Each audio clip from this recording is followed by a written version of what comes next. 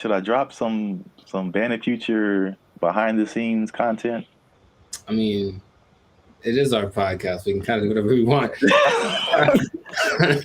That's how it works. But I would say, yeah, I approve of this message if that's what. A lot of people don't know, probably just you and me, is that our The first episode of the Life as a Circus podcast. We talk about things that are funny, things that are interesting, and things that are just straight ridiculous. Yes. So again, this is our first time doing this. Make sure you like, make sure you subscribe, make sure you leave a comment. Let us know what you think.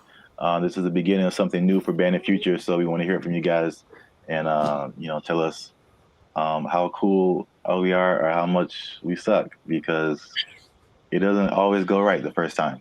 True story. Yeah. So, Jericho, you got something for us today. What's going on? Robots, dude. I'm not with it. And not just robots, not just any robots, man. Like, it's not the future. We're not talking about like in 5 years. We're talking about right now. The robot dogs, man. They're a problem. They're a problem. All right. Everything going on in the world, and robot dogs are the problem. Well, it's gonna be. All right. It happened in New York, and apparently Mayor Eric Adams was like, let's bring the dogs in. And so they have these surveillance dogs that are like, well, they're just creepy. You have to see what they look like, but it's like dogs without a head. And they have cameras on them, and they can go around and look at people. And, basically they're supposed to be used in situations where humans would be in danger. I don't know, bomb threats or whatever. So that kind of makes sense. But man, my thought is, that's how it starts, right? That's how it starts. But I see videos where the people are putting guns on these things.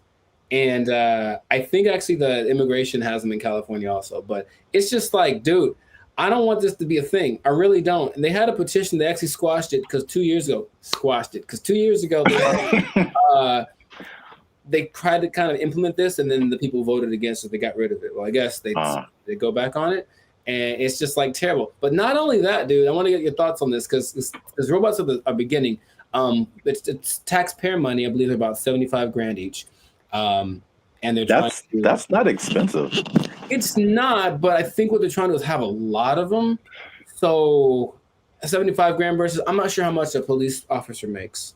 But just the idea of having a few hundred of these things walking around, anyway, it kind of gives me the willies, but that's not where they're trying to stop. And I actually have it here because I wanted to make sure I was accurate with my information. I don't want this to be the Life as a Circus bucket of lies podcast. This dude did research. Right? It's the internet. You don't have to do research. You just say stuff. I know, but they're also testing out a humanoid K5 robot, which is basically going to look more like a person.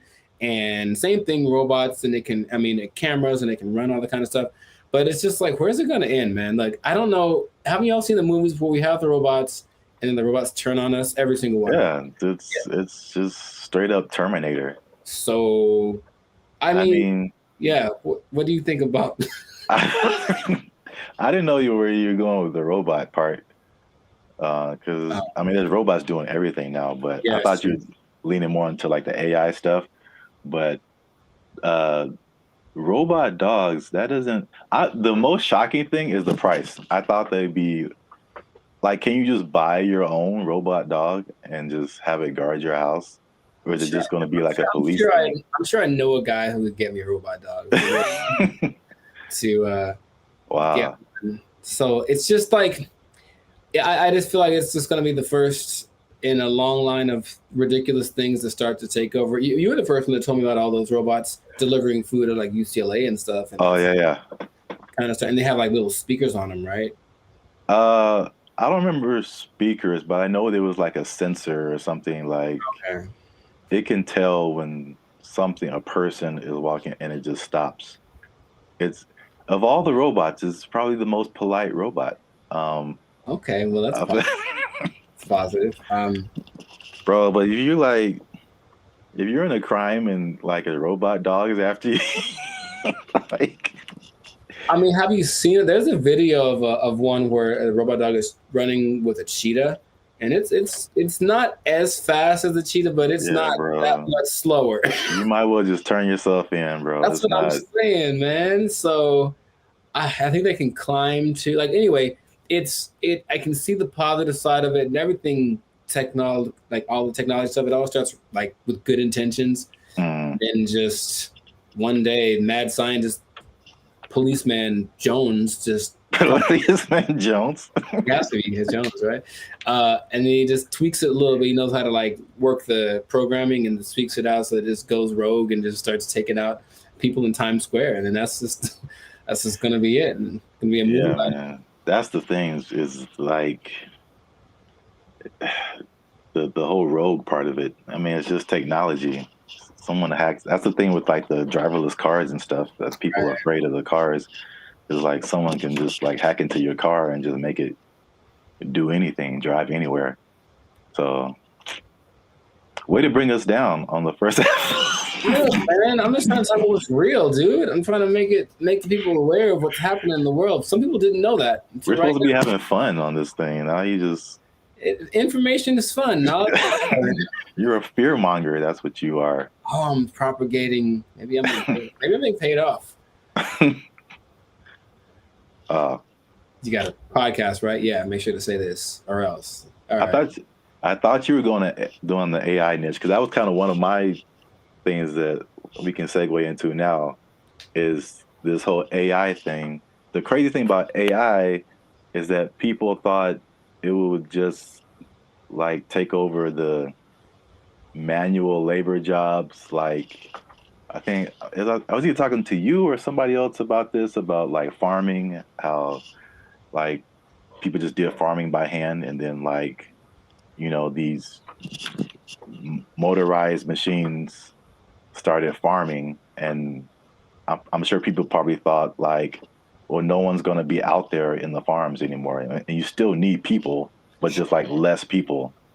But we still have farming, so it just looks different than the way it looked like hundreds of years ago. But like AI is like it made this jump into the creative spaces. So people like writers and musicians and graphic designers, artists, like it's replacing those people like right now. And I mean, they still have like a little kiosk at McDonald's or something, but there's still a lot of people working there, True. like cooking the fries. And there's still like, there's still robots, moving into that space too. But,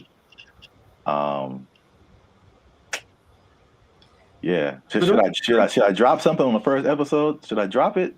Uh-oh. Should I drop some Bandit Future behind the scenes content? I mean, it is our podcast. We can kind of do whatever we want. That works, but I would say, yeah, I approve of this message if that's what. A lot of people don't know, probably just you and me, is that our Wings album cover was like probably 90% AI generated.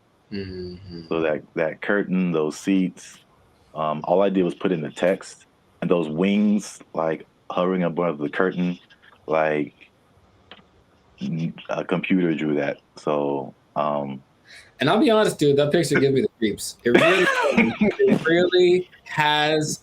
I think what it is the AI art for the most part has like this darkness that I don't know how to explain. But if you look at it, it's just a bit of an unnatural something about it.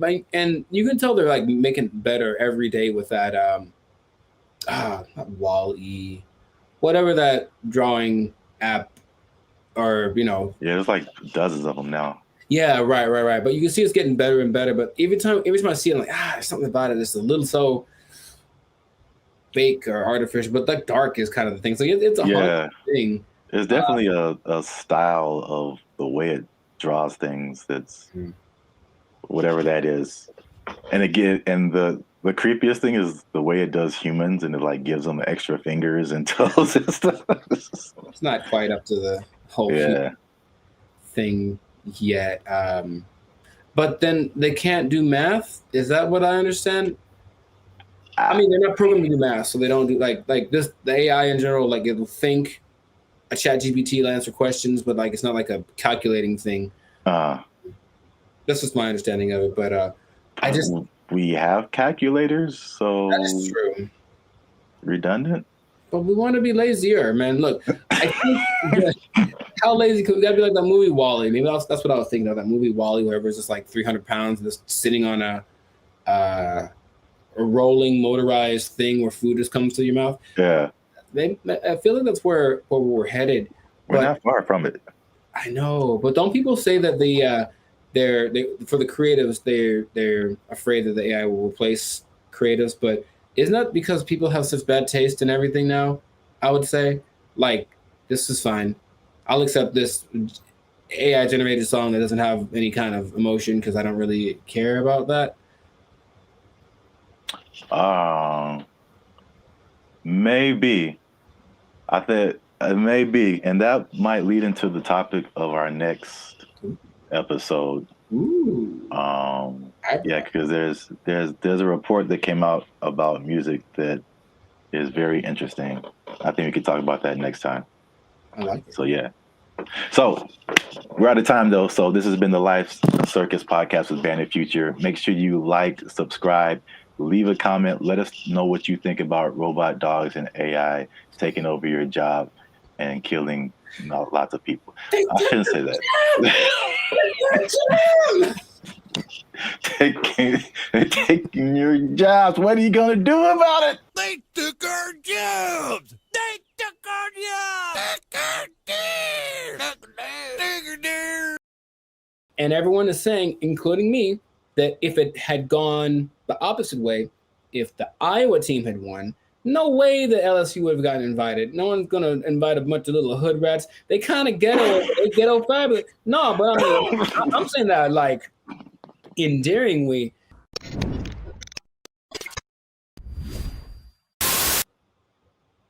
We're going?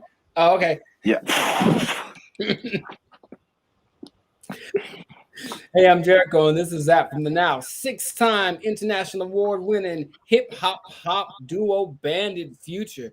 We do clean, fun music that everyone can listen to. Yeah, and what kind of style is it?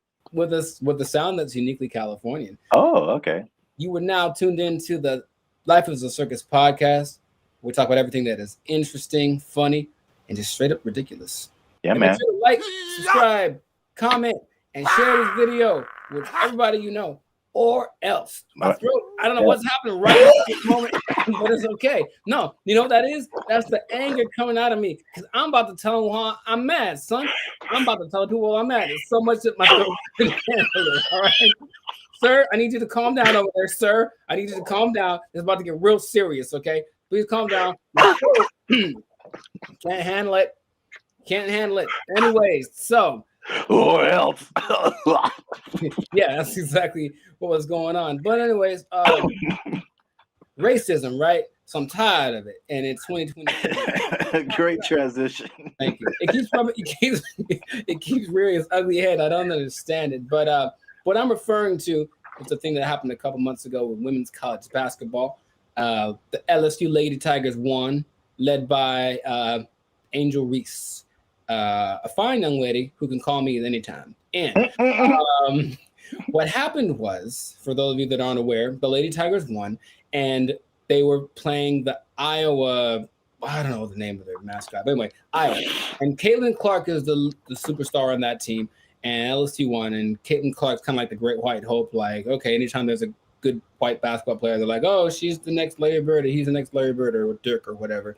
It's a big deal, right? Because Black people tend to be pretty good at basketball, if you haven't noticed. So they are right. They tend to be. No shade on any other race. It's just that Black people look at the NBA, you'll see. So what happened was that the winner of every national championship in every sport gets invited to the White House at the end of the year or the certain part of the season. It's been a tradition since the 1800s, I believe the late 1800s. And it's always the winner of the championship. I repeat, the winner, that's the key word right there, of the championship. Well, the lovely Miss Jill Biden, the first lady of our country, Dang, decided political. to suggest that, hey, the Iowa whatever's, they're not Cornhuskers, that's Nebraska. The Iowa somethings, that they should be invited also The because they Iowa worked so. whatevers. I'm sure that's not what it is. But anyways, that they should get invited too because they tried so hard. Yay for them. And everyone is saying, including me, that if it had gone the opposite way, if the Iowa team had won, no way the LSU would have gotten invited. No one's gonna invite a bunch of little hood rats. They kind of ghetto fabulous. No, but I mean, I'm saying that like endearingly, like, hey, be who you are, bro or sis. So I'll they had a little more attitude, a little more swagger, and it's just interesting to see that happening again nowadays, where there's an obvious disparity. There's also some incident where Anna Reese did a gesture to Caitlin Clark. It was the same gesture that Caitlin Clark had done to her previous team, and the media bashed Angel Reese for doing it, whereas Caitlin Clark was kind of applauded for showing so much swag or bravado or whatever it is. So it's just the dynamic in the fact that it's still something that causes a lot of this, a lot of discussions like this, where it's still that important, the black-white thing. And I'm not saying it's ever going to go away. It's just interesting that it kind of shows up like that, and the double standard that happens. And it's often said that black people have to be twice as good to get the same. And it's just so evident with things that happen like this. And Miss Jill Biden shouldn't be let. She tweeted, I believe, she should have her tweets reviewed. That's all I'm saying. There should be a tweet review committee. The same one that should have done it for Trump. You know what I mean? Should have had a tweet review committee. No, we don't want to review his tweets. They were fun for everyone. Well, kind of. But the whole thing is, and it made me angrier than, and I realized it's why, because it's another reminder of how much harder we have to work as black people just to kind of get the same thing. But just the idea to break, no one had ever thought of inviting the loot. You lost, bro. You lost, okay? And you still get invited. And you mentioned, didn't Caitlin Clark have a commercial during the NBA Finals? Yes. I mean, well, let's calm down. It's okay. It's gonna be all right, man. I'm so hot, right, man. I'm so hot, bro. Yeah, man. Well, for let's back up, because like for people who don't know us personally, just kind of know us as Band of Future, we're actually big NBA fans. So we talk NBA and just kind of sports in general pretty regularly. It's like if music was our job, then like sports would be like the hobby and stuff we talk about. So we're like huge NBA fans. WNBA, not so much for me, but I know like your dad kind of keeps up with WNBA. He's the biggest fan. And yeah. And so that filters down into your life some ways, shape, or form. But yeah, man, it's like I followed that whole story, and it was like pretty interesting and pretty blatant.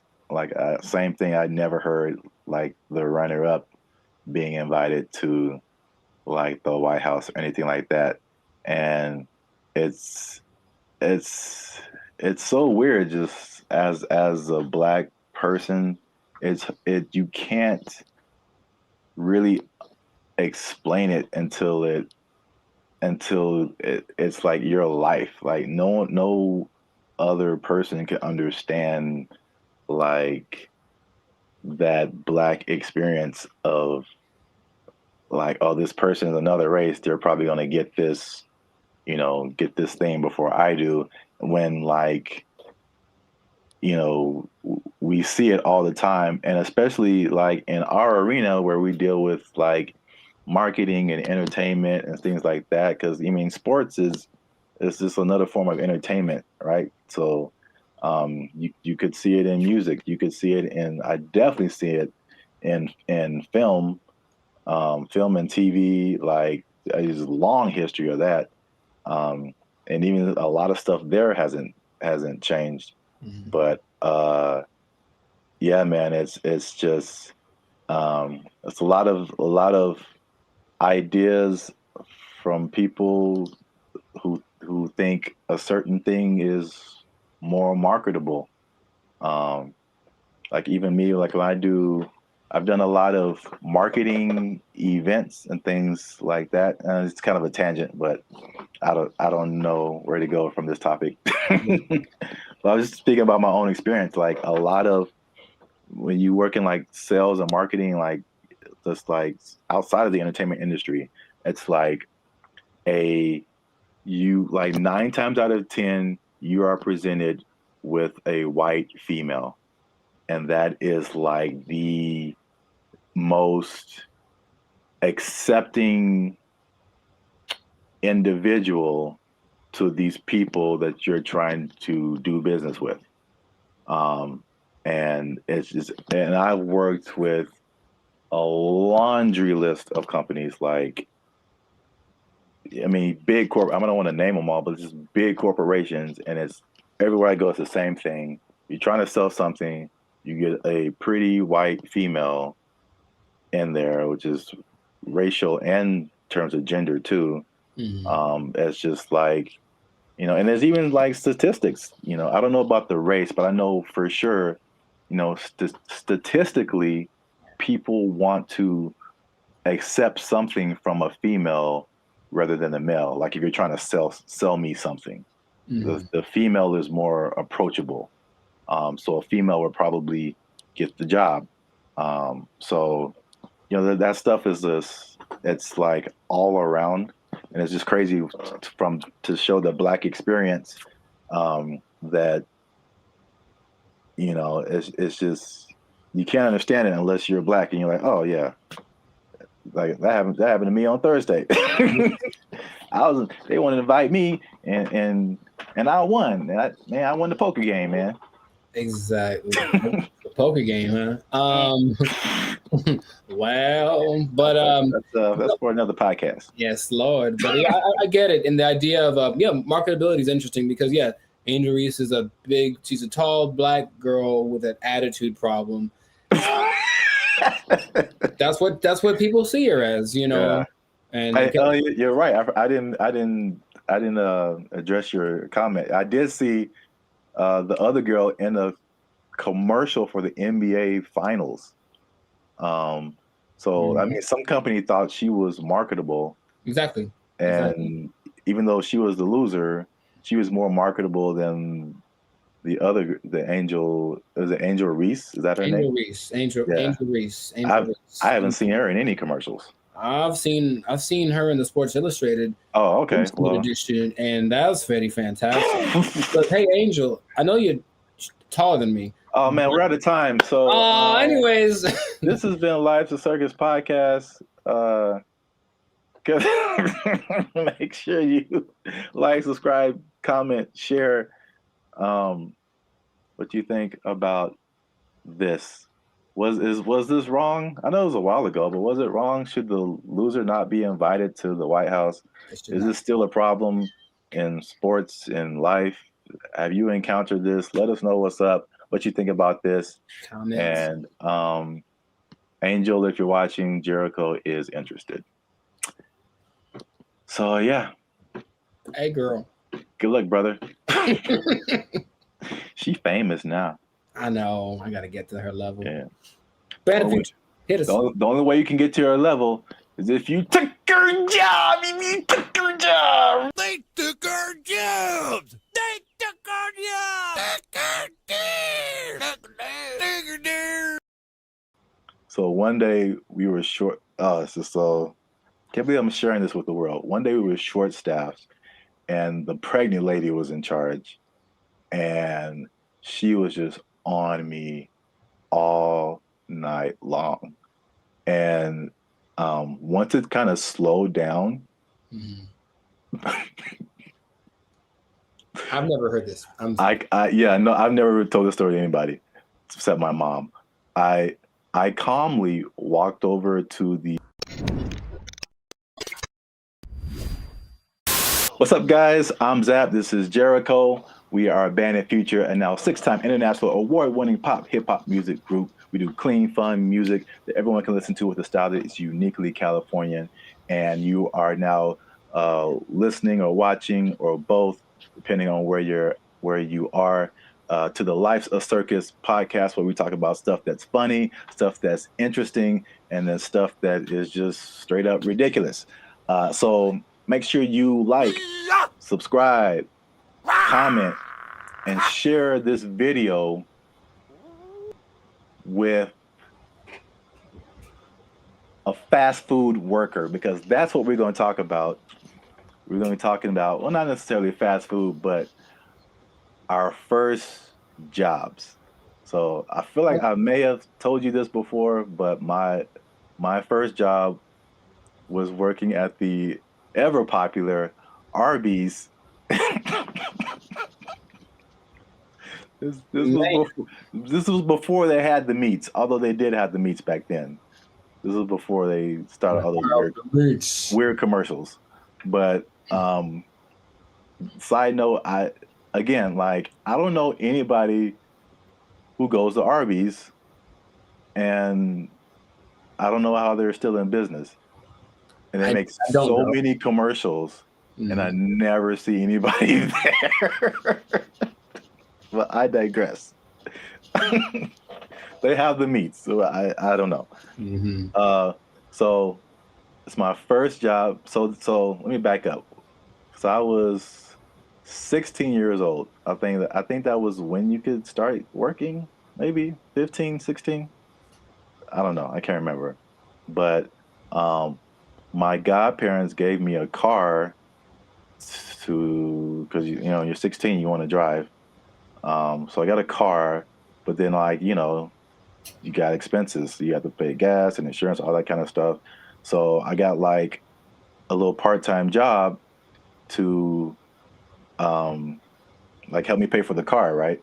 So I didn't know, I never worked, a regular job before. So I just went off this recommendation. My friend at high school, he worked at Arby's. And he just talked about it like it was the best thing ever. Like he had the time of his life at Arby's. I was like, all right, cool, man. So I put application, got the job, and it was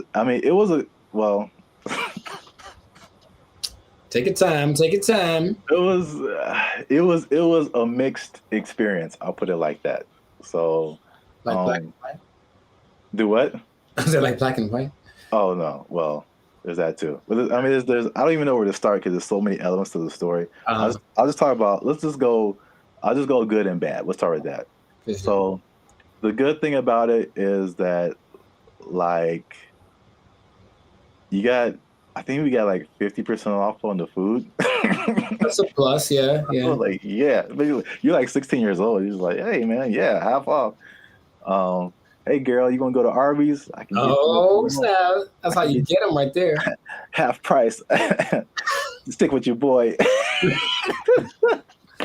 I can imagine. Yeah, that's. Well, yeah, there was that, and then you would get because I'm from Alabama, but I'm like any kind of fast food is crazy. You're just always meeting people. And it's just always the most random people. And I remember working the drive-through and people would be asking me for just stupid stuff or making jokes. I can't remember all of them, but I remember distinctly one guy asking me for a watermelon. And I'm like, sir, we don't sir, we don't serve that here. And you got to be some sort of professional, But it's good times, funny moments, whatever. On the flip side, and this, I know this is going to sound so sexist. It's so sexist, man. Say it, man.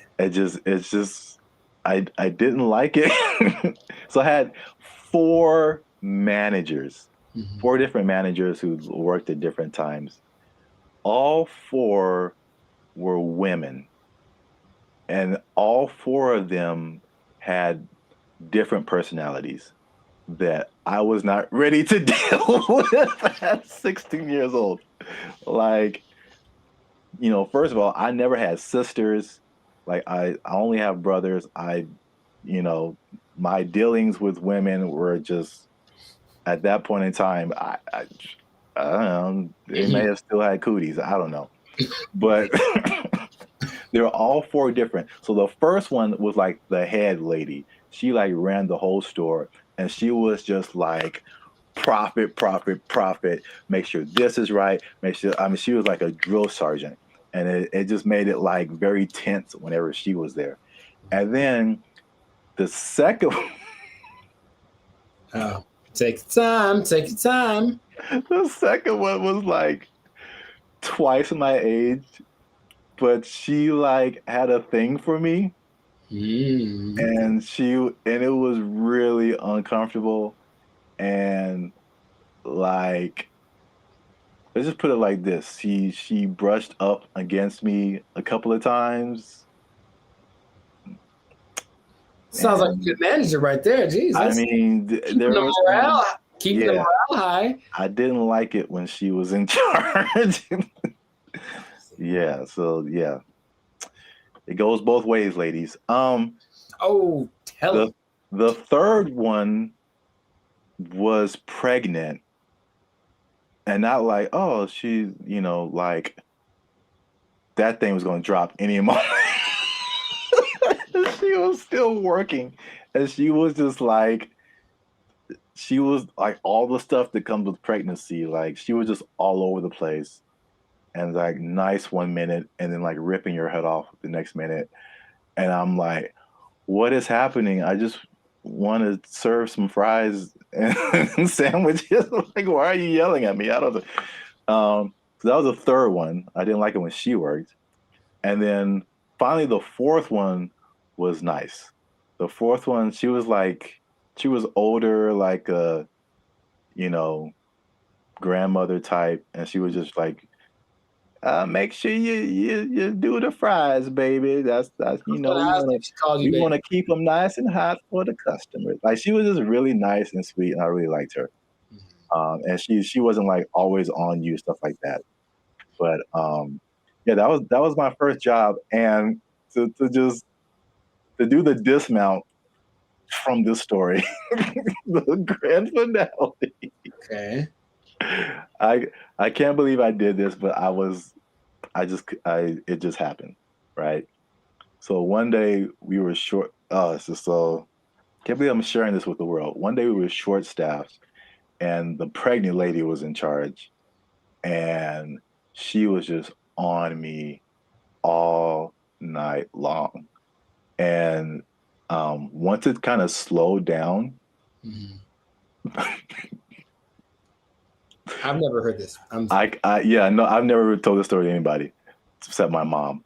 I calmly walked over to the like the station where you clock in, clock out, and I clocked out, and I never came back. Wow, bro. You just tipped out on Arby's, on Sir Arby and his minions? I just left. And I went home and I went to sleep, and I never worked there again. So, okay, but so it was just a buildup from like all of those different people. Just at 16, man, I couldn't take it anymore. I didn't know. You have to go back to get your check, or what did you do? I didn't have to go back to get my check, but my mom forced me to go back there and apologize. Oh, no. Yeah. How much how much after you? Like a week later? Like I can't remember. I feel like it was within a week. Oh. She made me go back, which is the right thing to do, but like, bro, okay. Here's the thing. That's not my first job experience. My first job wasn't. I couldn't work in high school. My parents were like, grades. So I said, sure. But when I got some working, I did have one job where I quit the first day. Here's the thing.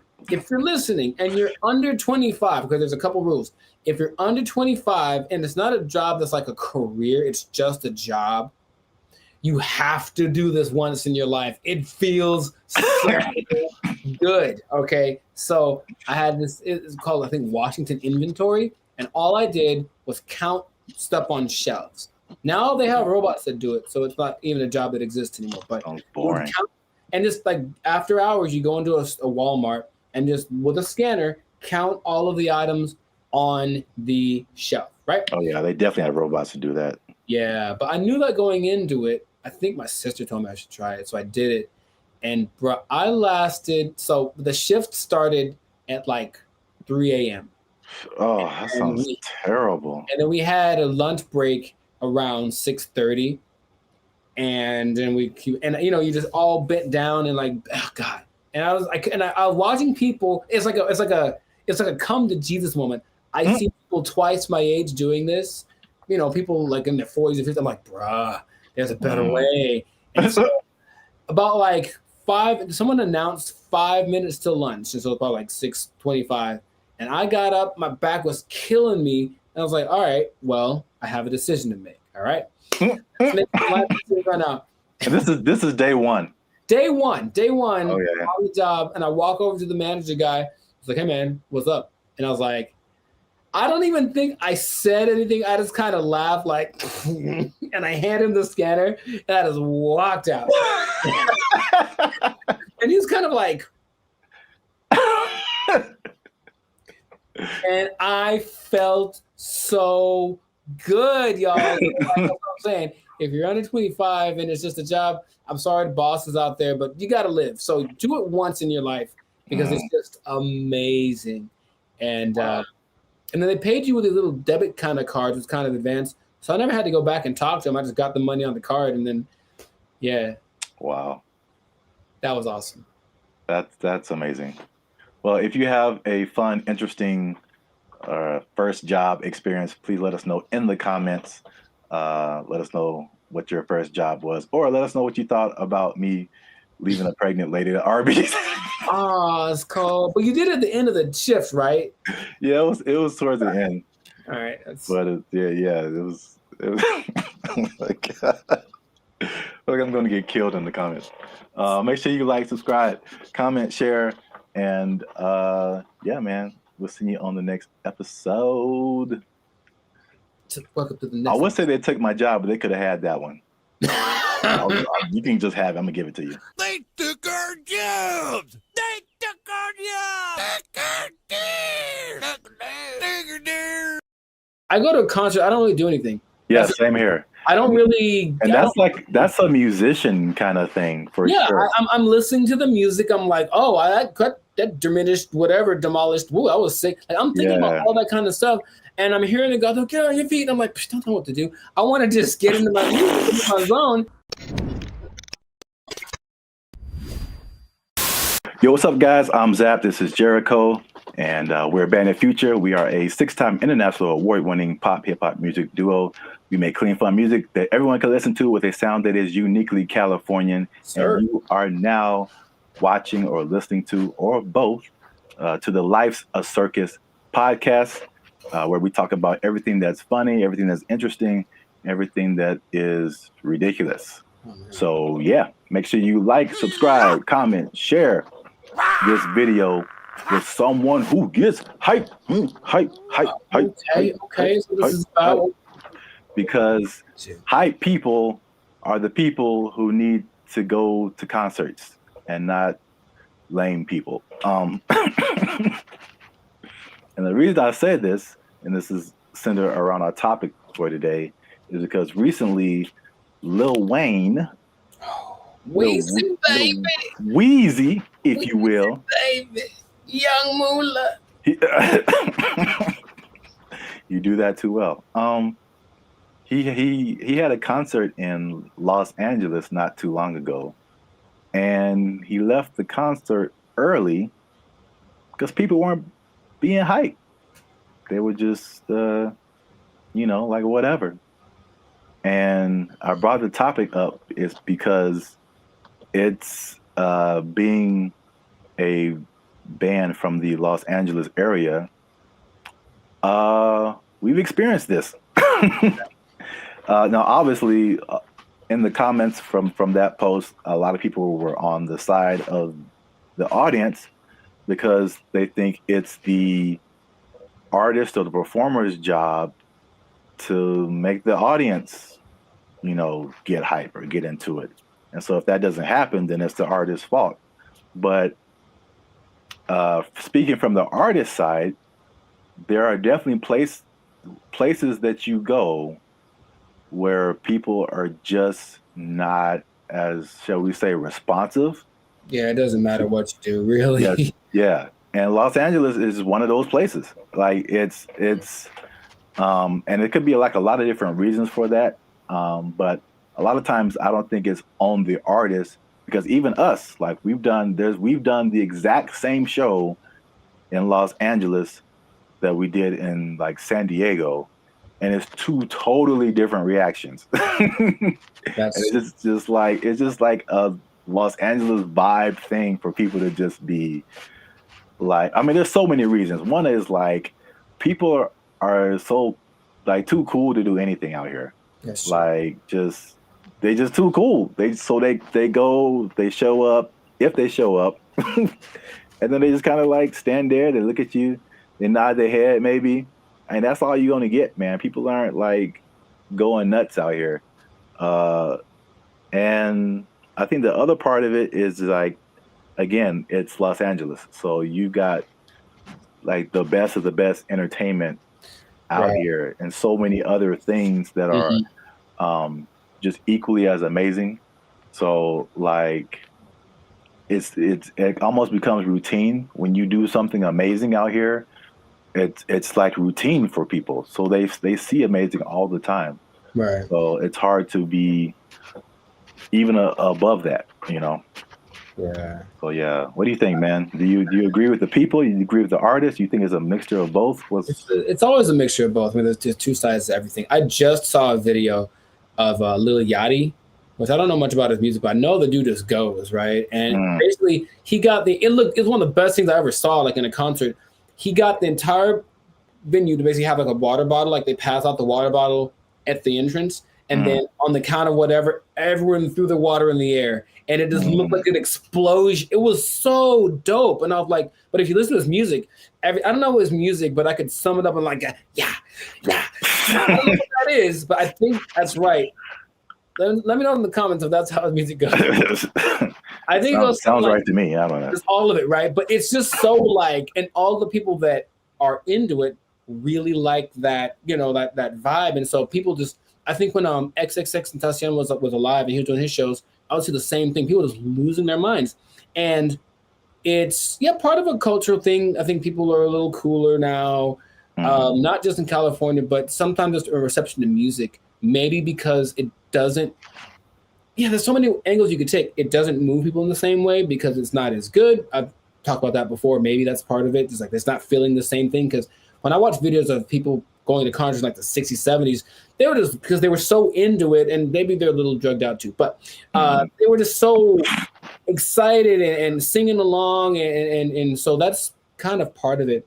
But on the flip side, it's like, I don't think you have to be hype to enjoy the experience, which is kind of hard to translate to the artist. Because, for example, I'll just give myself, it's like AA meeting. I'm Jericho. I'm a recovering cartoon. I go to a concert. I don't really do anything. Yeah, same here. I don't really. And that's a musician kind of thing for sure. I'm listening to the music. I'm like, oh, that diminished, whatever, demolished. Woo, I was sick. Like, I'm thinking about all that kind of stuff.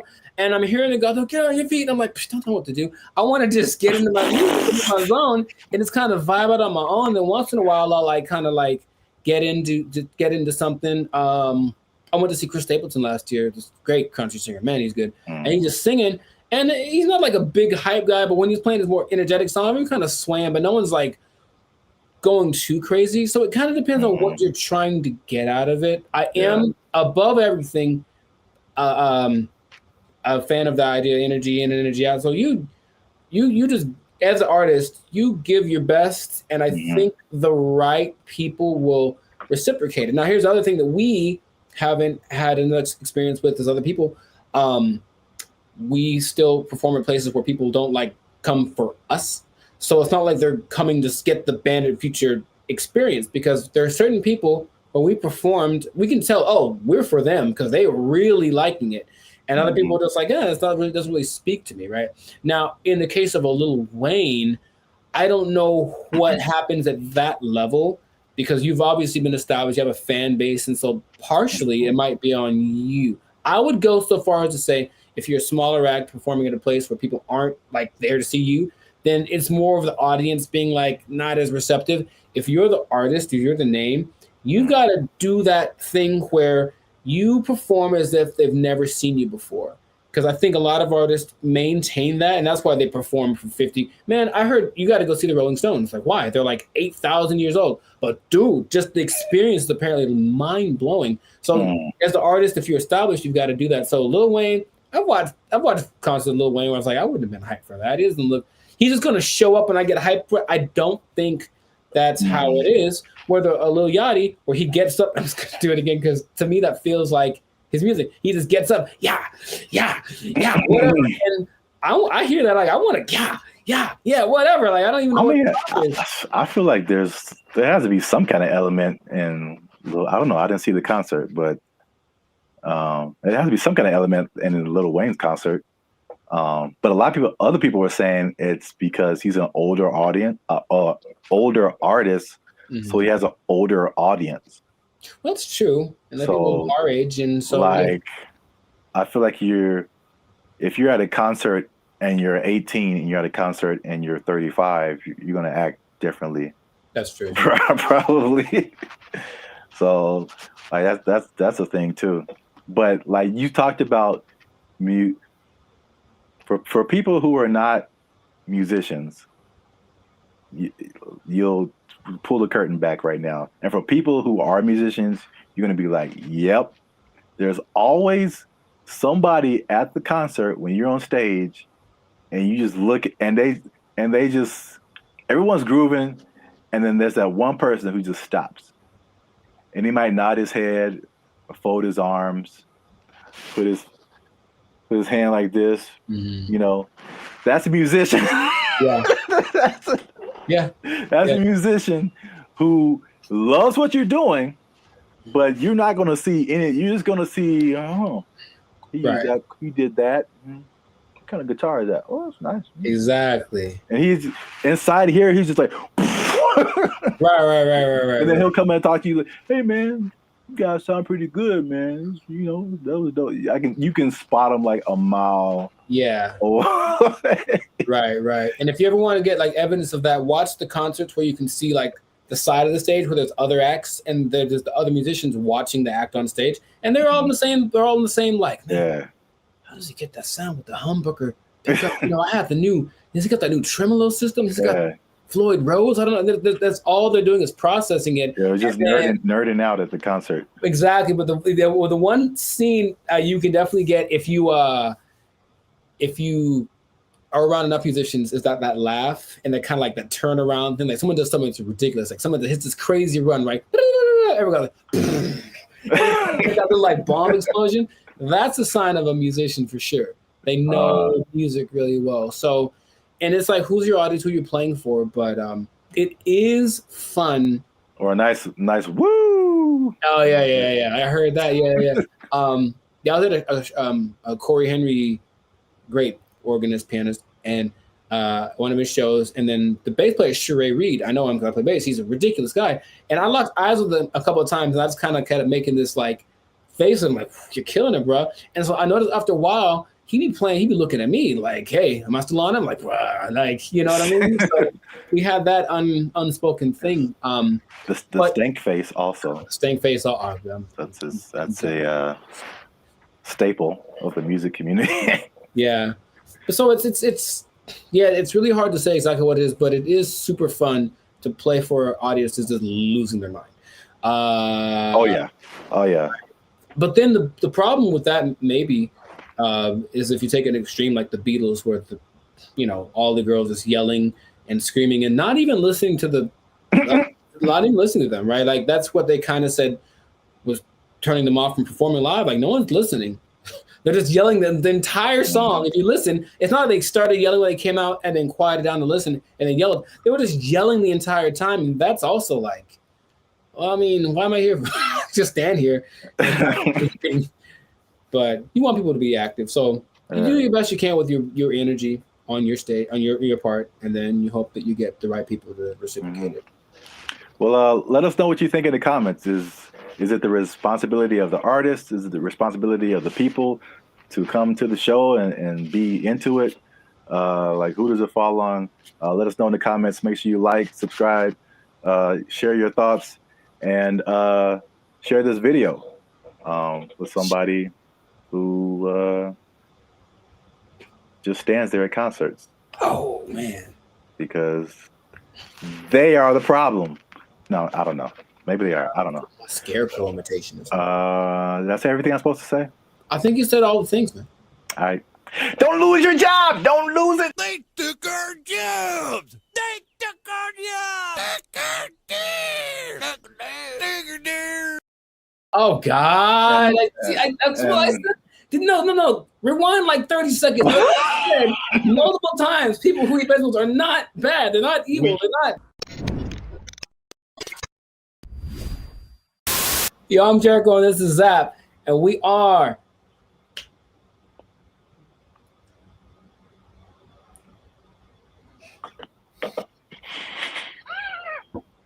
Take your time, baby. Let them use you.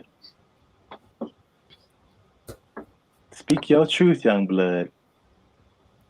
Yo, what's up? I'm Jericho, and this is Zap, and we are the 6-time international award-winning hip-hop pop duo Bandit Future. Hey.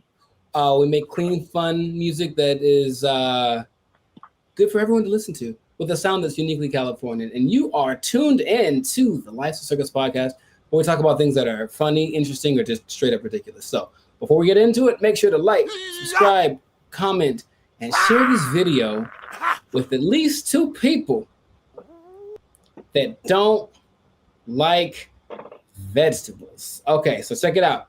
That's me. Let's talk about this, okay? So I'm gonna let y'all know I do not particularly enjoy vegetables. I just don't do them. My diet is mostly meat and donuts, I think. That's a controversial thing, I think. People say that vegetables are kind of a part of that's breaking diet. news. Oh, I know, right? And I just don't like them. I think they're yucky. But not only are they yucky, I think they make me feel not fantastic. So I wanted to find someone that could basically confirm my suspicions. And you can find anyone that'll back up what you believe if you look hard. So I found some people. I said, perfect. Okay. So we'll talk about this thing where it's basically a movement of the carnivore diet as opposed to eating a balanced meal or whatever, having a balanced diet. Right. So I don't like anything that's green. So that's a lot of the vegetables. I like really the green ones are probably because I'm the opposite. I don't like anything that's not green.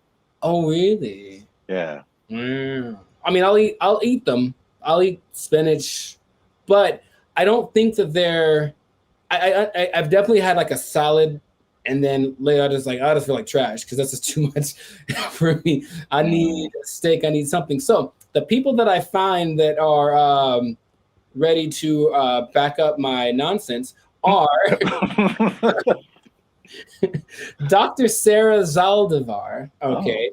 And she basically argues that plants have a defense mechanism for not eating them the same way that animals do. So animals, hey, don't eat me, I'm running away, right? Plants, since they can't run, they have to secrete chemicals that'll induce poor health over time in the people that eat them, right? So all you vegans out there, y'all ain't gonna like this. So plants are playing the long game?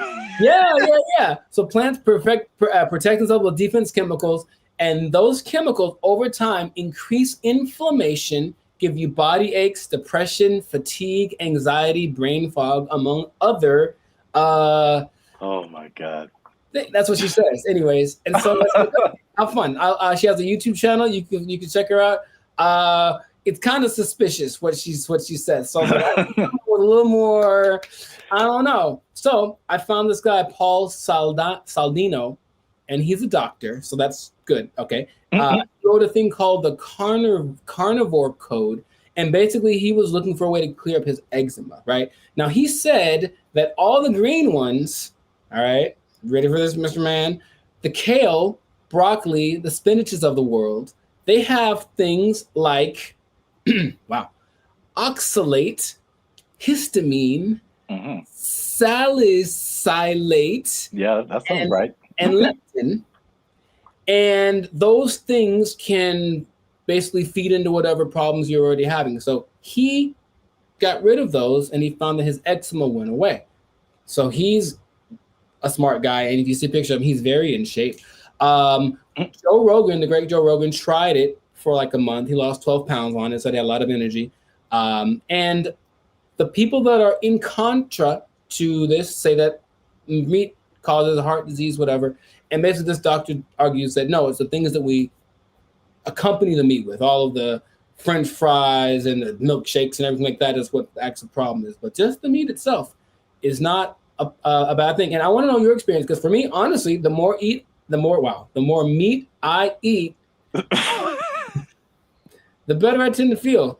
I'm sure there's a limit to it. I'm not eating 72-ounce steaks all the time, but yeah, chicken, lots of chicken. Chicken is probably the best meat. I could make that a whole other thing. I don't want to get into it, but other than the fact that the top 10 meals I've ever had in my life were all meat related, every single one of them, yeah, I just feel more energized. And I know there's not a one size fits all for diet, so I'm not saying that people that eat vegetables are just evil. I'm not saying that. In case you want to say that, don't you dare. But I am saying that for me, meat is not such a bad thing. Now, how do you feel? What is your experience dietarily, if that's a word, which is probably not. With I don't know. I mean, we got to make sure this headline goes out first. Oh God, that's what I said. No. Rewind like 30 seconds. I said multiple times, people who eat vegetables are not bad. They're not evil. They're not. We can't cover the breaking news here that Jericho thinks people who eat vegetables are evil. That's a really strong opinion there, and I'm sure you're going to get a lot of comments.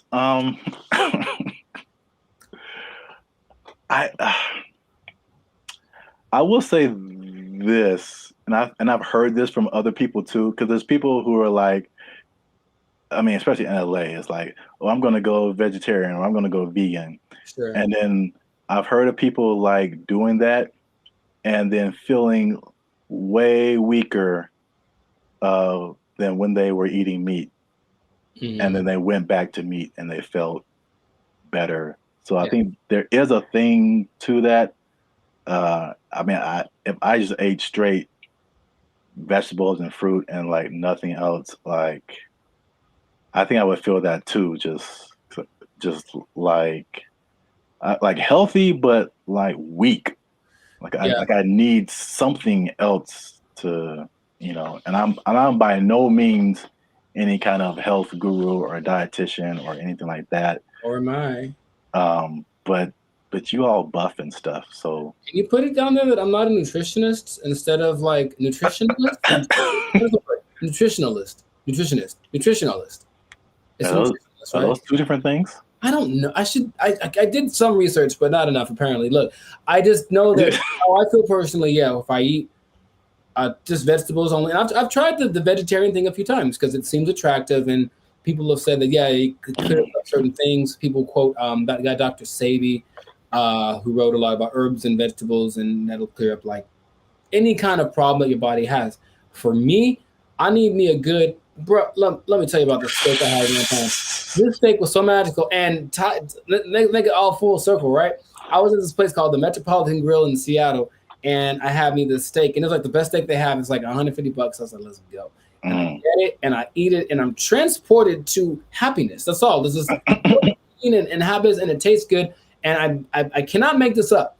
I look to my left. I'm at a booth with my friend, and there's Lil Jon sitting over about 3 tables away from me, and he's eating the same thing I'm eating. I look at him, oh, and he's like, yeah. No, he didn't say that. He said, okay. So, yeah. Steak, yeah. Like, Mr. John, would you like the steak?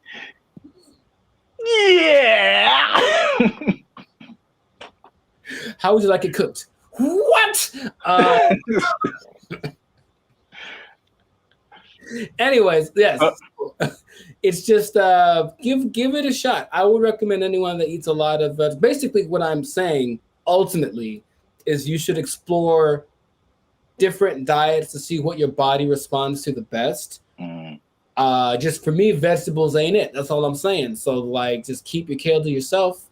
Someone offered me a bean beans aren't vegetables, right?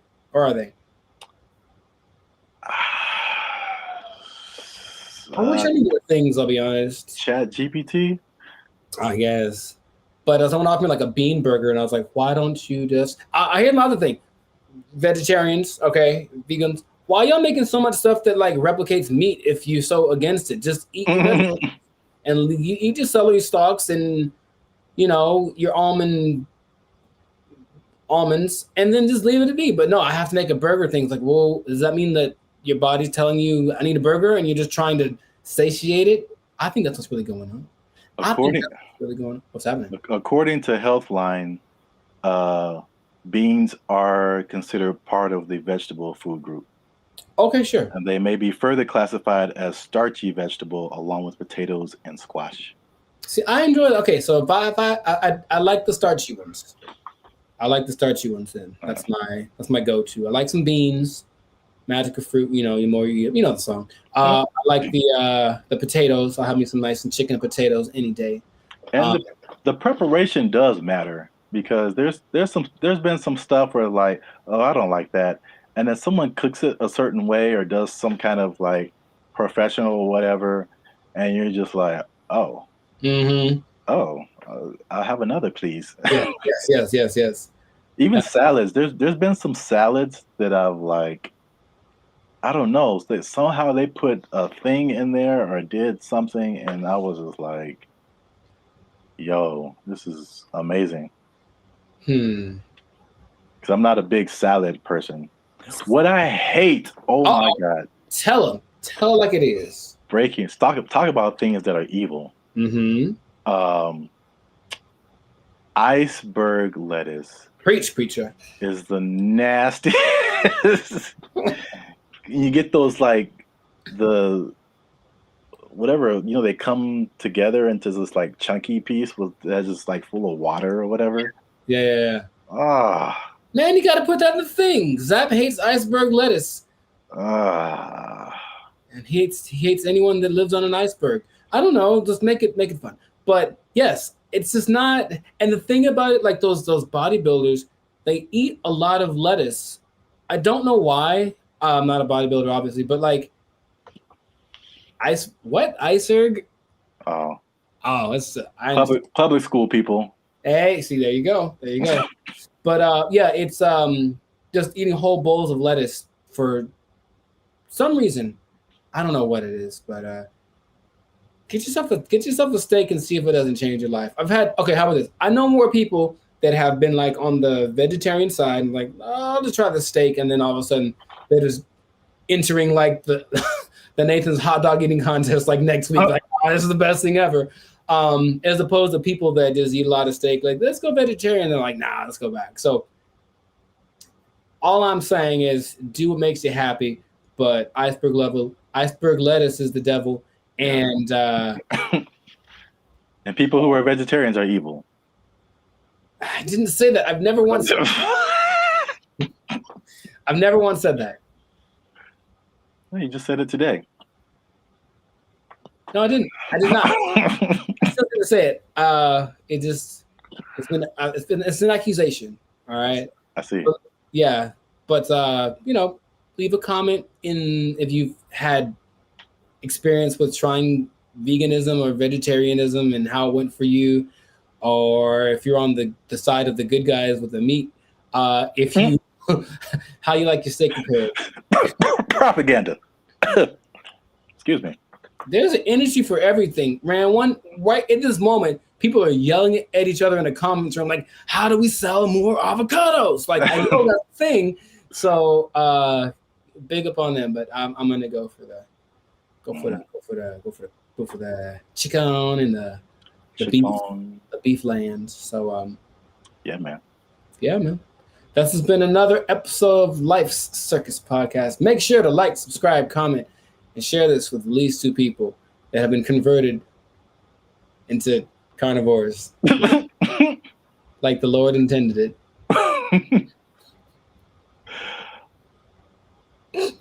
Yeah. In the name of the Father, Son, and the Holy Spirit. Amen. Or rub it up, dub. Thank you for the grub. Let's go. They took our jobs. They took our jobs. What I was going to say is I feel like I was responsible for the chair because the whole time I was like, man, I hope a chair disappears. I swear to you, I was like, man, this will just make this so much better. And then I was like, no way.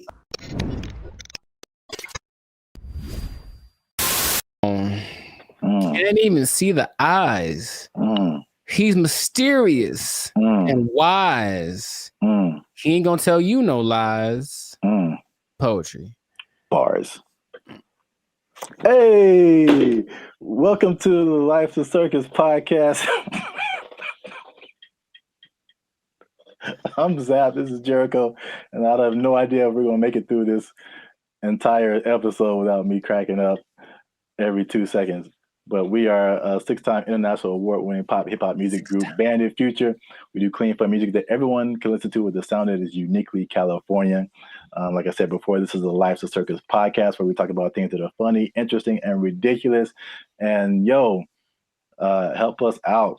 Make sure you like. Make sure you subscribe. Make sure you comment. And make sure you share this video with at least one other Black person because I don't know, man. We'll see. Because the revolution has started in Montgomery, Alabama. Is that what that was? Is that what that was? AKA the Gump. To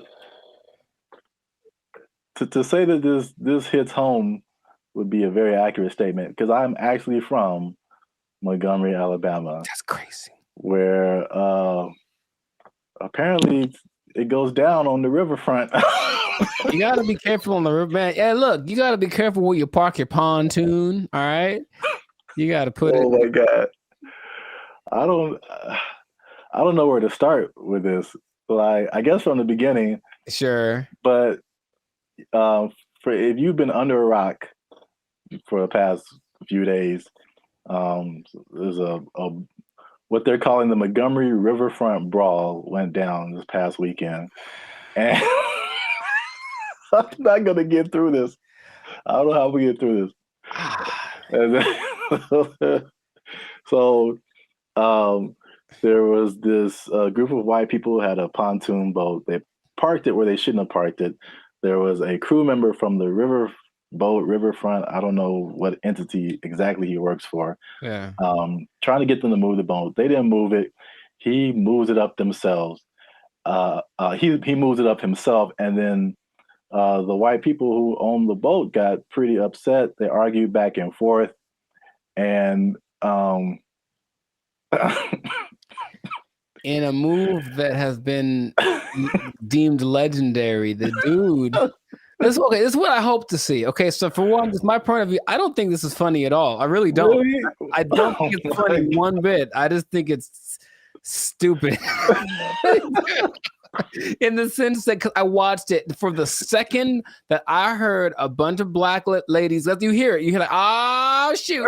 All you hear, I'm like, I know it's country video. I'm like, I know exactly what's about to happen, bro. Like, all right. So anyway, but go ahead. Well, so what I hope to happen, because to reference what Zap did at the beginning of the video, is that they're talking back and forth, and I guess the black guy is like, all right, well, it's go time, and he takes his hat, he just tosses it, and what I was hoping for is that he would toss it, he would thrash the dude, and then the hat would just gently land back on his head. That's what I wanted to see, right? But of course, it's not what happened. But it was just, I'm sure that happens all the time. I'm sure it does. Like the location and like the situation makes it a little funnier, I suppose. But like, man, just oh man, okay. You can't have your boat here. All right, well, whatever. We thought we could or something, and then it's like a 1-on-20 brawl for a second, and which is unfair. And then the it ended fairly quickly, unless the video that I saw was edited. But it seemed like it was like a 2-minute thing, nothing more. I don't understand how that one lady fell in the water afterwards. That was probably my favorite part because I was like, it felt like he was already dying down, and then somehow she just got, yeah. But well, I mean, I thought it was. Look, there were just several parts of it that was just. Please highlight the parts. Yeah, highlight the parts. So, like the guy, he's arguing with these guys, right? And it was. I mean, if you like break it down, it was. I mean, maybe it's just the way I see things. There was just some funny moments where like the guy in the white shirt who was trying to get them to move their boat, he starts clapping, and if you are not black, you need to understand when people start clapping, it's about to get escalated. Yeah, that's true. And you usually see that with black females. It's just some stuff I never seen before. I've never seen a dude start a fight with the claps. Okay, yeah, I see that. I see the humor in that. Okay, yeah. Please continue. And then the hat throw, like I like that part. I was like, all right, but it was just like.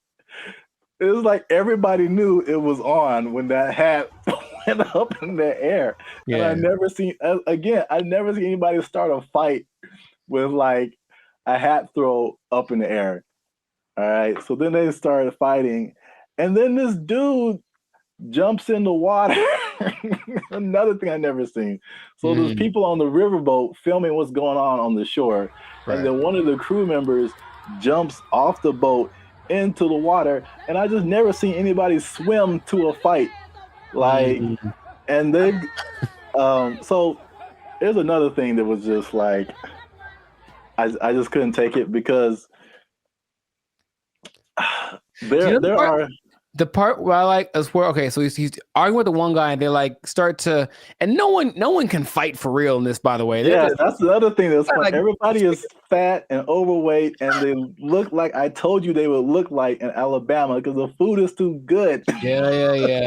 I got you. But did you see the guy? So it's like the first guy is there and like they do a little push. I don't know what this punch is. Okay, so it's like you lead with like your wrist kind of, and it's almost like they're going to slap, but they have a fist and it kind of like pushes the guy on the neck. It was weird. But the second that the black guy did that, the first black guy, this second white guy jumps in the frame, like kind of running in, and he does what I can only describe as a koala tackle. He kind of runs up and kind of like hugs the guy like he's about to do that one Ninja Warrior thing where you have to swing across. Anyway, and then the guy puts him on the ground real easy because that's a terrible technique.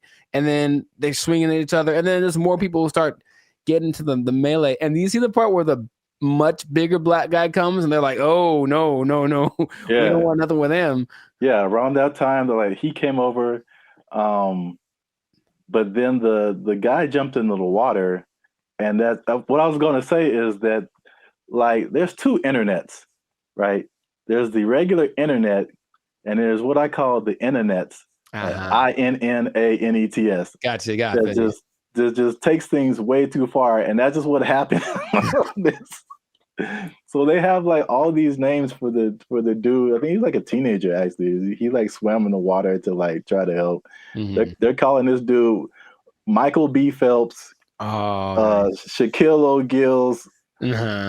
C Murder with the SEA, Cedric Elba, OJ Swimson, Swimzell Washington, okay. Nautical King Cole, Scuba Gooding Jr., and the most popular is Aquaman.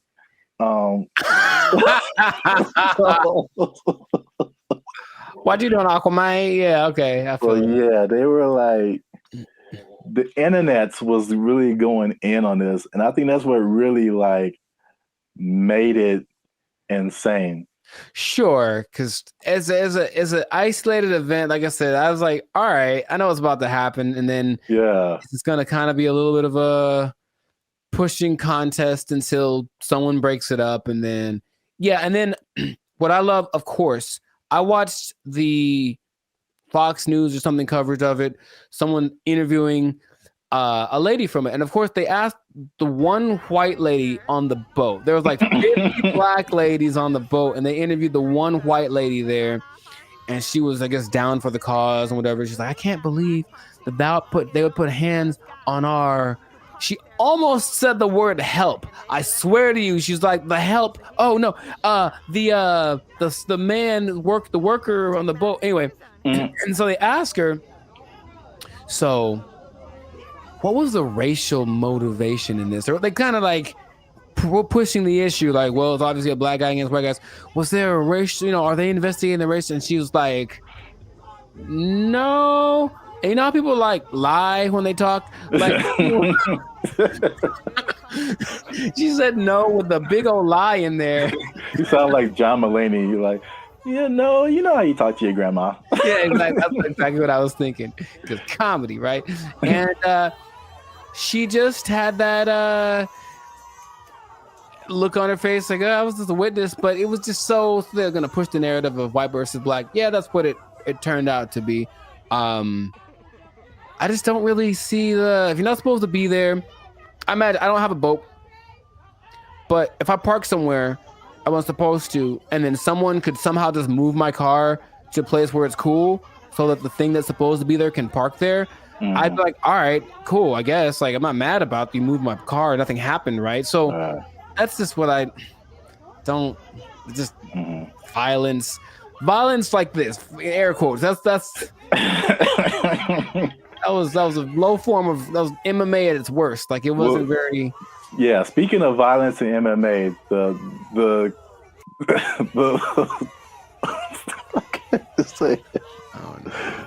the crowning event of this whole thing was the chair. Did you see the chair?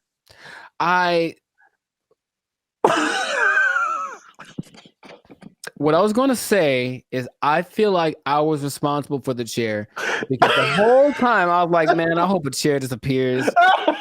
I swear to you, I was like, man, this will just make this so much better. And then I was like, no way. No way. That's what like really just broke the internet is the chair. And this guy, he wasn't even a young guy. And he just, first of all, where did the chair come from? Nobody else had a chair. Was that his personal chair? Did he take it from the riverboat? You know, that he was sitting by the dock of the bay, like he's on a chair. He has a chair. This is what it is. I swear to you, like all of our ancestors were in that chair when he just unleashed. This guy has seen 2020. He's seen Malcolm X and Martin Luther King. Rosa Parks was in there. He was swinging for like 400 years. Yeah. Oh man. And so it was, you didn't think it was that funny. I thought it was funny in its own right, but then the internets went crazy. No, true. They took it to levels of. Here's a picture. They they made the hat into a bat signal, call it the hat signal. In case. So whenever you need help, just throw up the hat signal. I really hope that becomes a thing of people like starting fights like that. They also referenced all the help coming through as like an Avengers, the Infinity War. Nice. Yeah, that's yeah. That was creative. I like that. So that was one. But I mean, you mentioned that Montgomery's pretty segregated still, right? I don't know, man. I haven't been back there. This is a meme where it says me and my bank account versus all of my bills. I haven't been back there in like over 20 years. Mm-hmm. I've visited, but I don't know like how it is to be. Yeah, what the vibe is like. And this is how you know you got beat down. When they beat you out of your Crocs. Yeah,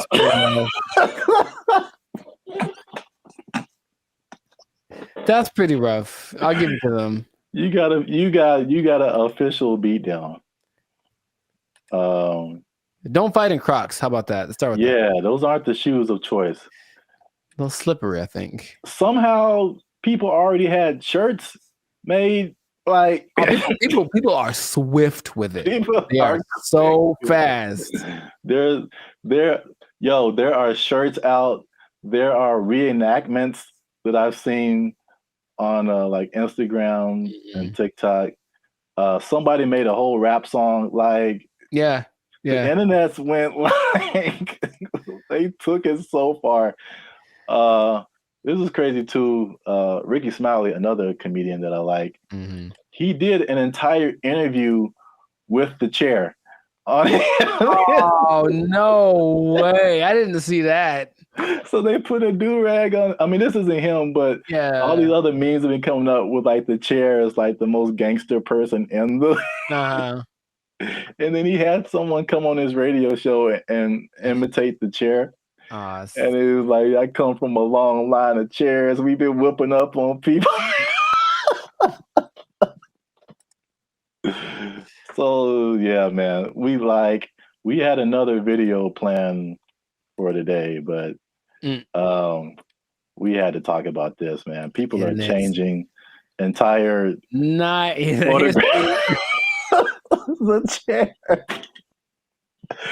The chair was like the icing on the cake to this. I mean, yeah, you're welcome. I swear I manifest. I was like, that's I would be so perfect if that happened. And yeah, there we go. You're welcome, internets. And this is the last one I saw. It's just like people just wilding out, dude. So yeah, man. That's wild.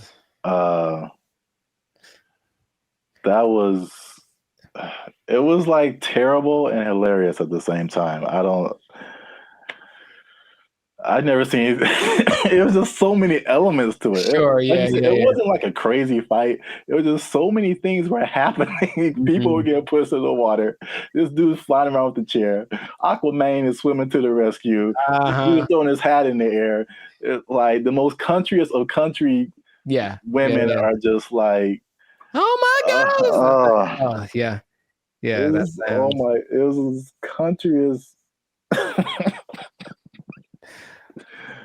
Well, I mean, until the next thing happens, that's equally as entertaining. Yeah, but I was like the funniest.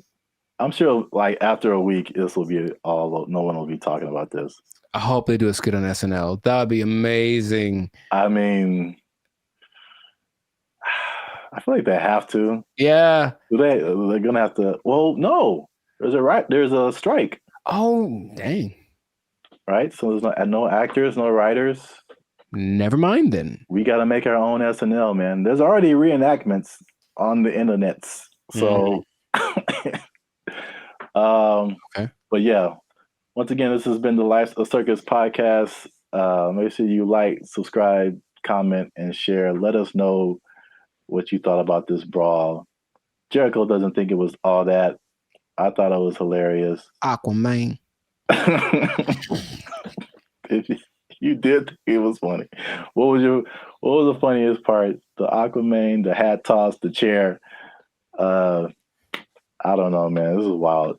Yeah, a lot of things, man. More than things. I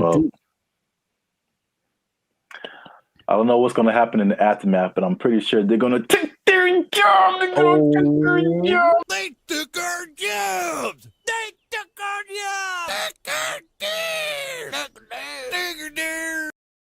There's no amount of money too great, right? If you're gonna go buy a yacht and a spaceship, that's $1.5 billion right there. So, like, don't buy a yacht and a spaceship. That's my suggestion. I'm just saying, please don't do that, Florida person. But Elon Musk has a yacht and a spaceship. Elon Musk is making yacht and spaceship money on a daily, all right? Yo, what's up, guys? I'm Zab. This is Jericho, and we are Band of Future, now 6-time international award-winning pop hip-hop music duo. We make clean, fun music that everyone can muget. Clean, fun muget. Muget, I like it. Do you enjoy muget? I don't think I've ever tried it. Dang it, I was doing so well. Is it spicy?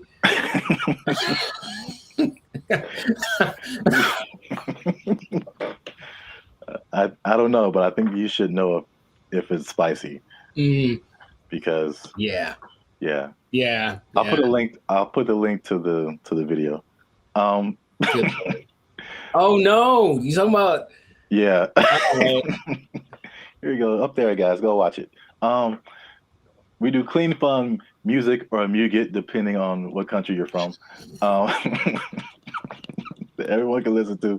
The sound is uniquely Californian, and you are now tuned into the Life Circus podcast, where we talk about things that are funny, interesting, and ridiculous. And look, I'll raise my voice because I'm gonna make a statement. Say it. People have been watching, they've been laughing, they've been thinking, but they haven't been liking, they haven't been commenting, they haven't been sharing, and they haven't been subscribing. And I need you guys to do all 4 of those things, or else I'm gonna have to start robbing people again. I'm trying to change my life. Again, man. Told you that. It's not the way. It's not the way. Trying to be on the straight and narrow, you know what I'm saying? Make this YouTube money. So yeah. But yeah, make sure you do all that. Like, subscribe, share, comment. Let us know what you think. And especially share this video with somebody who needs some money, man. Oh man, I know quite a few people. I mean, like everybody, right? Like, if you need some more money, raise your hand. Mm-hmm. Hey, calm down. All right. So, I mean, it's not just specifically money. It's specifically the Mega Millions, right? The lottery. Or there's always the different state lotteries too, but you know, you always see these news stories of people win like these ridiculous amounts of money, and then you see the statistics later where it's like they won $1 jillion, and like a year or two later, it's all gone. It is broke. Yeah. And you can't I can't even imagine like how you do that with that much money. So I guess my question to you is like, why do you think that? Well, I got a few questions. First, let's start with that. Why do you think that happens? Like, why do people? Oh, for me, that's a simple answer. It's that if you don't understand the work that it takes to make money in the first place, you don't know how to keep it. That's all. So if you just got lucky and it's like, oh, I got money now, then you're not going to have you haven't developed any habits to maintain that. And everyone basically has an idea that, okay, maybe saving money is a good idea. I should do that more. I should. It's not on their list of must do, it's I should do. And then the second that it happened, perfect example, dude.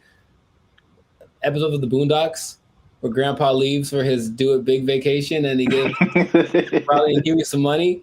And it's like, all right, this is supposed to last. It's like, also they came into some money. Cool. This is going to help us get food, get clothes, whatever, last the whole week. Nah, Riley goes and blows it all in an hour. Ask yourself, be honest. Ain't I'm clean? No. Man, how we gonna eat? Like, that's just how people live. That it's like, you're basically a dam waiting to burst. I'm just waiting to get my break. And then I'm just going to do something ridiculous with my money. And no one can tell me no, because it's my money. So I think it's that. And plus, there are worlds of, how do I say this? Finance. Like there's things you can buy that you don't know you can buy because it's not an option for you, right? As soon as you get to that level of, I was in Malibu the other day, hey, Malibu, and I saw this thing for property, you know, some kind of a beachfront property, and that's starting at $70 million. Oh man. They wouldn't put that there if they didn't know that there are people that can drive by on a whim and be like, "Hey, honey, do you think we should get new property? How much is it? Starting like 70 million." Bet, and then they just go do it. Like there are people that have that, right? But they also probably have the knowledge of how real estate works, all this kind of stuff, so they know how to invest in it and make it work for them. But if someone comes into what was it, $1.58 billion? Yeah, that's why I mentioned it, because it's like a big number. Just somebody won a bunch of money. Right. So if that person is dumb and, and they're from Florida, so I'm not going to tell you that they are, but you know what I mean? You prefer the term financially illiterate. Got it. So let's say this person, so there's nice properties in Florida, comes into their money, gets the lump sum, because of course they're going to get the lump sum, right? So they're going to get the lump sum, maybe 800 million, something like that after taxes. And then they're just driving by, and then they just see a sign that says, hey, property starting at 70 million. They look at their account like, yo, I got that. Let me get one for my cousin. And then a year later, they don't know how to upkeep property. They don't understand that buying things means you have more expenses, and it all just, so yeah, that's why I think it happens. That makes sense. Especially like with property, it's like even when people who just buy like a regular house, I mean, it's like you don't really realize all the expenses that come with it and the upkeep, and like it's not like you buy it and that's it. It's like you buy it and then now you have to keep spending more money to like keep it up. Insurance goes up. You gotta fix more stuff. The toilet doesn't work for 2 years. Like it's a slippery slope. You have bugs in your house you got to get rid of. Dude, I saw a bug. I knew what kind of bug it was, but it's always surprising. One of those centipedes that looks like it's just like it looks deadly. It's not, but it just, and so every time you see it like black? It's like black with like these legs that are kind of like at an angle. It just looks like I feel like I know. I've seen what you're talking about. So I see it, and my logical side goes like, oh, it's just one of those things. And then my like primal side is just like, we need to move. Like that's what I'm they have invaded, you know what I mean? So yeah, but it's just like you have to always and there's always things that need to be fixed and whatever. And then property value around you goes up. Someone writes you a letter like, yo, you got to fix your roof, man, because you're hurting us. Stuff like that happens. I'm not saying it happened to me. I'm just saying that's the whole letter is just like, dear sir, or madam, roof, you're hurting us. Sincerely, the neighborhood. Sincerely, all of us. You're bringing us down, bro. You need to step it up or get out. I was like, yeah, that's how it works. But not even that. I had a cousin who won maybe $300,000 on a game show in the snaps. In the 80s, right? So 300,000, that's pretty good. Dude, shout out to Steven. He was broke within 6 months, I think. Wow. Yeah. God. Because I know you, and I know how you think what you would do. Oh yeah. Winning the amount of money. Most people don't think that way. It's just not. I think, remember Shaq talked about he spent his whole first contract and was like broke. I don't know, it was a very short amount of time, but like he bought a house and then he had to buy his parents a house and he bought a truck and they buy a whatever truck, and then he goes to his agent like, I need to get this thing, and they're like, dude, you were like $500,000 in the red. What did you do? You just got the contract. So you just have to know about these things, that there's no amount of money too great, right? If you're gonna go buy a yacht and a spaceship, that's $1.5 billion right there. So like, don't buy a yacht and a spaceship. That's my suggestion. I'm just saying, please don't do that, Florida person. But Elon Musk has a yacht and a spaceship. Elon Musk is making yacht and spaceship money daily, all right? Every day he's making that. Is that the level? Like 6 figures, millionaire, yacht and spaceship. Yacht and spaceship, man. Yacht and spaceship club only. And you have to buy them two things at the same time. You can't buy one or the other. It's like a package deal. You got to get them to match. Step 1, Tesla. Step 2, Step 3, yacht and spaceship. There we go. Yeah. Plus, you know, they're probably gonna make a yacht that can turn into a spaceship or vice versa. So it's all there's no level. You can go buy. People buy islands now. You know, you can get anything with the right amount of money. So just you'll run out of it because money is a limited thing unless you have. Because if you won the lottery once and you're like, cool, I'm set for life. It's like, no, maybe you should set up to try to like. If you won it once, maybe play it again. Like, I don't know, do something else. What? That sounds like a terrible idea. Well, look, I don't know what the probability is, but think about it. If you won $1 billion and then you spend $1 million of it on more lotto tickets, you're probably going to win it. I would just guess it's possible that you could win again. I know you don't like that at all because it's a stupid idea. I mean, I don't know if it's. It's like reinvesting into something that's a far-fetched idea, but if you know. Yeah, I won $1 billion and 10 million. All right, I'm gonna buy $10 million worth of lotto tickets. What if you win 3 more times? And you know what I mean? Like, and that's how Las Vegas works, folks. Yeah. Right, or gambling. People get addicted to gambling. I got so much money, and then all of a sudden, yeah, I won. What if I win again? Yeah, go for it. So my advice to Florida man or Florida woman, whichever one you use. Florida man, please keep your money. Yeah. Wow. That's yeah, the other thing you kind of made me think of is not just the stuff that you buy, but like your family, because then you become like the most popular person in your family. Everyone's going to hit you up. I'm broke and people hit me up. So if I got money, yeah. If I got money, bro, it's going to be like, right. It's like there's no end to it. Ooh, phone's gonna be ringing off the hook, man. No. And you can't be anonymous in most states if you win. You have to tell people, I'm rich now, so so leave me alone. You got to move to a different place. It can be a good thing for sure, but I don't think anybody. Then if you are all of a sudden a public figure, all you do is get criticized because people know what you're buying. That lady who won maybe $20 million in New York a few years ago, she spent most of it getting her husband out of jail. Oh. Or that. No.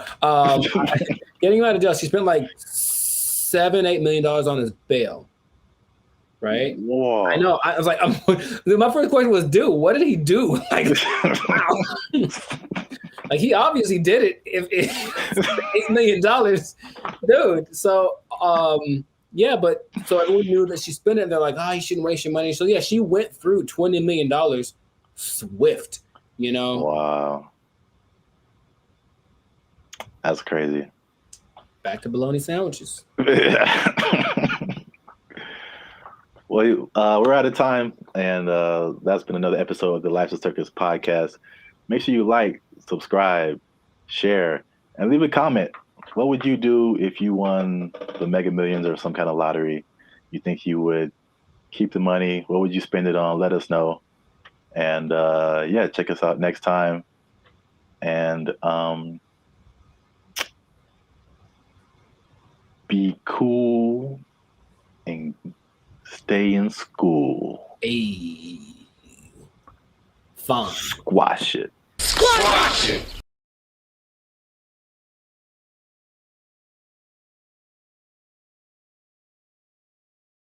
Or you could be like the city of Los Angeles and just tell people to watch out for pedestrians on the freeway. Because like that's happening more and more though. That's kind of strange. I know, that's very strange. You see people just cruising on the freeway. Or I just put a message like, stop looking at this bullet. How about stop walking on the freeway?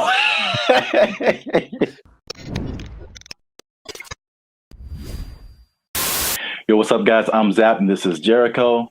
And we are now a 6-time international award-winning pop hip-hop music group, Bandit Future. We do clean, fun music that everyone can listen to with a sound that's uniquely Californian. And you are now tuned in to the Life's a Circus podcast, where we talk about things that are funny, interesting, and ridiculous.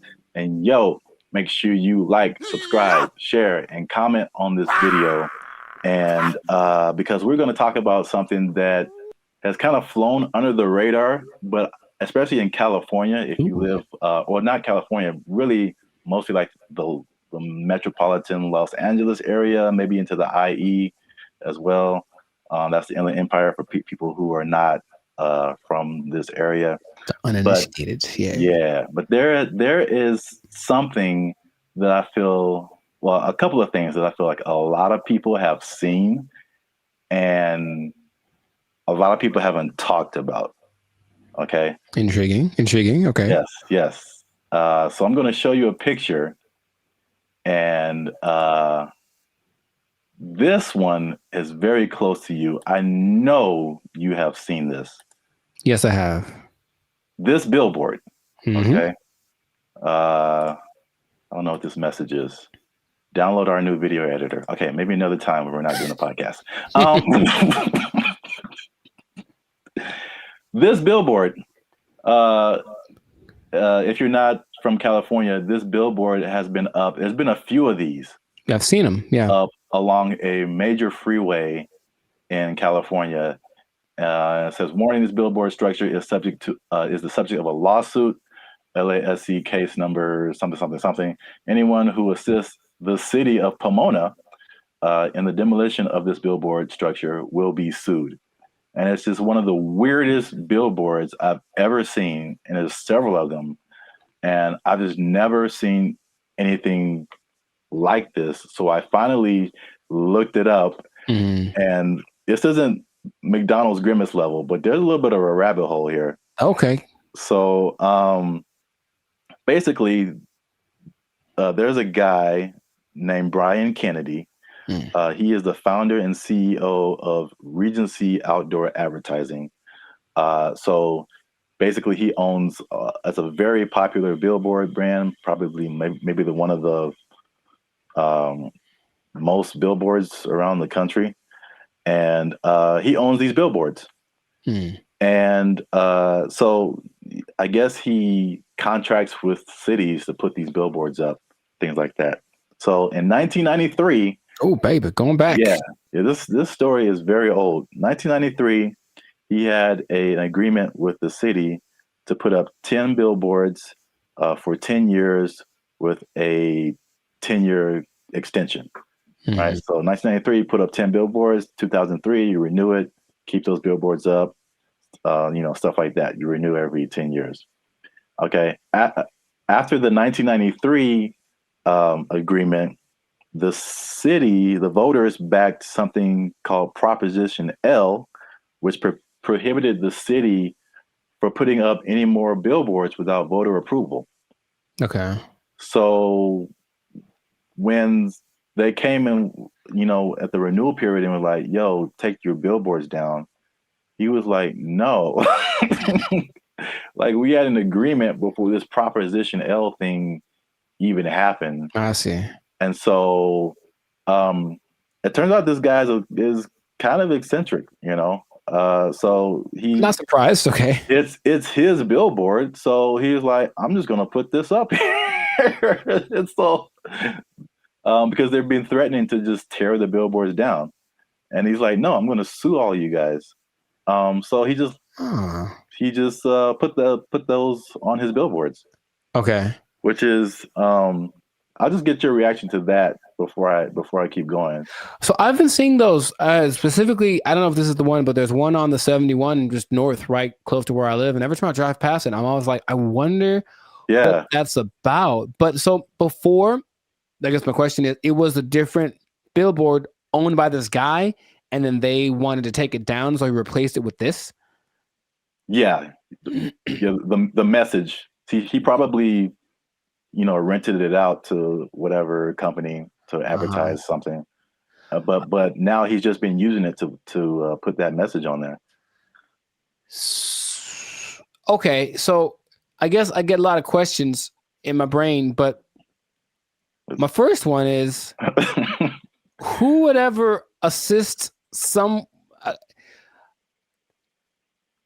It's the companies. So like the city isn't gonna go out there and do it. These people, they hire, they put out bids, for companies that do this kind of thing, demolishing or whatever. So basically, I think he's saying like, if your company is hired to tear down my billboard, I'm going to sue your company. So it seemed like a little bit of a scare tactic for anyone who wants to work with the city and taking this man's stuff down. Oh, that makes sense, but it's not what I was thinking. Dang it. I was hoping Oh. it was more for people who are just driving by with like a hammer in their trunk. Man, I really want to just pull off the side of the road and tear this thing down because I hate it so much. It's such an eyesore. And then this thing's like, don't you dare. Or some guy that is like driving his pet bulldozer down the freeway, which I've seen. And then I'll say, I'm going to pull over and tear this thing down real quick. But that makes sense to hire people. So how long is this going to happen for? I don't know. Cause I've seen it for, if not months, maybe years. Right. Like, I mean, the legal system is a very slow thing here. So, yeah, right. And I think there was a case, but then it was appealed. So they're like waiting more time. And so I think I feel like it's eventually going to come down, but he's definitely fighting the good fight. Huh. Because I think there was a case that I mean a case that awarded to the city and the people, and I think that he appealed it or something like that. So I'm assuming this guy has enough money that this isn't hurting him, right? I mean, yeah, billboards are way expensive. Yeah. So yeah, exactly. And it's not like selling something that could help him get some money back. It's just words. Yeah. What not to do. So yeah, I don't think he's hurting for money. Have you seen a picture of this guy? I have not. What do you think he looks like? Because I have an idea.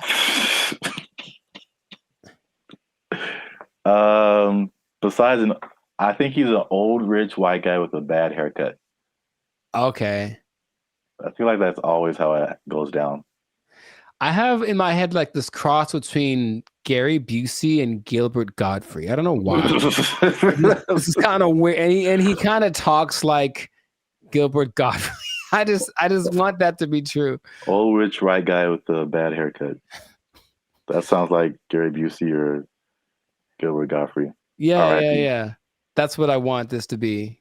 So we got to do a part 2 so I can see if I was right. Because if he looks nothing like that, I'll be disappointed. Like that's just the truth. I'm looking at him now. He looks well. This is also very good. I mean, very fitting. He looks like a character from The Sopranos. Oh, nice. So he looks like someone who would do this. Got it. He doesn't have a bad haircut, but old rich white guy for sure. I wonder if he was the first person. He can't be the first person to have done this. I mean, maybe not, but I've never seen anything like this before.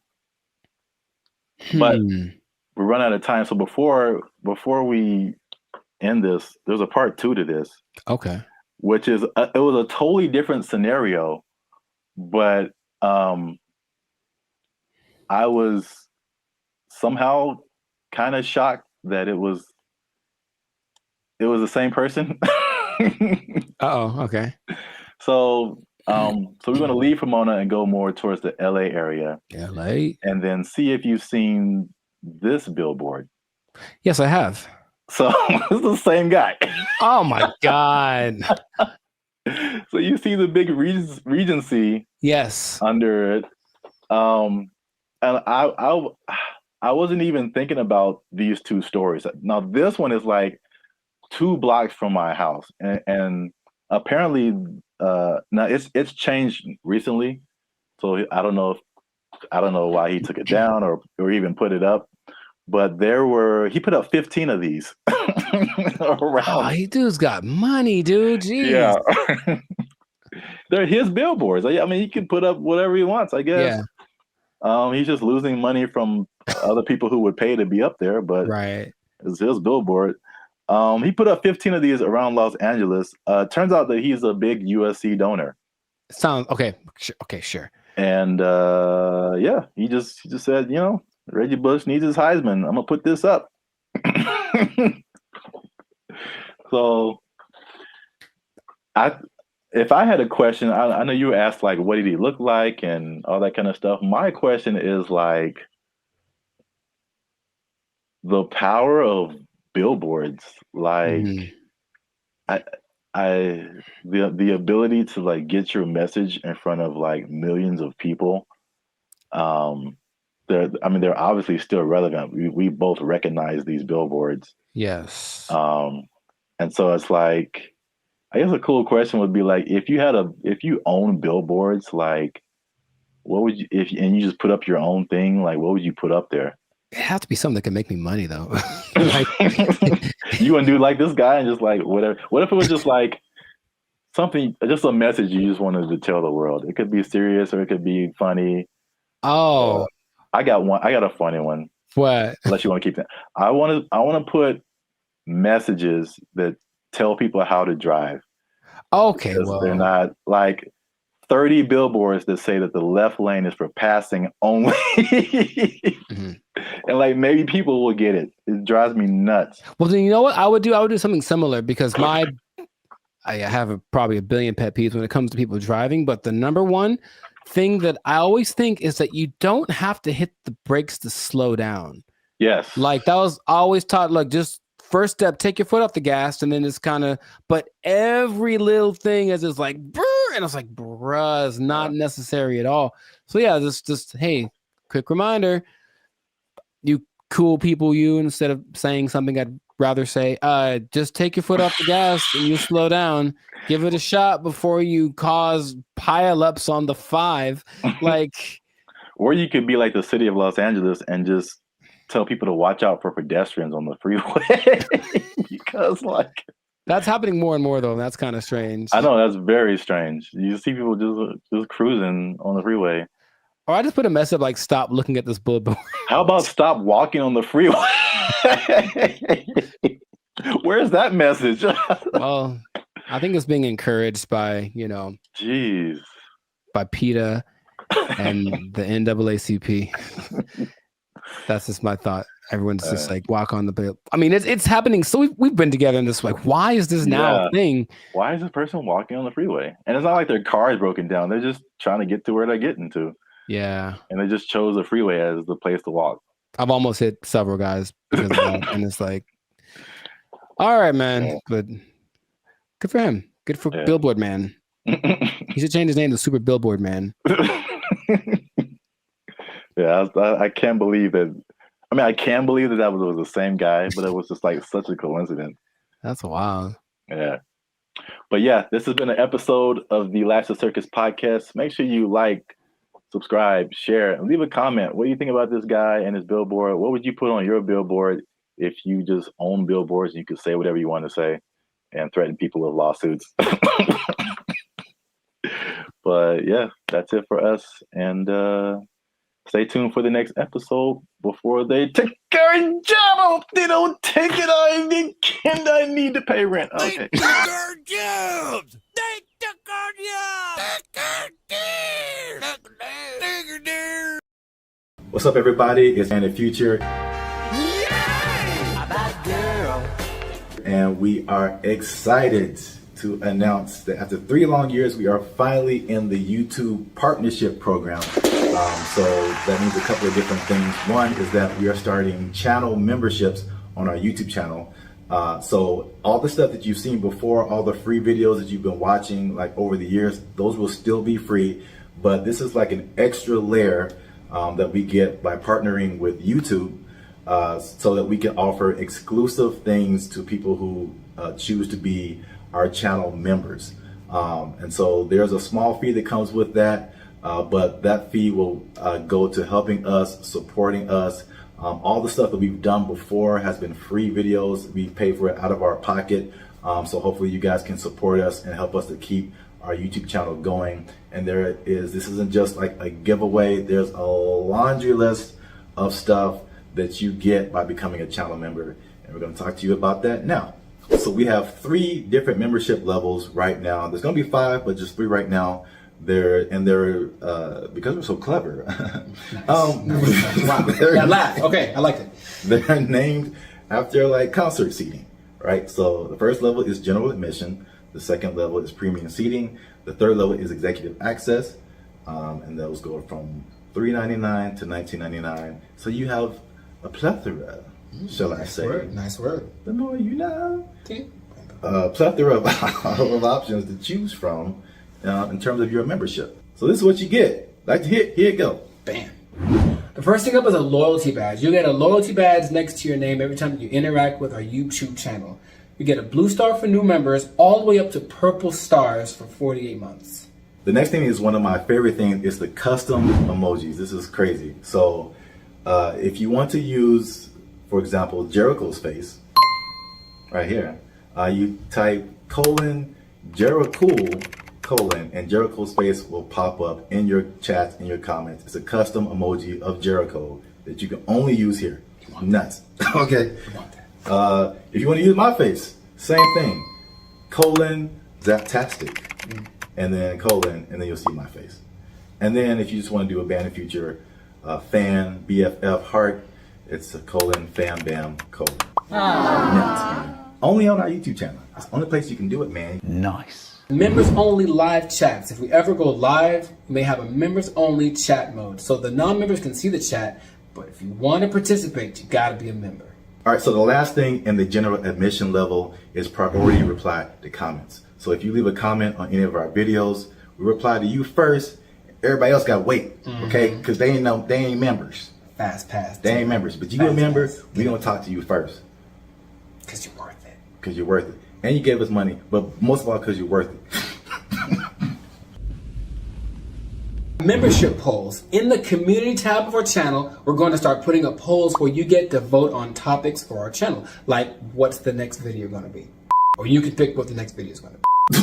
What would you like to see as the next video? Next video related topics. Huh?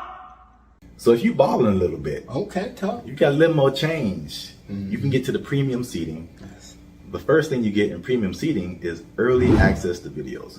So again, the videos on our YouTube channel will be free, but there'll be some exclusive videos that go to our members first. If you remember, you're the only person that can see it. And then maybe we let everybody else see it. Maybe. We'll think about it. Maybe. We'll have member shout outs. So once a month, we'll send a shout out to you or one of your friends. Just give us the name and details, and if approved, we'll shout you out in one of our videos. And this could be good for any special occasion. Birthday, a graduation, bar mitzvah, you name it. You name it. Happy birthday to you. All right, so the last thing under our premium seating is the photo and status updates. So that means you'll get an exclusive look into our lives as we make music and videos and all that kind of stuff. That'll be under the community tab of our YouTube channel. So just scroll past the videos and the shorts and the live streams and you'll see community. You pop in there, be some members only stuff only you can see as a member. Come on into Bing, the community. Bang, boom, bada boom. Come on into the community. And if you just balling out of control and you got girls at your house singing the doorbell, then maybe you can get to executive access level. Ding. Dong. We do a real grande around here, man. The first thing you can get is your name in the credits. So imagine how cool that is. We'll put your name in the credits of one of our videos each month as an honorary producer. The second thing is crazy, but we're doing it anyway because we can. Yeah. It's called teleprompter control. All right. So That's risky. you give us something fun or crazy to say, and if it's approved, all right, don't make us being too crazy out here. Our parents watch this stuff. That's accurate. They tell me that all the time. If it's approved, we'll read it on our YouTube channel, straight up Ron Burgundy style. You stay classy, San Diego. I'm Ron Burgundy? Damn it! Who typed a question mark on the teleprompter? For the last time, anything you put on that prompter Burgundy will read. And last but not least, oh my God, last but not least, discounted merchandise. Because everybody likes a bargain. You'll now be able to shop for Bandit Future merchandise directly from our YouTube channel. And with executive access, you can save money on our official merchandise with your own custom discount code. So that's it, guys. Once again, we appreciate your support. You've gotten us this far. Less than 8% of all YouTube channels reach this partnership monetization stage. So this is like really big for us. We really appreciate you guys. And again, if you want to keep pushing Bandit Future forward, we really need your support. Again, it's not just asking for money. We're going to give you a lot of stuff, do a lot of extra stuff on our part just as a thank you for becoming a member. So choose your membership level and help the boys out. Trying to get some cheese on the Whopper, you know what I'm saying? Okay. Yeah. High class, moving on up. Because if we don't succeed with this YouTube channel, they're gonna take our jobs. They're gonna take our jobs. He's over there now. They took our jobs! They took our jobs! These guys will just decide one day I'm not going back to work and just kind of sit in their room. And it's so strange because they try to interview these people. They're very antisocial to the point where they regress in their ability to express ideas. They can't even really talk that good, just sitting in their room all day. And then their families are just forced to take care of them.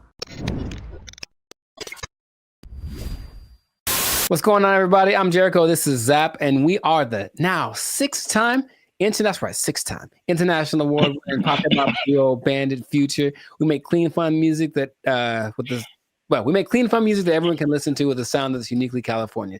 And you are right now here in the present time tuned into the Last Circus podcast. So we talk about things that are interesting, funny, and just straight up ridiculous. So before we get into it, there was a huge favor. Make sure to like, subscribe, share, comment. I keep doing that backwards. But anyway, share this video with at least 2 people that think that being an adult is really hard, man. So the adulting thing has gotten so, I guess, talked about that it's like we kind of accept it as, just being an adult's hard. It's part of life. Move on. But there's a whole lot of people that have decided to take an interesting approach to this adulting thing. So I have one specific example from Japan and one from the US. So in Japan, there exists this thing called the hikikomori. Okay?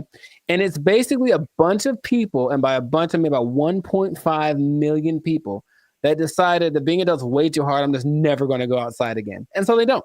They just stay at home, they live with their parents, and they either play video games or even better, they just do nothing. They do nothing and they sit at home. And some people have been there from anywhere from 6 months to like 3-4 years. It got worse during the pandemic.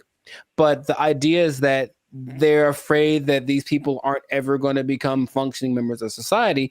And the numbers keep going up of these hikikomori, are, shut-ins. And I read this one case where a guy basically like people are abandoning their families. So I mean, like that's why it gets really bad. So you are the breadwinner for your family. You're a guy in Japanese society. You typically are the guy who works.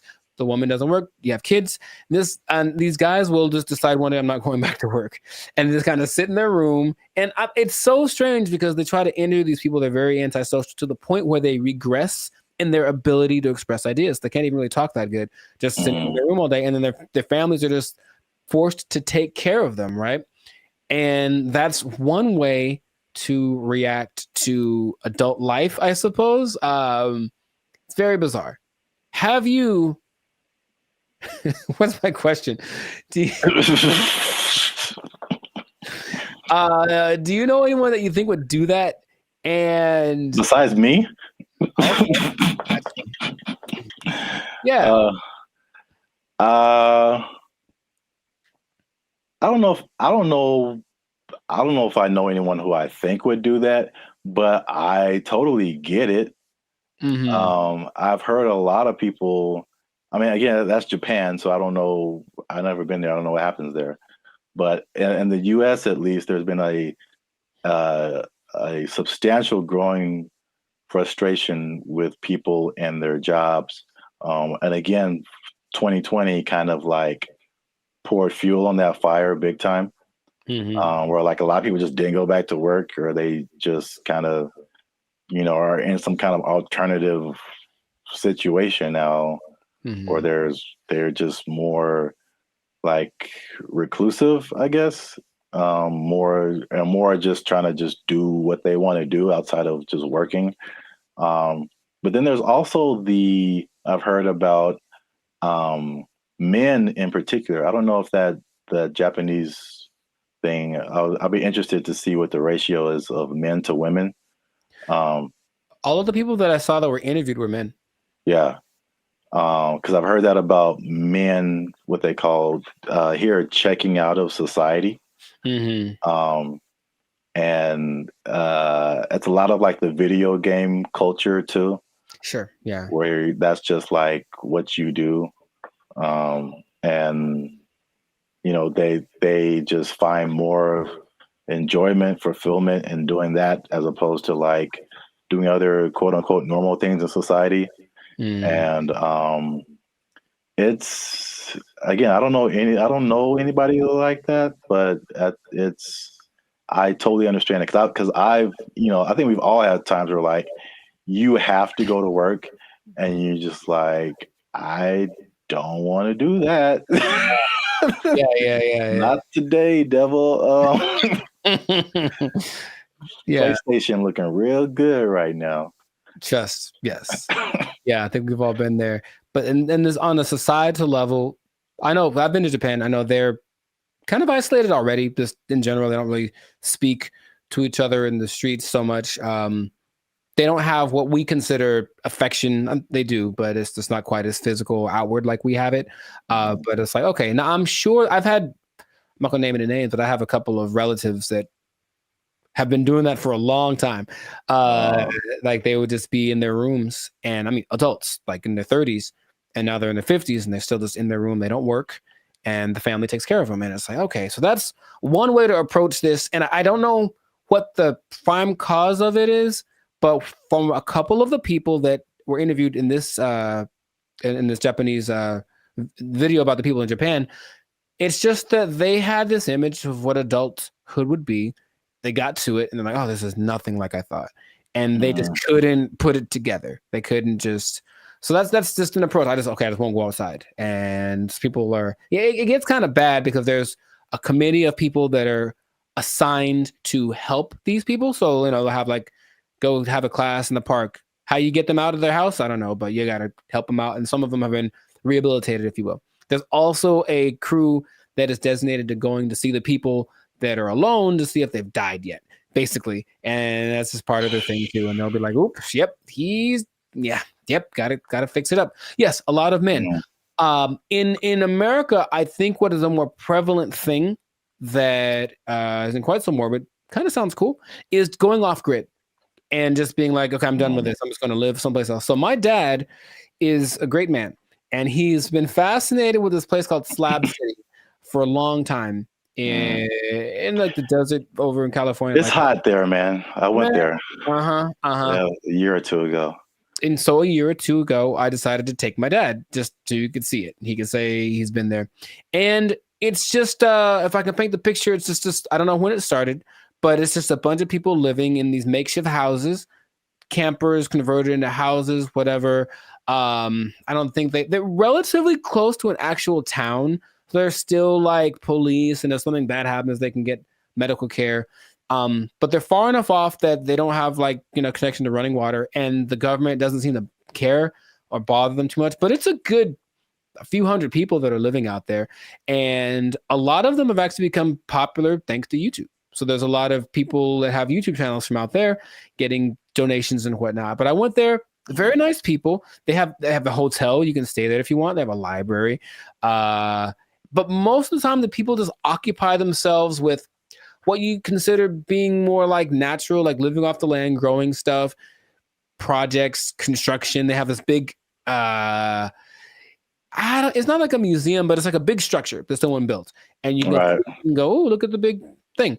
And that's another approach. I heard another place in Michigan that's the same. So another approach is I just won't deal with the laws, and I'll just go someplace else where they don't apply anymore. Would that be something? So what is that? Mm-hmm. Is Slab City like an actual city?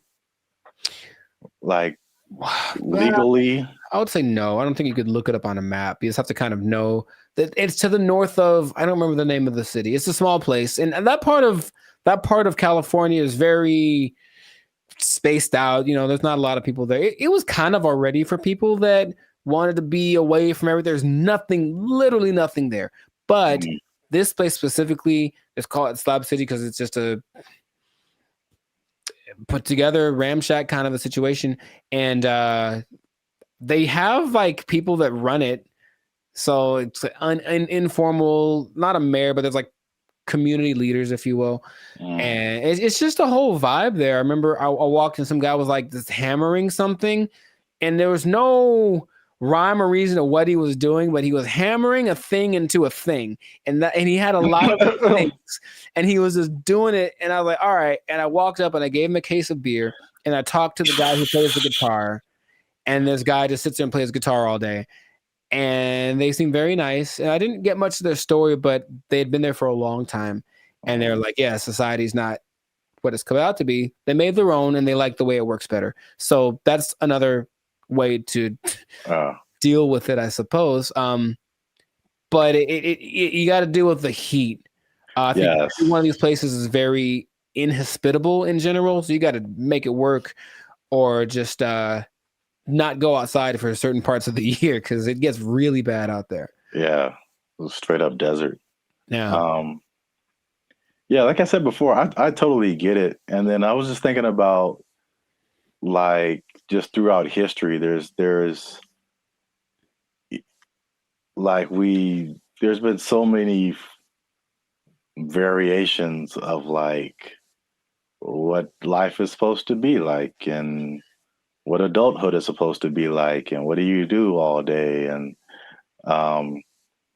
as we've just gotten, you know, at least in America again, it's like the Industrial Revolution changed a lot of like our habits as a population, and it's kind of steered everyone into, you know, factories and 9-to-5 jobs, and you know, where we spend so much time working. I think we're probably we have one of the longest work days of several countries.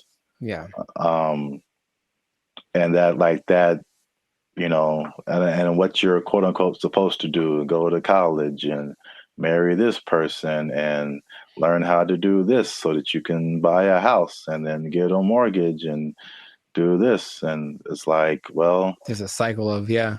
And it's very like cookie cutter. I feel like if I definitely looking back, there's some things I think I would definitely have done different or not have done, just to like march to the beat of my own drum a little bit. I think I would have been happier because of it. I don't think I can totally check out like that, but I could at least like vacation like that for sure. Yeah, those people are definitely very happy. Much they have good community. They have little get together every Friday. They play music and hang out and drink and whatever. But yeah, they're just happier. So it's like you can define what your success is or what makes you happy. But these people have decided, I don't need all the glitz and glamour. I don't need to go to a 5-star restaurant to feel good about myself. I can just hang out in the desert with my cactus buddies and be vibing. And really, it was a very, like, every place has like their own vibe. And when I got there, I was like, this is cool. This is cool. There was the guy over there standing on his van yelling at everyone with a bullhorn about how you're going to go to hell. He was fun. And then, I still think about him to this day. And then, there was like the little curator lady. I think she was like senile because I think she thought she was mowing something because she was walking around with her hands like this, just kind of going. And there's no grass for one, but she's like kind of just going, doing. I was like, you go, girl. whatever, you know. Cocaine is a hell of a drug, man.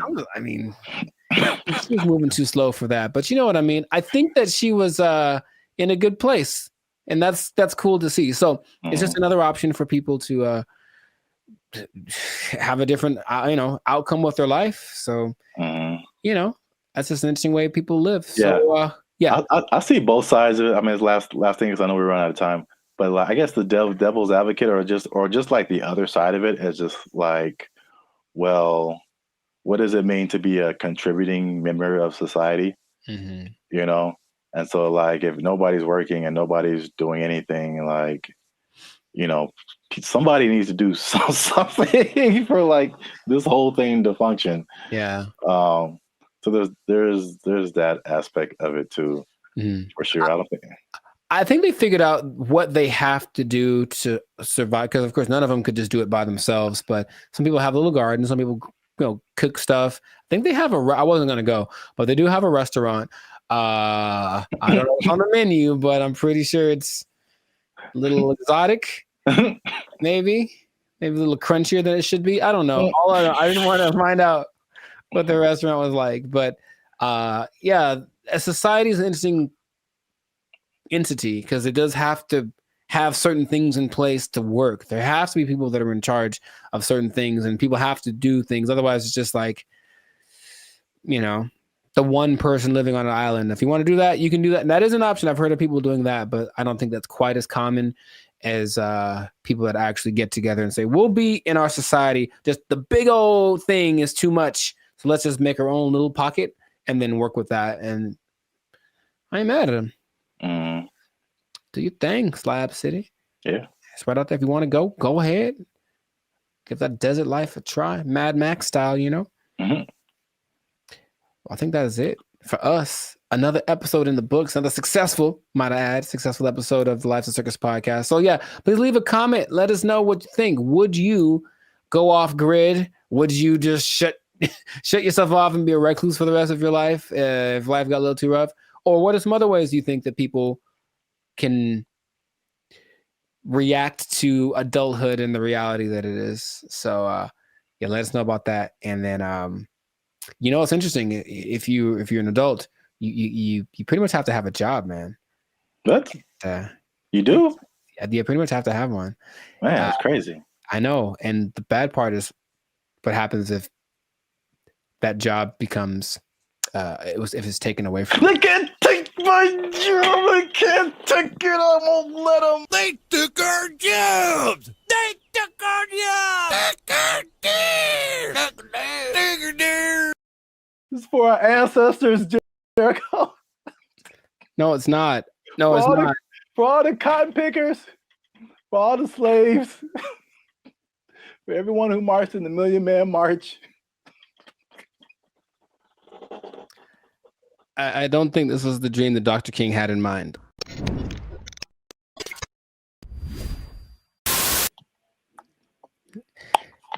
You should have done that when it was recorded. Like, I would have been so surprised because now I'm used to it.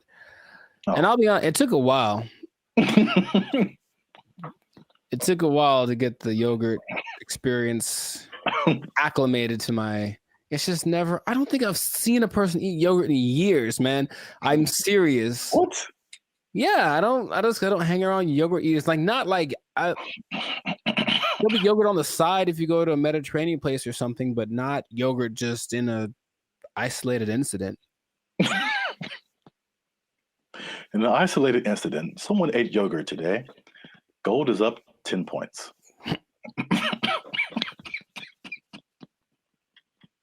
Back to you, Jim. All right.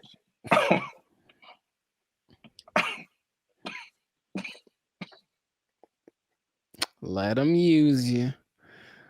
Won't he do it? Won't he do it? Yogurt.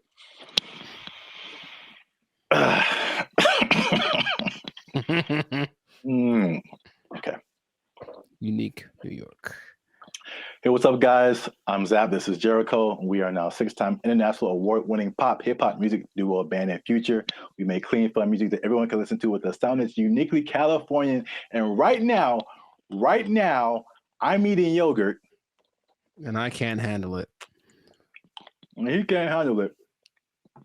But you're still tuned in to the Life's a Circus podcast, where we talk about things that are funny, interesting, and ridiculous. Please don't choke on your yogurt, man. I tasted I blueberry. wouldn't know what to do with myself. So make sure you like, subscribe, comment, and share this video with somebody who likes to go to fast food every now and then. Okay. Because they might be going a little bit less. And I'll explain why. And I'm going to explain something very interesting with regards to minimum wage at the end of this video.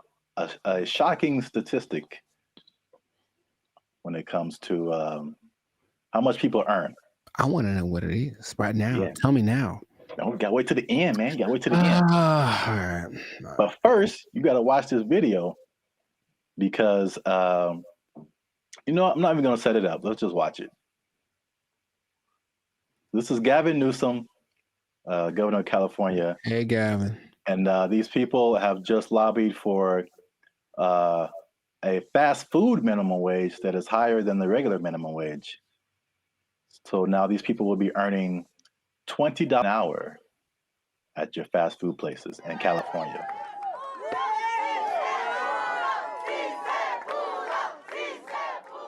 Boy, these were some tough mountains. This wasn't easy. 100+ hours in just the last few months negotiating this referendum off the ballot. Oh, that yeah, was wait. a tectonic plate Wait for that it, had to man. be moved. Wait for it. That lady had a lot more to This is for say. my ancestors. This is for all the farm workers, all the cotton pickers. Wow. This is for them. 557,000 people at 30,000 locations. This is a big deal. $20 an hour. 80% of the workforce in these fast food places, 80% are people of color. 2/3 are women. The majority are breadwinners. And we have the opportunity to reward that contribution, reward that sacrifice, and stabilize an industry in turn. What a remarkable moment. So it's going to be a lot better now. Well, right now we're going to have a chance to at least, maybe decide to save some little money or, pay all their bills or credit card debt. This is going to help continue to pay our bills, help some people get out of eviction, help us catch up where we need to catch up because we haven't recovered from COVID just as of yet. So this is just the beginning of our wins.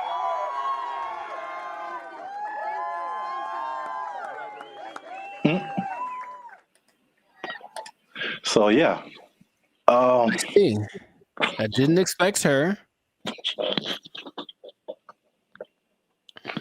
You gotta understand, Jericho. She's dressed like a toy you find in a Happy Meal. I didn't appreciate that. I didn't appreciate that at all. Look, I didn't like that at all. I didn't like that at all. She came out of nowhere, bro. This is for our ancestors, Jericho. No, it's not. No, it's not. For all the cotton pickers, for all the slaves, for everyone who marched in the Million Man March. I don't think this was the dream that Dr. King had in mind. I really don't. They worked hard. They fought so that we can make $4 above minimum wage. All right. So while you have your moment, I think that's okay. In a way, I definitely know. I don't think I know that $4 more an hour is not going to help you not get evicted. Maybe if you make good financial choices. See, here's the thing that people lose in the in the thing, all jokes aside, even though it was ridiculous, she was unnecessary to that video. I don't know why they picked her. I don't know why they picked her. I just didn't see the point. But it doesn't it doesn't matter how much money you make or don't, right? It's just about how you work with it and how much you keep. So I know people that work fast food that do very well because they're just smart and they budget and they're frugal. And I know people that make a lot of money that are basically broke, you know what I mean? So there's that. But and are those real statistics? I suppose someone says, oh, there this percentage of minorities and women, sure. So it's a step in the right direction, yeah. But as we've mentioned before, it could just mean that a Big Mac's going to be $10 next week. So, that's kind of why I brought it up. It's it's not only to see what you think about it. I mean, it's going to be interesting to see what happens because food prices alone right now are through the roof. Man, I saw like a bundle of grapes for like $6 a pound. Yeah, you told me. Like I bought like a few berries, and it was like $20 for like just to start off with. Like food is crazy. Fast food is also way expensive. Like I remember there was a time where you could give someone $10, like, and they could get a combo at someplace. Like now, it's like a challenge to have a meal for under $10. It really is. Yeah, like maybe you can get 15 to 20. Yeah, you can get an item. You can get a burger or something for $7, but a whole. Yeah, so it's going to be interesting to see if you kind of got lost in my laughing at that lady. That was deserved. She feels. I feel like she makes a lot of bad decisions. That's just my honest opinion. I've never met her. Maybe she's wonderful. I hope she's doing well. I hope she sees this video and she likes Bandit Future. But I think her presence was a bit distracting to the whole experience. But yeah, so this is a very weird situation that I haven't really heard of because basically the government is involved. Right. They created this like separate task force for like fast food worker wages, which I haven't really heard of before. Where like it's not the government setting it, but the government is like an intermediary in this. And are fast food workers specifically unionized? I don't think so. There was a couple in the more educational videos that I passed over to play this one. Oh, good choice. No, trust me. Good choice. There was a talk about some different unions, but it isn't like a fast food worker union. It's some kind of, I think it's a service worker union. Okay, so that makes sense. I think that's fast food is maybe under that umbrella, but it includes a lot of different services. But yeah, so it's the government involvement. It just makes it kind of weird, and then also, it's like, I mean, fast food has been minimum wage for like as long as I can remember. So to go above that, they were saying that this is like a 30% increase. So it will be interesting to see if there's a 30% increase in prices. Right, because the logic says, where is it coming from? Where is the 30%? You can't make money out of nothing. I mean, the government tries, but you can't make money out of nothing. So if you raise one thing, something else is gonna be affected. Yeah. I made maybe I'll put a link to it. This was a year or two ago. I was walking by KFC and they had and it was a small combo for like $18 for a small. And then what was I gonna say? The like if a sandwich is like $6 now, you add 30% to it, and now it's like $8 just for the Right. sandwich. Right. Plus tax. So I mean, the $10 combo is going to be like a $10 sandwich pretty soon. That's just too much. In my opinion, maybe because again, that's just one way of, you know, balancing your budget. I guess is to charge more. I mean, they could. The other thing, which is doesn't really help people. I mean, it's just weird, ironic, for lack of a better term, is that okay? Again, you're a business owner. Prices go up for your workers. We're either going to have less workers, somebody's going to get fired, Right. or more automation. So again, less workers or less hours. Nobody gets overtime. Something has to like compensate. I mean, it's like people think they just pull minimum wage out of thin air, and it has to come from somewhere. Wow, it's interesting you mentioned automation because what? I've got something planned for another episode. What? Boom, boom, boom, boom. Anyway, but yeah, it's just we synchronized today. That's all I'm saying. Oh man. Well, let me. What was I teasing before? Oh yeah, the minimum wage.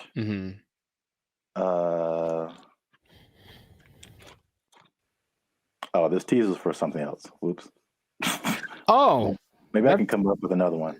It's kind of anticlimactic, but you know, I appreciate the tease. You have an interesting fact about minimum wage you can give to the people? No, I do not. Well, that's been another episode of Life Service Podcast. Yeah, I was going to say, though, I wonder what will happen to the In-N-Out workers because they always got paid more than minimum wage. That was kind of the thing. That was the job you wanted in high school because you were on your feet because they deserve it. They're working round the clock. And I wonder if they're going to get more than the higher price than, you know, more than the $20 now. Huh. It's kind of they operated like every fast food job was minimum wage except for In-N-Out. Even Chick-fil-A? I believe Chick-fil-A is also minimum wage. You just have to be a good-hearted person because those people, even if I don't like the food, they're very nice people. Very nice people working at Chick-fil-A. Yes. Well, I'll give this nugget. Maybe people don't know about this. If you ever want to own a Chick-fil-A, you have to start at the bottom and like work there for minimum wage. So there you go. I gave him something. You can't just walk. You just can't just walk in a no matter how much money you have, like you got to start at the bottom. So let's say I just barge in. I'm LeBron James. I still got to work the shakes and fries. LeBron James got to be peeling those fries back there, man. Oh man, that's crazy. All right, I'll tell him. Yeah. He asked me to ask, so I'll tell him. Yeah. All right.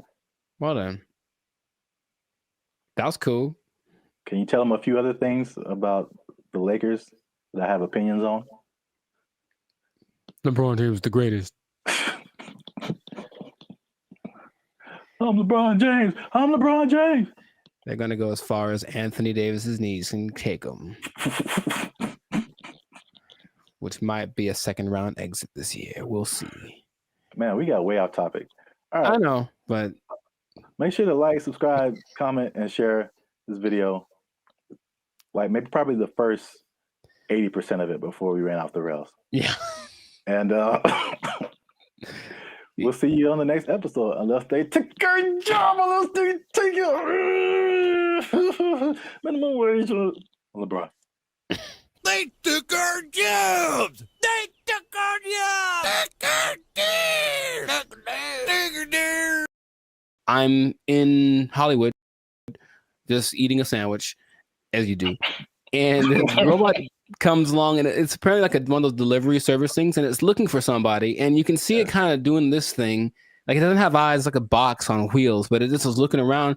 And I swear to you, it looked at me kind of like, hey, what am I supposed to do? And I was like, like, bro, I don't know you, bro. I don't know you. Bro. You just ain't my block, son. What's up, everybody? I'm Jericho. This is Zap, and we are the now 6-time international pop hip hop duo. Why is this so hard for me? we got awards. We're good. We're banned at Future, son. Anyways, check it. We make clean fun music that everyone can listen to. What? I'm making a compilation of this. We make clean fun music everyone can listen to with a sound that's uniquely Californian. And you are now, right now, in this moment in time, tuned into the Life's a Circus podcast. We talk about things that are fun, interesting, and is straight up ridiculous. So before we get started, do us a huge, huge favor. Make sure to like, subscribe, share, and comment on this video. Share this video with at least 2 people that are afraid about the robots, man. We're talking about them again because there's some new developments. There's some new robotic developments, this time from the more humanoid version, and it's kind of crazy. So stay tuned to the end to find out what animal they're actually trying to replace with these robots. Like, it's an animal that humans have used for centuries, and all of a sudden it's like, they're not good enough anymore. We need some new ones. So let's get into this thing now. The robots are not coming. They are here, children. This is not a drill. The robots are here, and I want you all to be... Hide your wives, hide your kids. It's just... So there's basically 3 companies that are really going in on producing these humanoid robots. They're really emphasizing the humanoid factor, and a lot of people are, once again, afraid of they're going to take our jobs, whatever it is. But I just want you to know about these so that you can... be informed. Bandit Future is here for the people. So we're going to inform y'all today. So starting out with our buddy Elon Musk. And I want to just ask Zap after I talk about these if you've heard of these. But Elon, our boy, is doing everything. I mean, so the Tesla bot is the thing that he's been developing. And it's, you got to see this thing. So it's the most, how do I say it? It's got hands, man, like hands like this, hands that can grab things and manipulate, and they look like they're kind of soft, like maybe they moisturize, like really real humanoid like. And so these Tesla bots have autonomous correction action capabilities. Basically, they can in the moment figure stuff out, and they can do sorting and unsorting sort of stuff. And just watching it without, like, if you watched a silhouette of one, it's the one you'd say, oh, that's a person. And that's already kind of crazy. Not a big clunky robot thing that they had a few years ago. Now it's just looks pretty sleek. There's a video of one doing yoga, and that maybe creeped me out more than anything else. I don't know why, but it's something that you're going to be able to purchase for yourself if you want. For the low price of... Well, there's no prices. It's not there yet, but it's going to be $1 billion.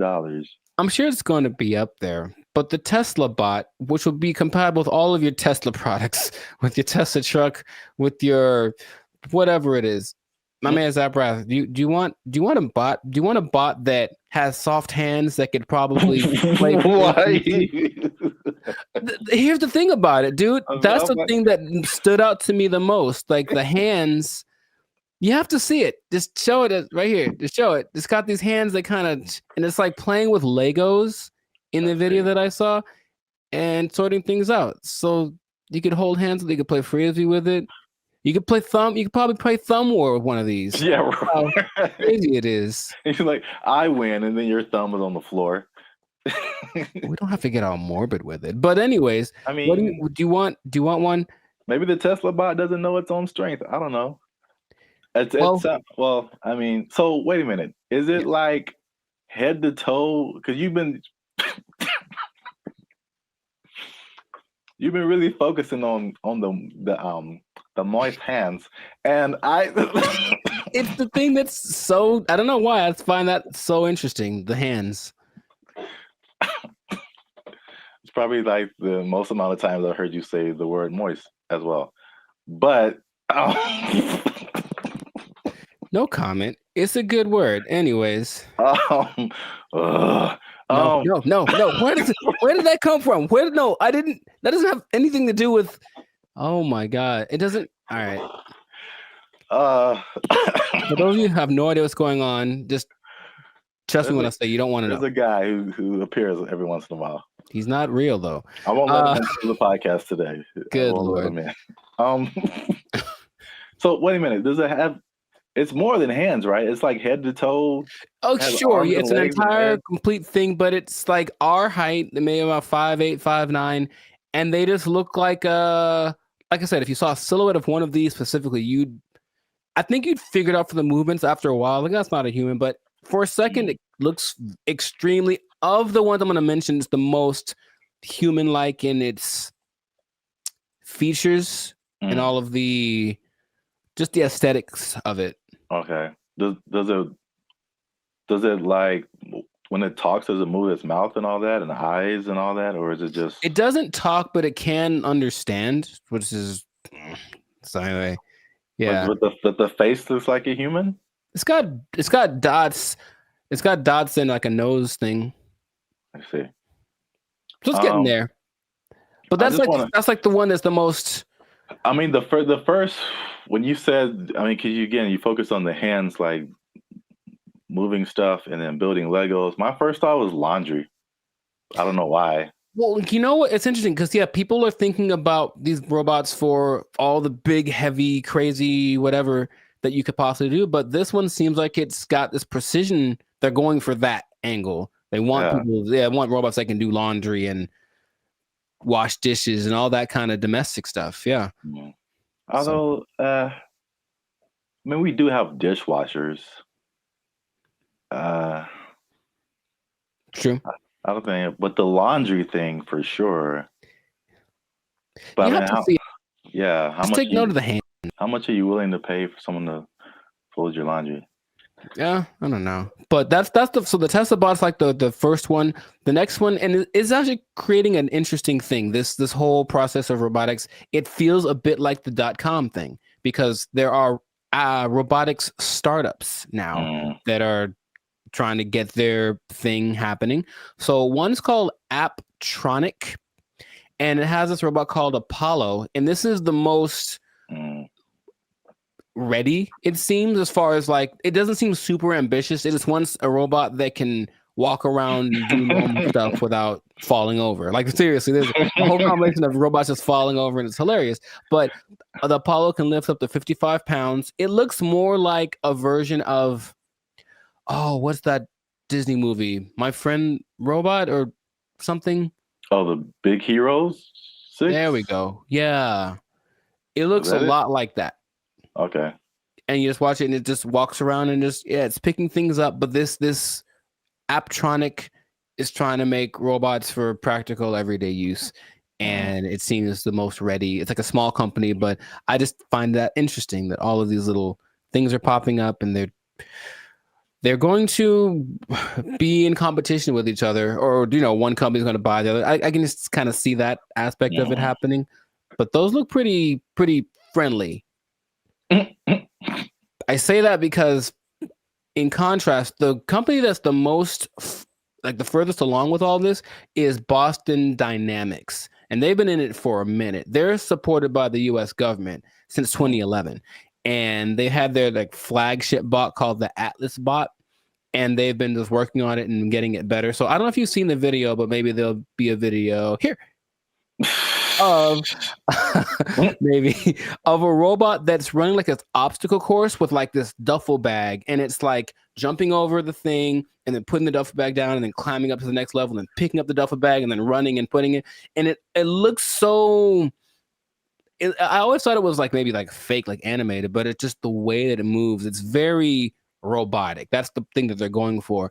But at the same time, it has so many interesting things that it can do in interesting versions. That's the company that made the dogs that we talked about earlier. The dogs that are gonna, whatever. And I had an interesting robot experience a couple of days ago. I don't think I told you, or maybe I did, where I'm in Hollywood just eating a sandwich, as you do, and the robot comes along, and it's apparently like one of those delivery service things, and it's looking for somebody, and you can see it kind of doing this thing. Like, it doesn't have eyes, like a box on wheels, but it just was looking around. And I swear to you, it looked at me kind of like, hey, what am I supposed to do? And I was like, bro. Like, bro, I don't know you, bro. I don't know you. This ain't my block, son. But it's just like, and everyone was walking past it like normal. Like, yeah, there's a robot. So that's slowly becoming a thing. And Elon specifically said it's not going to happen overnight. So there's this assimilation of robots. But the Atlas bot thing, yeah, since the 2011, been backed by the Department of Defense. They're supposed to be used for all of the dangerous things, tending to nuclear reactors, putting out big fires. But they're also making these to wash dishes and fold laundry. Maybe do small tasks. They have the version called the Cheetah that can run 30 miles an hour. And they swear that they don't have any military intentions. Now, just if I said, we assure you we don't have any military intentions, what do you think is actually happening, sir?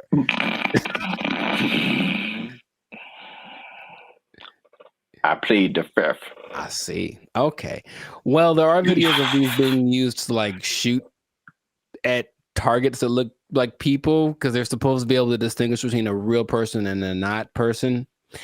But I think that's happening, of course. The French military is using the dogs already, and everything starts benevolently, and then it gets a little on the strange side. But and then Terminator. Well, I never saw that, so I was going to actually ask you if you've seen it, because maybe you could. RoboCop, Terminator, to me they're the same. I haven't seen either one. What goes on? Oh, RoboCop is way different. Oh, okay. Well, at least the stories are way different. Sure.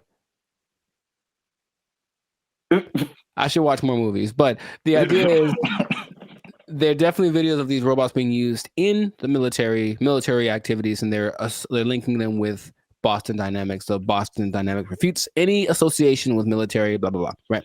So these things can, in general, there's a video of a bunch of these robots just together. They can dance, they can carry up to 80 kilograms, jump over obstacles, throw around irregular objects.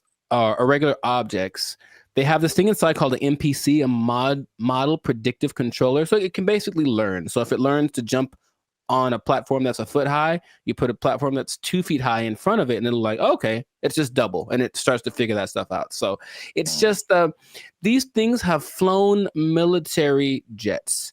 These things can fly. There's one that can fly. And so where is this going, man? That's my question, because every time I see it, it's a little more ridiculous than the last time. And I don't know. Are we getting replaced? Is this the end times? What's going on with all this? Are you asking me? Yeah. I don't know, man. I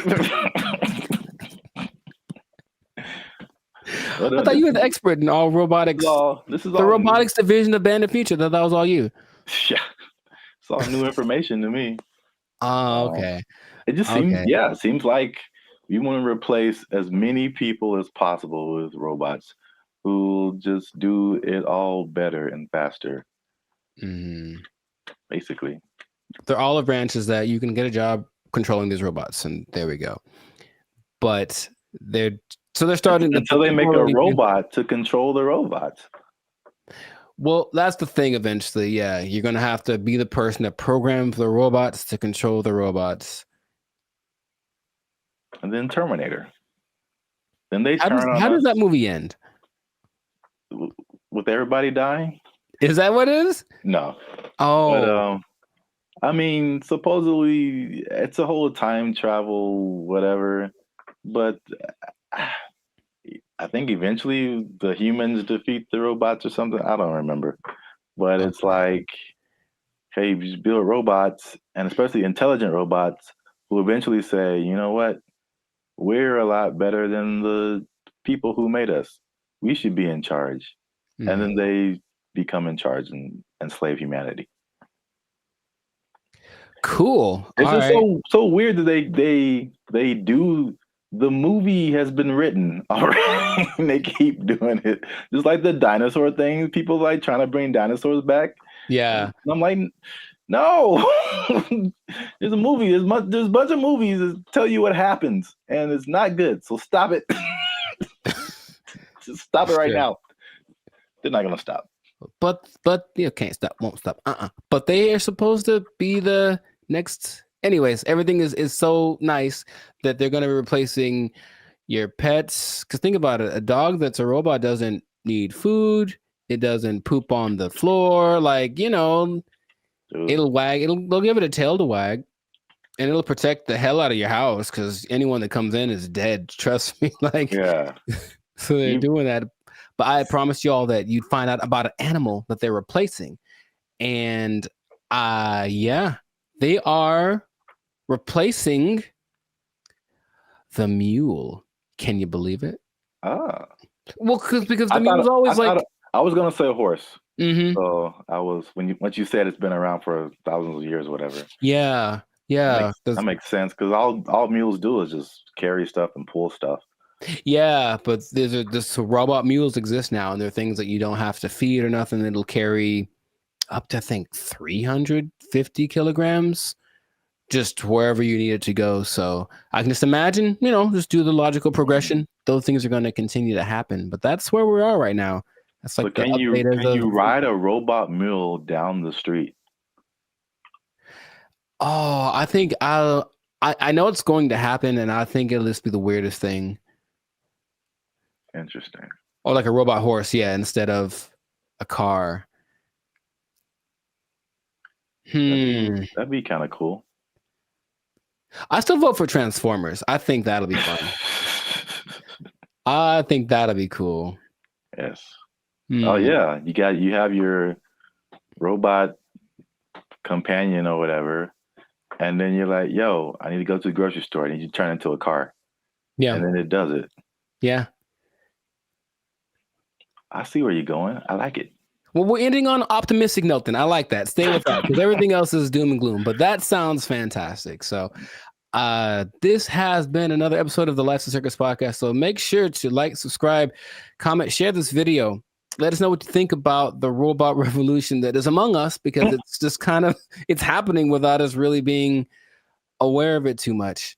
And just know that with great robots comes great responsibilities. I didn't think that through. That didn't sound too smooth. Anyways, the thing is, yeah, I could have done better. I should have practiced.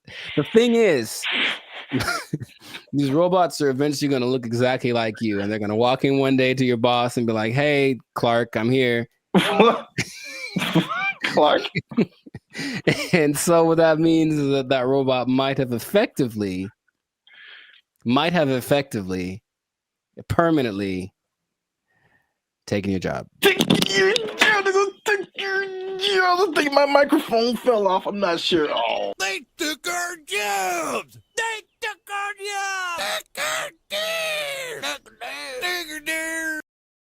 If this was in Kenya, they would be asking for like $60 an hour. Right. To serve mediocre waffles. To provide mediocre service, serving mediocre food. $60 an hour. To mediocre people. All right.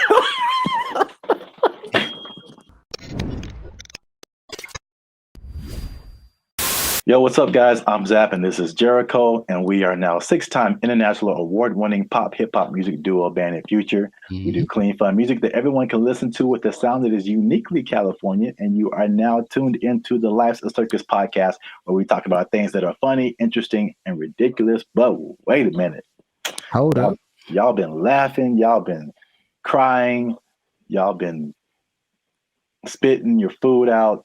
There we go. When we talk about gross stuff. You just been having a good time on our dime. And we need to support your boys by making a little noise. Oh, bars. I like it. So make sure you like, make sure you subscribe, make sure you comment. Oh, God. It has to, I don't.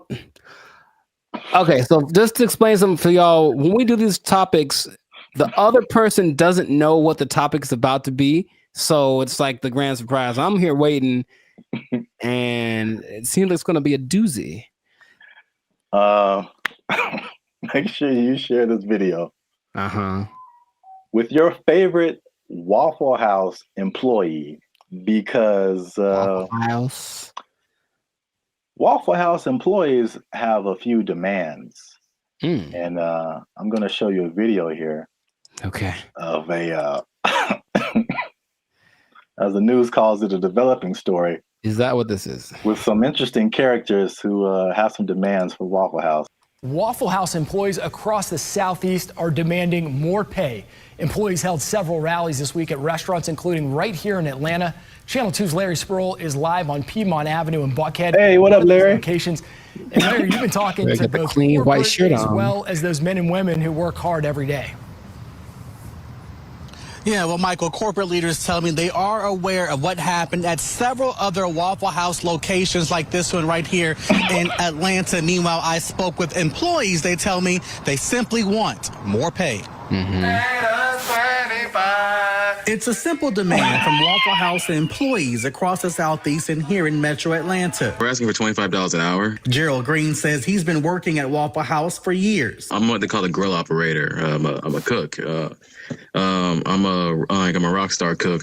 I've been at Waffle House for about 7 years, and highest level cook can be outside management. Gerald Green looks different after the NBA. Paid a lot more. If you mind me asking, how much are you guys making right now? Well, I'm a rock star, so at my store I'm making $17.75. That's why employees are demanding better pay. You're constantly having to go from one job to the next. This week, employees protested at several locations across the Southeast, including Atlanta. My union is my power. We want 25 an hour. It's a campaign that USSW, the Union of Southern Service Workers, has launched at multiple Waffle Houses. But Green says they're also asking for 24-hour security at all the restaurants. Channel 2 Action News was there in August when a former employee was shot and killed outside this Waffle House in DeKalb County. A lot of workers are hurt by customers. A lot of workers are mistreated by customers.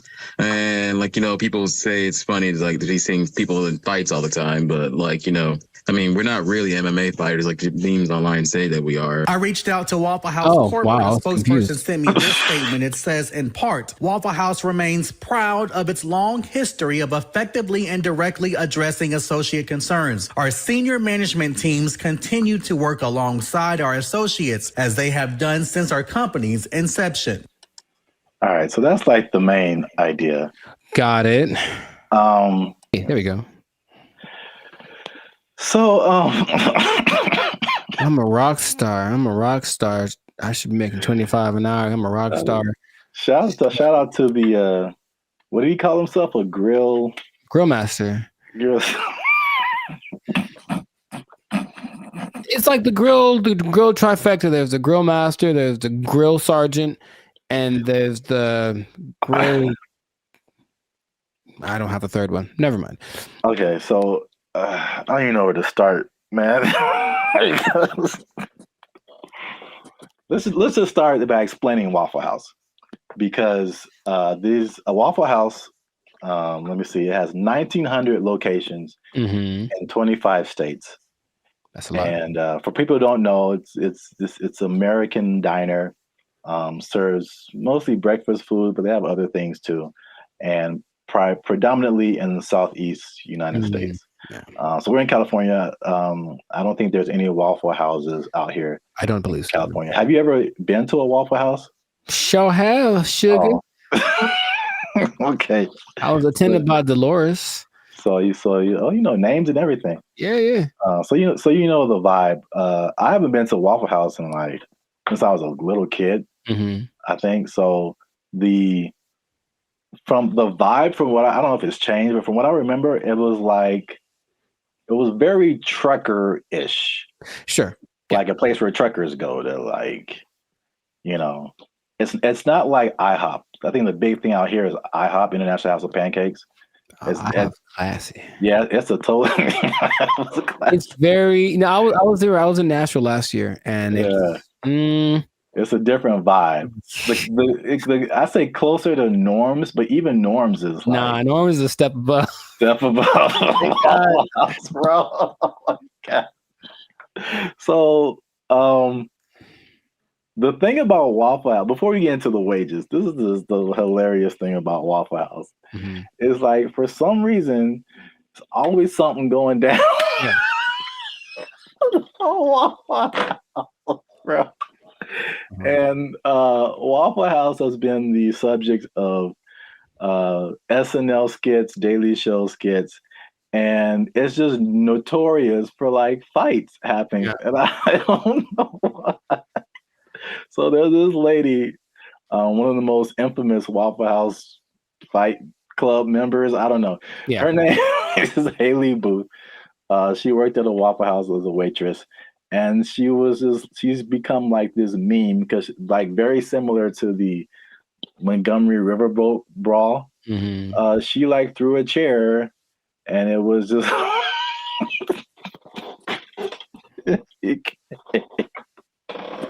it became a meme. So it's a big social media thing with Waffle House, and like these are some of the quotes from like social media. Okay. Oh, Haley, the waitress, she says, and I quote, "I've probably cleaned blood off of every surface of a Waffle House," just to give you guys an idea. Mm-hmm. Someone else as a joke said, "A fully staffed Waffle House could take out ISIS." There's another one. Yeah, accurate. This says, there's a Fight Club meme that says, "If this is your first fight at Waffle House, you have to fight." So that's the vibe of Waffle House. And then for the waitress, she says that the primary reason she thinks why there's fights is two reasons. Is one, it being open 24/7, and two, them serving alcohol, and the combination of those two things turning into fights. Yes, well, two things. Can we every time we say that, can like something just pop up like a head or something? Just to hint like coming soon to a podcast near you. Two things, but one, I don't think it's a coincidence that the Waffle House logo uses the same colors as Spirit Airlines. That's just kind of my first thought. Second, and this is from personal experience, people are drunk when they get to Waffle House. Yes. So it does not matter whether they serve it or not. I read that too. So basically, for sure. Waffle House is like the after club spot. Yes. So once the club closes down, the Waffle House is open and ready for all comers. And man, it's just... yeah, they gotta shut it. Waffle House. But places like Denny's are open 24 hours, a lot of them, and Denny's don't have that. So it's something about Waffle House. It's something about Waffle. It's like when you walk in, you do feel this. The first time I went to Waffle House, I was young. I was probably 10 or 11 in Missouri, I think. And I remember I remember my waffle was cold and the butter wasn't melted. So I was mad about that. But I also remember that there were people. Oh, there's a word that my mom used to say all the time. Nefarious. I think there are some nefarious individuals in the corner, and she's kind of uncomfortable with having her kids in this place with these nefarious individuals. Kind of suspicious. And I didn't know that was normal until I went to another one later, older, and I was like, I feel like those are the same people. Like, I was like, I think they just have them instead of the weird bunch from the McDonald's group, right? All them. They just have these cats in the corner ready to start some stuff. Like, that's what it feels like. Yeah. I was so thrilled about this topic. Also, I think the food is okay. Yes, so that's a good segue. The food and the service. It is borderline acceptable. And so now, fast forward to today, Waffle House employees are pushing for $25 an hour in Georgia. I'm getting mixed numbers, but I think the Georgia minimum wage is $7.25 today. That sounds about right. So Georgia, I mean, that's almost a 4 times increase. That's like, so to put it in California numbers, the minimum wage is like $16, $17 an hour. Going to 20. So that means like, if this was in California, they would be asking for like $60 an hour. Right. To serve mediocre waffles. To provide mediocre service serving mediocre food. $60 an hour. To mediocre people. All right. It should be like an intervention. Like if you're in the Waffle House, like, man, IHOP's right over there. Just copyright. Just wow. Just do yourself a favor and upgrade a little bit. Upgrade a little bit, or make some. I would rather eat Eggo waffles from the toaster than eat Waffle House waffles.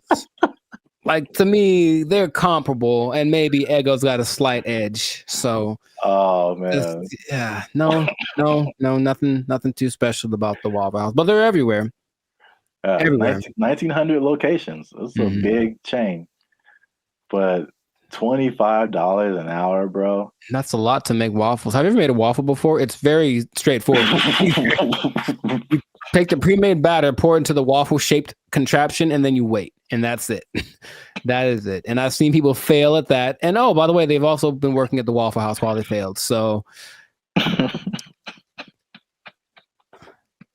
what's the end game for them? I mean, one, are they going to get it? Is there any precedence for this? Also notice in those videos, there was like 9 people protesting. Is that really right? You said there's 1,900 of those things, and those videos didn't have nothing more than like one store worth of employees. It was like one store that decided to speak for all the Waffle Houses. And I feel like that's not going to get it done. Not at all. It's not enough, Waffle House. It's the beginning. You got to start somewhere, man. Sure you do. Hey, support them. Wow. I think I'd just go to IHOP and support them instead. But no, people are jumping on the bandwagon because you got the SAG strike, the writers' strike, UPS workers were on strike, auto workers on strike. So Waffle House people are like, yo, we like a good fight. I think everyone wants to make more money, of course, but what's the value you're providing? What are you doing for me that I can't do myself? And like I said, I can make me I got a decent waffle maker. I can make myself a waffle. So I don't know what they're going for, but if they get it, good for them. $25 an hour. Wow. That's a whole lot. Leading the charge, the rockstar cook, rockstar grill master. He should probably just go solo. That's what I'm thinking. Instead of doing this whole trying to lead the charge thing, just be like, I'm the rockstar grill master. Make his own YouTube channel. Have a shit. Hey, bro, I'll manage you. Just give me $25 an hour, and I'll manage you. Start a whole chain of waffle apartments. Man, I see the possibilities. I see the future. Not the whole house, but we want a waffle apartment. We can get a waffle condo on the down payment on a waffle condo. Look, that'll be all right. A waffle sublet, if you will. Yeah. Well, we've talked about this way too long.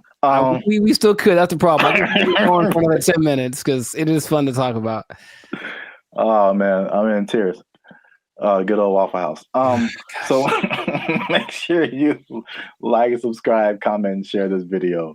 Well, again, your favorite Waffle House employee. Ooh. And as a sign of support, of course. Sure. And yeah, we'll be back here, same bad station, same bat channel. Is that how they said it? I don't remember. I don't really remember either, but yeah, I'm not old enough to remember that. Nor am I. Well, good luck, Waffle House employees. I hope y'all don't get fired. They don't take your job. The waffles are cold. They took our jobs. They took our jobs. I can only imagine that she was just kind of like plotting it all. She had like the bags packed behind something, and as soon as he left, all right, honey, I'll see you in a week. Good luck in the show and wherever the Fast and the Furious 25 reunion tour or whatever. And then as soon as he walks out the door, she's like, "Oh, he's gone, beat it!" And we all just we practice, and the kids like doing army crawls out the door. I don't know, man.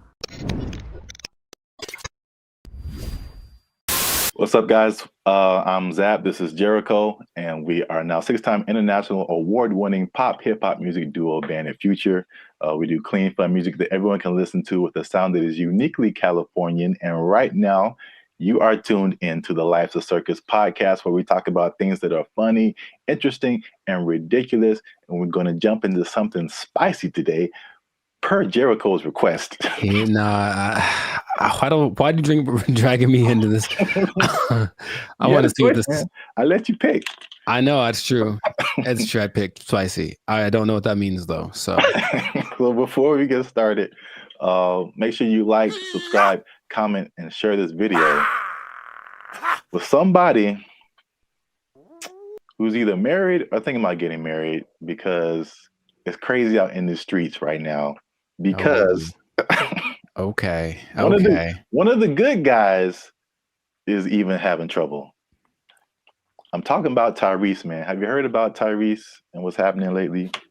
I haven't thought about Tyrese in a long time. So the answer is no, but I did look, the reason I have this lip ring, which is ridiculously small right now, I need to upgrade it, is because of Tyrese. So he was an influence on my life at one point. So shout out to Tyrese. What's going on with my boy? A Los Angeles native, raised and born in Watts.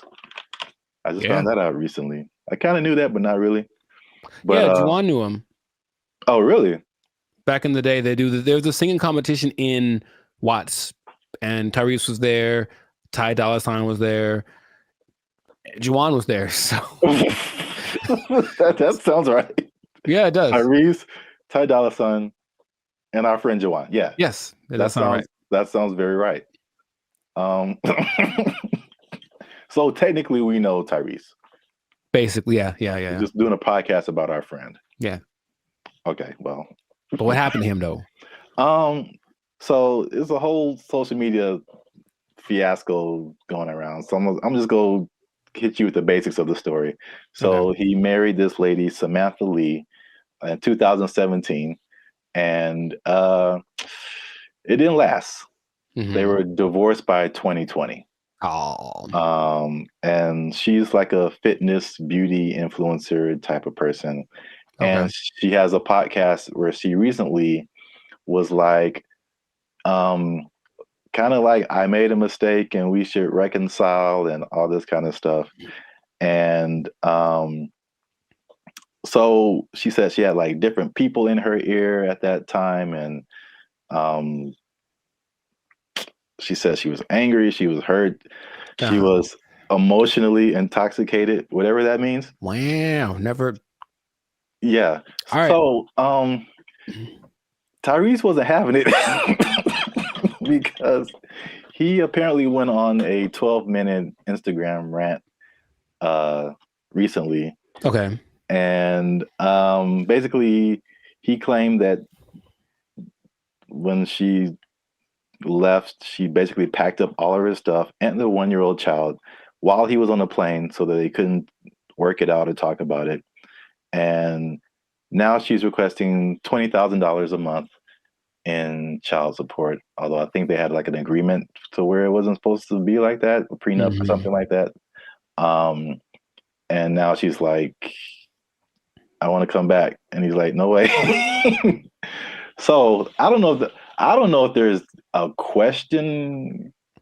I don't even know if I have a question for you. I guess what are your thoughts about anything that just it doesn't surprise me. That's just the number one thing. I think people are entitled to their own ridiculousness nowadays, but good on Tyrese. Statistically, we talked about it before in other episodes, like divorce is a thing, but then if you get married again, the chances of it go way up. Like, it's for sure going to happen. Why would you marry the person that you divorced already? So that's already one. But then I don't understand enough about what happened between them to accurately judge. Meaning, I don't know what happened to cause them just to I know the incident, but I'm saying the incident that she just kind of upped and left while he was unable to do anything about the situation. But up till then, like, what was happening? What was the buildup? What was the main thing that caused such a rift in the relationship? All I can say is that you definitely shouldn't take someone back that is willing to do something. So I'll call it immature. I'm gonna call this lady immature. for not, because you've got you've got this relationship, this agreement. You've created a kid with this person, so you guys have some kind of understanding, and you can't talk things out. You just have to go like, all right, well, wait for him to listen.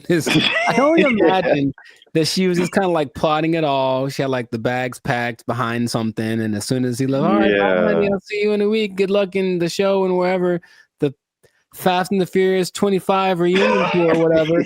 And then as soon as he walks out the door, she's like, oh, he's gone. Beat it. And we all just we practice, and the kids like doing army crawls out the door. I don't know, man, but I'm just saying it's not surprising that kind of thing happens. I'm sure it happens all the time. But and then the $20,000, it always fascinates me how they come up with the number. Like, what do they say? I'm used to this lifestyle, so I can't go back. So I have to have this amount of money to sustain. That's usually what they say about it, right? Nah, man, you can do better, Tyrese. Yeah, you're Tyrese. You can get a lot of different women. Try another one. Yeah, I think she reportedly makes $160,000 a year, which I mean is again like the lifestyle thing, but it's enough to support her and a child. But yeah, since you brought up some statistics, this is kind of the other part of this. So, and not just about Tyrese, but that kind of got me thinking about marriage and men and women in general. The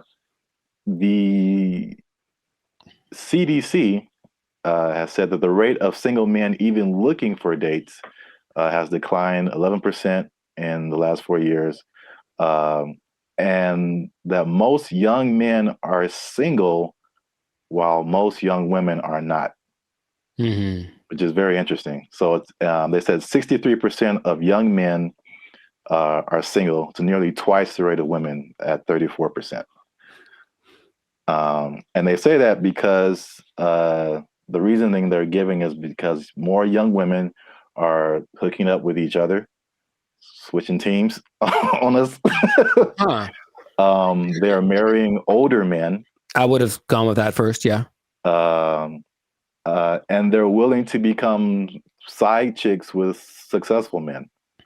So there's successful men who have like 2 or 3 chicks. Interesting. I mean, it all makes sense. Yeah. Well, that's good in a way. The older men part. But and then let me add this to you. Sure. A lot of men are saying that, and again, you've seen this again, Tyrese, bringing it back to the Tyrese thing, is that the current American marriage laws do not favor the men. And so a lot of men are fearful of marriage because of that. The 50% divorce rate. This is what I just found out recently. 70 to 80% of divorces initiated by the woman. Interesting. And 90% of alimony paid to the woman. And then one person said that basically the way it's set up, women are pretty much incentivized to break the marriage contract, and they get rewarded for doing so. So they can leave at any moment for any reason and take half your stuff. And right, like, that doesn't sound fun at all. No, it does not. I did have no, it doesn't. I had a talk with an older man. He may or may not have been my father, and he said that divorces are almost always the guy's fault. And I was like, interesting. He explained himself. He has a reason for why. Basically, they're like, a woman has certain things that she needs, and then if the man doesn't fulfill them over time, she starts to explore her options outside of the marriage, or not, but like consider getting out of the marriage. But that number is ridiculous. That's 70 to 80%. Like in instigated by the woman. That's really high, man. Yeah. So there's no hope. Is that what you're saying? Yeah, there's no hope. So that's Okay. another episode of the Life's a Circus podcast. Make sure you like, subscribe, comment, and share this video with somebody who's either married or going to get married. And explain to them how there's no hope. Everybody have a good day. Bye. They took our jobs! They took our jobs! The place that bring this is the Southeast Technological University in Carlow. I think that's how you pronounce it, Ireland. That's a bad start. That's a really bad start. All right, let's just stop. Hold up. Hold the presses just for a second. All right, so Ireland. Okay, I think. Okay, where do I begin? Okay, man.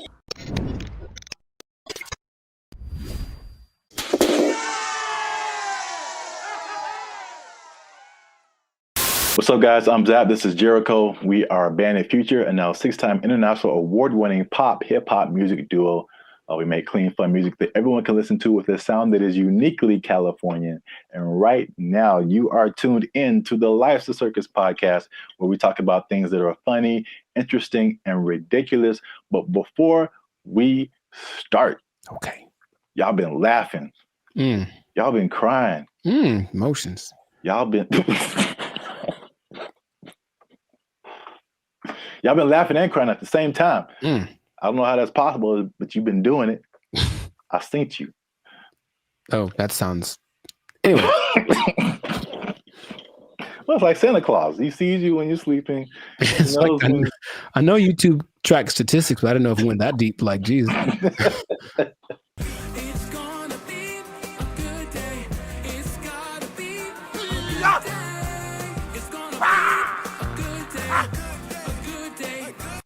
So today, we are talking about something that's interesting. The letter Q? I mean, that's kind of what I was hoping. Today's episode is brought to you by the letter Q. Brought to you by, yeah, a little bit deeper than a single letter. Okay. But it does have to do with letters, arts, and sciences.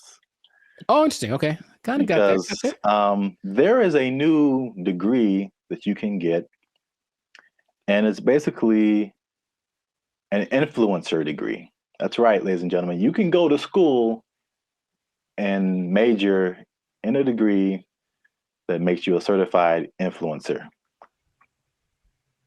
We're here. It's a thing that's happened. We're here. That doesn't surprise me, but go on. I want to know more. Yeah, forget about engineering or what else is there? Business, law. Math is a thing still, I think. Medical. You need to bet your entire future career on becoming an influencer. So this is the place that is offering this is the Southeast Technological University in Carlow. I think that's how you pronounce it, Ireland. That's a bad start. That's a really bad start. All right, let's just stop. Hold up. Hold the presses just for a second. All right, so Ireland. Okay, I think. Okay, where do I begin? Okay, man. So, like, for a place to have influence, it has to be something that has relevance. I think something where it's like, okay, this place is, or this person has said, this is what's important, what's cool. I will listen to it because I respect their opinion. I've never once thought about Ireland for anything other than leprechauns and beer. And if it's not about those two things, I don't care what Ireland has to say. So I'm already like, it's missed me on that, bro. Like, come on. If it was like New York or Dubai or something, it's like, yeah, a big place of influence. Don't tell me, no, man. Okay, keep going. What do you got? All right. That's interesting because I kind of went that way for another reason. Okay. I don't know how they name schools in Ireland, but this sounds like very much like a DeVry University, JTT Tech, like it's not your top tier. Nope. So I was like, The official name of the degree is called it's a Bachelor's of Arts in Content Creation and Social Media. What would that sound like in an Irish accent? I'm not even gonna try that. I don't got it either. I'm not good at accents. Nor am I. Except for, well, never mind. Canceled. Yep. I don't want to go. I don't want to be canceled yet. So yeah. But to, I guess, kind of legitimize it, the influencer industry is currently valued at $21 billion. So it is an industry to a certain degree. I have thoughts about that. But more than half of Gen Zers think that they can make a career out of content creation. So this school offered I think it was a summer, just a class, not a whole major. And it was like, of course, filled to the brim with students. I think they're going to have they're going to admit 40 students to this major this coming year. And they're sure that they'll have to turn a lot of people away. So it's a very much a major of interest. On the flip side, and this was from the New York Post. The New York Post. They say that the rapid evolution, and this is something we talked about before. The rapid evolution of social media and trend cycles could make the entire degree worthless as soon as you receive your diploma. Yeah, what's the curriculum based off of? What metrics are they following? It seems like a cool idea if it's constructed in a certain way. I mean, imagine the nonsense if you paid money to become an influencer and then you sucked at being an influencer. Like, it's just, I feel like to be an influencer, you just have to have a certain kind of either personality or vibe. Like, not any person could be an influencer, that's for sure. But I don't know if that's something you can sell the idea on it for sure. But I think there'd be a lot of people asking for refunds in like a year. It just seems like something. Yeah, Can you do that? Well, you can ask, of course. I'm not saying I get it.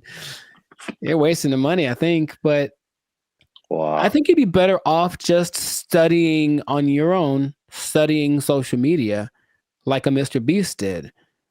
He just studied YouTube, literally, and that's all. And then it worked out phenomenal for him. So, and not only that, all the people that he worked with also didn't get as big as him, but they all have channels with millions of people, millions of followers. So but here's the thing with education, anytime they're like, oh, there's an opportunity to make some money for us and maybe it'll work out and then we can get some more accreditation or who knows. They're just trying to evolve. So I see the point, basically. They're trying to evolve with the modern times.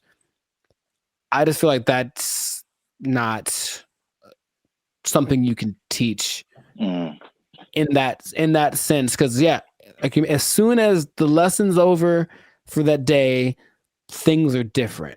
So if they're not constantly keeping track of the market, it's like teaching day trading or something based off of data from last week. It's like, okay, well, that worked last week, but it's different now. It's a whole nother. So it would have to be done really well to work in mass. Like, yeah. Well, I have a bunch of thoughts on this. So, in their defense, they have said that they're aware of, like, again, like, social media is constantly changing, stuff like that. So the curriculum is more about high level concepts, I guess. Okay. As like what the business behind, becoming an influencer, stuff like that, which makes sense. But it's also like, if I were a student, I wouldn't study this because I think it's too specific. And influencer is just a subset of sales, marketing, advertising, business. It's just business. And so, like, I feel like if you went to school for business, you would get a better you would get a better view of like how the world works instead of just looking specifically at influencers. Right. But this is also like college was like 20 years ago or no, 15 years ago, something like that. So I have a totally different perspective, but as like a student coming in, you're like, oh yeah, I want to do this, blah, blah, blah. But I've mentioned this before. I kind of felt there's a interesting similarity between this and music, because you went to school for music performance. I went to school for music industry. And though I think even more so at the time that we went to school, even those majors were considered like, why are you doing that?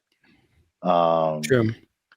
So I can see the parallels, and then not that I regret doing music industry, but I can see now how I would have benefited probably more from just studying business instead of like a specific type of business where like all the rules are way different than like normal life.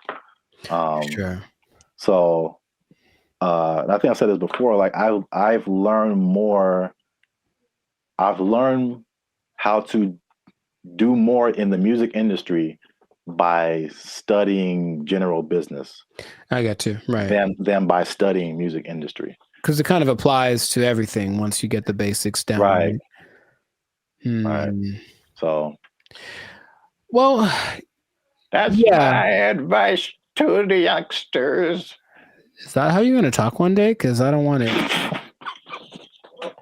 Welcome to the Life Circus podcast. I'm pretty sure I'm going to talk like this forever till I die. So I don't know what's happening to you over there, but you sleep. But we talk about things that are funny and straight up ridiculous.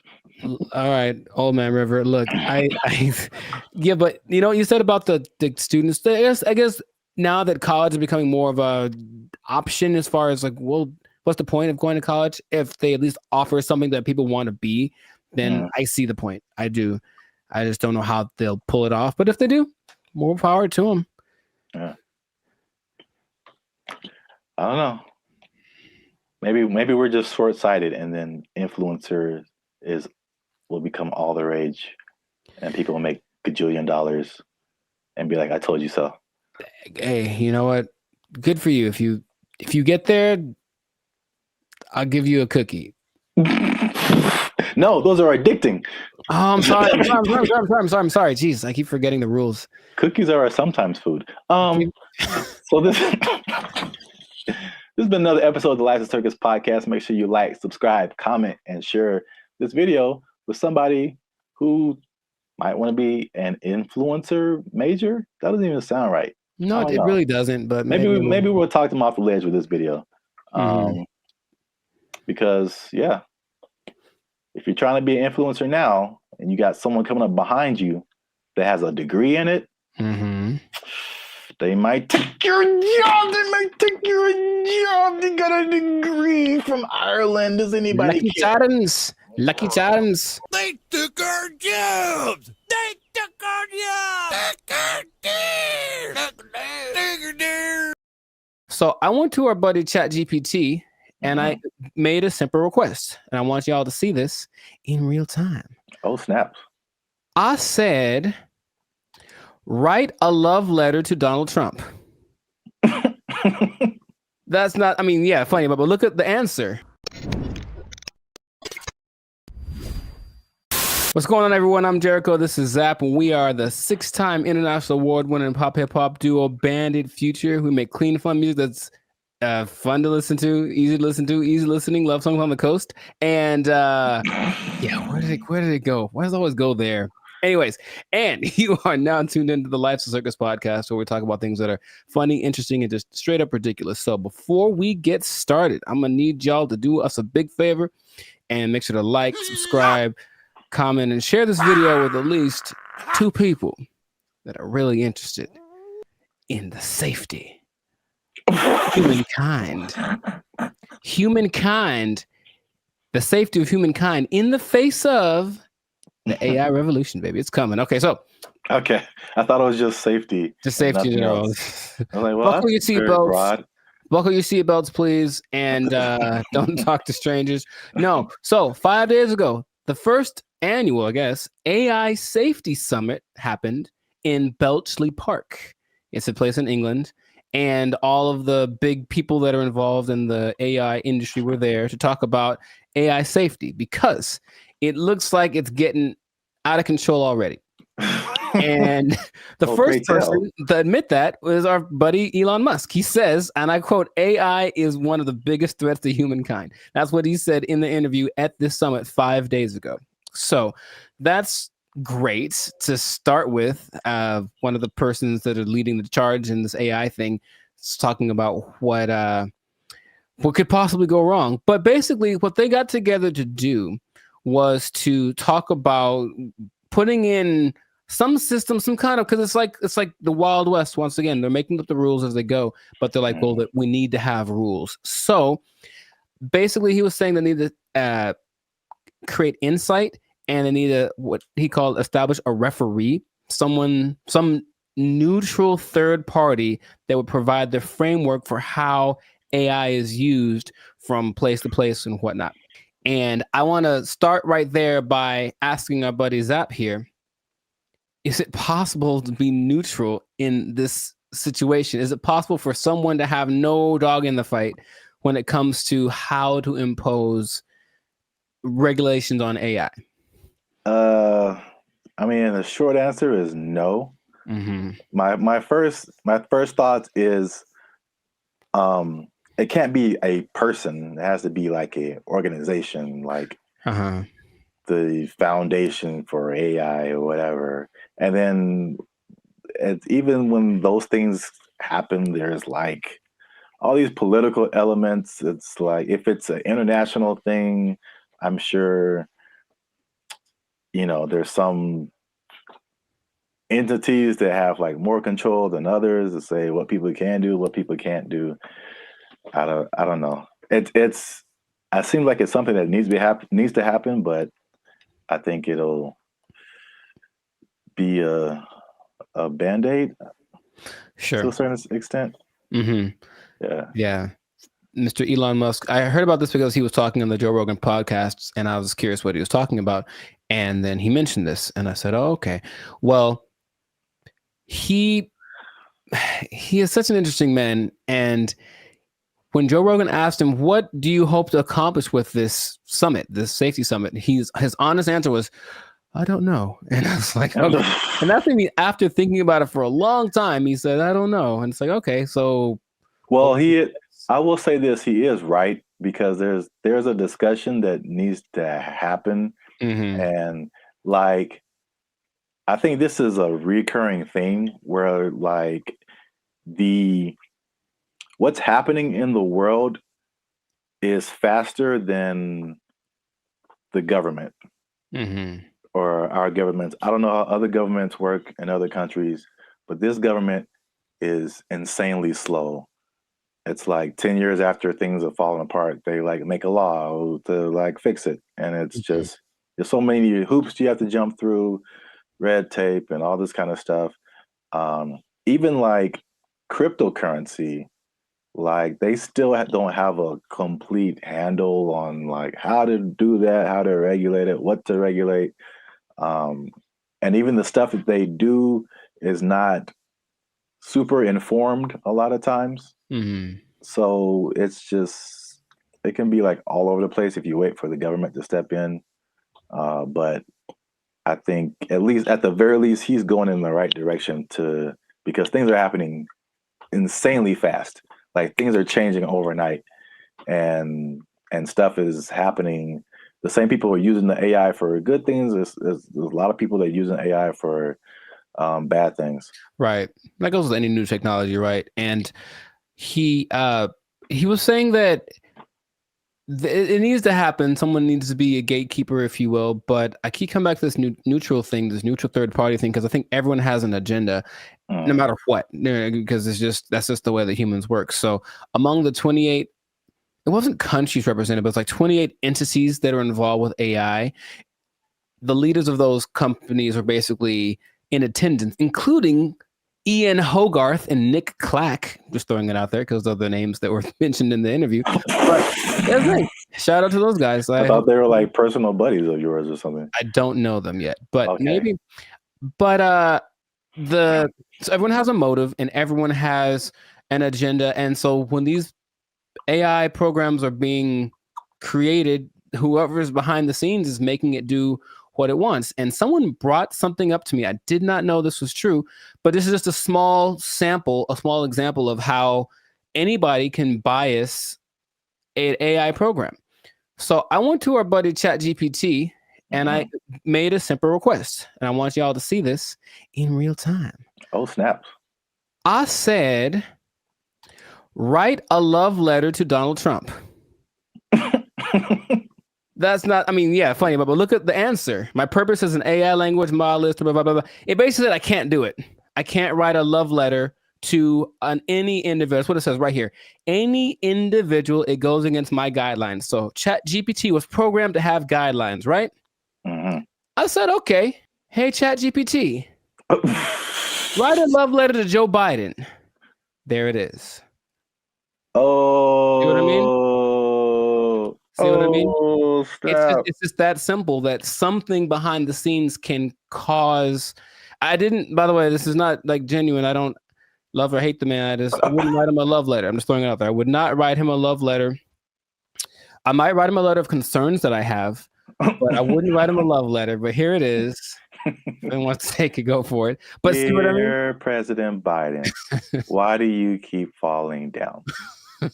Love, Timmy. Dear Joe, I hate your stinking guts.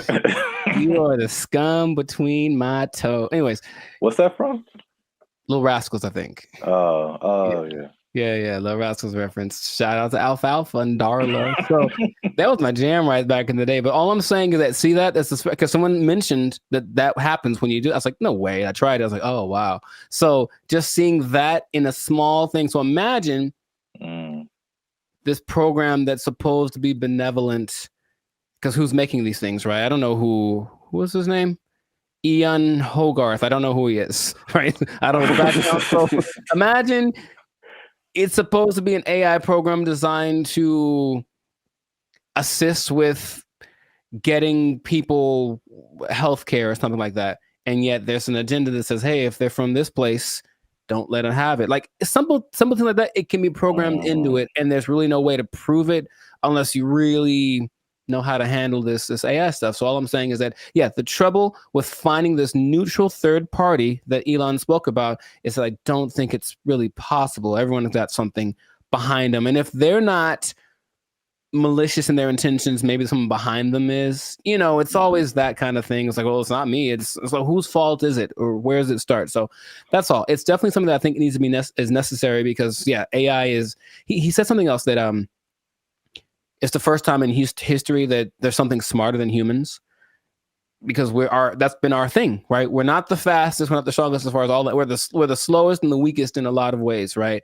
But we got smarts. We can make crafts and buildings and vehicles and all that kind of stuff. And now we've made a thing that is going to be smarter than the smartest one of us. So it's like, what's going to happen down the road? And it's like, it doesn't look great, because it really feels like they're all in this, like, I don't know what we're doing. Perfect. That's the feeling that I get from it. And that's how the movie starts. It always does. And there's lots of movies in there. So the question is, what would be fair rules? He made the comparison to like a sports team. It's like we're starting a game, and these are all the teams that are playing. So all the teams should have a say in what the rules are. But of course, if you're talking about like the Nuggets making the rules, and then, I don't know, the Lakers making the rules, they might have different ideas of what's fair, right? Yeah. So it's just going to be interesting to see how that goes. But at least someone's trying it. I believe the Prime Minister of England set it up, and that's what's going down. So fingers crossed, because like you said, it's happening really fast. Yeah. And they need to figure something out quick, because this is a good segue into another episode, because there is a scam going on right now that people need to be aware of. It's happening right now, and it was a big news story on CNN. Okay, you have to tune in to another episode of the podcast to check that out. But anyway, this has been a fantastic episode of the Life of Circus podcast. If I do say so myself, a Life of Circus podcast. Jericho, this is Zap. So make sure to like, subscribe, comment, share this video with some people interested on the fate of humanity, and hopefully they won't come and do the thing where they take our stuff. Take your job. They're gonna take your job. Take it out. They took our jobs. They took our jobs. One thing I never saw before that they just installed in the mall near me, and I think it's just genius. I've never seen this before. They just put a... What's up, guys? I'm Zap, and this is Jericho, and we are Bandit Future, a now 6-time international award-winning pop hip-hop music duo. We make clean, fun music that everyone can listen to with a sound that is uniquely Californian. And now, right now, right here, right now, baby. Right here, right now, yeah. You're listening to the Lives of Circus podcast. Well, my voice went really high. Where you're talking, we're talking about things that are funny, interesting, and ridiculous. But before we get started, make sure you like, subscribe, comment, and share this video with at least 2 people who like to go shopping.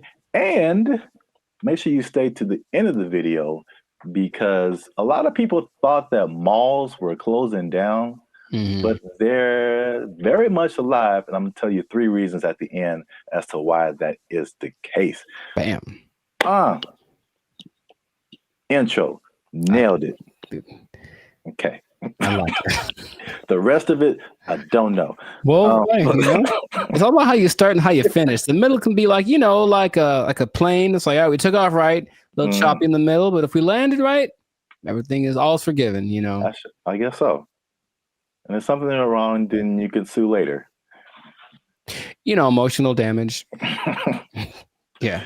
But yeah, so today's topic is all about the American mall, America pastime, if you will. Jericho, do you still go to the mall? Is that a thing you do? Where do you do your shopping, my brother? Dude, it's always going down in the mall. Meet me in the trail, it's going down. Meet me in the mall, it's going down. That is one of the greatest songs of all time. All right. Beyonce made one of the greatest albums of all time. That is one of the greatest songs of all time. All right. I'm gonna let you finish, but Beyonce had one of the best videos of all time. It's just so good. I do. I like that song so much. Like, oh my gosh. I do think about that more than I should. It's so good. It's just such a if you just I guess I think about the lyrics too much, because it's just like wherever this guy goes, it's going down. Yeah, I know. It's like, how cool is this guy? You can meet him anywhere, and anywhere he is, it's going down. He's pretty cool. That's gangster, man. To me, never met him, but seems pretty cool. I'll still go once in a while. I don't like shopping that much, but I always liked going to the mall. I just like the vibe of it. It's where you went to pick up girls in high school for sure. But just even now, I'll still, if I got some time to kill. Oh, and they have Cinnabon there. Good Lord. I mean, tell me that place isn't run by Satan. You ever eat a Cinnabon? You have to take a nap halfway through. I'll go there just because I kind of like it's like a realm of industry that I never really thought of too much until I was older. Actually, after watching an episode of Daria, it's really weird. But it was kind of like this episode about the mall culture in general and how places got big, like Cinnabon, in malls, and what an interesting concept it is. But not like a little, outdoor, but like a big, huge Ontario Mills style, or like the big one in Minnesota. That kind of mall thing. It's just a vibe. It's commerce. It's kind of like capitalism in its friendliest. It's like, hey, here's a lot of stuff that you probably want all in one place. You can come get it and spend time here, and it smells wonderful and it's fun. So I always liked going to the mall. So I'll still go once in a while, but I usually know that I have another option now. I don't have to go to the mall to get stuff that were back in the day I did. Yeah, I mean, I'm from Alabama, Montgomery specifically. We had basically two malls. It was the Montgomery Mall and the Eastdale Mall. Montgomery Mall was it was all right. It was kind of small. Eastdale Mall was a little bigger, but not compared to what I've seen out here. Like Ontario Mills. Yeah. You mentioned that is huge. The Glendale Galleria, huge. Yeah. What's the one that's like off the 5? Oh man. Not Fox Hills. No, it's like the Citadel, something like that. I know what you're talking about, but I don't think I've actually ever been there. I think it's either that or something, or Cerritos. The Cerritos Mall is huge. It's the Beverly Center. Yeah, a big, yeah. Yeah, I mean, the malls are. I guess we don't really think about it, but they're still around. They're still huge. So I'm gonna just throw some numbers at you, because I thought, like, after COVID, like, that was it, because like it was a crazy time, and you saw a lot of a lot of big businesses, from bankruptcy. Wow, words. I remember J.C. Penney was a big one. Bed Bath and Beyond got hit by COVID. Toys R Us. Oh yeah, R.I.P. Toys R Us. That's legit R.I.P. right there. It's like like big flagship store. I'm not talking like a little, Radio Shack or Circuit City. I'm talking about like the biggest store in the mall is like shutting down. Like, there's gonna be no more mall. Plus, what I thought with e-commerce, the Amazons of the world, it's like, okay, people got used to getting stuff delivered to them, and it's like, why go out? I can just get it on Amazon or Walmart.com. So the numbers, however, say the opposite. So malls work with like an occupancy thing. So basically, it's like the number one indicator of how successful the mall is. So the more occupied it is by retailers, the more successful the mall is. So mall occupancy was 89 to 95% last year. 92%, and you're doing good. Anything above that, you're doing good. So malls are healthy, they're thriving. And this is what happened that I didn't really realize, is that when the stores closed, it didn't necessarily mean that was the end of the mall, because in case you didn't notice, a thing called inflation has been happening. No, I didn't notice. And so the price of everything has gone up, including rent. They just opened the space back up and they charged more because it was a new tenant. Traffic is actually up. Sales are actually up. There's actually waiting lists in some places for some stores to get into the malls. And so I get into these. There's 3 things that are really happening. You touched on some of it at the beginning. Okay. But I can at least give you this one on the retail side. It's basically people are finding out that, and it's kind of odd, I guess. I didn't expect that to be the way it is, but retailers are finding out that people aren't necessarily making that purchase online. They're just kind of like browsing. It's almost like TikTok, right? You're not really connecting with anybody. You're just scrolling through and seeing what's available. And they're making more concrete decisions in the store. And so the digital part is like getting people to recognize you and who you are. But they're actually seeing more sales being converted in the store, or it's caught not necessarily that, but it's costing them less to get people to buy stuff, basically. Makes sense. I So think. Oh, go ahead. No, you can go ahead. That there's no replacement for retail therapy. I think people that love to shop, I can imagine the people that love to shop, that dopamine rush of having those 2 plastic bags when you come out the department store. You can't replace that with this. Oh, we'll just bring it to you. It's like nah. It's like, don't bring me I want to go catch the fish, because it's as satisfying to actually catch it and have it as it is to pay for it. So I see that as being the thing that drives people more than anything. Yeah, and then online stores are actually there's stores that have started online, and they're actually moving to like the brick and mortar type store. So a few of those companies, one of them is Warby Parker. Have you heard of them? No, I don't know what that is. Okay, I see their commercials all the time. They do like eyeglasses, stuff like that. Okay. Another company called Allbirds that I haven't heard of. And there's another company called Wayfair that I have heard of. I've definitely bought stuff from their company, and so they'll be building like their own store. So yeah, that's number one. Retailers are seeing positive sales in the brick and mortar, and the second thing, you kind of alluded to it, is just people there's a certain luxury experience in malls that people are drawn to, right? That you don't necessarily get when you're just clicking a button online.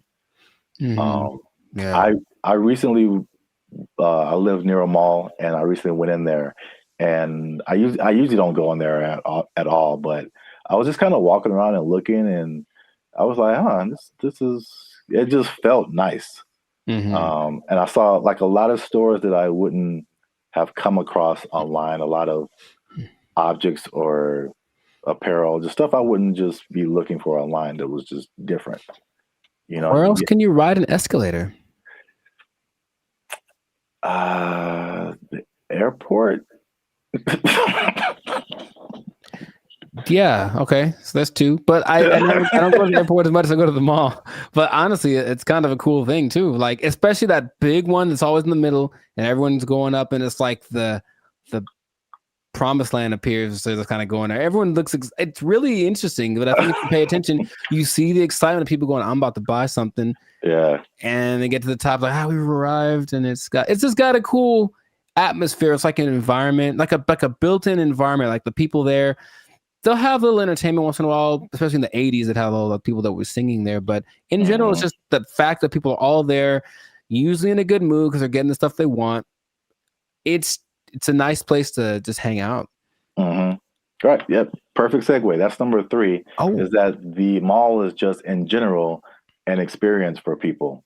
And I think what adds to that, they actually listed it here too as well. It's not just the stores, but everything else is happening too. So in some malls, they have stuff like go-karting and video game arcades. I know there's some malls that have like a trampoline thing you can jump on if you feel like it. And of course, the restaurants, the movies. Oh, movies, yeah. All kind of good food. And one thing I never saw before that they just installed in the mall near me, and I think it's just genius. I've never seen this before. They just put a grocery store inside of the mall near me. And that's literally the first thing I see when I walk in. And it's very weird because grocery store and mall are 2 different things in my head. But you're already shopping. I guess it makes sense. Well, from a psychological standpoint, I've never seen that. And that makes a lot of sense because from a psychological standpoint, when people buy stuff, like they're more likely to buy stuff when they've already bought something. So they're kind of in the mode of buying. So I'm going to the store to get my vegetables or whatever, groceries, normal. And then if you're in an environment where there's other stuff you can buy, they're like, you know what? While I'm here, I might as well see if they have and all of a sudden, there you go. You're selling more than you would have. So it's like the stores and the mall have like this kind of symbiotic relationship in a way. So yeah, that makes complete sense, but I've never seen that. Yeah, that's the first time I ever saw that, and it does make sense, and also, like the concept of a mall where you get everything. Like I would like in my mind, it's like if I'm running errands, it's like okay, I got to go to the mall, then I got to go to the grocery store, then I got to go to this place. But if they're all in like one place, you can go to the mall, you can go to the grocery store, you can go to the movies, and then play an arcade game. You just spend your whole day at the mall. It's like a physical Amazon, like really, like everything I need is right here. Yeah, it's crazy, man. I want to go to a mall. I just want to go to the mall. I want to listen to that song. Meet me in the mall. It's going down. Get some groceries. Meet me in the club. It's going down. But if someone meets you there, will it be going down? I mean, do you have that kind of?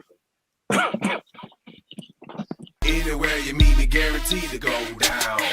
Yeah, that kind of pull, man. Will it be going down if I meet you in the mall? I think so. I think I can say that with confidence. I think it'd be going down in the mall. And you just play that song and like the murder horn song back to back, and dude, I'm lit. Like it's no.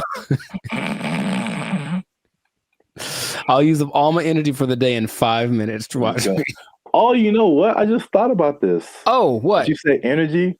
The mall next to me also has a gym in it. Yeah, I've seen that before. Like, it's everything. You just go to the mall. Yeah, that's so smart because they sold that mall when after COVID because like nobody's renting. They thought it was going to go down, and this guy bought it, and I was like, that's the dumbest thing ever. Like malls are on the decline. And they got a gym in there, you got a grocery store. That mall is bumping, dude. Like, yo. And he bought it at a discount. So just like, man, I want to meet the guy. They did an article on him. Okay. There was something depressing about the old malls, though, in some places where they're like kind of abandoned. Oh, yeah. Those are kind of, all right.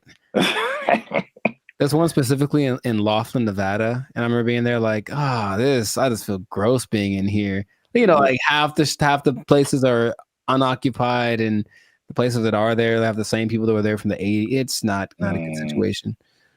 Yeah. But yeah, I like the mall, man. It's a good place.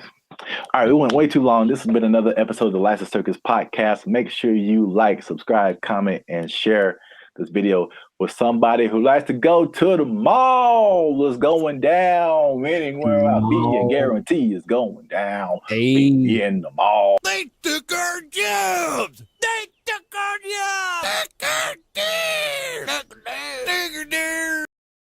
The WNBA. Do you watch that thing? Do you watch it? I do not. Nor do I. All right. So we've had that talk. Now, what's going on, everybody? I'm Jericho. This is Zap, and we are Bandit Future, the 6-time international hip-hop pop duo. Well, we're international worldwide, but we also have awards. We won 6 international awards for our music. There we go. One day. Anyways, we make clean, fun music that everyone can listen to with a sound that's uniquely California. And you are now, good Lord, tuned in to the License Circus podcast. We talk about things that are funny, interesting, and just straight up ridiculous. So before we get started, make sure to like, subscribe, comment, and share this video with at least 2 people. Oh, man. With at least 2 people that like women's basketball. I'm going to talk about it. This episode is for my dad, basically, because he likes it a lot. Now, what I want to say is that stay tuned to the end because I have an idea. I have a solution I'll say fix it. I'm just going to say fix it. I'm to fix the WNBA that no one has explained in this way yet. I have the unique perspective that you need to hear. So stay tuned to the end. I'll let you know. So this kind of goes for women's basketball in general because the WNBA season just ended, but women's basketball started. And I'm in the gym yesterday and I'm watching it. I texted you about this and I'm watching it and I watch and I watch and I watch. And about 7 minutes go by and no one has made a basket. And I am heated because I'm trying to feel good about myself. I'm in the gym working it out and I want to see some success happening so I can feel motivated. And there was no success. And I was so mad about it. And it was a blowout and it wasn't very fun. So I want this to be positive. So what I want to say is that women's basketball is a noble sport. Basketball, of course, was created for women by James Naismith. And I've heard a lot of arguments from professional female basketball players about the disparity between the men's game and the women's game and this and that. But there are a couple of things that I think get ignored that would make things a lot better. Or when it comes to the argument in between why people should watch the WNBA, things get overlooked. So I wanted to throw this out there. I'll ask the question first to you. Do you watch the I'm trying to make it one word. No, it doesn't work. The WNBA. Do you watch that thing? Do you watch it? I do not. Nor do I. All right. So we've had that talk. Right. Now, the thing that there's a lot of things that could that's the whole thing. There's a lot of things that could contribute to why the men's game is so much more enjoyable to watch. But what I hear the counter is that, well, women are a lot more fundamentally sound. So if you watch women's game, you will get a lot more of the basics, a lot more of the pureness of the sport. That's the thing that I hear more than anything. This is why you should watch the WNBA. So I looked at 2 statistics that just told me everything about why that's not correct. So let's just say, what's the number one objective of basketball? Put the ball in the basket, right? Score points, right? So the better you are at that, the better than you're doing. I looked up the percentages of shooting in the NBA versus the WNBA for last year, just to see. Maybe women shoot better, and so you should watch because, that's the thing they do. They're not dunking on everybody, but they're definitely fundamentally sound with their jump shot. WNBA average, 44%. NBA average, 47%. Okay. And the average for the WNBA, I couldn't find the statistic for the NBA, but for women, for the whole existence of the WNBA, the average is 42%. I think that's pretty low. And I don't care who you are. I don't want to spend my whole time watching people miss shots.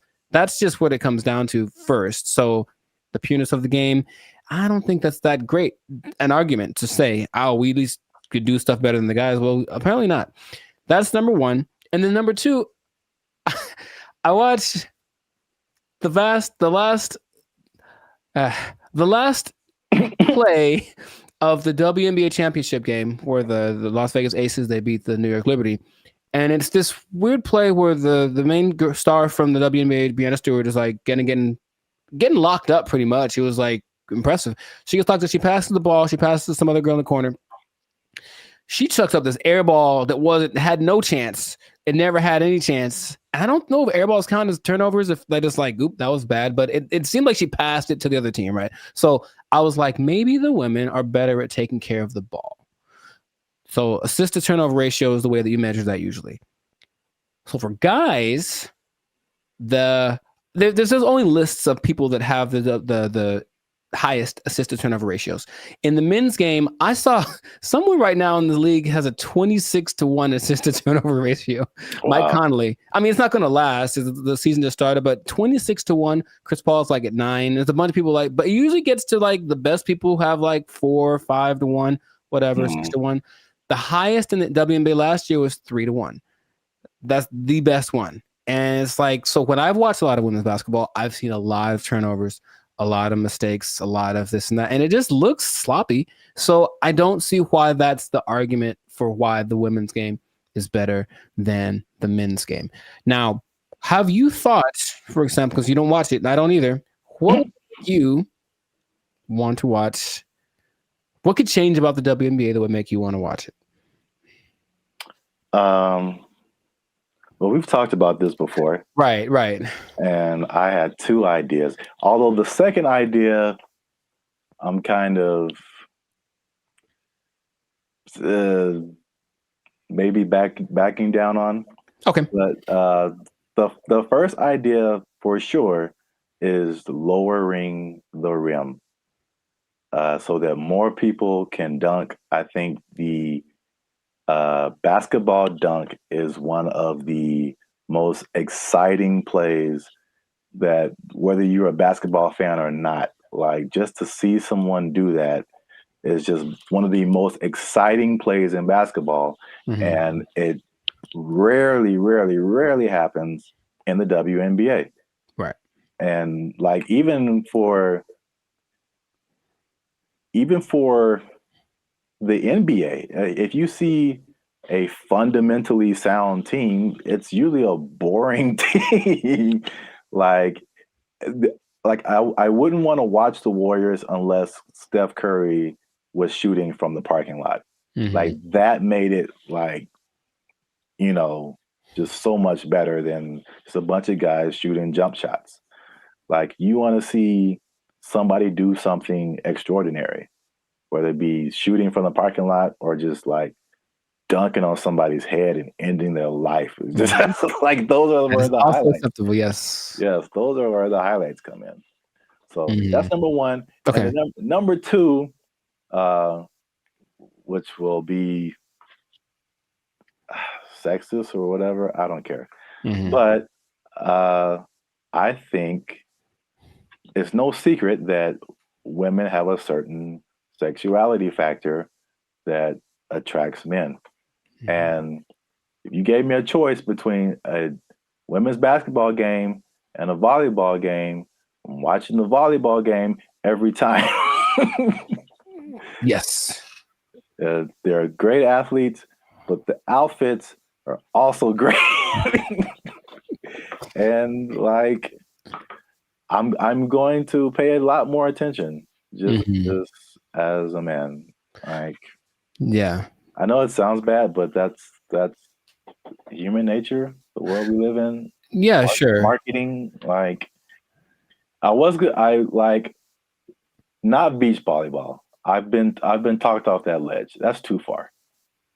I don't want to see people running around in bikinis. I told you there's a league in New York that's like that, and it's not great. It's not something about it's too much. It's just kind of no. It's not like the volleyball outfit or like what they wear when they do track. That's very. I think that would be a very appealing outfit to get more viewers to watch the WNBA. Gabby Thomas. Anyways, hey man, we live, man. We live. No, I'm just having. Me too. I'm trying to be alive. Like, yo, Gabby, what's up? For real. But I am. The most people that watch the WNBA are men. So yes, that would go along. Like, women do not like WNBA at all. If they like the WNBA, it's because they play basketball. Well, that's weird too, because I didn't think that was the case. 70%. I believe it's 70%. Wow, so that's really fan weird. base. The clicks on the WNBA website, all that's men. So they're already supporting it, and then of course the financial support comes from the NBA. I digress, but that's just So the things that you mentioned would help. And sexualizing things. I think women like to look cute too. Some of them. So I don't think it'd be like the most degrading thing. Maybe they have options like with tennis. You know, they could wear something. They have like little options for the outfit. I'm sure it'd have to be uniform for the team or for the sport, but I'm sure there could be an agreement because I wouldn't mind some more. I was gonna. How do I say it? Just accentuate some parts of the female figure. That's what I think would be cool. But that's the thing that I think is least likely to happen. I don't think they're going to want to do that. I do agree with the hoop thing. That's the thing that makes, because here's what I'm thinking. I'm watching this game yesterday and like it's like watching like little kids. You ever see little kids like shoot a basketball? They put the ball way up here and they kind of chuck it up because they don't have the strength to get it up there. I'm not saying they can't. Like, of course they can, especially Sabrina Ionescu made something crazy in the 3-point contest this year. So they can shoot for sure, but in general, they are shorter and less athletic and less strong than the men. I know the basketball is a little smaller for the women, but the hoop is the same height. So I have a solution that I don't think anyone's explained in this way, okay? The average height for NBA players is 6'6". The average height for WNBA players is 6 feet, which is pretty tall for women, but in relationship to the same height of the rim is 10 feet. That means that for men, the hoop is 58% taller than them. But for women, the hoop is 71% taller than them. So to split the difference, I said, what would happen if the hoop was also 58% higher for the women? And if that was the case, it seems a little bit on the low side, but if that was the case, the hoop would be 9 feet 2 inches. Yeah. And to me, that makes a lot of sense because the people that are, the girls that are tall, 6'5", 6'6", they'd be dunking like Shaq, like we want to see. And then some girls with some springs would be getting some Westbrook action happening. And I think that'd be great. Now, would they have to learn how to adjust to shooting lower? Yes, they would. But I believe there's a women's basketball, I think it's called, oh gosh, I forget the name of it, but there's a women's basketball-esque sport where there's no backboard and no one can dribble. It's a weird in Australia. And the rim is about this, you can see, if they could jump, they're not allowed to jump. But if they're allowed to jump, they'd be able to actually, so weird. It's, what's it called? It's got a, anyways, they could dunk on that hoop if they were allowed to run and jump. If the hoop for the WNBA was that height, the game would be a lot more interesting. I think the percentages would go up because you just see these women, a lot of women's form is kind of like chucking the ball as hard as they can because that's how they have to generate the energy to get the ball high enough. So that's my solution, but that's the rationale behind it. We want to make things equal. So the height of the hoop is the same ratio compared to the height of the players. Yeah. I think that would work. I don't think they're into it. Of course, every play, they have to change it everywhere. Every hoop would have to be, adjusted and whatever. But which would you rather? Make an adjustment to the game a little bit? Well, that's kind of significant, honestly. Lowering it to that's kind of significant.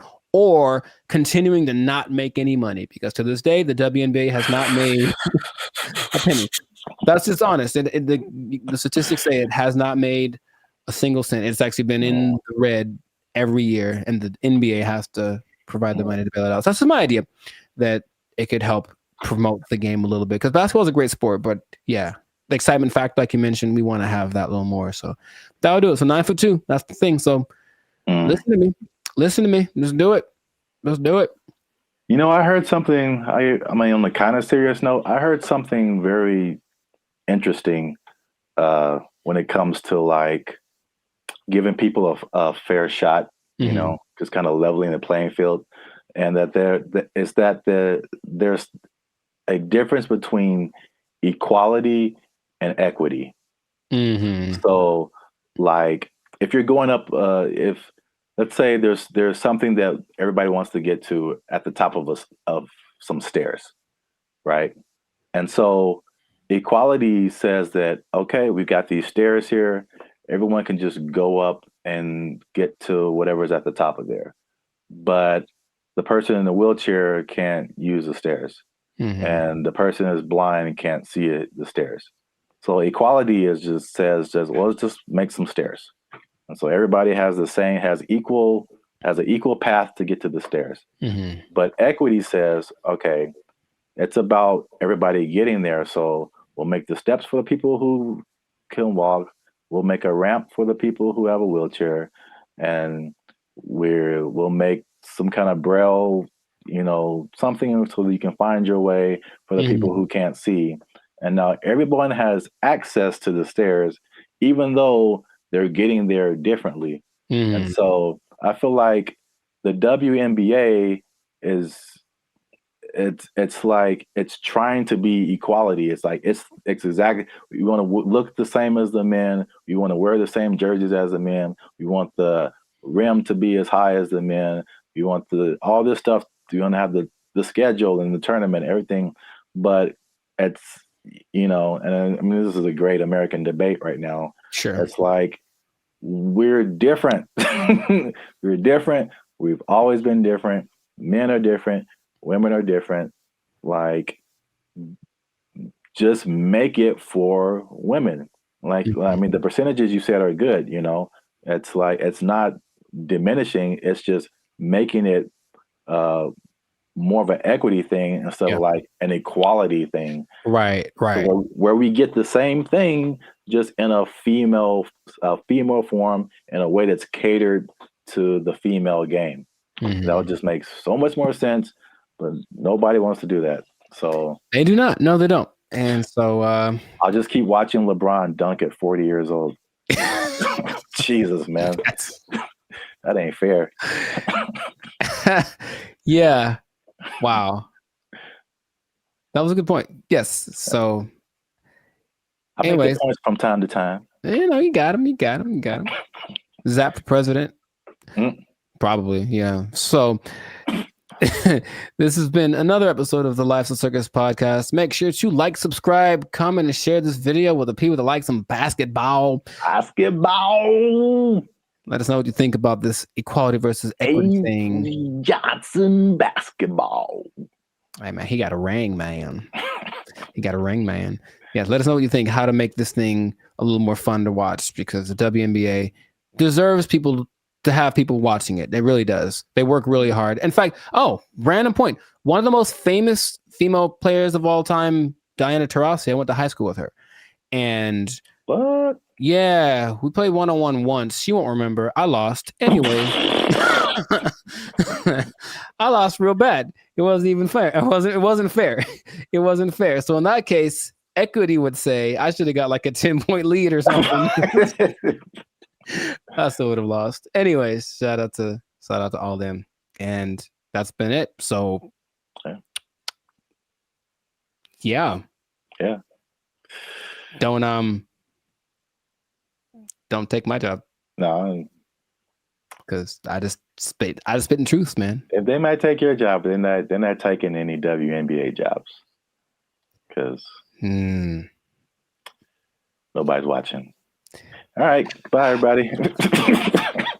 They took our jobs. They took our jobs. What's up, everybody? It's Bandit Future. And we are excited to announce that after 3 long years, we are finally in the YouTube partnership program. So that means a couple of different things. One is that we are starting channel memberships on our YouTube channel. So all the stuff that you've seen before, all the free videos that you've been watching like over the years, those will still be free.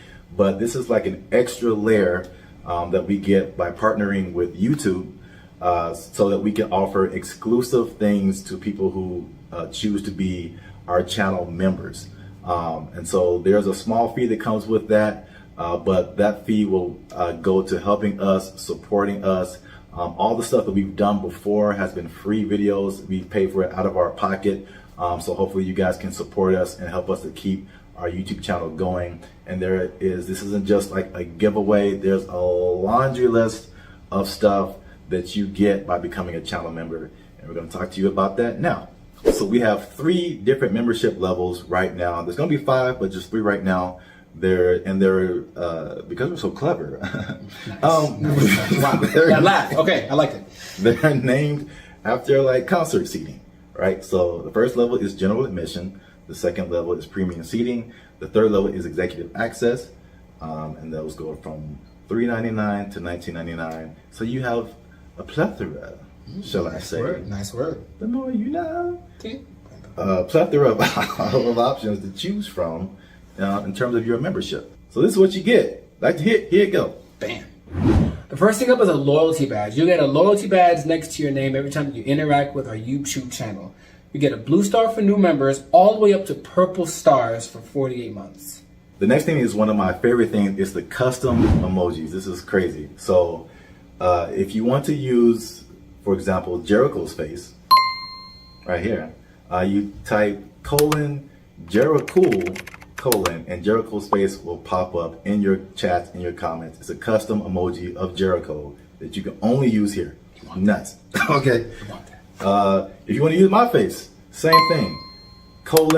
Zaptastic. And then and then you'll see my face.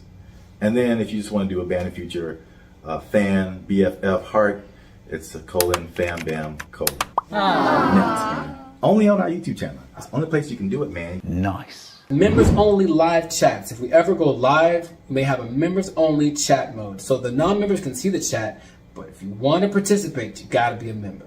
All right, so the last thing in the general admission level is priority reply to comments. So if you leave a comment on any of our videos, we reply to you first. Everybody else gotta wait, okay? Because they ain't members. Fast pass. They ain't members, but you a member, we gonna talk to you first.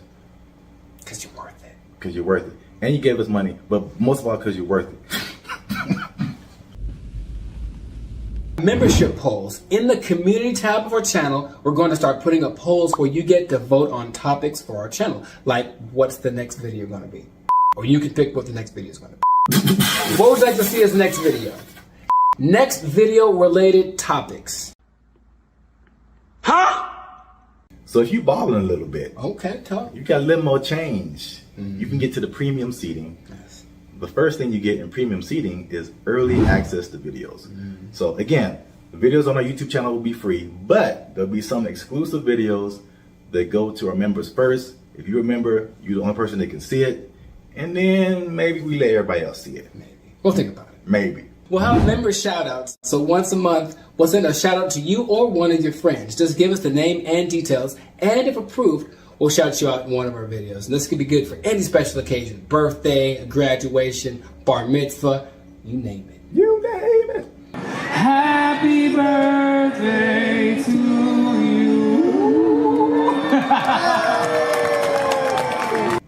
All right, so the last thing under our premium seating is the photo and status updates. So that means you'll get an exclusive look into our lives as we make music and videos and all that kind of stuff. That'll be under the community tab of our YouTube channel. So just scroll past the videos and the shorts and the live streams and you'll see community. You pop in there, be some members only stuff only you can see as a member. Come on into the community. Boom, bada boom. Come on into the community. And if you just balling out of control and you got girls at your house singing the doorbell, then maybe you can get to executive access level. Ding. Dong. We do a real grande around here, man. The first thing you can get is your name in the credits. So imagine how cool that is. We'll put your name in the credits of one of our videos each month as an honorary producer.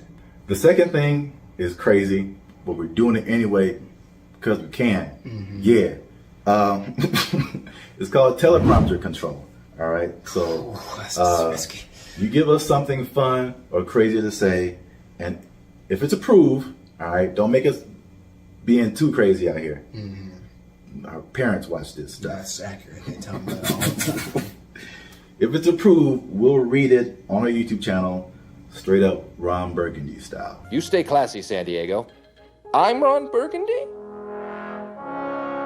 Damn it! Who typed a question mark on the teleprompter? For the last time, anything you put on that prompter, Burgundy will read. And last but not least, oh my God, last but not least, discounted merchandise. Because everybody likes a bargain. You'll now be able to shop for Bandit Future merchandise directly from our YouTube channel. And with executive access, you can save money on our official merchandise with your own custom discount code. So that's it, guys. Once again, we appreciate your support. You've gotten us this far. Less than 8% of all YouTube channels reach this partnership monetization stage. So this is like really big for us. We really appreciate you guys.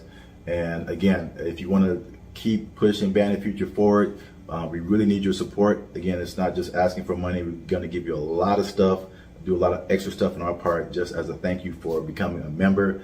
So choose your membership level and help the boys out. Trying to get some cheese on the Whopper, you know what I'm saying? Ooh, okay. Yeah. High class, moving on up.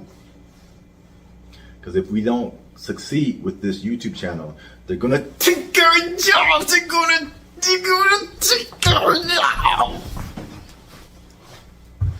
He's over there now. They took our jobs. They took our jobs. They're thinking about leasing everything in California. But in the way that Oregon's doing it, in the way that Vancouver's doing it. And you've seen downtown LA. What do you think is going to happen, bro? What's going on, everybody? I'm Jericho, and this is Zap, and we are the now 6-time international award-winning pop hip-hop duo Banded Future. We make clean, fun music that everyone can listen to with a sound that's uniquely Californian. And right now, in this moment in time, you would tune in to the Life of Circus podcast, where we talk about things that are funny, interesting, and just straight up ridiculous. So before we get started, make sure to like, subscribe, comment, and share this video. I'm gonna change it up with two people that like drugs. That's all. We're gonna talk about drugs, okay? Now drugs are bad, okay? But I know we're talking about them. Sponsors gone. Specifically, we're talking about the drug problem. You can call it an epidemic, but drugs have been what you talking about, baby? But it seems to be getting worse. So the specific thing is the way that governments are approaching the drug issue in their country, and there seem to be two very drastic sides, and they both have interesting results. So before we get into it, Sir Zap, San Francisco, have you had any experience or just thoughts about just the I've had thoughts about drugs.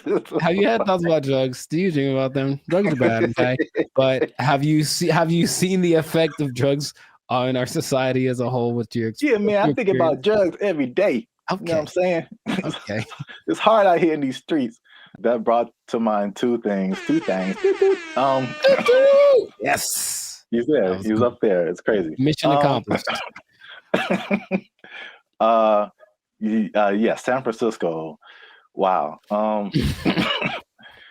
Yeah, I had the worst hotel experience of my life in San Francisco. You were there, you remember. And it wasn't because, well, I guess it was because of the hotel. They had a hand in it for sure. That was not helpful. But it was the people who were there who were obviously using an assortment, shall I say. A plethora, perhaps. Yeah, involved in all kinds of activities and whatnots. But yeah, we definitely saw it there. And I was saying before, this isn't like my crowd, so I don't really know a whole lot about drugs anyway, but you just kind of go from the homeless people because for sure you see them on stuff. I've seen them doing stuff. And so that's how I kind of like get the drug vibe. But going like just off of the hard drugs, one thing I noticed, I don't know if you noticed this either, the legalization of marijuana in California, and probably in other places too, but in California, I definitely noticed the explosion of just like, we can do this everywhere. Let's do it everywhere. Especially like on the freeway. Like I can drive down the freeway and just smell like the whole freeway is high, bro. Like, yeah. No wonder we're all going 5 miles an hour. Yeah. Like everybody is just walking on sunshine right now, and I'm trying to get to work. I remember one guy, we went up to Sacramento, and one guy in like a Jack in the Box was like he was the happiest man. And I'm like, wow, starting early, 8 in the morning. That's a wake and bake situation right there. Yeah. But I don't think that weed causes the problems that we're seeing, just slower people, and maybe they're raising the price of food. Everyone's eating too much, but I digress. The idea is you can do one of two things, or there have been two extremes that governments have been taking. One is to decriminalize drugs. So there's a difference between decriminalization and legalizing. They're not legal. You can still get busted for them, but it's just that decriminalizing means you won't go to jail forever for getting busted with a meth pipe. On the other hand, you could really go at the drug sellers and the drug users and make everything illegal and see what happens. So the, I guess, benchmark for everybody's decision is Portugal, because in the 90s they had, I think they were kind of closed off to the world for a long time. I'm not quite sure why, but for like 40 years no one could really get in there. So in the 90s it opened up, and in came all the influx of everybody's influence, and what came drugs, because people like drugs. So what happened was Portugal got a really bad heroin problem, the worst ever, and everything that the government tried to do was like, we can't really make it go away, so let's try something extreme. So they decriminalized everything, and instead of that, they treated drug users like patients, like they're sick. So they made rehab centers and this and that. So if you get caught, you don't get taken to jail, you get taken to a rehab center where they actually will give you more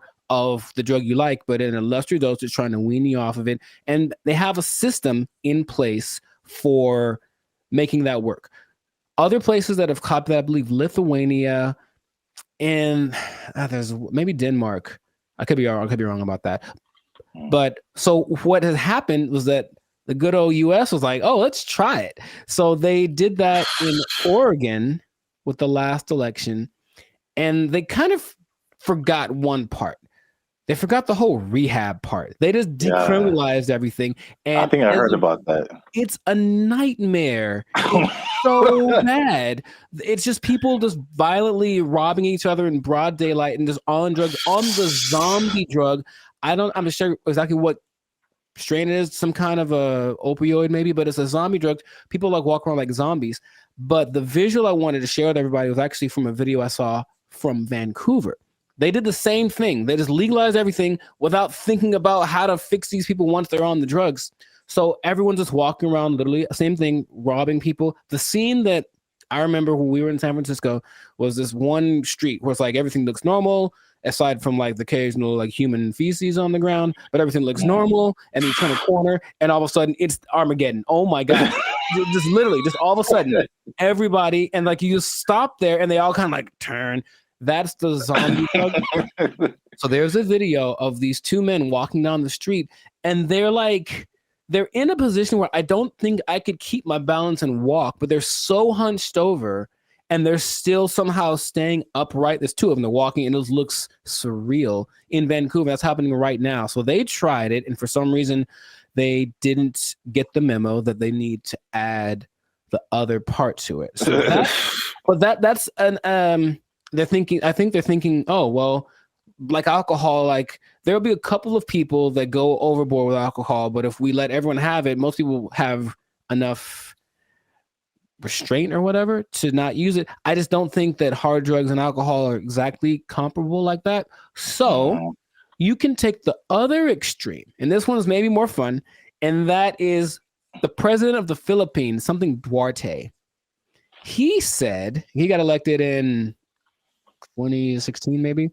He said, kill them all. That's exactly what he said. Kill all the drug dealers and all the drug users. Wow. In 4 years, well, the last updated thing was like in 2020. So in 4 years, he killed like 24,000 people. Just for, and the thing is, he'll catch you. They'll just raid the streets at night, and if you're on drugs, that's it for you, basically. And the thing about that is that a lot of, and then the people that don't kill, they take to jail, but they kill a lot of people, and everyone in like all the citizens love it. They think it's fantastic that he's doing that. So when they interview the drug lords, they're like, well, we're not going to stop. So we just got to figure out how he's not to get caught, because the threat of death isn't enough to stop it. So you have a lot of people in jail. You have a lot of people that are being killed, just like, and then they have a lot of people that are approving of this, right? And that's the most extreme case of that. So I'm sure there's other options, but that seems to be the two sides. So if you were the leader of Zapville, Zaplands, and you had to implement a strategy for the rampant drug use in your country, man, you got to be a better leader, man. I know what's going on. All your people are just down in the pipes. But what would you do to resolve that, you think? That Philippines thing is wild. I never heard that. Yeah, well, like they don't talk about it too much, but yeah, but he's like, he literally gave a speech. He was like, yeah, and all the drug dealers, and then everyone cheers. But he literally did this, and that's his approach. Oh, wow. Yeah, that's too far in my book, especially for the users, because like drugs are an addiction, and like you're not in the right frame of mind to like make decisions and then have someone execute you because of your addiction. I think that's too far. Okay. But the thing you said in like Portugal, Denmark, that's interesting. I mean, that seems, again, it's just like, I don't know why the answer for everybody is just throw somebody in jail and then like, well, we got rid of that. Like, that doesn't exactly. solve the problem. Like, it doesn't solve the problem. Like, the problem still exists, yes. Yeah. But so with the numbers for Portugal specifically, the numbers of overdoses went down like 90%. Yeah. So obviously that's a better solution for sure. Well, we'll see what happens, because what I'm hearing in Rumorville, the last thing, as we wrap this thing up, is that they're thinking about legalizing everything in California. But in the way that Oregon's doing it, in the way that Vancouver's doing it. And you've seen downtown LA. What do you think is going to happen, bro? Man, it's going to be chaos and bad times. Very, very, very bad. So hopefully that doesn't pass. But some government people don't think, they're just like, oh, my nephew OD'd once, I should probably do so. That's what politicians maybe think. That's their only connection to this kind of thing. So let's just try something new. Let's decriminalize it all, see what happens. And it'll be bad for all of the people that we see walking on the freeway are on drugs. Every single one of them. And that's going to go up tenfold if we decriminalize the drugs. So just let's not do it, Callie. Man. Send your relief funds to banditfuture.com just in advance, because I see suffering in our future if this. I see. You will know pain. You will know pain. We'll at least know gross. We'll at least know that. Yes, that is God. We should do a whole separate episode on that hotel room. I still have some videos from that. I was giving a review. Yeah, videos? I have a video I took of the hotel room, or walking around. Yeah, maybe I can find it. Yeah, people need to see that. It was oof. It was really bad. But anyways, this has been another episode of the Life's a Circus podcast. So let us know in the comments if you have a solution for how to solve the drug problem where you're from. Do you have a drug problem? Do you need help? Do you need to talk to somebody? Call the Bandit Future hotline. Just kidding. It doesn't exist. But make sure if you do have a problem, make sure to go see somebody about it. It really is serious. Don't you believe it? Okay, so that's been it. And oh well, I'll tell you what. If you're on drugs, if you're doing too many drugs, I don't know about you and keeping your employment status, you might start freaking out and not make it. And then, you're going to have to be out of you might be down bad. You might be out of employment, and that's not going to be good. If the boss catches you in the bathroom doing what you like, might end up bad for you. I just don't know how to say it, but I think you won't like the result. I think I get what you're going towards. Yeah. Correct me if I'm wrong, but I'm thinking that you're saying that they might take your job. Drugs are bad. Okay. They took our jobs.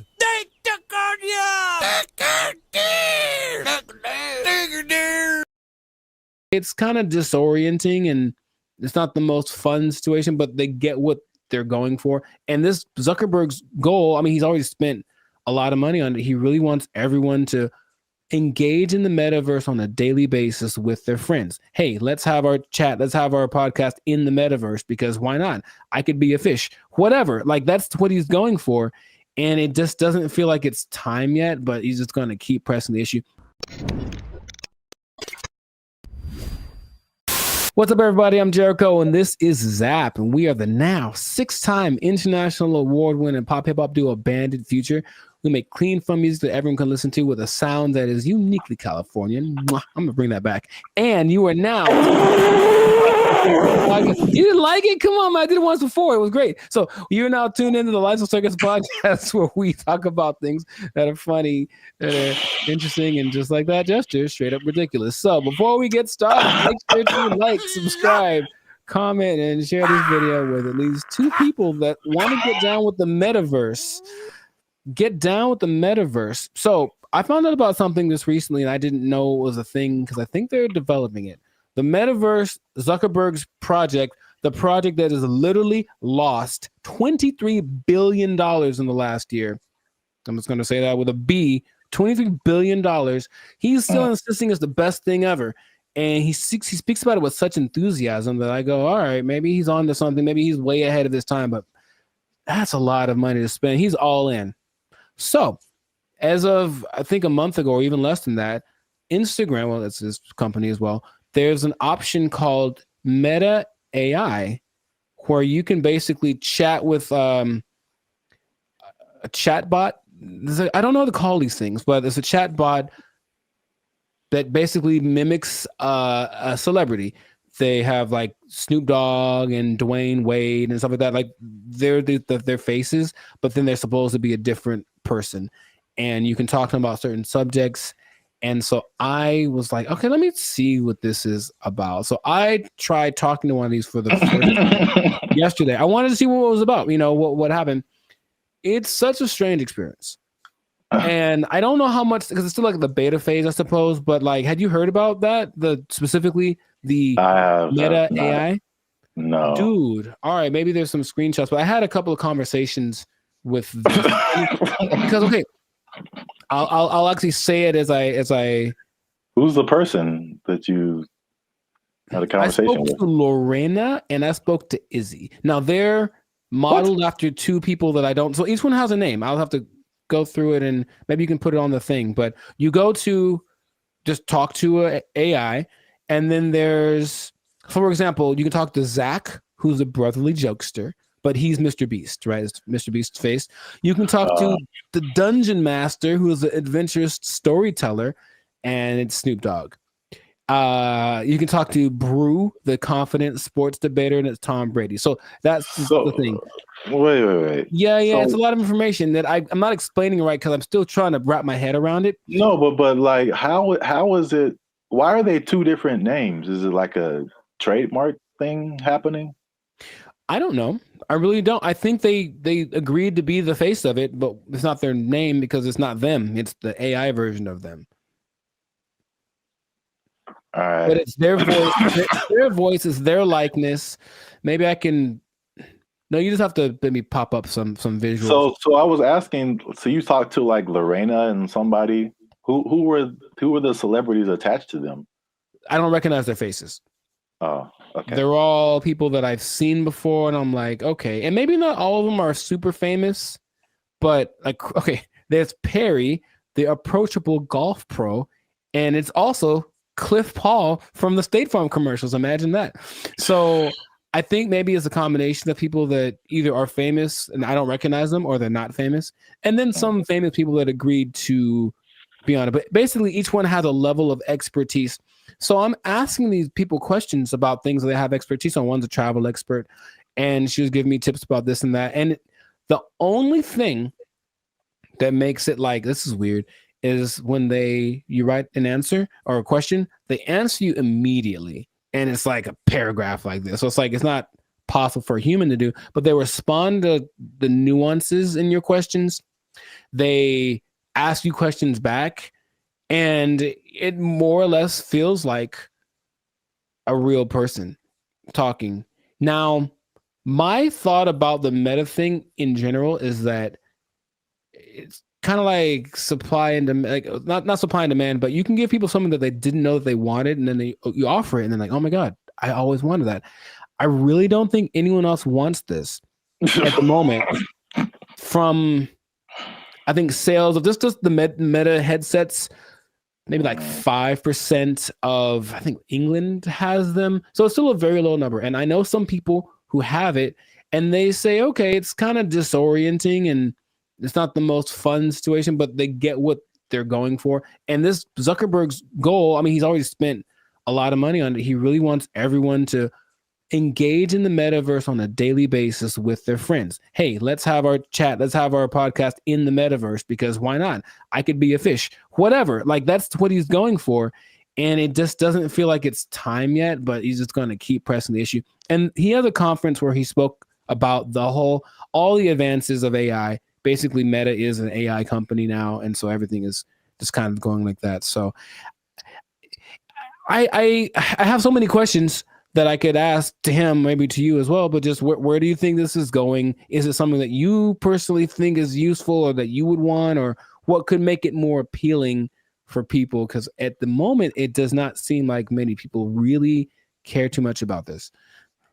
Well, here's the problem. I heard someone say, and I totally agree, people don't want to have things on their faces like that. Mm-hmm. It's like a design flaw, but maybe it's I don't know how far the technology is coming, but I think just that used to talking to a celebrity, it's I don't think it's useful for the majority of people, like a teenager or like a college student maybe, but like outside of that Gen Z, like, bro, I don't want to do that. Like, and then it's just weird. Like, what's the purpose of having? It's like a fake conversation when you can have a real conversation. It's I think the human aspect of it, not being able to talk to a real human, that's just weird for people. And so were you typing, or was it like a thing you could hear they were talking? You could do either one. Okay. It's just like, honestly, it sounds like the person who has no friends does this. And they just talk to robots. So that's just weird. But back to like the glasses, one thing that I have been hearing about lately is the stuff that's, I think this was Facebook too. So I think this is a move in the right direction. There's a partnership with Ray-Ban or some other kind of like glasses company where they're like your normal glasses, but they have AI capabilities. So like you're looking at something and you can see something else superimposed that tells you like information about it. Like this building is from whatever, or this jacket costs this much. That I see as like, okay, that's pretty cool. That's very helpful.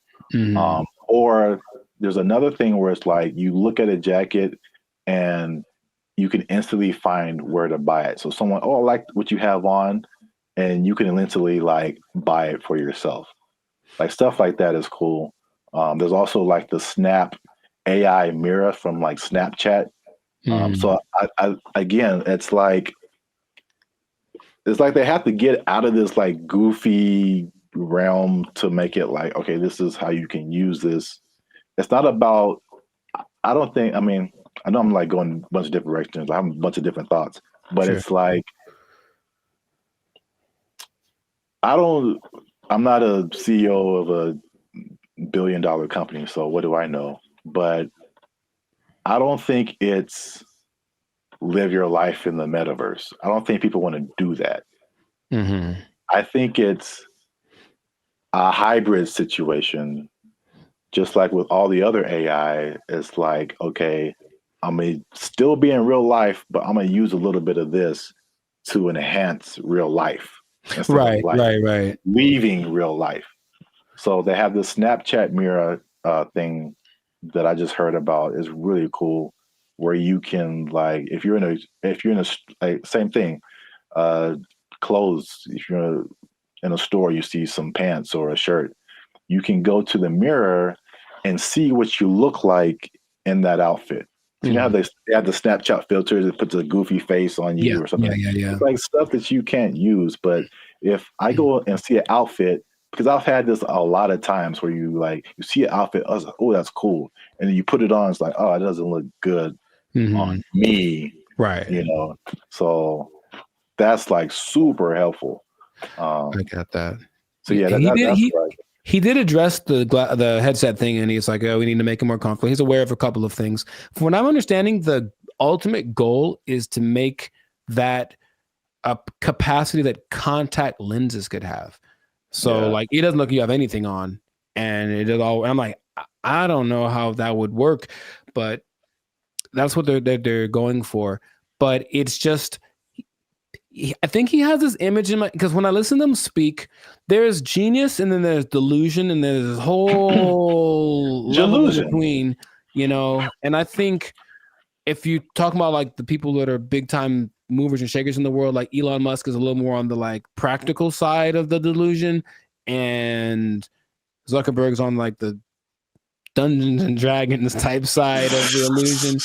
But I feel like he wants to create what happened in that movie Ready Player One, where basically the whole world is so over the real world, they just go to this place habitually, and that's like where real life actually happens. And maybe that's what he's thinking, but I don't think the people are ready for it right now. But he's going to keep pushing. He's got the money to keep trying it out. And I even got a little survey. It's like, hey, quick 3 minutes. I want to know. I wanted to know about what they were asking about. That's how I didn't know about this until like 2 days ago. And they asked all these questions about, okay, so if chat AI could do this, would you like it? Blah, blah, blah, blah. And so they're doing all this research because they're trying to see what people think, because they're trying to make it appealing, but it wouldn't,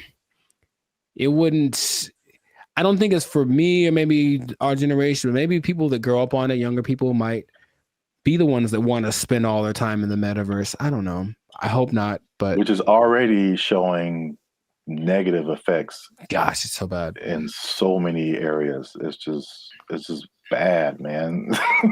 Yeah. So we'll see where it goes, but let us know in the comments if you like the metaverse, if you've had some metaverse experience, if you've tried this new Meta AI chat thing. What do you think? Is your best friend Snoop Dogg in your mind? Because you know it's not really him, but maybe you think that it is, and that's good enough for you. So good for you.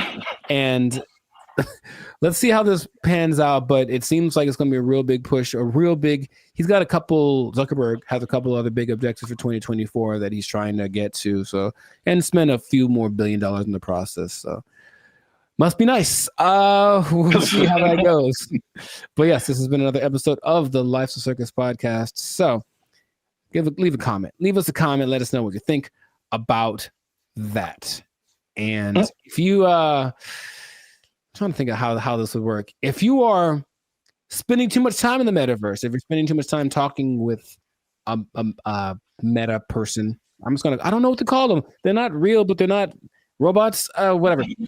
Talking to a meta person so much that you lose track of time, and then before you know it, your life's a shell of itself, and you don't really know where you're gonna get your money from, because you haven't gone to a place that will provide you with the necessary resources for, you know what I mean, like the necessary resources for living, for purchasing things. You might even miss your bill and you can't pay for your phone. You don't have your Instagram. You've lost access to your person. Okay. I just don't want that to happen to you. That's my sincerest goal as a human to human. So please don't. Man. Well, I guess you understand what I'm trying to say. I don't have to say it. So you don't have to say it. You don't have to say it. But I'm gonna say it. Don't lose your job. Don't lose your job in the metaverse. Marcus Zuckerberg is crazy. They took our jobs. They took our jobs. He believes that masturbation was the greatest evil on earth, and that by eating cornflakes, it would prevent people from doing it. So I don't see the connection. No, it's there, man. It's there. I'm trying to make it work in my head.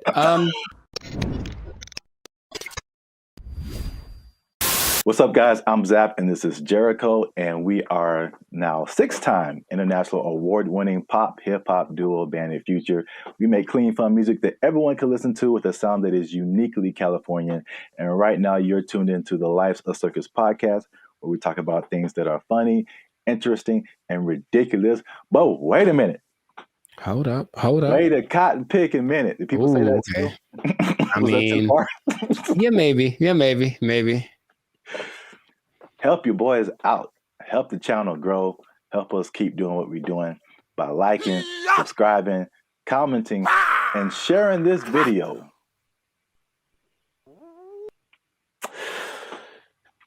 With the friends and family, because I got a question. Okay. It's a very important question. Bit of a riddle. I hate those, but okay, let's go. No, I just don't like them. I'm never good at those, but we'll find out. Mr. Jericho, what do you get when you cross a medical condition that people were afraid of, a religious group that wants to stop people from performing a sexual act, and World War II? Huh. It's three things. Yes, there. I've noticed. That's one more than two. My first thought was Nazis, but I think that's wrong. That was just the first thing that came to my head. I'm like, that's no way. I think it's because you just said World War II, and I was like, I think they wanted to stop World War II. You know what? Congratulations. I've never been asked this in my life. Yeah, I don't think anybody has, but for the people playing at home, just one more time, the question is, what do you get when you cross a medical condition that people were afraid of, a religious group that wants to stop people from performing a sexual act, and World War II? And the answer, believe it or not, is breakfast cereal. I'll be honest, I didn't. Yeah. Go ahead. Yeah, I just kind of stumbled upon this, but the rabbit hole got really deep as to why we have breakfast cereal. So, a little bit of a history lesson. You can stop me at any point if you want. It'll be more clarification on the ridiculosity that is happening right now. So, breakfast was not really like, I guess we hear the cliche now, like breakfast, the most important meal of the day, right? And so, but before like the 1800s, breakfast wasn't really like that important. It was just basically you got to think about like the times that they lived in. It's more like hunt what you eat, kill what you eat, working on a farm, grow what you eat, stuff like that. And so like nobody's waking up at like in the morning to like kill a chicken or like kill a pig to make some bacon or like, whatever. So basically it was like whatever happened in the morning. And this is why like eggs have been part of a breakfast for a long time, because chickens lay eggs in the morning, easy to eat. Makes sense. Yeah. Makes sense. And basically what you ate for breakfast was pretty much whatever you had left over from the night before. So that was pretty much breakfast. But there was a meat component because they would eat it, they would like cure the meats and stuff, and you could save it and use it for breakfast in the morning. Right. So like eggs and even bacon were like a big part of breakfast. Bacon. And this was called like the farmer's breakfast. So again, it's just like it's pinned to the time that you were in, and farmers and stuff. You get up early in the morning. You need some fuel because you're going to be working your butt off like all day long outside in the elements. Like you need a good hearty breakfast. So this is the first thing. The first thing that I teased at the beginning, the fear of the medical condition. The medical condition was indigestion, which sounds like pretty like whatever today, but I feel like it could probably take you out back then, huh? Yeah, there was no Pepto-Bismol, like antacid. You can just pop an antacid and be cool. Like you could have felt like you were dying. You had no idea. Like, oh, I got indigestion. It's the devil's work inside of you. So I don't know, but I had to go to the apothecary. Yeah. So, also late 1800s, the transition from like farm work to more like industrial work, and industrial work to like more like office work. So big buildings and offices, and people weren't like moving around as much as they want to. So they felt like if they eat a big breakfast and then they don't do anything, just going to sit there, they get indigestion. People were like terrified of that. So they were like, we need a lighter breakfast. So there was a move away from like the bacon and eggs and all that kind of like hearty stuff. All right. So that was reason number one. Reason number two. I'm very curious about this one. Okay. My favorite reason. So at the same time, there was a rise in religious gurus that were pushing vegetarianism and just like eating healthy, eating or what they call eating bland. Mm-hmm. All right. And believe it or not, the people at the forefront of this were Seventh-day Adventists. Okay.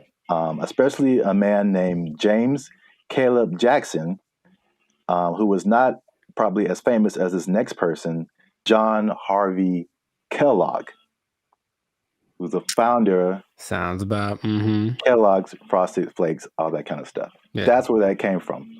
Now, these people were like hardcore Seventh-day Adventists. Sure. And they actually pushed this type of breakfast not just on the healthiness, but they believed that a lighter breakfast was more morally sound. There was more morality in eating like a healthier breakfast. But also, I could not pass this up. The John Kellogg guy, he believed that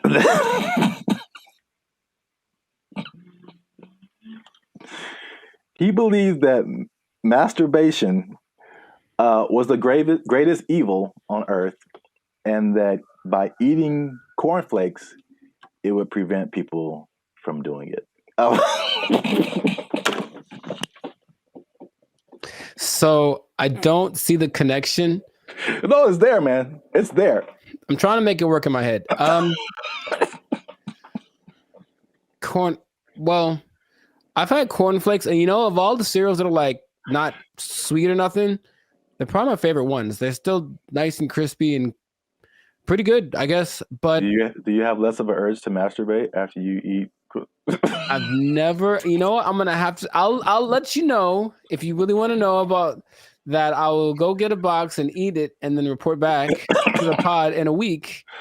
Like, this is my findings. But yeah, it's just that episode of Family Guy or Quagmire. I'm not gonna go anyway. You have the one arm that's really big. It's like, bruh, it doesn't work. It doesn't work. So yeah, that was like the second punch to breakfast. That was like, okay, we got to start eating this because they pushed the morality of it. But the other things that they cited have been found to be true. It's like a lighter, healthier breakfast made people more efficient and productive at work instead of like eating a big breakfast and like getting the itis or whatever. Yeah, that's true. So there's that. And so that pushed the cliche of like breakfast being the most important meal of the day. It was actually like a morality thing, which is like crazy. And the last part is that so flash forward to the 1940s, World War II, right? So yeah, World War II, and you got more women joining the workforce that happened in that time.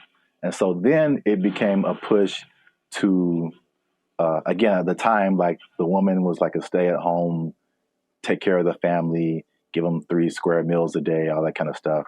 Breakfast became the cheat option to feed your family and not feel guilty about it being like quick and easy, because they had to go to work too now. Oh, okay. So they pushed on like the women's guilt, the morality, the work productivity, like hard work. It was like respected to be like hardworking individual and productive and all that kind of stuff. And so all of that combined together to make breakfast cereal like the thing. And I remember like watching commercials, like every commercial is like part of a balanced breakfast, and like you got to have your cereal and blah blah blah blah blah. And they pushed, and the cereal industry is probably like $1 billion industry or something now. Yeah. But they show all of this stuff like, and I never ate all that stuff. I tried once. Man, you just feel gross after it. Yeah. You drink a whole glass of orange juice and a whole glass of milk? Like, man. Yeah, milk, orange juice, toast, fruit, cereal. bacon and eggs. Yeah, something like that. It was all in the one picture. Like the whole food pyramid. Yeah, it's too much. It's really too much. But I thought, oh, it must be something worth trying. And yeah, I regretted that real bad. Yeah. So yeah, that's the crazy story behind breakfast cereal. And if I may leave you with a cliffhanger. Okay. So remember we started off with bacon and eggs. We did. And then everyone went to cereal. Yes. But somebody put bacon and eggs back on the forefront, man. Ooh. And they went toe to toe with cereal. But you have to find out in the next episode. So keep watching. This has been another episode of the Life's a Circus podcast. Make sure you like, subscribe, comment, and share this video with somebody who like them cereals, man. Ooh, I like some. Was that my line? Is that what I was supposed to say? I think so. Okay. And cut. I like some. Oh, you can try another take if you want. Ooh, I like some. Was that better? Had more? That was too much. Okay, all right, okay. Man. We had it on the first take. Okay, we'll use that in the commercial. Thank you, Mr. Director. Here's $5 million. Look, let's go. Where do I sign, Mr. Barry Gordy? Jericho likes it. Super sweet sugared honey smacks. Give me that. Give me that money. They took our jobs. They took our jobs. There have always been these things that say, "Oh, well, try this will work," and it's low effort on your part, right? Low effort, high reward, which isn't the way life works. But people always want to hear, and as long as people can promise that and show someone it works for somebody, they'll buy into it. Everyone only wants to be sexy and slam. But I have a solution. A solution that I think works 100% of the time. What's going on, everybody? I'm Jericho, and this is Zap. And we are the now 6-time international award-winning pop hip-hop duo, Bandit Future. That's right. We make clean and fun music that everyone can listen to with a sound that is uniquely California. And right now, in this moment, you're tuned into the Life's a Circus podcast, where we talk about stuff that is funny, interesting, and ridiculous. So before we get into this thing right here, make sure to like, subscribe, comment, and share this video with 2 people who want to lose weight. We're talking about it again because I know I see you. You want to drop some of them LBs, and there's a new way to do it. Now, of course, as always, not as always, as sometimes, stay tuned to the end because I have the answer for you. I got the answer. You came to the right place. Your boy got you. I got the answer for you, but we're going to talk about this new thing. So, Sir Zap, have you heard of Ozempic? Ozempic? Mm-hmm. That sounds familiar, like one of those late night Pfizer commercials or something. Is it a pill? Sure people make it. Oh, okay. But it's sounds like a pill you take. Well, it's an injection. And it's all the rage because I don't know if you've seen Oprah's lately, Oprah plural, because she is omnipotent, I suppose, or omnipresent.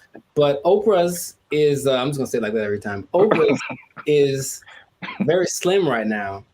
And everyone's like, what happened to Oprah? What are you doing? And she's like, I ain't gonna tell. Because that's what they're not gonna say. But everyone suspects that it's this Ozempic thing. Now, Oprah's whole thing is, I don't have willpower, so I never have, I'm fat, so I'm just gonna do it. And it's like, okay, more power to you. But Ozempic is actually a diabetes drug. And a side effect is that you lose weight really fast, apparently. So of the celebrities I've heard of, people either speculate or have confirmed that Chelsea Handler's used it, Tracy Morgan's used it, Kelly Clarkson used it, Mindy, I don't know how to say her last name. Kaylin. Yeah. She's used it, and they have crazy results. So it's another one of those. Guess what? You don't have to work. You just have to take this, and then you'll get slimmer. And the result of the proof is in the pudding. People look amazing in a relatively short amount of time. Okay. I got some stats for you, but just off of the bat, if I say it's right off the bat, hey man, I got this thing, and it's an injection, so you got to do it yourself. That's already not fun, but I'm gonna give you this injection. Oh, you have to do it, and you get to lose weight. You get to lose weight really fast. What would be the question you'd ask me first if I tell you that? Besides the side effects? Very nice. That sounds right. That sounds like what I would want to know. And the thing is, this thing only came out last year. But wait a minute, it's a diabetes drug, so the side effect is losing weight. So is there a side effect to the side effect? Oh man, you are a smart one. Well, the side effect to taking it is that you basically lose your appetite and you get a little nauseous, so you don't want to eat, and that's why it works, right? The problem is, you sound like something crazy is coming down the pipe. It's nothing crazy. It's just kind of more like duh. If you stop taking it, you gain your weight back. You're not only tenfold. Appetite comes back with such a vengeance that you go back like instantly and like plus some. So is it addictive? Wow. Well, you have to stay on it for it to keep working, because as soon as the thing that it makes you do to not eat is exactly what it reverts to once you get off of the drug. And it's crazy. So now here's the other thing about it. And this is the thing I thought you might have asked, but you inject yourself, right? Yeah. So I don't know if you ever injected yourself, but not on purpose. I never have, but from what I understand is that you have to know how much to inject, right? Okay. The problem is they don't really tell you. You just figure it out. So just inject an amount in this. And then so what happens is people inject themselves and it works. So they go, oh my God, maybe I should inject some more so it can work better, right? In the last 3 months, poison control centers have had a 1,500% increase in calls from people saying that they overdosed when they injected their diet control pill or diet control. Yeah, that's what's happening because people are that stupid. So, now, okay, we get it, right? You want to be slim, you want to be sexy, you want to be attractive, and you don't want to do anything for that, right? That's just maybe the American way. This drug, also another question you might have asked is it banned anywhere? It sure is. This drug is banned so far in Austria, France, Greece, and the Czech Republic, with more places to come, perhaps. But the numbers don't lie, right? 42% of Americans are obese, 18% of children are obese, and then everyone knows the links to death and all that kind of stuff if you're obese with a high probability. So you want to get slimmer. But this is just another thing. I guess my other question would be, have you heard of any things like this in the past that have promised the same, hey, take this and you'll get, slimmer, more sexy? Not, I can't think of it. I'm sure there's other stuff out there. I can't think of anything off the top of my head other than like liposuction or something like that. Sure, which works, but I looked it up. In the 40s, it was amphetamine. That was all the rage. It was the big deal, and that was proved to be addictive. Rainbow pills in the 60s, which was amphetamine, digitalis, and diuretics, and that proved to be addictive and somewhat fatal if you take too much. There's a thing called Aminorex in 1971. This is all before our time, right? Now, the thing that I remember hearing about in the 90s, there was this thing called Fen-Phen, and it was a big deal with the celebrities. Yeah, and a lot of celebrities, took it, and apparently it works. But now this new Ozempic, I think I'm saying it correctly. They're saying that a lot of celebrities are getting paid to promote it, to push it, and I think that always, that's always the way to go. But it's just like, I'm really concerned for these people that are basically getting guinea pigged, right? It's like, we'll see if this works. And then what's going to happen to them in 6 months when they're like, oh, by the way, this causes all of the things. Yeah. That's how a lot of stuff goes with. Like anything, there has to be people who test it out first. So yeah, it's weird. The thing that I randomly remember when you were talking about things from the 90s was like Slim Fast. Oh, sure. Although that's not like a drug, but it's like, I remember that was like a huge thing, and people, maybe even Oprah did it at one point. I don't know. Oprah's done everything. Yeah. Yeah, I remember seeing a lot of Slim Fast commercials with celebrities and stuff, and then the tagline was like, "Give us a week, we'll take off the weight." So yeah. Oh, jingly. Now there's something that I heard about, but I didn't remember happening or existing. But apparently there was a substance that you could ingest if you wanted to lose 15 pounds today.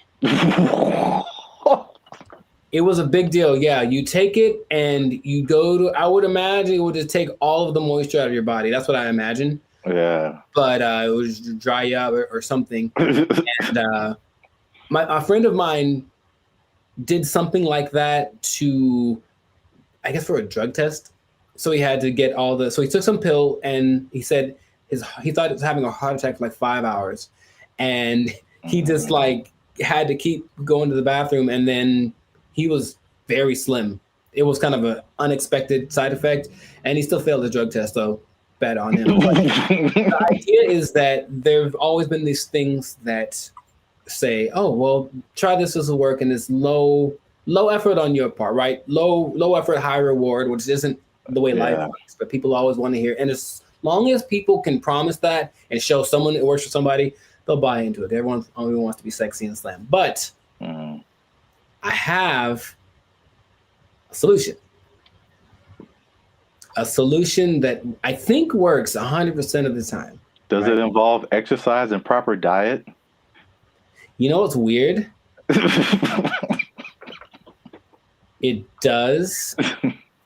But it's actually doing that. That's the part that people don't seem to get. It's like, okay, because here's an idea that'll work. Cool. Proper diet and exercise. All right. Maybe don't eat too much. Let's just start with that. Don't even, you don't got to go sweat. I know sweating's yucky and you get sore and ew, right? But how about just don't eat so much? Food's delicious, but you know what it tastes like. So just stop eating that stuff. Okay?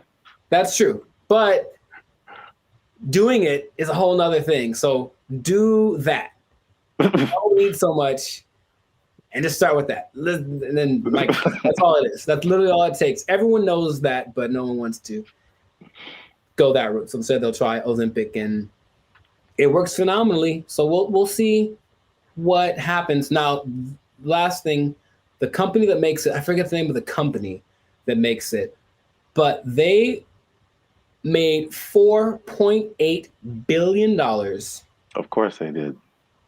In just the third quarter of 2023. That's a lot of $1 billion. I believe what was it? I forget the company they're based off of, someplace in Europe, but their gross income was greater than like the GDP of the whole country, basically. And sure, so people are going to keep buying into that. So if you try Ozempic, it'll work for a while, and good luck to you. That's all I'm going to say. Maybe try the other thing that I suggested, but I'm no expert. I just, Wow. I look like this and you look like that. Oh, take that. So anyways, leave it like that. This has been another episode of the I wish I had like a pipe right now. Like, I don't know why. This has been another episode of the Life Circus podcast. So make sure to like, subscribe, comment, share this video with people that want to know about losing weight the responsible way. Thumbs up, maybe a ding sound, maybe. And, stop eating that stuff. I got nothing else to say. We out. They took our jobs! They took our jobs! I went to high school with Diana Taurasi, who some say is the greatest female player of all time. One of the greatest, right? And she's a year older than me, so I got to high school. It's a place called Don Lugo High School in Chino. And I was coming in as a freshman She's trying to make the team like summer, and she was already like she'd been there for a year, so she's already established. Everyone knew who she was, and I'd heard about her. I'm like, oh, you tried out for the basketball team? Yeah. Oh, I didn't know that. Yeah, I played the first year. I played freshman year. Yeah. Oh, cool. But the whole thing was, I thought that because she was a girl, that there was no way she was as good as me, right? So I just casually mentioned we should play one-on-one to her. Like, I think maybe it's the only time I ever spoke to her, really. And she's like, yeah, sure. And when I tell you that. What's up, guys? I'm Zap, and this is Jericho, and we are the 6-time international award-winning pop hip-hop music duo BrandBee Future.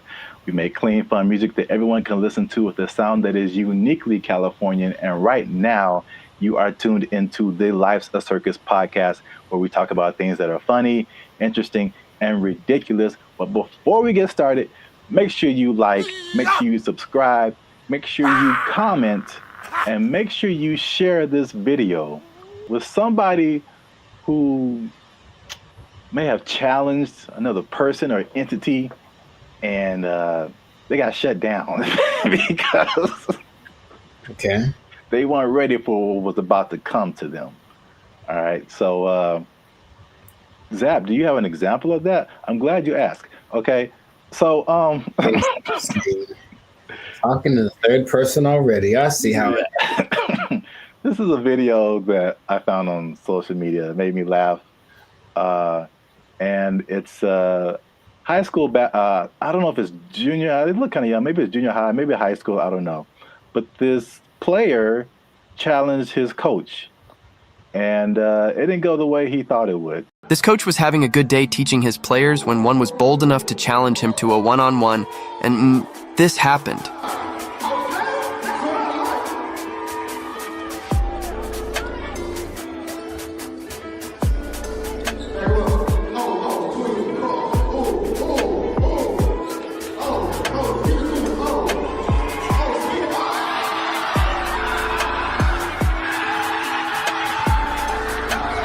Do you think he would try this again?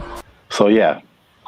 I like it. I like it. Yeah, coach wasn't messing around. I thought he'd get past him, but I didn't know he was going to break the kid's ankles. That was cold. So I brought this up, and then if you have an instance, you can share it too. But I'm thinking of like the times when either you challenged someone or you saw someone else challenge someone, and they thought they had it, and it just didn't go right at all for them. Because I brought up this video because it reminded me, and I think that's junior high. It looked like junior high, not high school. It reminded me of the same thing that happened in my junior high school.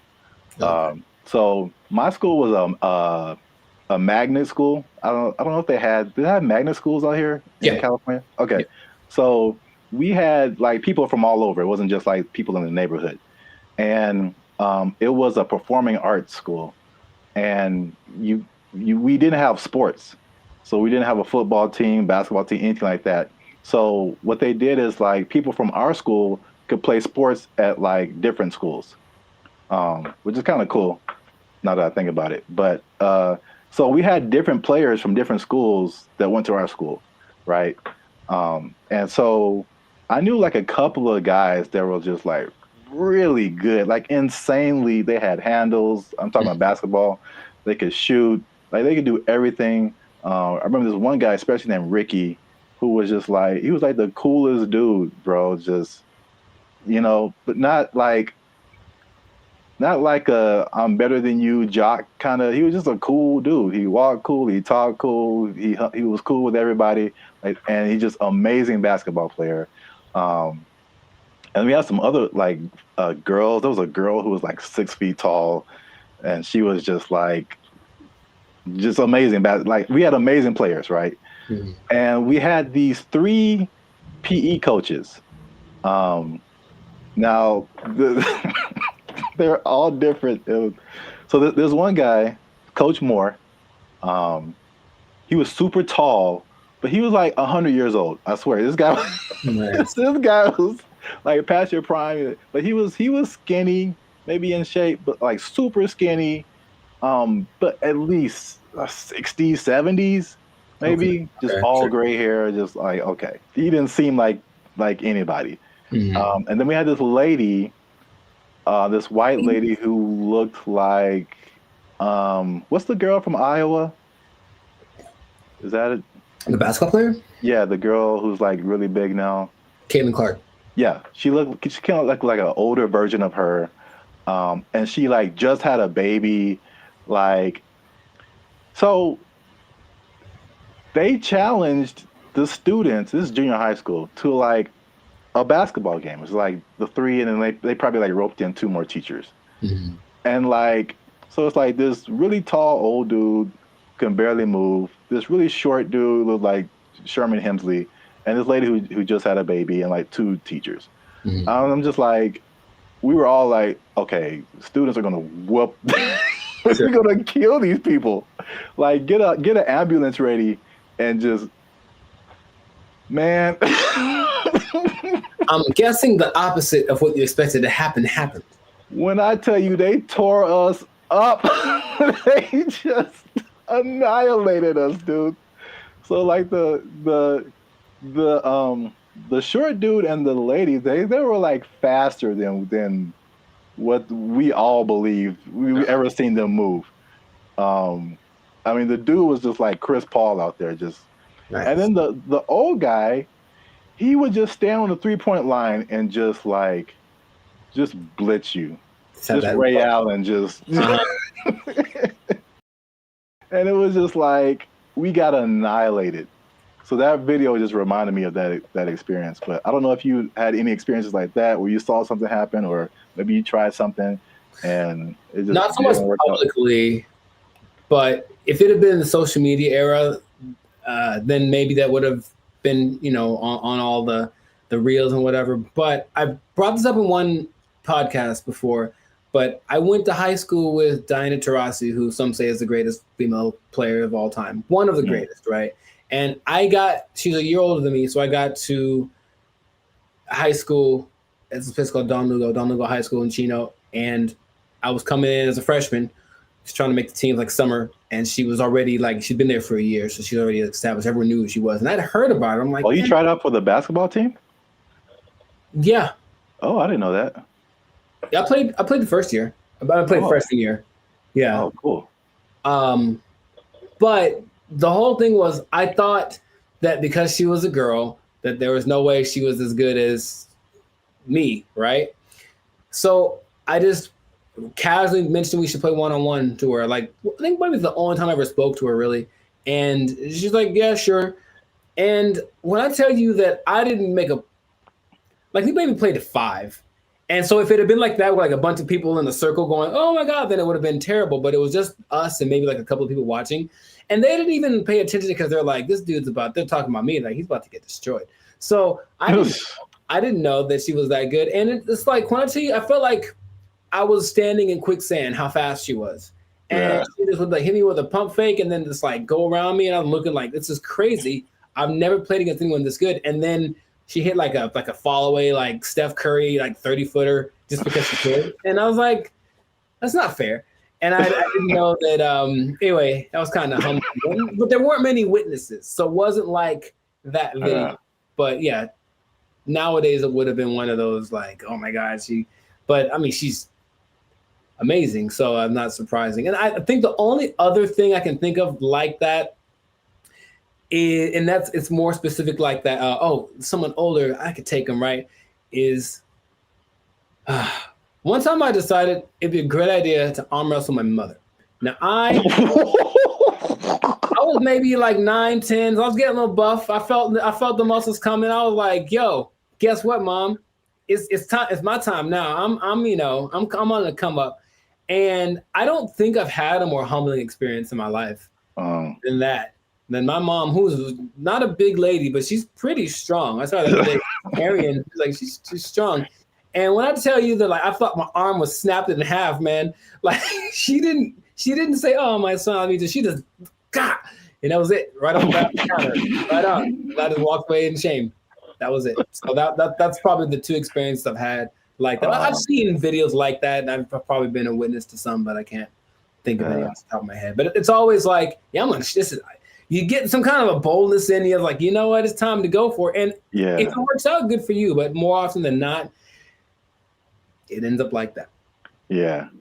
The last thing that just reminded me of is I don't know if you ever like were in fights or anything in school, but I was very quiet and very like unassuming, but I was also a very large person. Like I've always been a very large person. So like no one is like tried to fight me.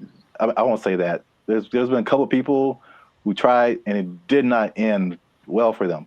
So it's like I'm just, even if I didn't know how to fight, I'm just too big. Yeah. And I remember there's like this one guy who was like messing with me in school or something. I told him to stop. He wouldn't stop. And then he like, we were in class, and then I think there was like maybe 3-4 rows of desk. So he was like behind me. So I think he like pushed me or something. When I finally decided to push him, like he pushed me and it was just like, okay, bro, when I finally pushed him back. I feel like he got laid out. That's what I feel like. This dude went flying like 4 rows back. It was like everybody was just shocked. It was just like I did like some kind of Naruto like whoosh on this dude because he went flying. And yeah, that was the end of that for sure. But yeah, so I've seen it go both ways. So if you have a story like that, something that happened in your lifetime where you saw somebody try to do something and didn't work out, or you tried to do something and it didn't work out, let us know in the comments. And so we can all have a laugh. Sharing laughter. Yeah. Yeah. Don't worry. You'll be okay sharing it because it'll just be between us. Yeah. You won't go to your boss or anything. No. Yeah. You'll be okay at work because we want you to keep your job. We do. We want you to keep your job. Yes, we do. Because if you do something like this, try something at your job and it doesn't work out. Challenge the boss. Don't do it. I wouldn't recommend. They might take it. They might take your job. Oh, it didn't work out for you. You're fired. Oh. They took our jobs. They took our jobs. They start doing the conga line down the middle, playing some Lil Jon song, I swear to you. And we're like, all right, cool. Now I'm looking and I see a few people, the passengers that are happy and they're doing the thing, and then the flight attendant, and I see a guy, and I recognize this guy. And I was like, why do I recognize this guy? Oh, he's the guy that I saw when I got on the plane. He's the guy that introduced himself and greeted everyone on the, is that the pilot? It sure was. It was the pilot of the plane. No way. The pilot of the plane. And we're all like,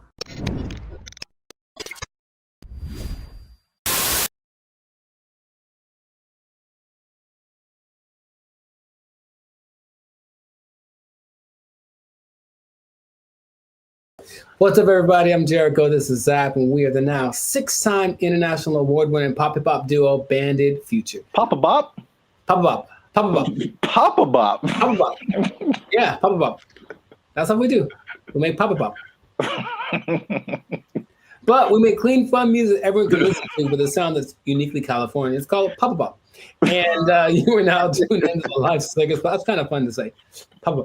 And you're now tuned into the live segment podcast. We talk about things that are funny, interesting, and just straight ridiculous. So before we get into this thing and this Papa Bop thing, that is really, man, can we use that? We have to make up a new thing.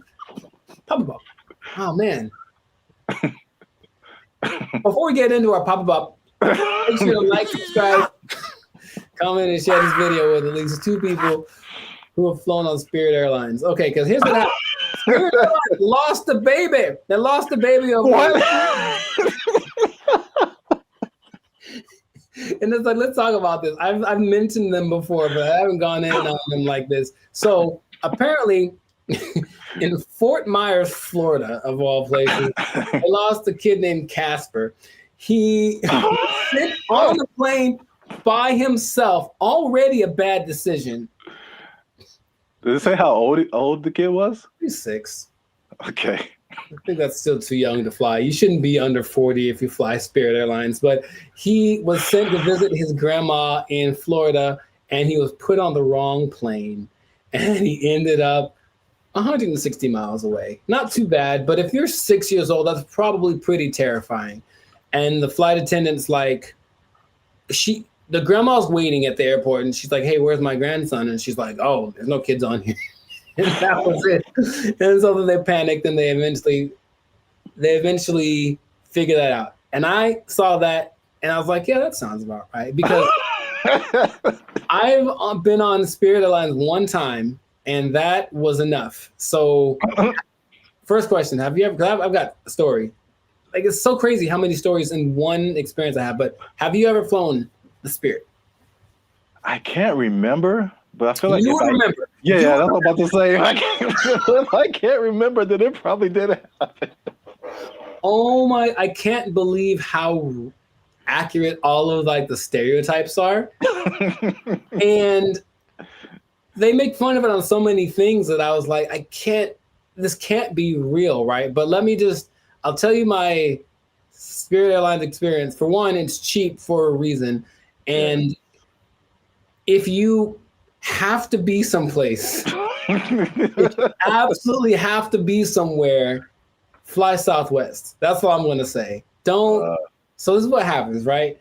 I'm going to Nashville, Tennessee, and I get to the airport at LAX, and the first thing when I finally get to the Spirit thing, and I'm greeted by a lady, and she's like, hey, are you going to Savannah, Georgia? And I said, no. And she's like, oh, good. And then that was it. And I was like, wait a minute. So then I kind of hang back for a little bit because I'm on time. So I'm just I want to see what this is. So she didn't explain anything. The person behind me walks in, and they're all kind of rushing. And then she's like, hey, are you going to Savannah, Georgia? And the guy's like, yes. And she's like, the flight's been canceled. And he just loses it on her. So he cusses her out. She cusses him out, and she's ready with him. And I'm like, oh, that's how it starts. So already I can tell that they don't have the whole, hey, alert system, because they have the app and everything, but there's nothing that says, hey, your flight's been canceled. Sorry, don't come back. They just have a person in the lobby waiting for you to have gone all the way to the airport to tell you that your flight got canceled. I'm like, oh my God. So I'm like, okay, cool. So I get to the line, we have to check your bags and do the x-ray thing or whatever. And it's just a bunch of people yelling across, like literally, the yelling across the space. There's all those lines with the conveyor belts, and one person over here, and they're cussing out somebody over here, and this person is getting back, and they're running back and forth, and that's not my job, and blah, blah, blah, and bleep you, and all this kind of stuff. And it's all happening as people are just like, I just want to get to Nashville. That's all we're doing. So that is how everything started. I'm like, this is a movie. It's really like a movie. So we finally get to the plane part of it, right?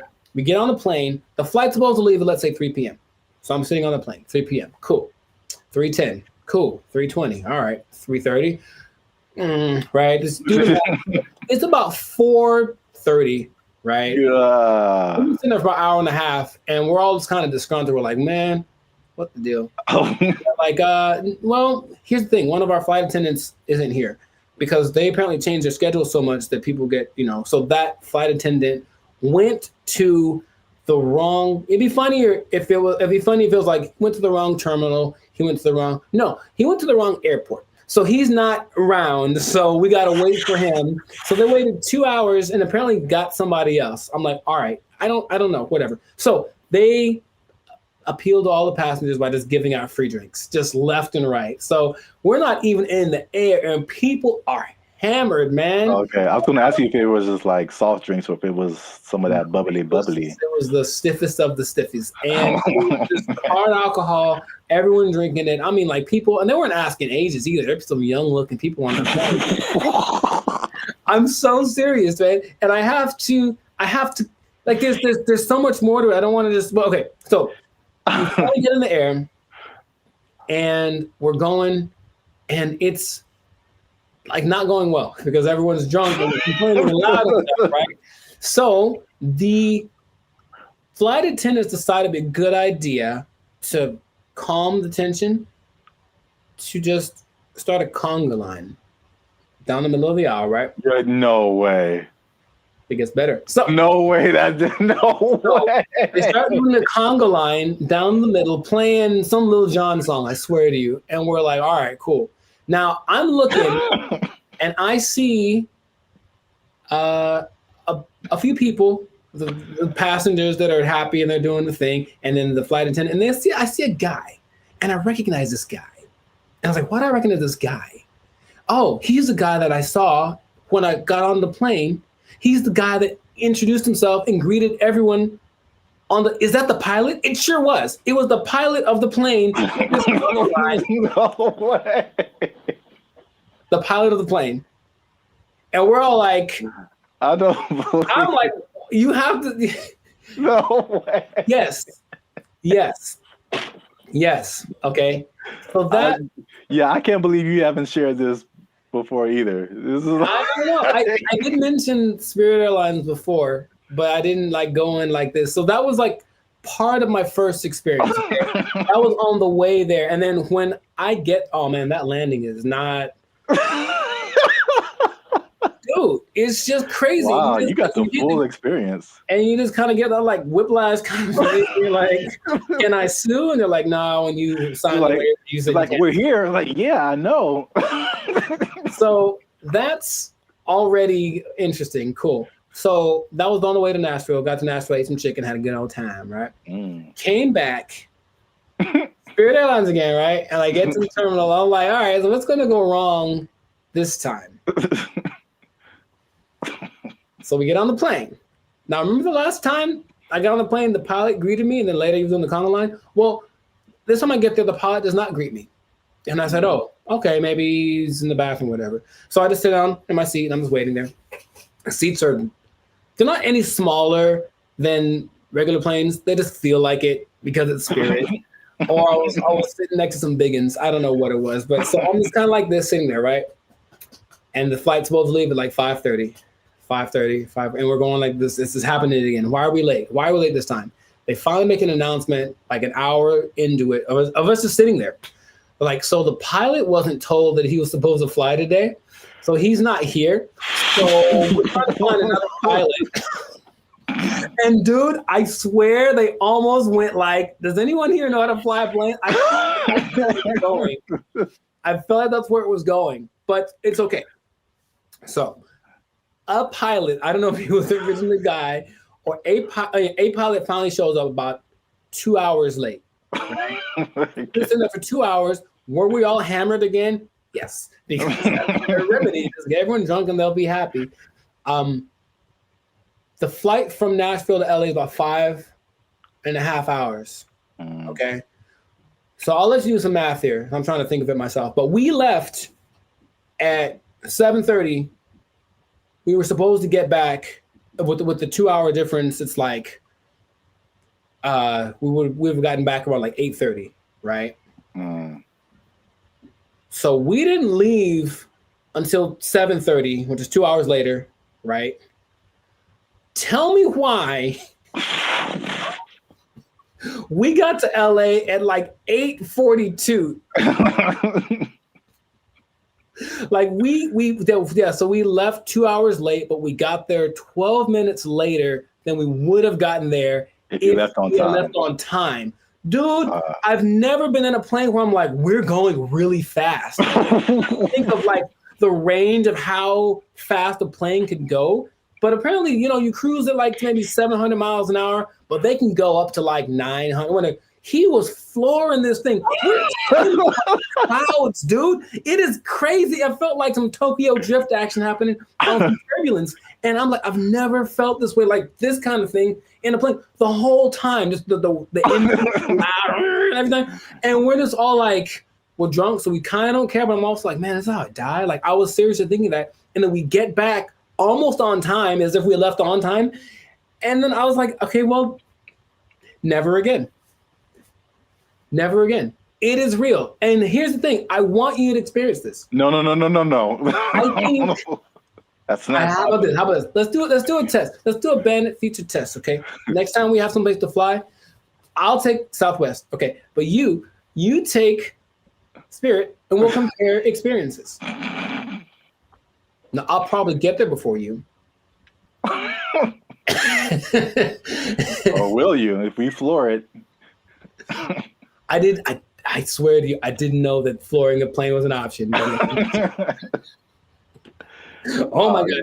Yeah, like you just go on like he's having a good old time. A lot of new information that I didn't know about. Come on, do it. Yeah, wow. Spirit Airlines is everything that they say it is. And it is cheap. Don't forget they charge you for everything though. So every little item that you bring is an extra charge. So the ticket is cheap, but then, but the performance. Wow. Yeah, I'm gonna pass on that. I know that was most me talking, but I think everyone should know. No, that was a great story. I can't believe it's been this long, over 100 episodes since you shared it. Maybe I repressed it. Oh, remember that time I almost died? Oh yeah. It was just so because then I had to tell my people when I got there that we're gonna pick me up. Like, sorry, I'm 3 hours late. Yeah, stuff like that. And I was like, but I flew Spirit. They're like, oh well, yeah. Wow. All right. Yeah, please do that. If you have an experience with Spirit Airlines, please share it. We should make how about to have that website that's like people of Walmart, where it's like the worst people. Just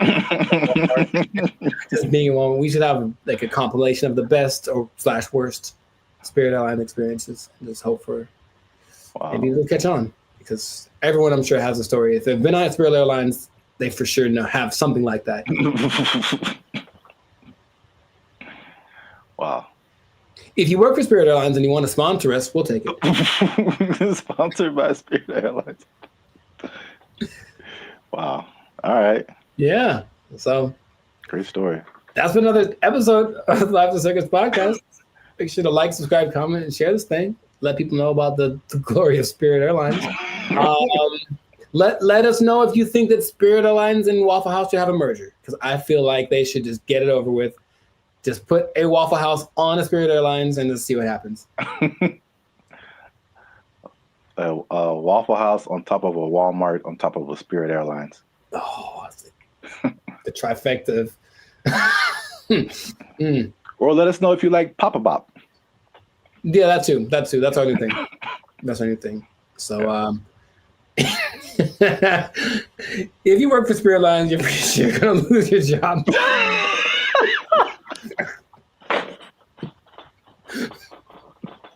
Yeah. So good luck to you.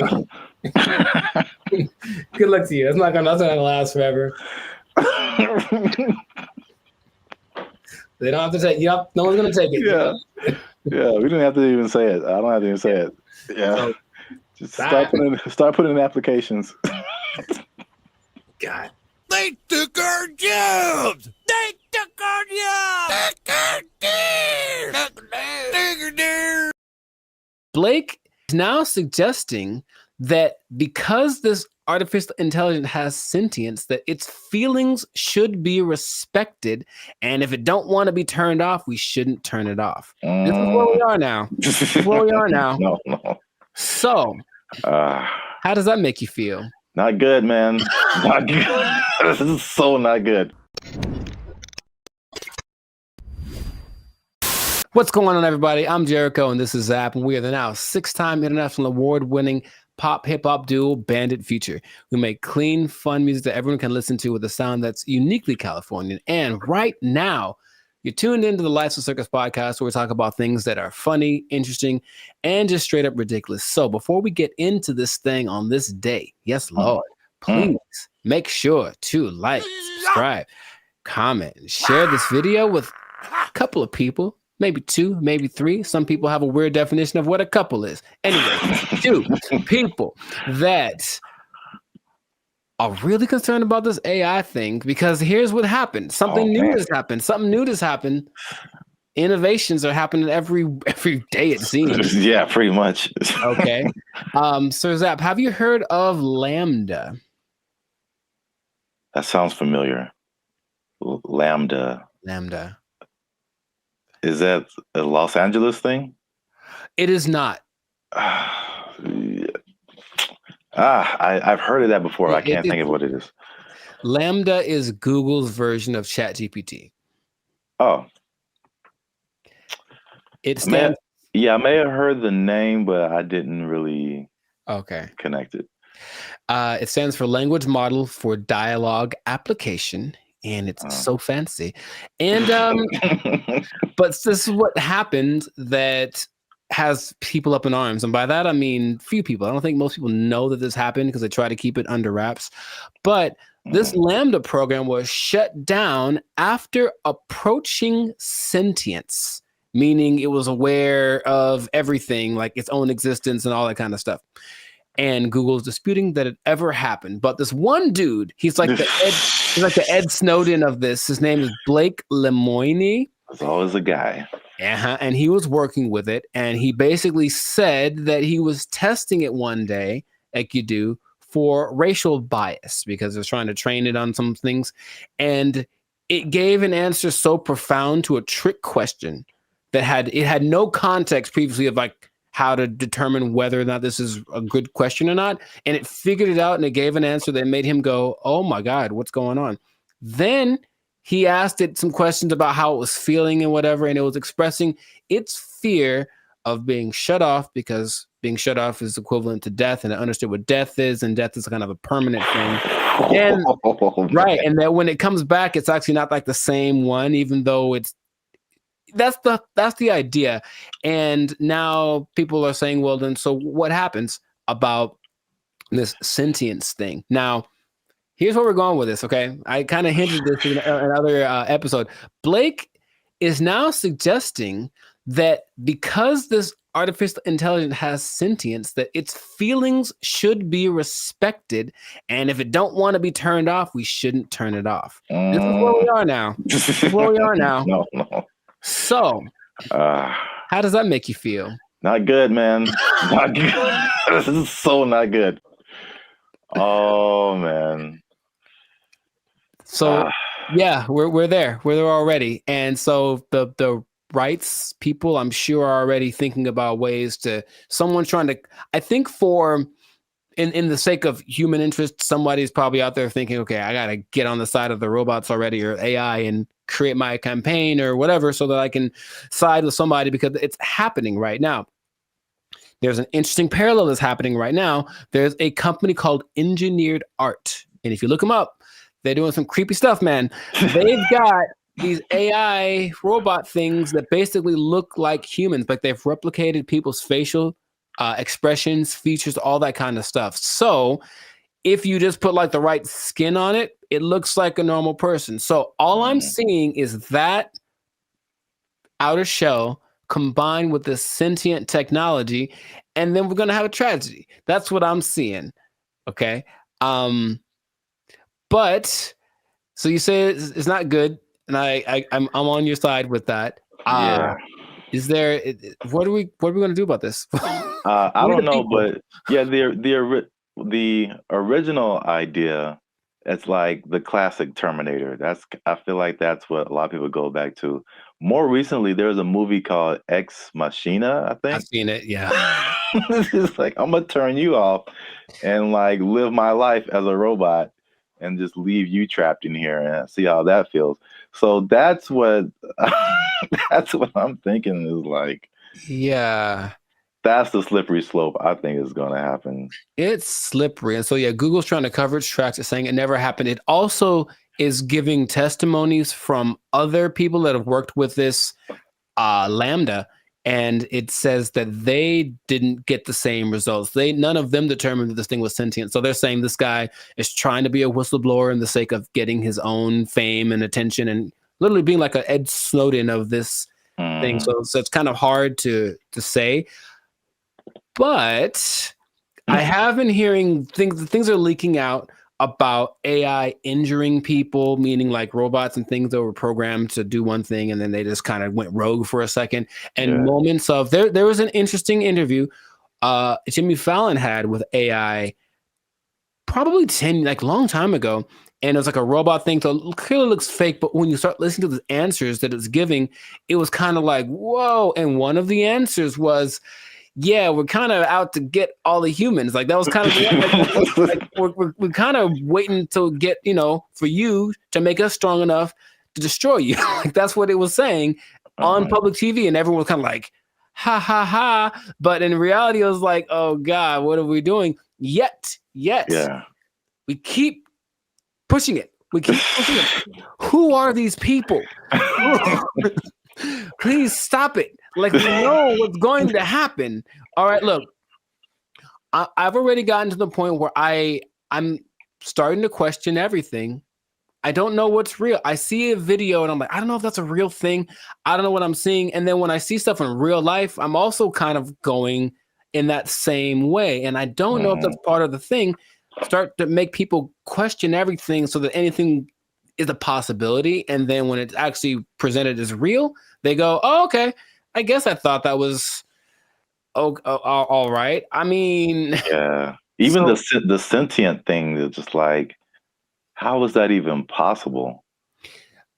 It's I know that they've gotten away so that these things, I call them things for now, but that might not be okay in a few months, can process. They can process as fast as the human brain. You tell my computer is going to have a pronoun that I have to use. Yes, it is. So I'm calling it right now. But they have the processing capacity to go as fast as the human brain. They just don't have the right algorithm. Is there a human algorithm? I don't know. But however we put all things together, they haven't quite figured that out. So they're working on it. And just why are they doing that? Because when they figure it out, they're going to be able to do it better. And that's where we are. That's where we are. Yeah, because it still doesn't make sense. Like because humans, you think humans, computers, it's an intellectual thing, A plus B equals C, stuff like that. But like the emotional side, I don't see how a computer can have emotions or feelings or like dreams or like things that it wants to do or accomplish. Like it's trying to tap into some level of consciousness that what we are wired to, which is why people like Elon Musk are trying to get us to communicate with it in this level, because it's kind of like going to create a pathway that definitely isn't going to be one way. If we can control it, it can definitely control us. Like it's going to be like that. And that's where we are. So I just wanted to let you all know that. Hide your wives, hide your kids. So y'all need to hide your kids, hide your wife. It might be getting interesting in a little bit. So just good luck to all of us. That's all I'm going to say. And if anyone's listening that has access to this, the people that create this or access to this technology, please cut it out. Just cut it out real quick. Go back to trying to create dinosaurs or something stupid. Like do that instead. At least we know what that is. This has no. Just stop it. You know what it tastes like. Stop eating that shit. You know how it tastes. Yeah, we do. We know exactly what it tastes like. Death. Anyways, stop doing that stuff. This has been another episode of the Lifestyle Circus podcast. Make sure to like, subscribe, comment, and share this video with everybody to warn them of what's coming.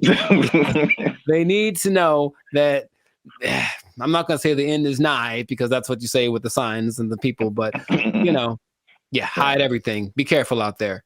And keep your job for as long as you can, because it might not matter in a little bit. Yeah. They're coming to take your jobs. They're coming to take your robots. All Transformers more than meets the eye. I don't know. They took our jobs. They took our jobs. If you're just watching, you don't know, because it's so convincing. And it was right after the Grammys happened. So she had it ready. And it was so impressive. She already had a couple million views on it. What's up, everybody? I'm Jericho, and this is Zap. We are the now 6-time international award-winning pop hip-hop music duo Bandit feature. We make clean, fun music that everyone can listen to with a sound that is uniquely Californian. And right now, in this moment, you are tuned into the Life's a Circus podcast. We talk about things that are funny, interesting, and just straight ridiculous. So before we get into this thing right now, do us a big favor. The YouTube algorithm needs to be stimulated. So make sure to like, subscribe, comment, and share this video with at least 2 people that have been fooled by misinformation on the internet. Okay. I'm one of those people. And what I want to do is tell you something that happened to me recently, because I think it's actually kind of an interesting idea, right? It's information's out there. We have access to all this information, and nobody's verifying whether it's right or not. They're just going with whatever they see and sharing it to everybody. So I, at the very least, make sure to check facts before I tell people about them. That's not true. Actually, I'm very guilty of sometimes just sharing things. Like, oh, I found out this out, so I'm gonna tell everybody about it, and then later I go like, hey, remember that thing I told you? Yeah, it wasn't true. But I actually got fooled yesterday, and this is a different thing. So when people think about information, maybe they think about like a big hoax or something, and there's been a lot of hoaxes since the beginning of, you know, the press, really, that have been kind of great. And I actually have a list of a couple of my favorites. But there is a TikToker named Louisa Melcher. Okay. And she's known for doing what I'm about to tell you. I didn't know that.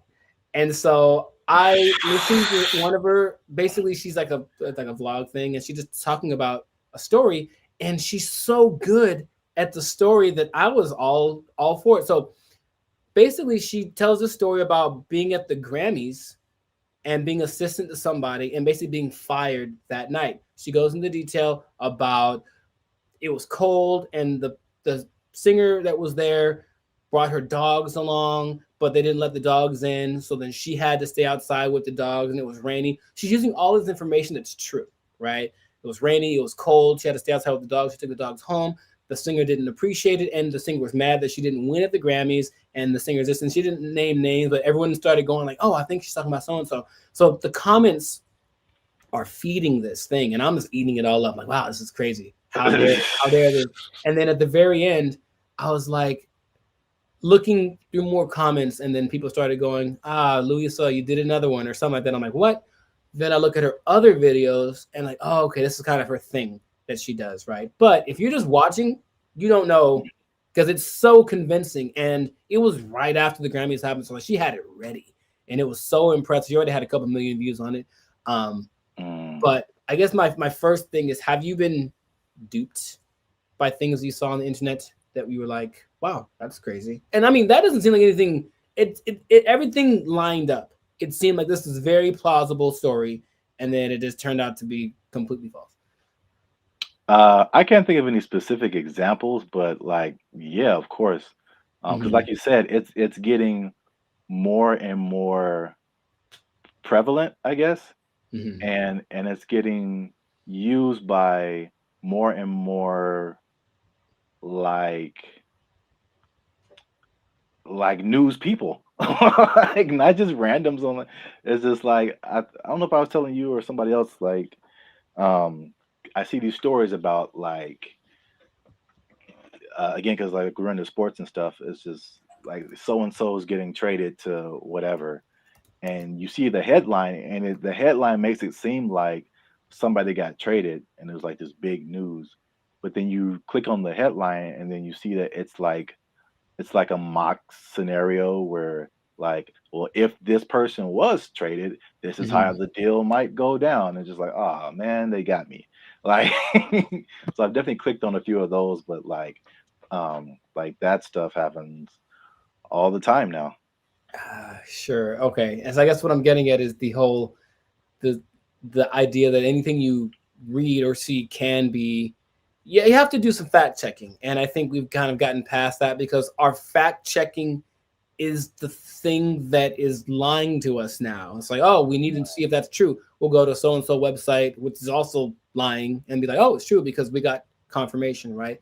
And I remember seeing something about, I can't find it right now. It was basically like, even back in the day, TV was, the rule was nothing on TV has to be true. Like that was kind of a written law. Like it can be false. We don't have to tell you that it's wrong either. I know for sure that like political ads don't have to be true, like at all. They can be lies. That's how it's always been. So it's like, wow, how do we know about what is true and what is not? But so what I decided to do was look up some things, and I'm like, I wonder like what's been said in the past that has fooled a lot of people. And then I had a couple of personal favorites. So I wanted to share them with you. And then maybe if you have any personal like favorite hoaxes, or you can call it a hoax. I don't know what the line between a hoax and misinformation is, but you know, maybe one feeds into the other. So maybe these are some you've never heard about. Okay, so one, I think that not at all, but like in the modern times, do you remember Lonely Girl 15? No. This was like 2006, and it was basically an account by a girl who basically was saying, "Oh, I was born in a cult, and I kind of like have a hidden camera, so I'm kind of gonna release information about the cult to the internet."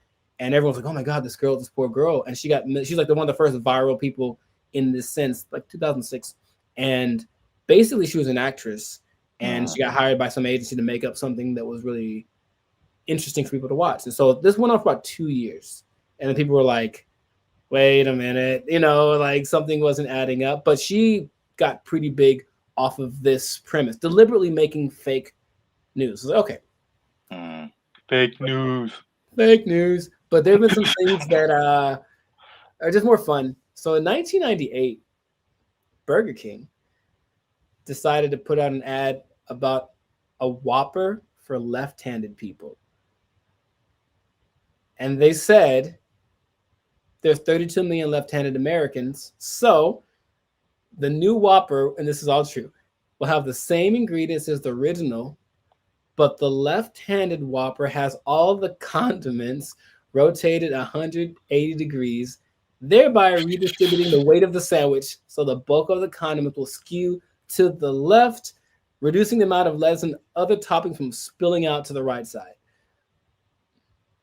Now, it was a joke, but that day, like 50,000 people went to Burger King like, yo, give me that left-handed Whopper, bro. Oh my God. Yeah. Yeah. Isn't that great? And then people, it was only because it was like a prank, but then people started protesting like, well, I want a right-handed Whopper. Like it was, anyways, that's how easy it can get, right? So good for them. This one's pretty fun. This goes way back to 1810. Oh, back there in the olden days. I think that's how they talk. So what happened was, in London, a chimney sweep goes to the house of Mrs. Tottenham. Like, wow. Hey, I'm your chimney sweep. Here to sweep. She didn't call one, so she sent him away. Then a merchant came to the door, some dignitaries, a baker, a butcher, some brewers, wig maker, upholsterer, a gardener, a delivery for furniture, for a piano, for a pipe organ. Doctors came, lawyers came, the governor of England came, and everyone was like, what is happening, right? And it was literally because one guy said in a bet, I can make any house the most popular spot in London. And somehow he got all of these people to go to this house that day. So that house went viral that day in 1810. Viral in 1810. And he just sat in the house across the street and just watched the whole day. That's respect. I like that. That was well thought out. I don't know how you do that. They didn't have a lot of things to do back then. I guess. Had a lot of time on their hands. The pipe organ one was great. There was a supercomputer that played chess in the 18th century. And basically, it was a big machine, and it could beat anybody. And people said, oh, my God. So they'd go to see it, and then the chess masters of the world would come to play against this machine, and they'd lose every time, right? Well, so what happened. This machine was like a big thing, and I can't really see the visual of it, but someone was inside of it, like a guy inside of it controlling it. But this started in 1720. They didn't figure it out for 50 years. This thing toured all of Europe, and people came to see the amazing chess machine. Oh my God, I can't believe it. And then 50 years later, they're like, oh wow, they got us. Yeah, I believe that. That's what I mean. So I think that idea, and maybe it's just because lying is fun. Is that not what it comes down to? Lying is fun. I don't. I mean, well, and all those stories, like whoever pulled off the lie or whatever had something to gain out of it. So it's just, is it about the lying, or is it about like the ability to manipulate people to get them to do what you want them to do or think what you want them to think? I think that's like the big thing. Sure. Because the truth is kind of boring and regular, and then the lie is like, ooh. Yeah. Ooh, I told a little white lie and people got excited. Maybe I should do that on like a greater scale. But the guy with the computer, I mean the guy with the people coming to the house, he won the bet. Like that was his goal. Yeah. I'm sure the machine that traveled, they made money or something off of that. So much money. The Burger King, they had how many people show up and get Whoppers? 50,000. So it's just like it's a means to an end. So people are trying to like get something out of it. I got you. Well, I have a favorite one. I don't know if you have at the time thought of a favorite. Is it the Will Smith slap? In other news, when was this? Somewhere in the 19th century, this guy McGregor was a rich guy, bored, went from England to South America because that was like kind of the big thing, right? He landed a spot in Honduras. Some dude that was his friend decided, hey, you're my friend. Why don't you just take these 8 million acres right here? And he said, okay, I'll take it, sure. So he has 8 million acres. He doesn't know what to do with it. So what he did was he went back to England and he invented a country called Poyais. He established a territory, made a national flag, got British papers to deal bond prices for Poyais, and then outside the offices in Edinburgh, Glasgow, and London, he and his representatives handed out brochures about Poyais, sang songs about Poyais, and he wrote a book about it. And then he sold it off for like a plot of land in today's money was like $2 million. And he sold the whole territory, took the money, and left. Why did he have to do that? Because he was bored. He literally was he was so rich. I think he bought like his command in the Navy or something, like he didn't want to work for it. So his parents just bought him. He's an official now.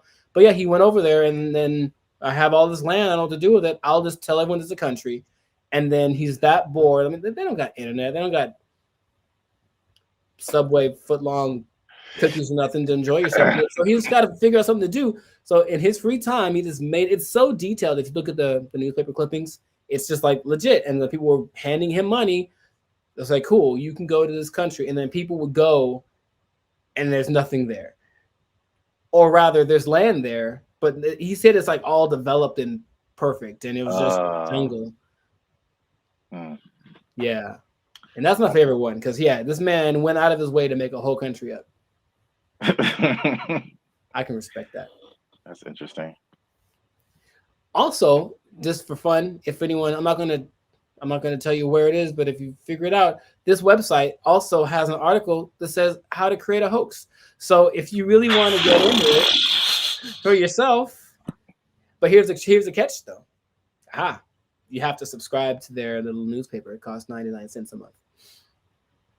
So you got to pay the cost to make a hoax. There's always a catch. Is the hoax site a hoax? Is that ironic? I don't know. But that's it. So let us know in the comments if you have a favorite hoax or lie. Do you lie all the time? Are you a habitual liar? Do you do it for entertainment? Have you been fooled by anything you've seen to the point where it altered the course of your life? I'd love to hear that story. Altered the course of history. There's probably some, like that. And make sure to like, subscribe, comment, share this video so that we can keep doing what we do our own fun way. If you lie on a job application, you won't get the job. Unless you do. And then good for you. But if they find out that you lied, they will either take your job or they'll make you the president of the company. One of the two. But they'll probably take your job. They probably took your jobs. What they're gonna do? You're gonna get fired. Oh, hoaxes are bad. Okay. They took our jobs. They took our jobs. There's some sample videos that they've been releasing of like what it can do. And it's producing very realistic images and very realistic backgrounds, editing. And you can pretty much do film scenes anywhere without sound stages, without going to locations, without transportation. It generated people, it generated places. So yeah, that's where we are right now. That sounds like a lot. What's up, everybody? I am Zap. This is Jericho, and we are the now 6-time international award-winning pop hip-hop music duo band in Future. We do clean, fun music that everyone can listen to with a sound that's uniquely Californian. And now you're tuning into the Life's a Circus podcast, where we talk about everything that's funny, interesting, and ridiculous. But before we get started, before we jump into it, make sure you like, subscribe, comment, and share this video. It's kind of important. Share this video with somebody in the film industry. Ooh. Because things are happening, man. What's happening? And it's happening real quick. What's happening? I talked about this before. And like, because I work in film in addition to music, but leading up to 2020, you saw a lot of changes in the film, especially outside of the Hollywood, LA area, where there weren't as many films and TV shows and stuff shot here because of various reasons, people were moving to other places. So now they're shooting in Atlanta and Chicago and Texas and New Zealand and Australia and all over the place. Then 2020 hits, and it was just chaos for everybody, especially the film industry. A lot of your favorite shows weren't being shot, shut down completely. And then when it did come back around, they had all these protocols. It was very hard to shoot. COVID, people had to be away from each other, all that kind of stuff. Fun times, right? And then recently we had all these strikes. You had a writer's strike, you had an actor's strike, and a lot of it was a portion of it was due to the new technologies, AI, people being generated and put into movies, and how do they still get paid and how much and all this kind of stuff, using their likeness and all this stuff. So that was like actors and writers. And we've seen that with musicians too, like the creators, AI and influencing like how we make music and cutting jobs and all this kind of stuff. It's not stopped. Like if you can't tell, they are marching on really, really quickly with this. And this thing of AI has spread past the, I guess, initial creators into everyone around the creators now.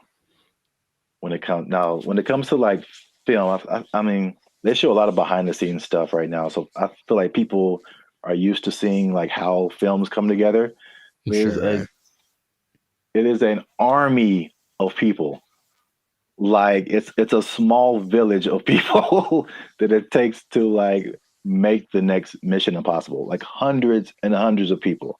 So we're talking about lighting people, sound people, electricians, carpenters who build like all the sets that you see, like especially sitcoms. Like it's crazy if you ever get the chance to tour a film studio.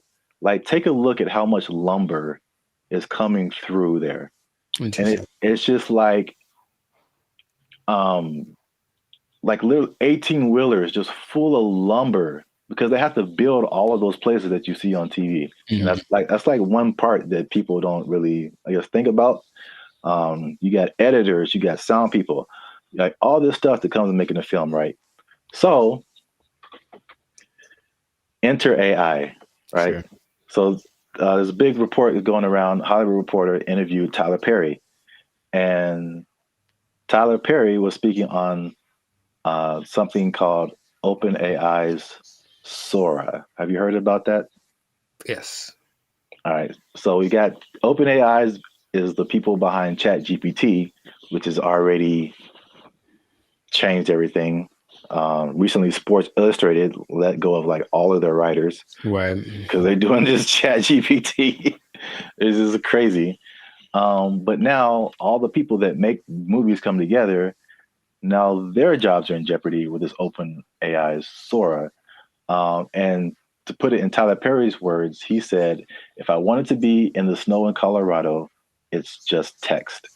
If I want to write a scene on the moon, it's text. AI can generate it like it's nothing. I don't have to put it on my lot. I can just sit in the office and do this at my computer, which is shocking to me. So in the article, it said Tyler Perry was slated to drop like $800 million into expanding his studio. He was going to build 12 more stages. And then he immediately put a halt to it because of OpenAI's Sora. Wow. So we'll show some pictures up here too of like, there's some sample videos that they've been releasing of like what it can do. And it's producing very realistic images and very realistic backgrounds, editing. And you can pretty much do film scenes anywhere without sound stages, without going to locations, without transportation. It generated people, it generated places. So yeah, that's where we are right now. That sounds like a lot. What are your thoughts now for the progression from ChatGPT to this? I mean, I have an idea of what it looks like. I don't like the idea of taking jobs away from people, for one, and then until proven otherwise, I'll still see a really well done AI something, and it's just something about it gives me this like it's just this lacks this element of realism. However, I know it's getting better all the time, and at some point, I don't think I'll be able to notice. But just it's business is about saving money, so it makes 100% like it makes perfect sense that they'd want to do that instead of spending all the money on stages and everything that. But it just seems like it loses the. So if I see this movie and it's like an amazing movie and they have all these locations, and then when I find out that they just did it all on a computer, for me that loses something. You know, Lord of the Rings, all the New Zealand backdrop and all this. No, we just did it in the computer. Actually, it's not. We didn't go anywhere. It's like, oh man, something about it to me doesn't. But see, the thing is, it's not, because I think the buzzword before this is CGI. Right. So it's just like, I feel like it only loses that for you because you know that it's like that. But I think there's stuff now like the CGI stuff where it's like you can't really tell I feel like that part has gotten so good that you can't really tell sometimes like what is CGI and what is not. Dude, just on a simple scale, I've been talking to people on, Zoom or Google Meet, and I'll be talking to them like, "Oh man, where are you?" And they're like, "Oh, that's just the background from the from the program. Like, I'm not here. I'm in my house." And I'm looking like, no, like that's gotten really good. Yeah. So I can imagine if no one told me, sure. But then I have those doubts. Like, I wonder if I do it now with commercials for sure. Like, are those people in that? Is that really, or is it just and it maybe it's already been here and I don't know. Yeah. There's definitely pieces of it that have been here for a long time. Sure. Especially like big crowd scenes and stuff like that. Right. It's definitely. Yeah, I know that the big Ed Sheeran music video a couple of years ago was kind of that, because it's basically him and I think 100% or mostly AI CGI generated background characters, and they all look really real. So yeah, that's I don't like it though. That's all. I just don't like it, just because it's moving into a direction that my brain wasn't ready to accept as a possibility. Well, I mean, people. I personally, I have no idea. I mean, I won't say that. I do have an idea. AI is going to win. So sure, no, it's going to win eventually. Without a doubt. I feel like,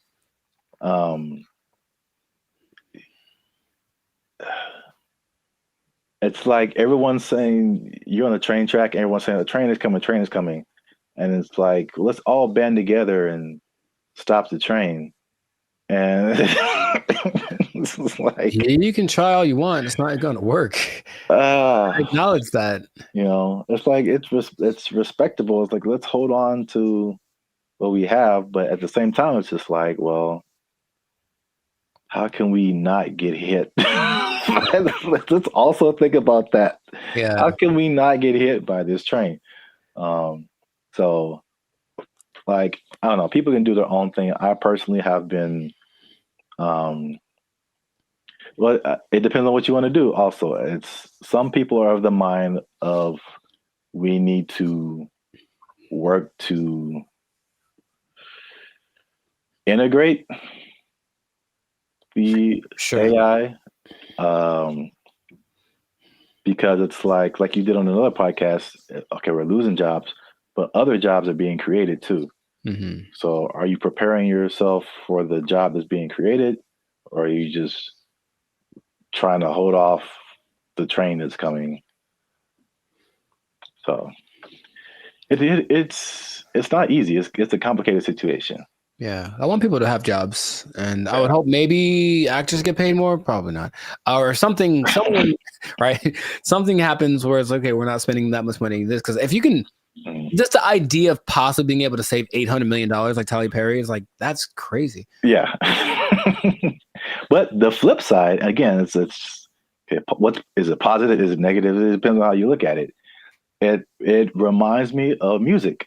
Because I only knew music and I got to film. I was like, there's bigger budgets, money's flowing, all these different people working. It's like it was so much of a big industry than music. And then it kind of made me think that music used to be like this, possibly. Until technology, right? The streaming and all that kind of stuff made it really different. And same thing, jobs were lost, but new stuff was created. And one of the biggest thing is that it leveled the playing field for a lot of people. So the big people weren't as big, but also like people you never heard of now had a chance to like, even out. Yeah, right. So if you don't have a budget and you can create a blockbuster movie in your bedroom, it's the same way you can create a full album in your bedroom now.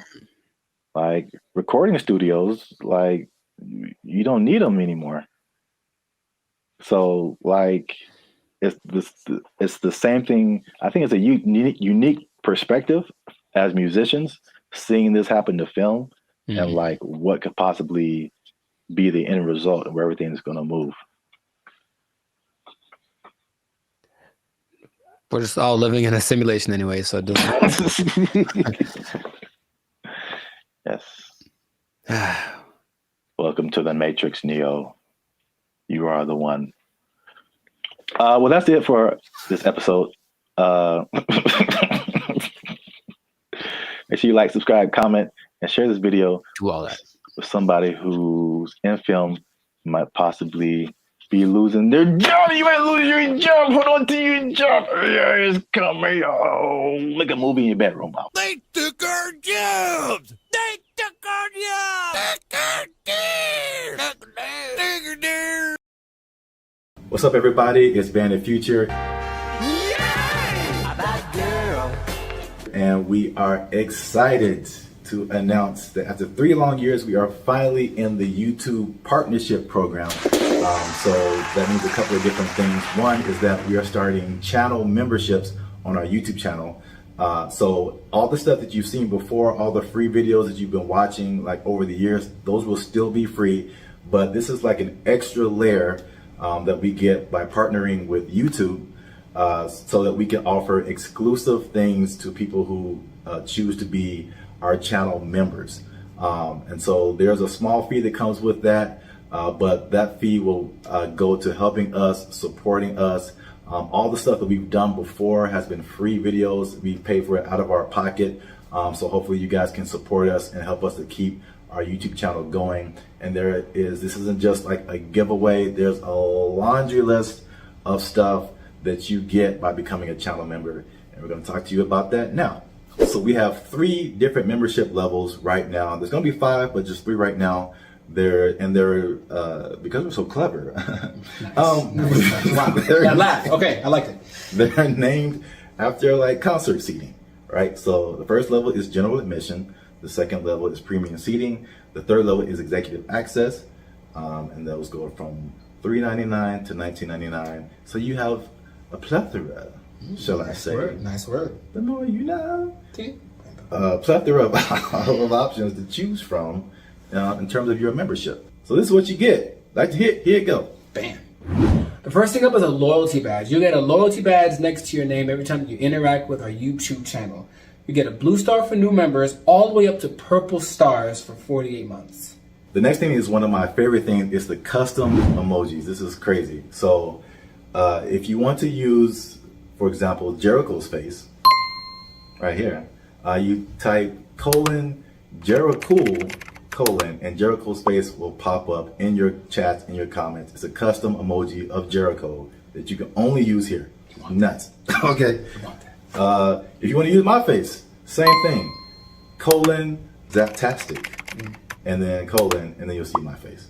And then if you just want to do a Band of Future fan, BFF heart, it's a fam bam : net. Only on our YouTube channel. It's the only place you can do it, man. Nice. Members only live chats. If we ever go live, we may have a members only chat mode. So the non-members can see the chat, but if you want to participate, you gotta be a member.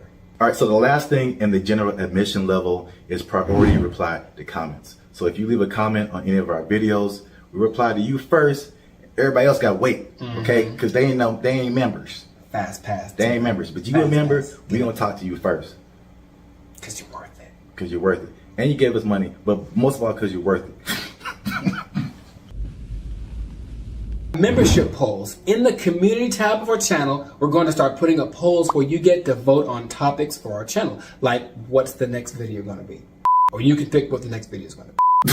What would you like to see as next video? Next video related topics. Huh? So if you balling a little bit, okay, talk. You got a little more change. You can get to the premium seating. Yes. The first thing you get in premium seating is early access to videos. So again, the videos on our YouTube channel will be free, but there'll be some exclusive videos that go to our members first. If you're a member, you're the only person that can see it. And then maybe we let everybody else see it. Maybe. We'll think about it. Maybe. We'll have member shout-outs. So once a month, we'll send a shout-out to you or one of your friends. Just give us the name and details, and if approved, we'll shout you out in one of our videos. And this could be good for any special occasion. Birthday, a graduation, bar mitzvah, you name it. You name it. Happy birthday to you.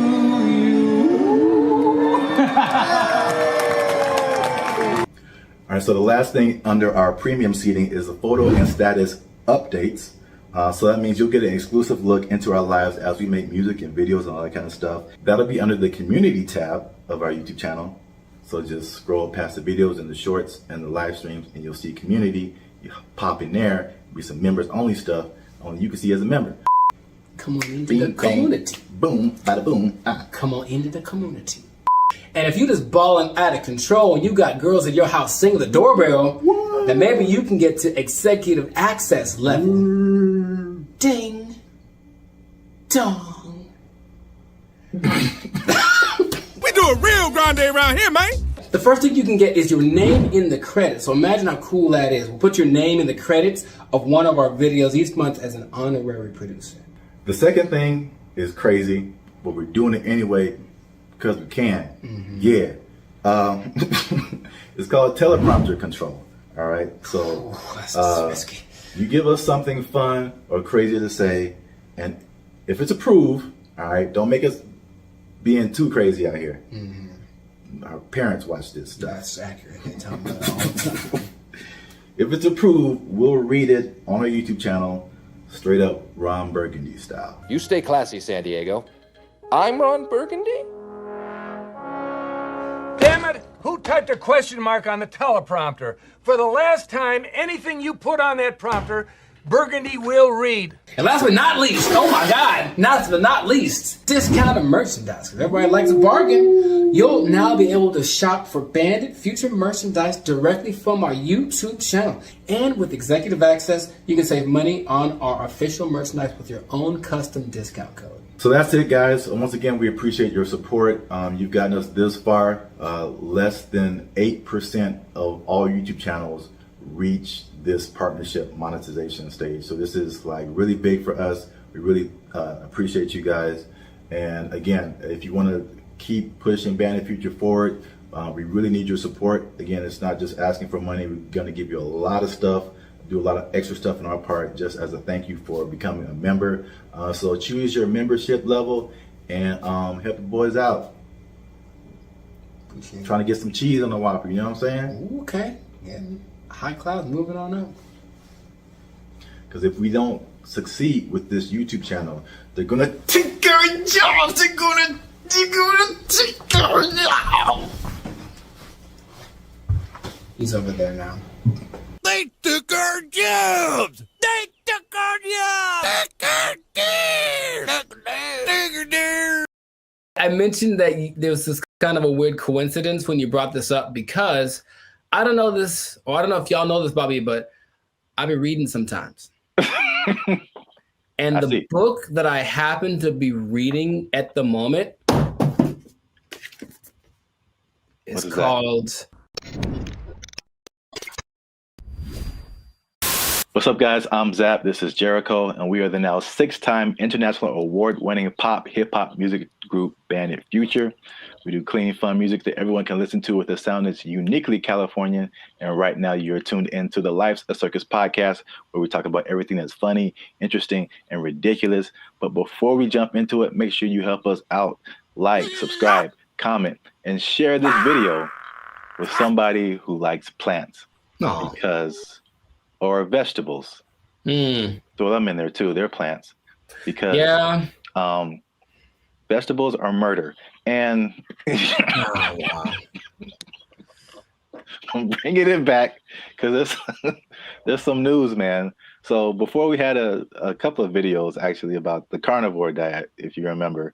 And it was just like basically the opposite of vegetarianism or veganism. So instead of not eating meat, you're not eating like vegetables and plants. It's kind of weird. Joe Rogan was all into it. He said it worked for him.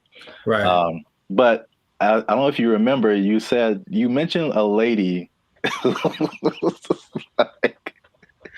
who said that plants kill you from the inside. Do you remember her name or like what she was talking about? Her name, no.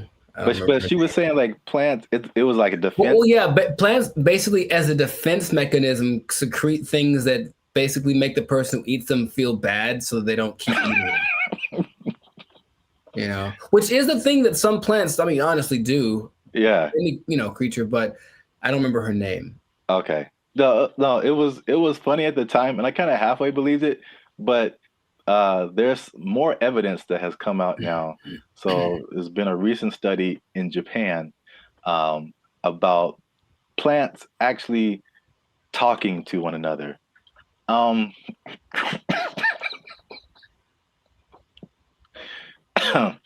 Jericho, do you think plants can talk to each other? Yes. Okay. Well, that was an easy sell. But here's the thing. I mentioned that there was this kind of a weird coincidence when you brought this up because I don't know this, or I don't know if y'all know this, Bobby, but I've been reading sometimes. And the book that I happen to be reading at the moment is called The Secret Life of Trees. And it actually is all about plants and their communication. I mean, kind of the evolution and why they're important to the planet and all that kind of stuff. But it does mention how they talk to each other, warning people warning each other of threats. The bugs are over there. Don't do that. The sun is over here. Lean this way. Like they've done studies about that says that they do talk. So I believe it based off of one book that I've read halfway through.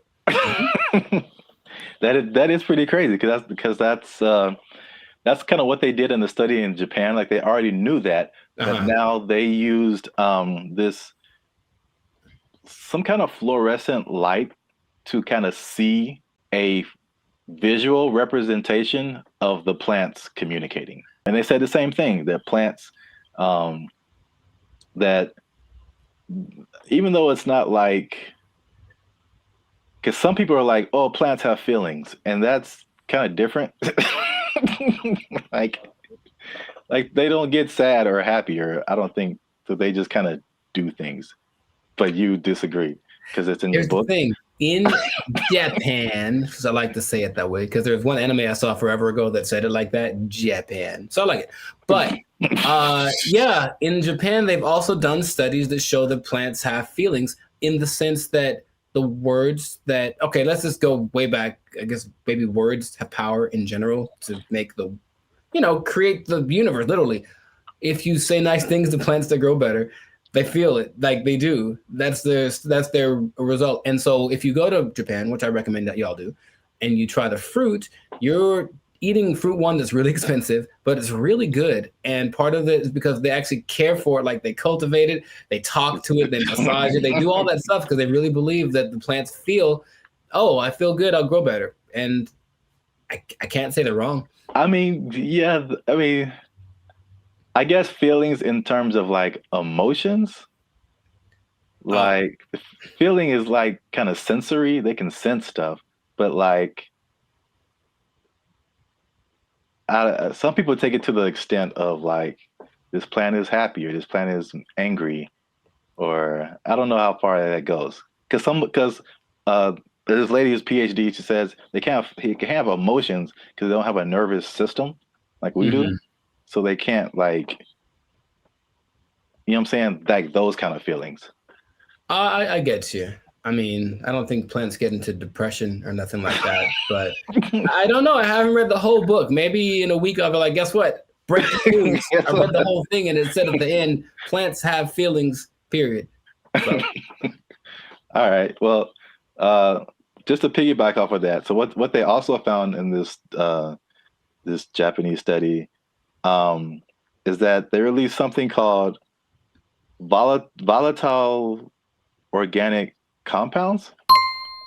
So it kind of explains more of this defense mechanism or the communication. So this is what they said. It's kind of in line with what you kind of just said earlier, is that, okay, so a plant, a caterpillar or a beetle or something just starts munching on the plant. And the plant's like, ow. This isn't fun.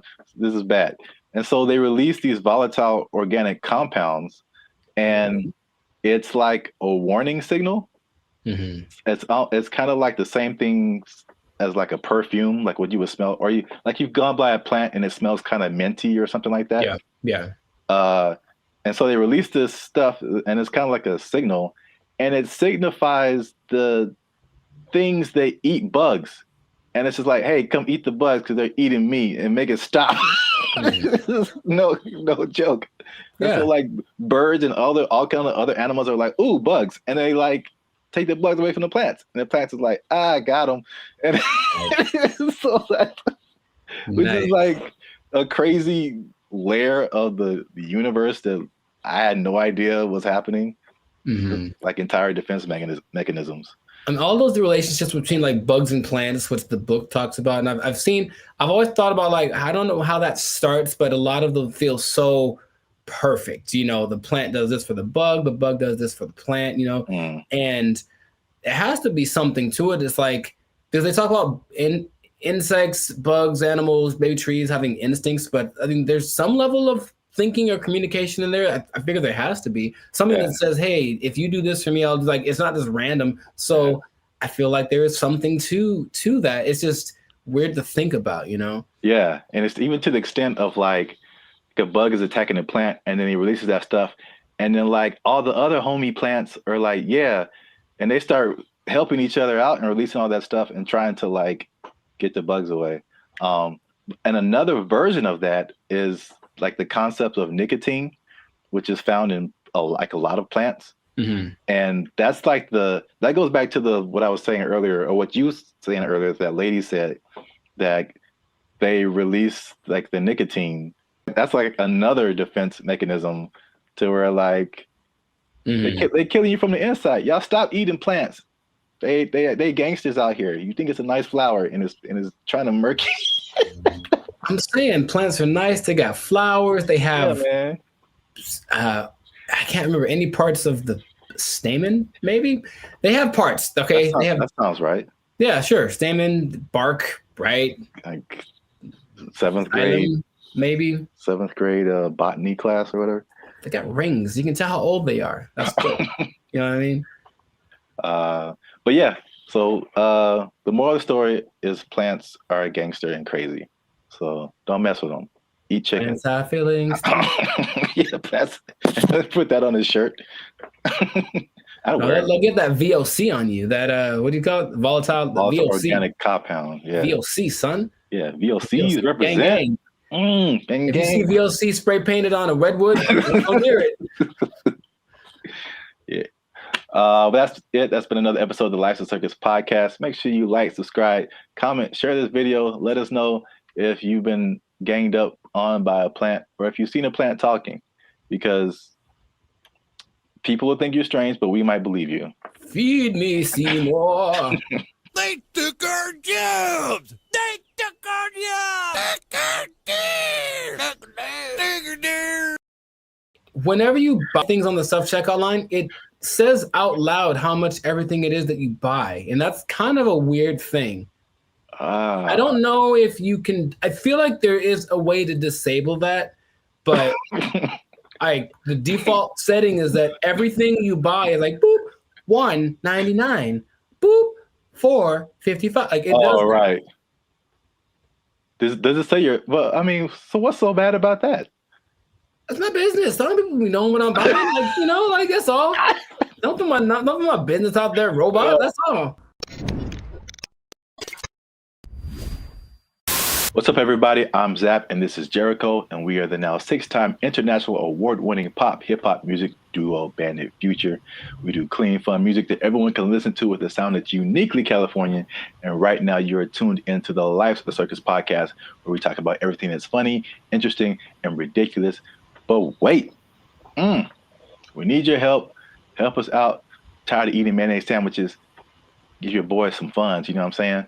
You can join the channel, become a member. That'll help us out. Or you could just like, subscribe, comment, and share this video with people who stealing, because there's thievery going on. That's right.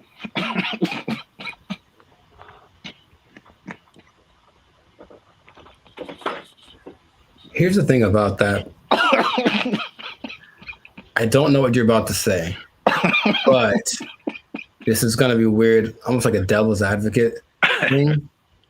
But like stealing is really fun. No, bad Jericho. No, here's the thing. I'm just trying to say, like, why do people do it? Like, I get it. It kind of has a thing. You get this like rush of adrenaline that doing it, and then you get the thing that you stole. It's like two things to do. You know what I mean? No, we're not doing the two things. No, I'm not telling people to do it. I'm not telling people to steal. Like, don't steal unless you want to. But like, don't, like, stealing's bad. Okay. In case you haven't noticed, people are stealing, and they're stealing a lot. And if you stick around to the end, I'll tell you exactly how much that they're stealing, and the number is going to surprise you. It's very shocking.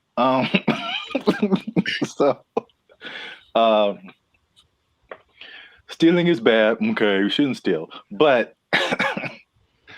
I'm bringing this up because it's affecting me, and that's the most important thing. Oh, look, Jericho, the self-checkout line. Do you ever use that? That's all I use because people are gross. Oh, okay. That's your primary reason?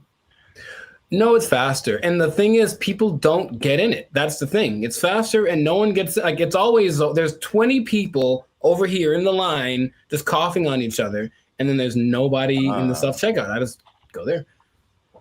I didn't really think about it like that. My number one reason is just the speed and just being able to like get in and get out. But that too. That's like number two, yeah. I feel like people don't go to it because they're afraid to use it. Well, there's nobody there. It's kind of creepy. I mean, there's a person sitting I guess to make sure they don't steal, which is totally not. They're not there half the time, so they're not doing the job. I feel like, well, I was kind of leaning more towards the technology aspect of it. Oh, okay. It's just like, I feel like there's still a large number of people, especially older people, who are just like, computers just don't really make sense to them. It seems more complicated in their minds to use the self-checkout than to just go through the line and have a cashier ring everything up. At least, I don't know, that's just my hypothesis. I digress. I mentioned the self-checkout line because that's one of the big places people are stealing. So stop stealing. Stop stealing because... Well, you know what about that too, that actually could be a deterrent for people to use it? Whenever you buy things on the self-checkout line, it says out loud how much everything it is that you buy. And that's kind of a weird thing. I don't know if you can, I feel like there is a way to disable that, but the default setting is that everything you buy is like, boop, $1.99, boop, $4.55. Like it does. Right. Does it say well, I mean, so what's so bad about that? That's my business. Some people be knowing what I'm buying. Like, that's all. Don't put my business out there, robot. That's all. It's just a price. I don't know. If it was like one box of condoms, $12.99, then it would be like, hey man. Yeah, I honestly feel like there's certain circumstances where it says something about what you bought, but not like that. Not like that, no. Okay. Well, anyway, so people are getting these self-checkout lines, and they be stealing, man, and they're stealing so much that one of the major places that they are stealing is Target, man. Target is having or Target if you're uncivilized. They're having a big problem with stealing, and and it's so much in the checkout lines that they are reducing the hours that the checkout lines are open, and it's like making people upset.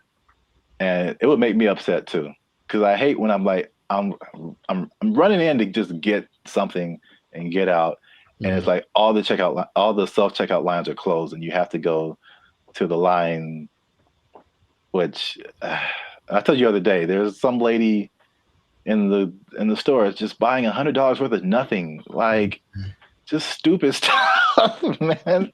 And I got like a candy bar. I'm just like, it's still the people that there are people that actually will look at you and say, "Hey, go ahead, just go ahead. You only have one thing. Go ahead." Yeah. And there are the people who look at you and for sure, like, I'm not letting this person. Yeah, like, I was here first. Decision they make. I will not let you in front of me. I don't care if I'm here for 5 hours. You'll be here for 5 hours and a minute. Yeah. Yeah, it's so anyway, the checkout lines there, some places are reducing them to like, I think it's like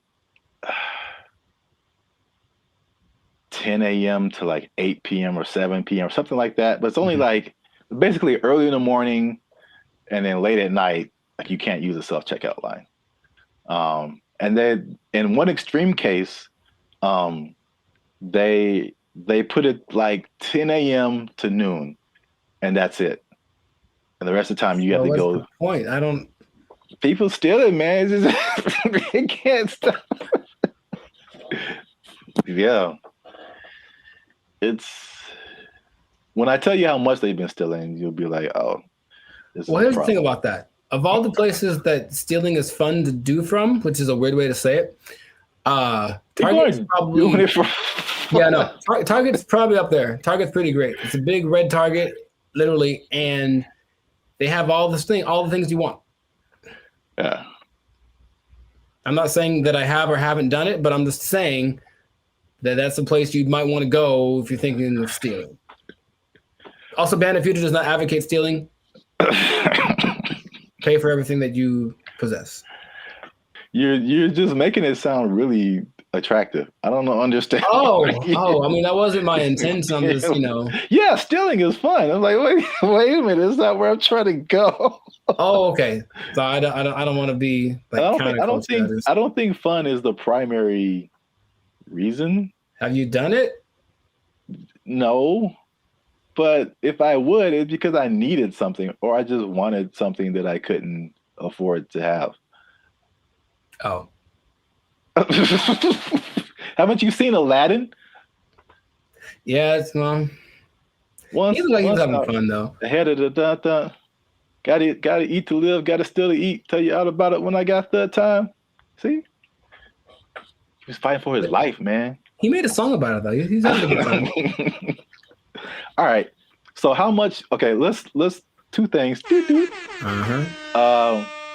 How much money do you think Target is losing a year from people stealing? I don't know how much they make. I don't either. Okay. So I mean, I'm guessing it's a high number because here's the thing too. Target's everywhere, right? Yes. They cracked down on Target, the security in California, but I would imagine at like 4 p.m. on a Tuesday in Iowa, it might not be much defense if you want to steal something from the local Target. Okay, so Target annual revenue is about $100 billion a year. Okay. So that's a lot of money. That's a lot of billions, but stealing, I would say.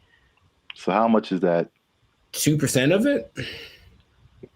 What's 2% of 100 billion? 2 billion. Billion? That's the number, I guess. 2% of whatever they make. 2% rule, but for stealing. Also don't steal. Now that we know how much that they make, this number doesn't seem as crazy as I thought. Okay. Because they lose 500 million. Oh, yeah, that's not... Okay, so... Right. It's like context. Like in a bubble, that's a lot. Yeah. It's a whole lot. It's a lot of money. It's a whole lot of money. But it's like 0.5% of all that they make. Yeah, that'd be fine. Yeah.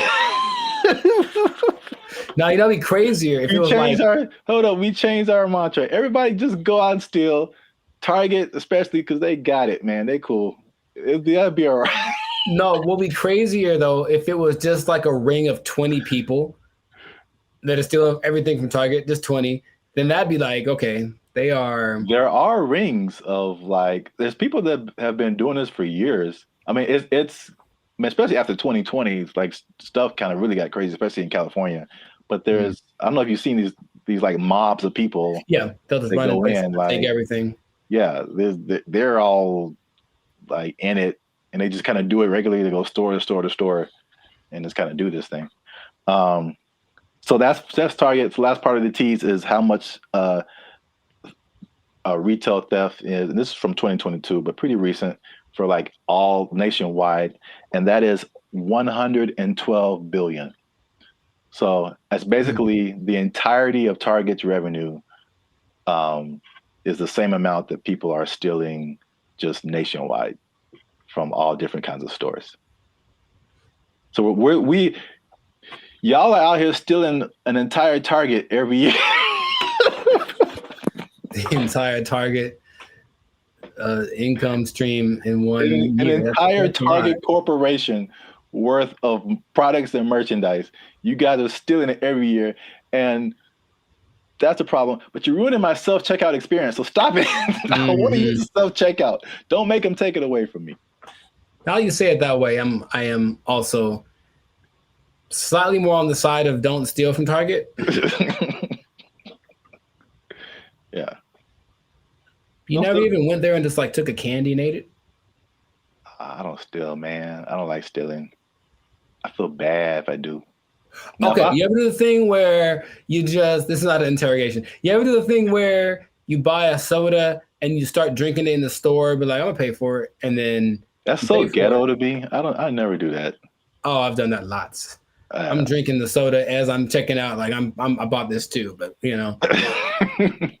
If I was like dying of thirst, yeah, but like, no, I feel ghetto when I do that or something. Oh, it's about as ghetto as it gets. The first time I saw that, I think I was like offended, and then I was like, I think that's a good idea. Like, what? I don't have to wait to get to my car to eat this. I don't even know. I got like a candy wrapper. Like, yeah, I ate this too. Bring it up. You just pulling wrappers out of your pocket. Yeah, ring that up. And that, yeah, I ate that. Like, how long have you been here, sir? I ate that in aisle 5. You can ring that up. I've been here like 8 minutes. Yeah, I was shopping. I was hungry. This isn't Costco. You don't have samples. What was I supposed to do? All right. Well, we're going on long. So this has been another episode of the Life's a Circus podcast. Make sure you like, subscribe, comment, and share this video. People who steal, tell them to stop. We out. They took our jobs! They took our jobs! Everything works. You know, I've been able to text you or call somebody or search the internet. Like, it all works. That's the good. The bad, Okay. Let's talk about it. Let me just say this. What's up, everybody? I'm Zap, and this is Jericho, and we are the now 6-time international award-winning pop hip-hop music duo Band in Future. We do clean, fun music that everyone can listen to with a sound that's uniquely Californian. And right now, you are tuned into the Life's a Circus podcast, where we talk about everything that's funny, interesting, and ridiculous. But wait, need you to help us out, support our channel, because YouTube pays our bills. Not really, but hopefully in the future. Look. Yep. I don't know your life. I got to check in and saving and checking. Things are complicated. I need you to subscribe. That's what I'm trying to say. I need you to subscribe. I got kids to feed, man. Y'all ain't been subscribing. I need you to subscribe, man. I didn't know you had kids. Subscribe, like, share, comment. Because this is actually a very helpful video. Ooh, helpful. Because there's a thing happening, and I tried it out, and I'm going to let you know how it goes. So there's a thing called Helium Mobile. It's a phone service that I switched to, and not only was it half as much as my original phone plan, but it also makes me money. If you stay to the end of the video, I'm going to tell you how much money I've made with Helium Mobile in the past 2 months of trying it out. All right, so Helium Mobile, I think I told you about this when I first started doing it. Because so backstory is my phone was not, what was it? I could receive text messages, but I couldn't send text messages. So, and I had T-Mobile at the time, and I was literally on the phone with T-Mobile customer service for like 2 to 3 hours, like trying anything and everything possible. So I don't know if it was the phone. I don't know if it was T-Mobile. I actually like T-Mobile. I have nothing like against them personally, but I was just like, well, this is the perfect opportunity for me to try this thing I've been hearing about, which is Helium Mobile. Now, Helium Mobile is in the cryptocurrency world. So that's something that I've been kind of looking into for the past few years now. And so I'm kind of in that world. I kind of know how it all works. So it might be foreign for people who have only been on like major carriers like T-Mobile or Verizon or something. But Helium Mobile is, the parent company is called Nova Labs. And they started what I think is the first kind of crypto-centered, crypto-based cell phone service. And so they did a trial of this in Miami, and the results were interesting. The service worked, but they were giving the phone service for $5 a month.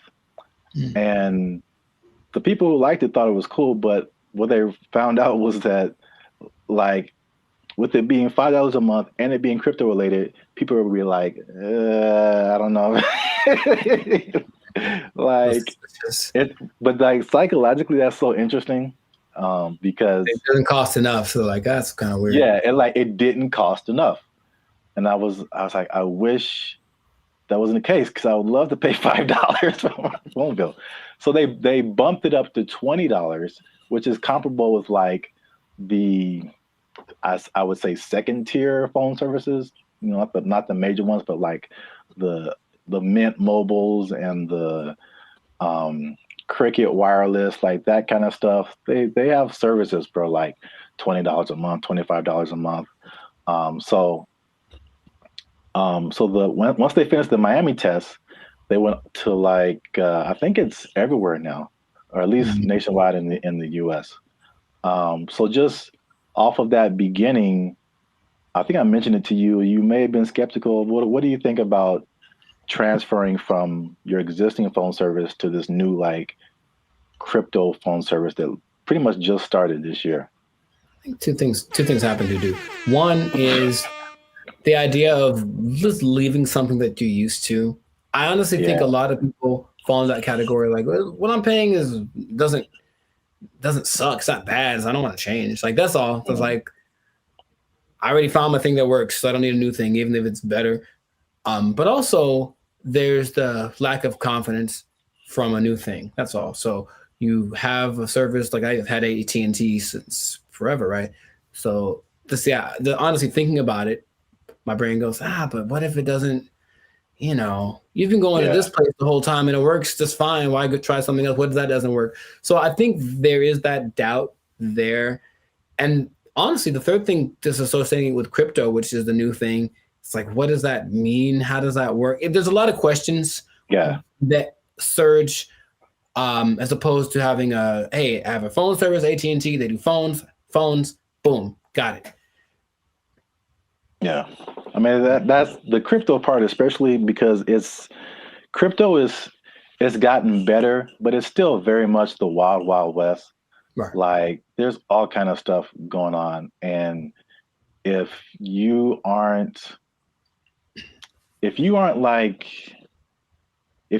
messing with stuff outside of like the big name Bitcoin and Ethereum, but even then the stuff goes down. But like all this other, I mean, the thing is like Bitcoin dominates the news, but there are like thousands and thousands and thousands of other coins. And there's so much going on outside of Bitcoin. Like it's insane the amount of stuff that's going on, the amount of projects and different things that people putting together. But yeah, it's kind of scary. And I mean, I honestly wouldn't recommend it for someone who, one, is not computer or tech savvy, and two, hasn't really been into crypto a whole lot. Because I also had another experience. So Helium is like a Bitcoin. It has its own. There's a Helium, what they call a token. Bitcoin's a token. Helium Helium has its own token, but then there's Helium Mobile that had its own token. Okay. So Helium Mobile came after like this original Helium, where a lot of people made money during a whole different kind of mining helium. I don't want to get too technical, but I just want to say that like the helium provided these mining devices, which were expensive, several $100s or sometimes into the thousands, and you would make money by mining helium, which was great when helium, the price was really high. But when it dropped, you were like, now you were making, people were making thousands of dollars like a month, like in this like heyday period, and it dropped to like pennies. So that was like a few years ago, and that's something that I tried, and I spent like $500 on a device, and it was like making me a little bit of money, and now it makes me like 10 cents a month or something, maybe. Like it just like plummeted. But that's the crypto world. The prices, it's like the stock market on like acid. It's just nuts. I mean, you're rich one day and broke the next day, but I digress. So anyway, because I'm crazy, I tried out Helium Mobile. It's not bad. All right. So at least for me. So my original bill was like $50 a month, unlimited. And then you know how they have like unlimited and then it like throttles after a certain gigabytes, whatever. So I had the same thing with Helium Mobile. My original one's throttled after 50 gigabytes. This one throttles after 30. So I only paid $20 a month plus tax. So it's 21 something. And then, you know, everything works. You know, I've been able to text you or call somebody or search the internet. Like it all works. That's the good. The bad, Okay. Let's talk about it. Let me just say this. Unlimited is when it throttles, man. It's just like zoop. Like you are, once you hit that cap, like you pretty much need to use another phone because your data is just so incredibly slow. But that's just kind of what it is. So the slowdown after the 30 gigabytes is insane. The app that you have to download to use it constantly crashes.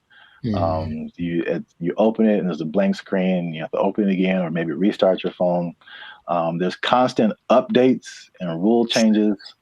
Because again, it's like crypto. Things change so much, and what I mentioned before, the price fluctuation.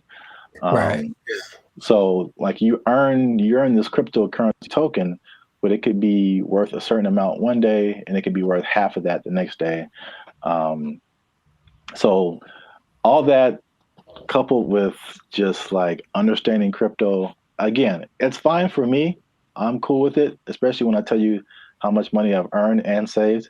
But it's not just like cut and dry, set it and forget it. I don't think it's for most people, at least not right now. Gotcha. So to pay off the teaser. Okay. Y'all want to see how rich I am off this Helium Mobile. Drum roll. And again, just to explain that, you earn Helium tokens. This is another thing that just people might be like, okay. Yeah. You earn Helium tokens by sharing location data, and the Helium uses that location data to understand where they need coverage to expand the network. And they promise, as always, never to sell your data to any third parties. So there's that. I'll let you do with that what you will. Lies and slander. So currently, again, there seems to be a trend in crypto where like if you get on something first very early, you seem to make the most money, and then it just kind of like it just kind of settles there. So in terms of Helium tokens, when I first started, I think I was earning like 800 Helium tokens a day. The current price of Helium or Helium Mobile tokens, current price of Helium Mobile is like 0.003 cents. Okay. So basically like a Spotify stream. Gotcha. For every Helium Mobile token, but you're earning hundreds of these a day. So I think like when I first started, I was making like around $2 to $3 every day, which is once you set it up, the only thing you have to do is move around because it's location based. So you can't be in the same spot. But if you move around throughout the day, at the end of the day, you'll get, the certain amount of tokens. So I'm pretty active. So I was making a couple of $2 to $3 a day. That has since dropped. It's currently like $1.50 to $2 a day. But again, like a couple of dollars a day for not really doing anything. Sure. That's kind of cool. When people when this first started, people were saying they were making like 1,000 to 2,000 tokens a day. So this was like a few months ago. So you can like see the pretty rapid decrease. And could it go back up? Yep. Could the price go back up? Yep. So who knows? But for 2 months, and I actually put this on 2 different phones. Okay.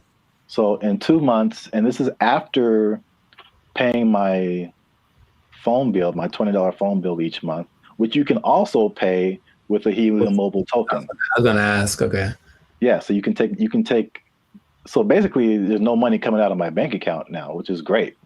You earn the token, you take a little bit of it and pay for your phone service, and you keep the rest of the tokens. You can sell them, you can keep them, hope that they go higher, whatever you want to do.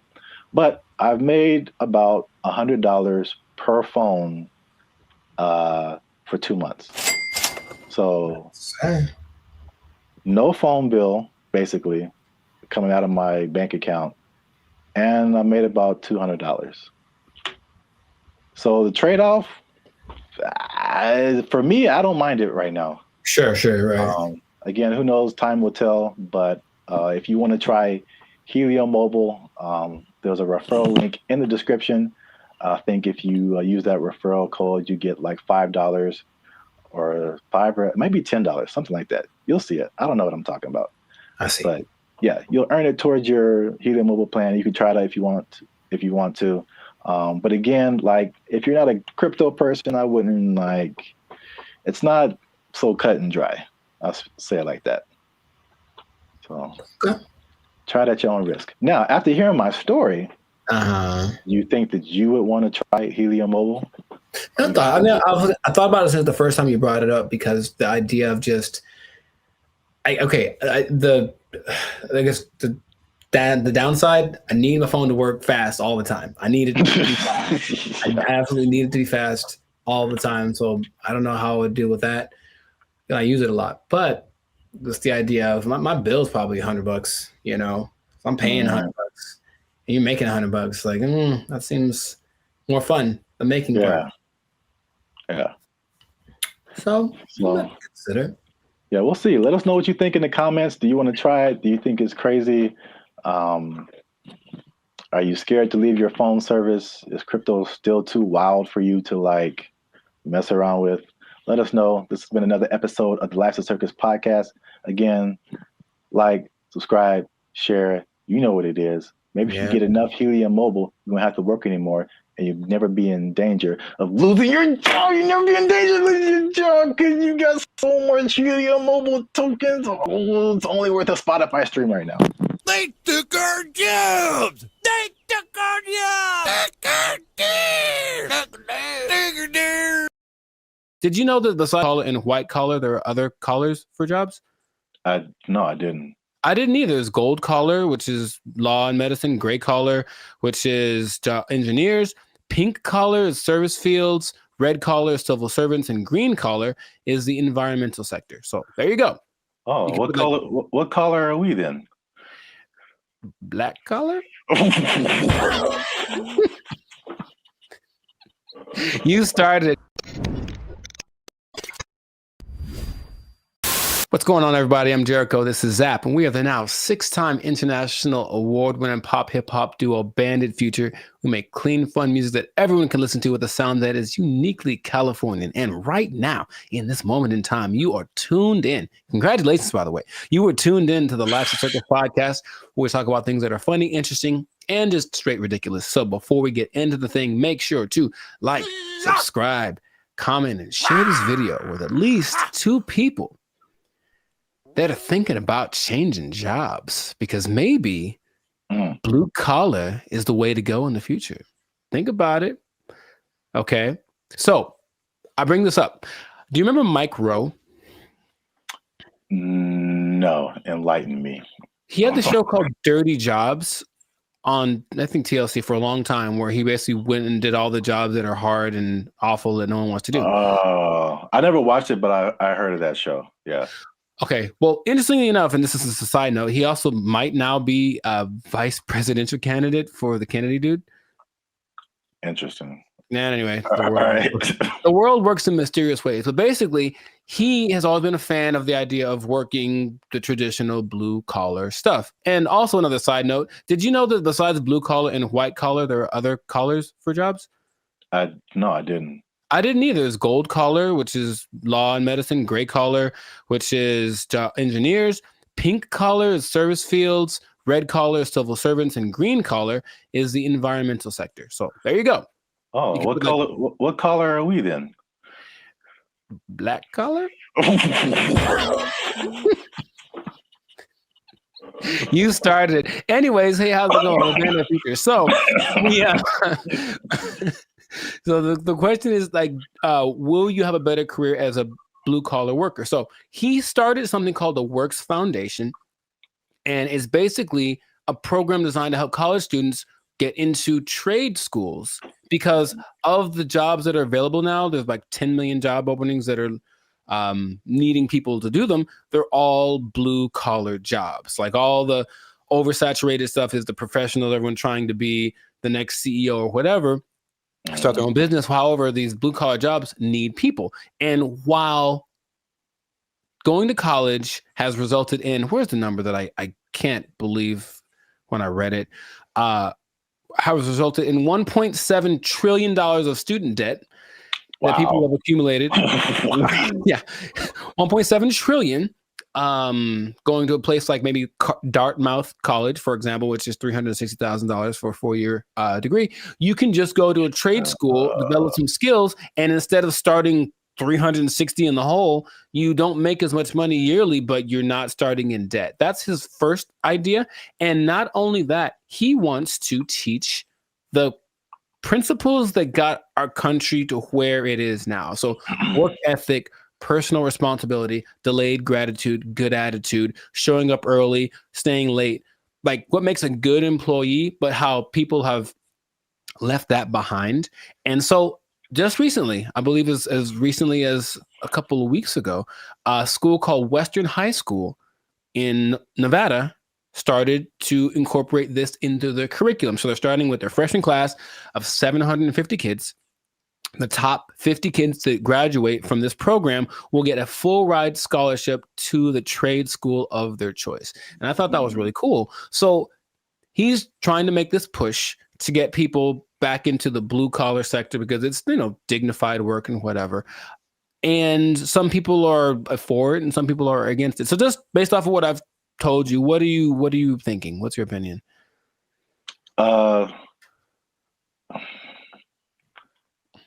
I guess I'm kind of mixed.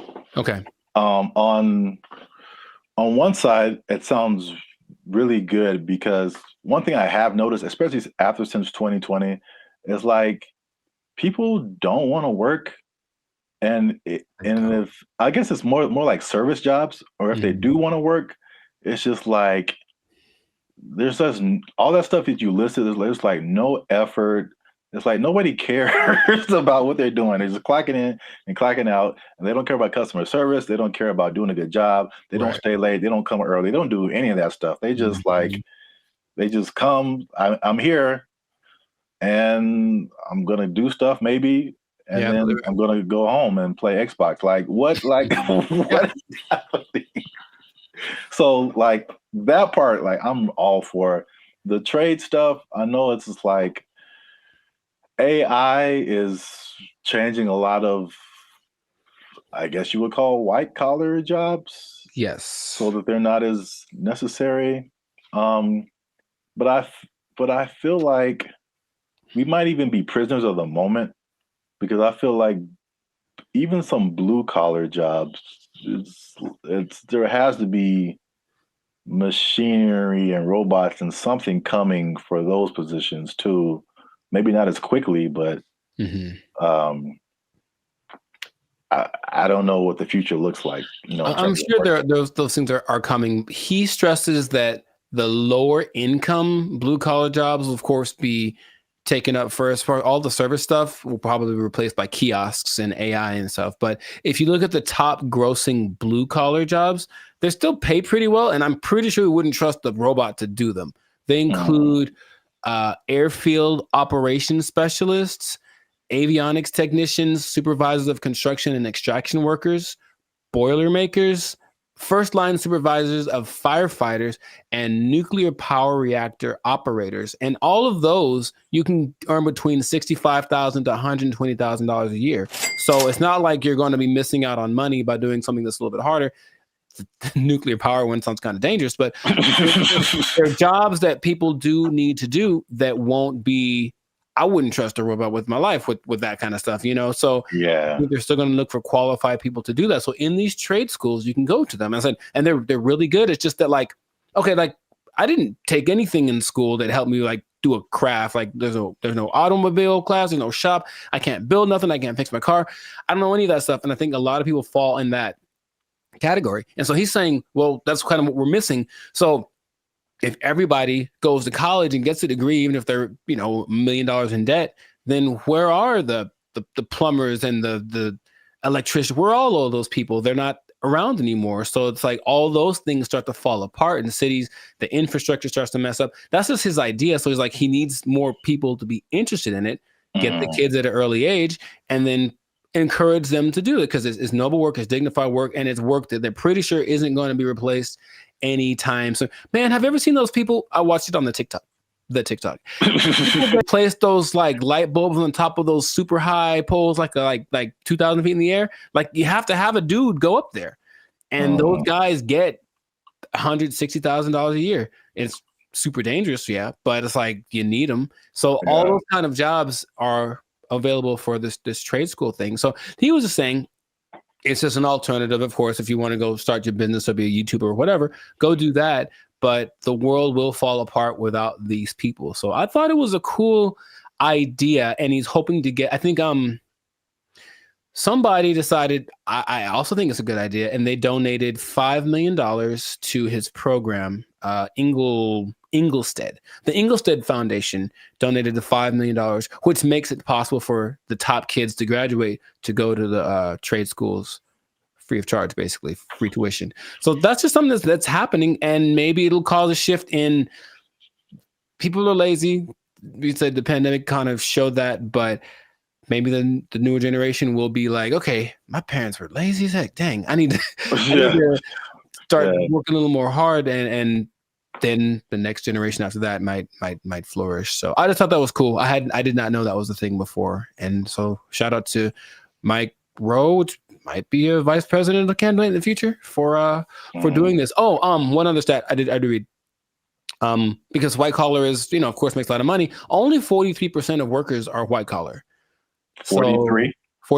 So that's about 64 million people according to 2020 count.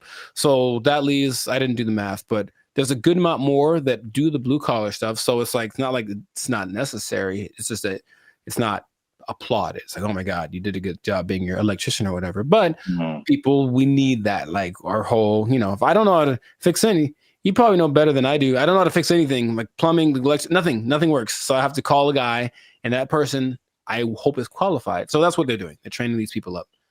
Yeah, I think like overall it's a good idea. And I think it's just like as it's like you don't know what you don't know, right? So if people are like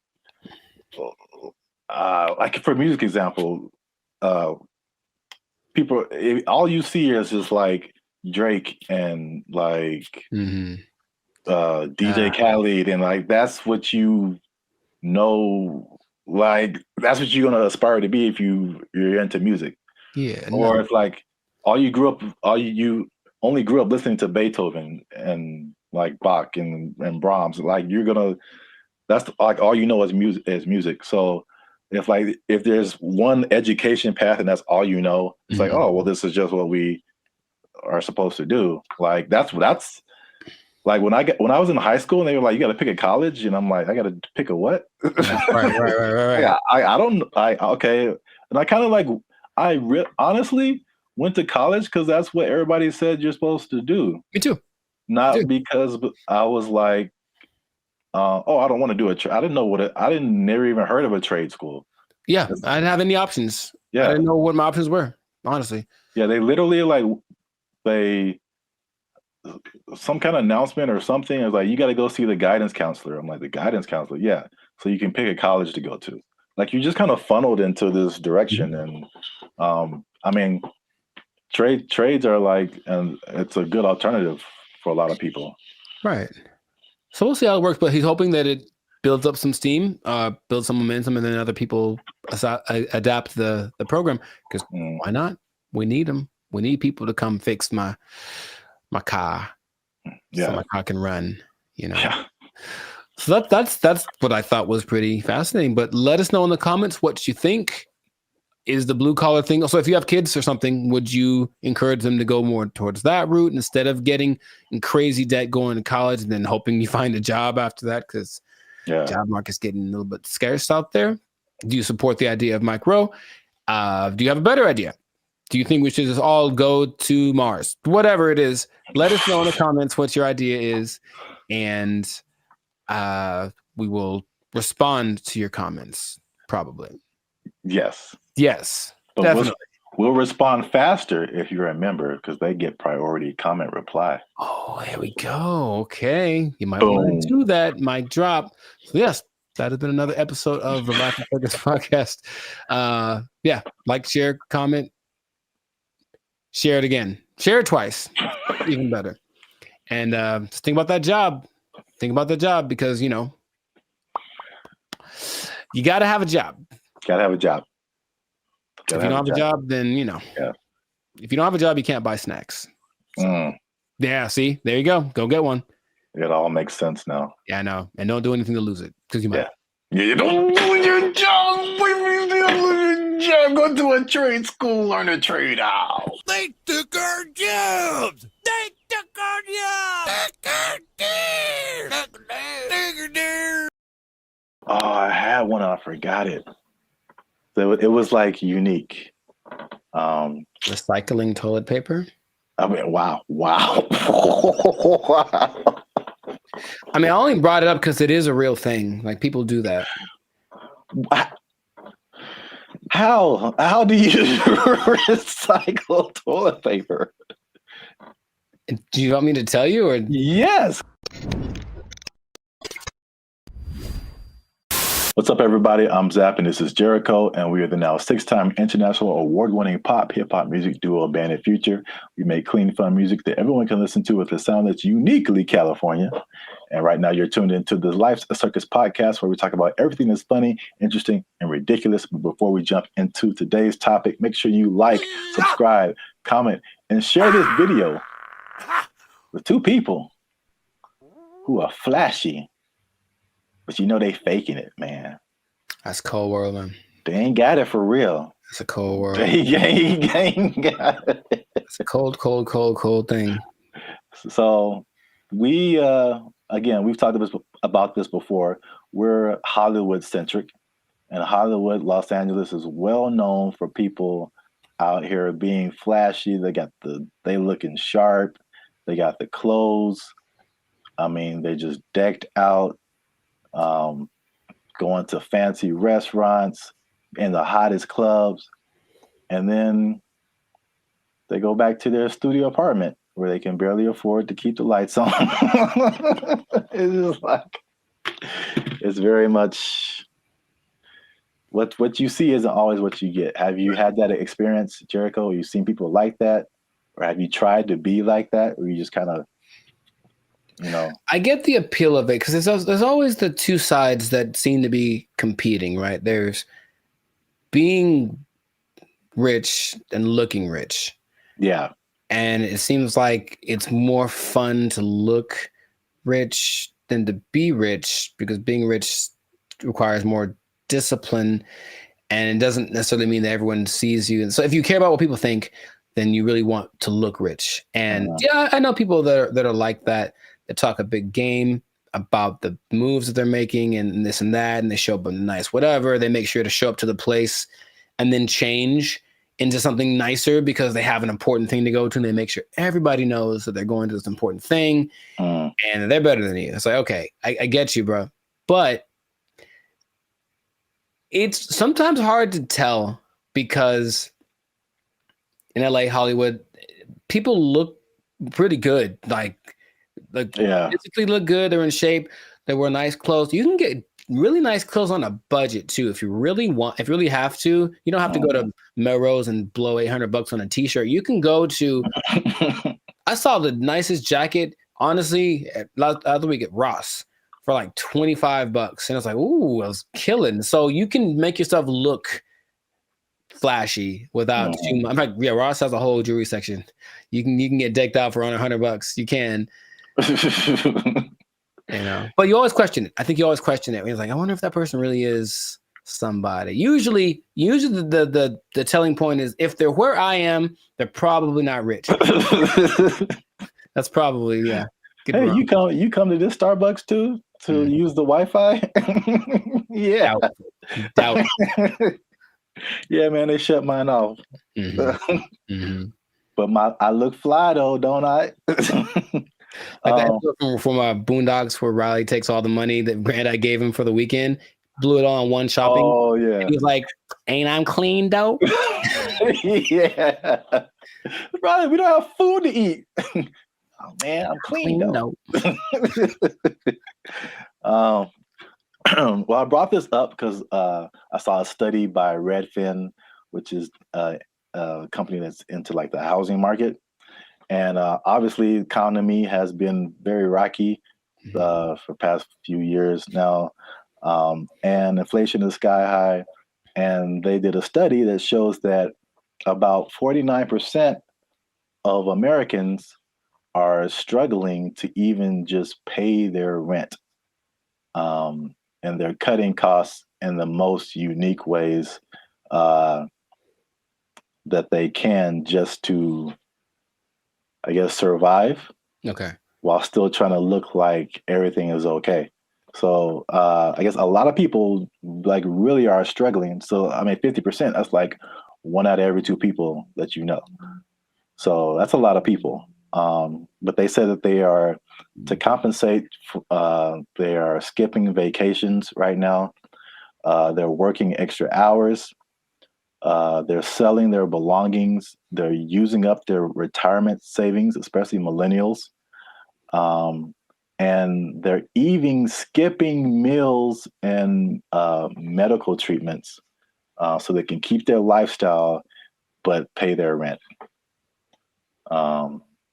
What is that? How does that sound to you? Is that shocking? Or is it like, okay, that's where we're in right now? It sounds like bad prioritizing and an overimportance on the exterior, right? Just like my life is just an Instagram reel. So as long as everyone's giving me the likes and I mean like publicly, like they're, oh look, you're doing well, then that's all that really matters, and then they can suffer in silence, Yeah. It seems unfortunate that that's being, and people wonder why there's so much anxiety and mental health and depression and stuff, because maybe from out of bounds priorities, and then all of a sudden these results that they're getting from their lives are just kind of depressing, but they don't want to admit it. And that's, I guess that. Yeah, I think you're right. Like social media especially fuels that. And it's like, I won't say never, but I rarely go on to social media and see someone be like, hey, here's a picture of me like cutting down on fast food because I can't afford it. Like that isn't that's like it's the highlights of people's lives, and so you only see the good stuff. When they're all like a lot of people can be struggling. So I just have a couple of questions just to just so people can see how we living. You know what I'm saying? So inflation is hitting everybody. Like I feel like everybody feels it at some level. So for people who are cutting costs, are there some stuff on this list that you are doing or have done, or some things that you're not on the list that you're doing that's just like just keeping you in a good position financially? Yeah, I haven't. I love to travel, and I haven't really gone on a vacation since 2022. You know, I think I've honestly only left the state like twice in the last year and a half. So there's that. Even though, you know, traveling isn't expensive, vacationing is expensive. So I mean, if I wanted to, I could go to some place and stay in an Airbnb and chill. But vacationing, I haven't taken a vacation in a while, and then I haven't gotten tattooed really because I like tattoos, obviously. But again, it's like, is it a priority? I suppose not. So I've been held back on that. And then just eating out in general, cooking more, eating out less. And even with dating, trying to find that like happy medium between like, let's not go all out on this. Let's find a place where it's like it's not burgers and fries, but it's definitely not Beverly Hills top of the line because I got money for that. Yeah, those areas. Yeah, those are all like very practical things. I would say I do some of the same thing. If I could offer something different, one thing that I did recently that you noticed, and then I've talked about it before, and it wasn't just because of like prices, but it was just I just wasn't getting the quality service. Was my haircuts. So like I just started, and I did one pretty recently. I think it looks kind of clean, man. Okay. I think I'm out here like, you know, I could do a few things. I feel you. As a barber, but like I mean, a large part of that was just frustration, just unable to find a barber. If I do find a barber, like I have him for a minute, and then he moved to Texas or something. Like something always happens. I'm just like I'm so frustrated trying to find a barber, and so let me just get my hair isn't that complicated. Just need to teach myself how the fade part is really the hardest part. Right. But other than that, like I just do it myself, and it saves me like a lot of money at the same time. So it's like a win-win situation. So I do like the eating out thing too. That's a thing. And then what else have I been doing? What else has he been doing? Oh, I had one and I forgot it. So it was like unique. Recycling toilet paper. I mean, wow. I mean, I only brought it up because it is a real thing. Like people do that. How do you recycle toilet paper? Do you want me to tell you, or yes? Because that doesn't make sense at all. After it's been used, how do you reuse it again? You rinse it off. No, you can't do that. Hang it up to dry. No, in your house. Well, then it's not toilet paper. It's like a rag or something, right? It's toilet paper. I've seen videos of this, man. That's not possible. It's apparently this guy knows something that I don't, because it disintegrates with like water. How can you wash toilet paper? He washes toilet paper and he hangs it up to dry like it's the South in 1945. Yeah. I'm assuming you don't do that. Or if you did do that, you would have no friends. So please don't do that. But yes, that is a thing I've seen people do to cut down. And I'm talking about a person that I forget what he was about, but this guy was a millionaire. And that's part of his frugal plan. I think it's a little extreme, but everyone got their thing. He recycled toilet paper. So don't do that. Please don't do that. Wow. That's very gross. And yeah, he has no friends. Right. Okay. I'm pretty sure that's not what you were going to say. That was, I've never heard of that. That's interesting. All right. Well,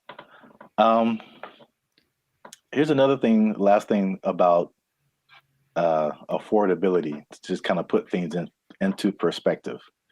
The people who have houses are having a hard time paying the mortgages, and the people who don't have houses, it just looks more unaffordable every day.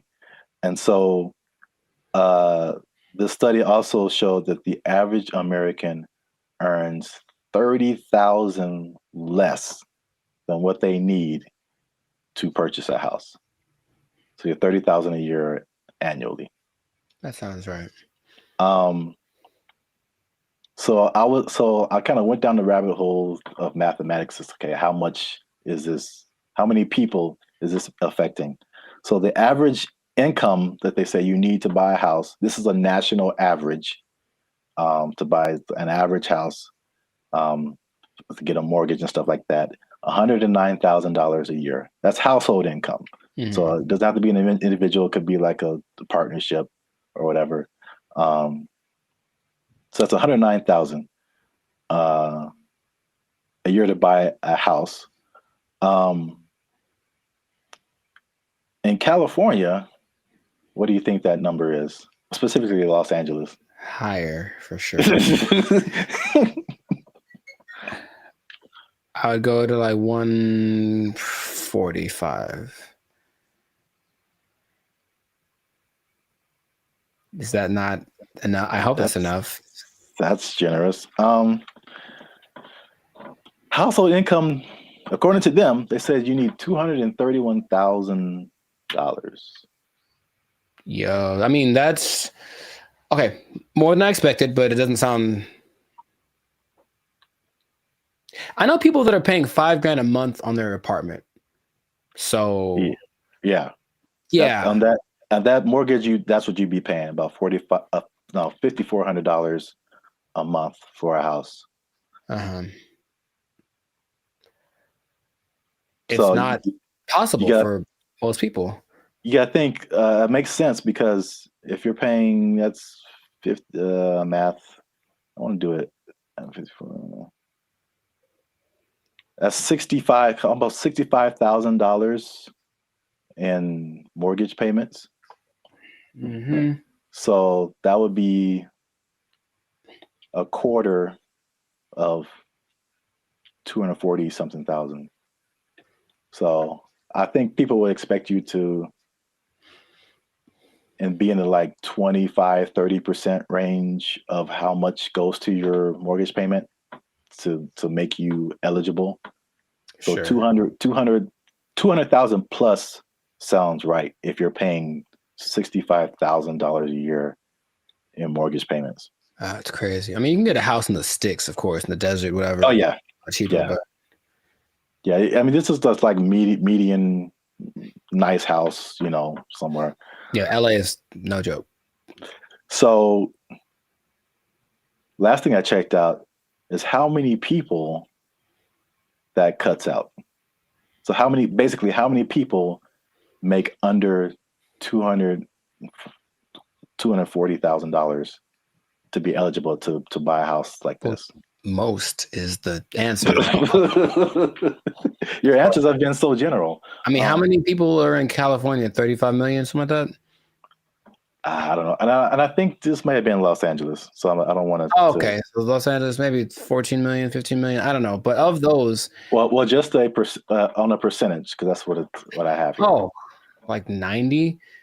95%? 95. That was it. Uh-huh. So 95% of people cannot afford a house.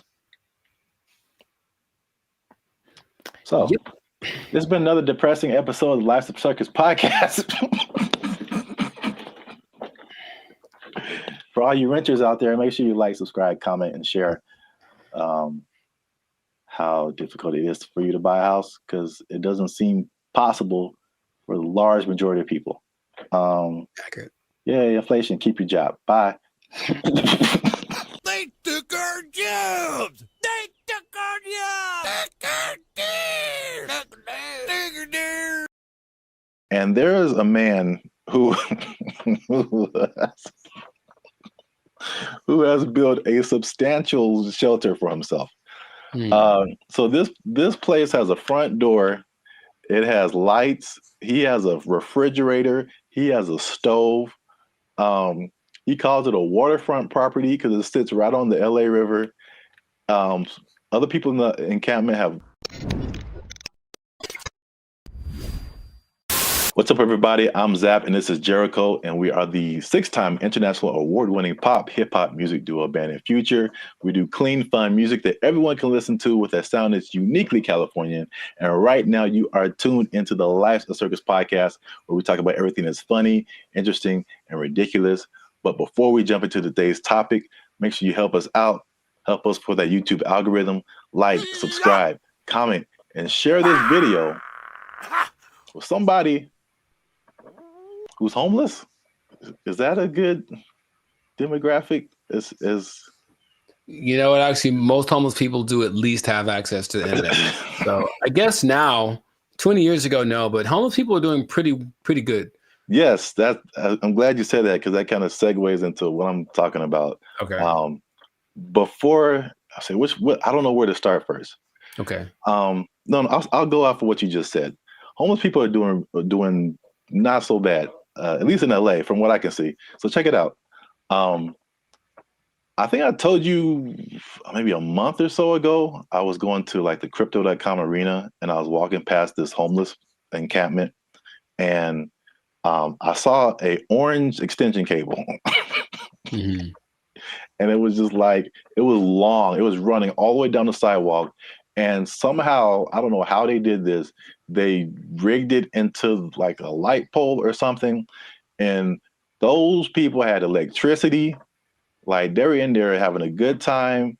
They had a TV running. They were watching Netflix, whatever. Like they were just like, it's all good. So the I guess the comfortability of homelessness is getting really interesting. And then also I came across an article from ABC, which was just took it to the next level. Mm-hmm. So by the 110 freeway, which is a major freeway in Los Angeles, if you're not from here, there's an encampment and there's a man who who has built a substantial shelter for himself. So this place has a front door. It has lights. He has a refrigerator. He has a stove. He calls it a waterfront property because it sits right on the LA River. Other people in the encampment have little gardens. They have a whole situation going on. So have you seen anything like this, or have you noticed like the increase in just amenities that like homeless people are just like living it up right now? Not specifically like that, but I do want to point out something. And I think it's a misconception that a lot of us have, understandably. If you're homeless, you assume certain things about people. But yeah, being homeless doesn't mean you're broke. It doesn't at all. And yeah. I bring it up because I remember in Claremont, I was in a coffee bean listening to two homeless guys basically have a business meeting about how to get more money from people. Like the dude, he was seriously like, yo, man, you got to go to this exit between this time and this time. Make sure you have a dog and they'll give you. So these people have money, and barring the people that are super drugged out or have like a crazy mental illness, not a lot, but there are homeless people that are homeless by choice. So they have money, it's like they still want to spend it on a house. So that doesn't surprise me, but I haven't seen specifically that. Yeah, I've literally been at the gas station and dudes walking up to me who are bigger than I am. They eating good, and like fresh Jordans on, like they just like, can I get $5? I'm like, dude, you look better than I do. Like, can I get $5? Right. Like, what are you talking about? But yeah, it's getting crazy. I mean, not getting crazy. It's already crazy, especially how here in LA, we have just, I think it was only, I forgot the numbers in LA. But it's just thousands and thousands of homeless people. But I did want to address something because we talked about the homeless before in a previous video in San Francisco, where they were like trying to hide the homeless people because all these people, these foreign dignitaries or something, were coming in and trying to hide the whole situation. Somebody, I don't know this person, but somebody got kind of offended at that video, and they tried to go at us in the comments, man. They tried to go at us in the comments. Would you like to hear it? Good. I'm just gonna paraphrase. So we were talking about the homeless. This guy came on and was like, have you been homeless? Have you ever been down on your luck? What would happen if you lost your job and things were wrong in your life? You lost your house, your apartment. So he's basically saying like, it's not our place to talk about the homeless. Which I fired back at him, and I said it is completely our place, because I lived in LA for a long time, but I lived in downtown LA, which is like homeless central, just a few blocks from Skid Row. When people are pulling down their pants and taking a dump on your front door and you step in it, you absolutely have a right to say something about that. Like, you have a right to say something about that. And it's not even the homeless in particular. It's the all the stuff that comes with it. Like, I don't care if you're homeless or not, whatever, but it's like it's the disrespect for other people and the other things in the city. And just like the trash everywhere and the safety concerns and like the destruction of property. If you're pushing a shopping cart, I'm pretty sure you didn't buy that shopping cart. That means you stole it from us. Just because you're homeless doesn't give you a license to commit crimes. Like, you can't. Like, so it's not even about like the haves and the have-nots. Like, that's really irrelevant to me. And I will say that one thing I will apologize for is that I laugh a lot. And a lot of people have said that in the comments before, and I think that's just because I think one reason is because talking to a camera is really weird. I agree. And so I'm used to talking to a group of people or something where you get feedback, and so you say something that's funny. Like, I think it's funny. I just laugh at myself. But we try to keep it light on the podcast. But homelessness, really, there are I don't know. Again, everyone's situation is different. Like you said, there's some people who aren't even broke. They just don't have a house. But there are some homeless people who are just like, they had a rough whatever, something happened to them, and it's just a serious situation, and their life is really messed up. So I think well, at least I should apologize for making that I guess that false interpretation, you know what I'm saying? Like the insensitivity. I think that may have come across to some people like that. So I don't want to make it seem like we're insensitive to the homeless situation. But at the same time, I think that, we shouldn't be silenced because we've never been homeless or we never had a rough time or anything like that. And I have more to say about that, but I want to know what you think about at least that part of it too. I don't apologize for anything. I think that I'm justified in what I say when it comes to things that I've seen over time, right? So generalizing is dangerous, but it works because we have to start somewhere, right? So if homeless people were literally just like everyone else, they just didn't have a home, meaning they weren't dirty, they weren't sometimes violent or leading to criminal activity in order to, because if you don't have money, you have to do things that are, you know, above the law to get what you need. If the implication of what homeless is the problem, I think if somehow it was just you don't have a house, there's nothing wrong with that. And yes, people do have unfortunate situations, but in general, you know, when there's, and I heard somebody say this as a joke, but it really does kind of resonate. It's like there's places where homeless people aren't allowed to go. Why? Because they're homeless, and that's not a place that they can't come into the places that we can go because they don't have a home. And it's not because they're homeless. It's because you can tell they're homeless because they look homeless, they smell homeless, they talk homeless, they're weird to you. Like all that stuff is what we're talking about. At least personally, what I talk about when I mention the homeless people. So I don't think there's anything wrong with that. If you do want to go by, I'm sure someone knows someone who just lost it all in a bad, you know, crypto, real estate exchange. The woman took everything, whatever. I know there's people like that, and that's unfortunate. But just in general, homeless people are not contributing to anyone's sense of safety or anything like that. And that's what I'm referring to when I mention homeless people. That's I think that's an accurate statement. It's just like it's not about the condition.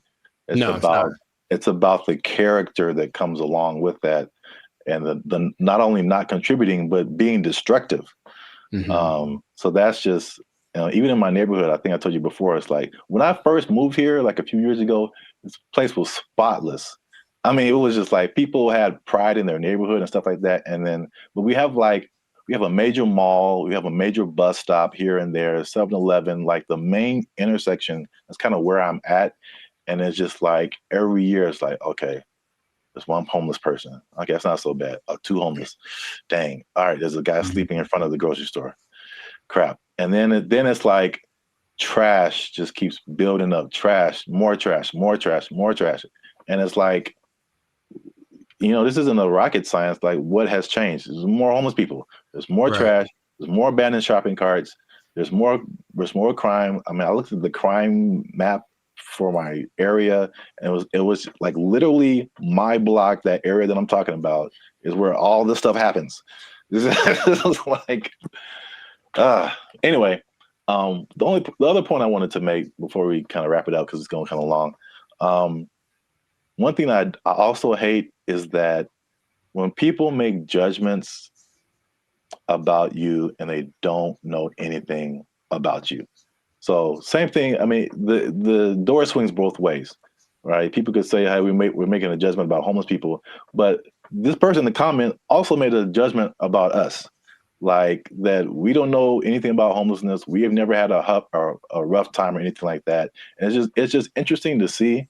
Because I mean, I personally didn't come from having a lot or anything like that, and so when I've done stuff here in LA and I've really worked really hard and become successful, it's just like the mentality of people is just so interesting to see, like the psychology. It's like you become like, oh, you always had a silver spoon and like you got it good and you don't know what it's like and all this kind of stuff. And I'm like, I absolutely do know what it's like. Like into like 2012, I had nothing. I had like literally no job, no place to stay. Like I've been through all this kind of stuff.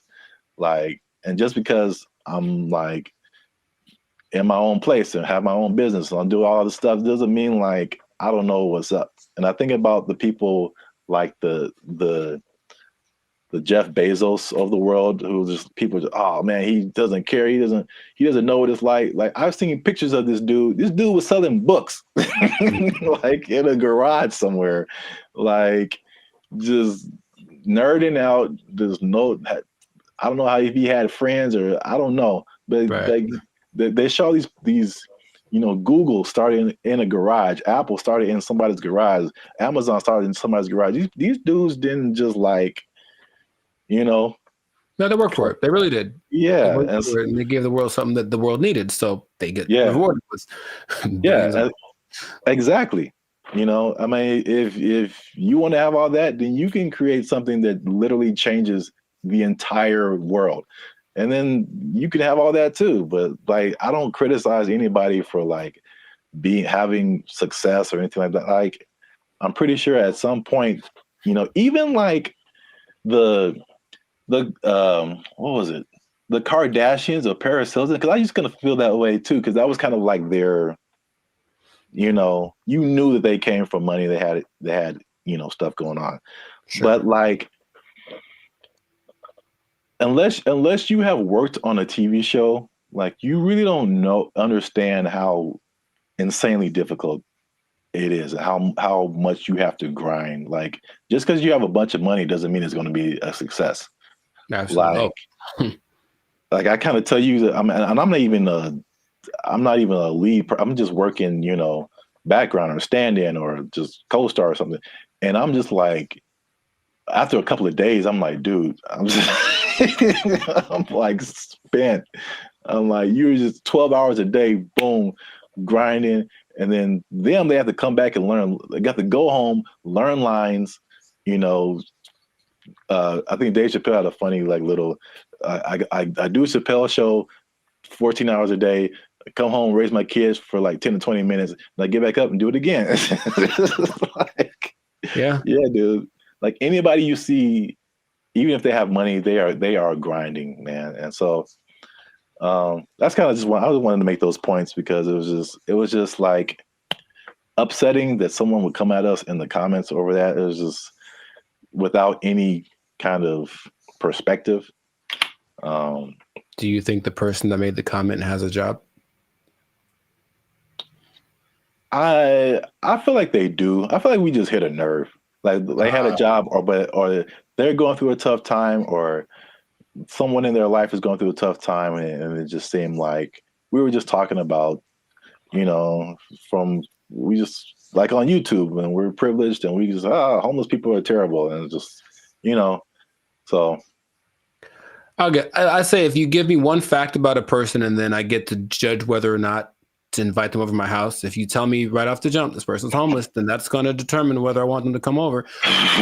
Now, it's possible they're the sweetest person, and I know people for sure that do have homes that I never want them to come over. So there's that, you know. It doesn't mean that they're a bad person. It just means, just based on the facts, statistically, this isn't a good start. Yeah. So I know it's a controversial situation. It's a big, you know, it's been a big problem in LA and in many other places around the U.S. and around the world. But let us know what you think. Leave us a comment. Let us know a comment that's nice. No, you can disagree. You can say what you want. But just know that I'm coming after you if you do. Now leave us a comment. Let us know what you think. Homelessness. Have you seen homeless people? Are they living it up in your area? Do you wish you were homeless and you could just live like that and not pay rent? Do people misjudge one another when it comes to all this kind of stuff? I know it's chaotic. Let us know what you think. Until then, you stay classy, San Diego. That's nice. And don't be homeless. Don't be homeless. Yes. Worst ending ever. Bye. They took our jobs. They took our jobs. I bring it up because it's the first thing I've heard in a while where I listened to it and I was like, yo, yeah, okay, finally something that's like respectable and decent and moves you, right? So for those of you that are watching that really want to get into this, stay tuned to the end because you'll actually find out something that you don't need for this that you would think would be important.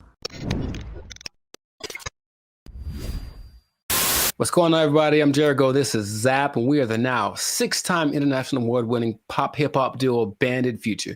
We make clean, fun music that everyone can listen to with a sound that is uniquely Californian. And right now, in this moment in time, yes, Lord, you are tuned into the Lifestyle Circus podcast where we talk about things that are funny, interesting, and just straight up ridiculous. So before we get into this thing, make sure to like, subscribe, comment, and share this video with at least 2 people who want to make music that causes a revolution, that moves a culture. I'm talking to the musicians out there, okay? Oh, okay. I got something to tell y'all. There's a way to do it, I think, if you follow the latest trend. If you follow the latest trend, there's a way to get your music so that people really like it, okay? So have you heard, Zach, have you heard of Amapiano? Amapiano? Amapiano. It's a genre of music. One word, Amapiano. Not I'm a piano, but ama. I know, it sounds like it's not I'm a piano, it's I'm a piano. I've never heard of it. Not ama. It's a girl named Ama, and it's her piano. Okay. But it's called Amapiano, and it's basically a genre of house, if you will, but it's from South Africa. So the most popular figure in this is Tyla, if you have heard of her. The water I've heard girl. the name. Yeah. Okay. I mean, she's huge. She's won all the awards. She's the newest big thing. But she basically comes from a watered down version of this genre. Okay. And so the interesting thing is it followed a couple of patterns that work generally to make a style of music really big. And I bring it up because it's the first thing I've heard in a while where I listened to it and I was like, yo, yeah, okay, finally something that's like respectable and decent and moves you, right? So for those of you that are watching that really want to get into this, stay tuned to the end because you'll actually find out something that you don't need for this that you would think would be important, okay? So Amapiano is basically a subgenre of house piano, okay? And so it's got one thing that a lot of new styles of music need to have. It's something familiar. There are people listen to it and they're like, oh, I kind of recognize this. Like it's in a different, the presentation is different, but the substance is the same. Something I resonate with. So that's number one. You listen to it and like that, I hear something that I've heard before in the music, okay? Lots of repetition. So you just kind of hear the same thing over and over again. And it's so infectious. Fun to dance to. You haven't seen any of like the TikTok? It's a huge TikTok thing, right? That's the thing that's made it go from, it started in 2012, but probably like 3 years ago is when it really started to burst on the national scene or the global scene, thanks to TikTok. But you've never seen any, it basically all of the moves. So there's Afrobeat, right? There's Afrobeat. Anyway. But there's Afrobeat and all the moves are kind of complicated and intricate and whatever. With Amapiano, I guess tip number 2 is that a lot of the moves are really simple. And the whole point is just to do stuff with your friends. So just get in a group and do this music, do this dance, and do 6 seconds and it'll blow up on TikTok or whatever. And it's always something really simple, a little shoulder movement, a little head thing. And it looks really cool, but the music kind of has this driving thing. So I'm giving y'all the formula for this, basically. The look of it is familiar because everyone looks like hip hop, basically. Everyone knows hip hop. So the dress for the women and the men, it has that same aesthetic. People just look like, oh yeah, it's like a hip hop person. But then you see that they're talking. Okay, they're definitely from Africa. You see their movements. Oh, this is a little bit different. So it kind of has that element to it, and it connects with young people. Okay, I think if you look historically at any big movement from the swing to grunge, anything, it was youth that were really pushing it. So you see kids that are super young kind of grooving to it, which means they'll probably grow up to it, grow up with it their whole life. I forget, the people that like this style of music have a name. That's another thing I was we have our BFFs. They have people that like this music. I don't remember what it's called. I have to look it up. People that like Amapiano, okay? There is 2 other elements that are really important. It features women a lot. And a lot of genres tend to not. We've talked about reggaeton before, where it was a lot of misogynistic, just men, basically. And this one has a lot of women from, I mentioned Tyla, though it also has Shasha, Kamo Mapela, Bule, Nia Pearl, Lady Do, Buntail Smith, among others. So the women are pushed to the forefront of it. And their whole philosophy is like, well, if women like it, then everyone will like it. That's kind of, and it's like, because think about it. Okay, your girl likes this music. She's gonna drag her dude to go listen to it or whatever, and then he wants to make the music that gets her to dance because it's not a super I'll call it sensual. Like it's very like the way they move is very sensual, but it's not over the top. Okay, so it kind of still cool for younger people to do it. Yeah, a little bit tamer. It doesn't quite have all of the negative things that you associate with like hip hop and reggaeton right now. So it's kind of found that universal appeal. And then this is probably the most interesting thing about it. So if y'all don't know, Zap started a dance group back in the day. Uh-oh. Instant Groove. We was grooving, man. We was grooving, man. It was grooving. IG for life? Shout out to the IGs. What? And you know, you have a song or whatever, and there's beats, and then you choreograph a song to the beats, right? Well, with Amapiano, it's interesting. There's so much going on. The elements are usually a shaker, a snare. There's like a log drum that's like the bass, so it's like a really distinctive sound, and then a kick, and not many other elements to it. But there's so much happening that you can actually kind of choose which beats to hit and whatever. And so when you're moving with it, your dance will be different than someone else's because you chose which ones to emphasize. And I think that's really cool. There are the ones that have like, this is the dance you do to them. I think Imnike is one that, oh my God, that's the one that actually got me into it. Imke, I don't know how to say it. Imnike. And it's so good. It's so good. So you watch people dancing, it's like, oh, he danced to it, but he emphasized that beat. And then there's a lot of off beats, very syncopated. It's all very exciting. Before I get into what the thing that's not in it that you'd be surprised about, has there been any music that you've heard recently that made you go, okay? Because I think to me, music's been kind of like, I don't know, for a while. But anything that you've heard that was like, okay, oh, that's pretty dope.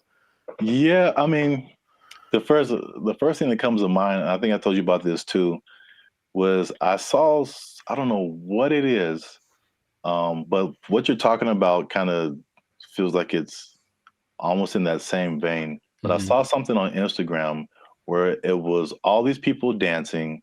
They were at some event, and it was, I can't remember the song, but I just remember everyone was dancing, and they're all doing the same kind of moves, kind of in a, it seemed like a modern day cha-cha slide.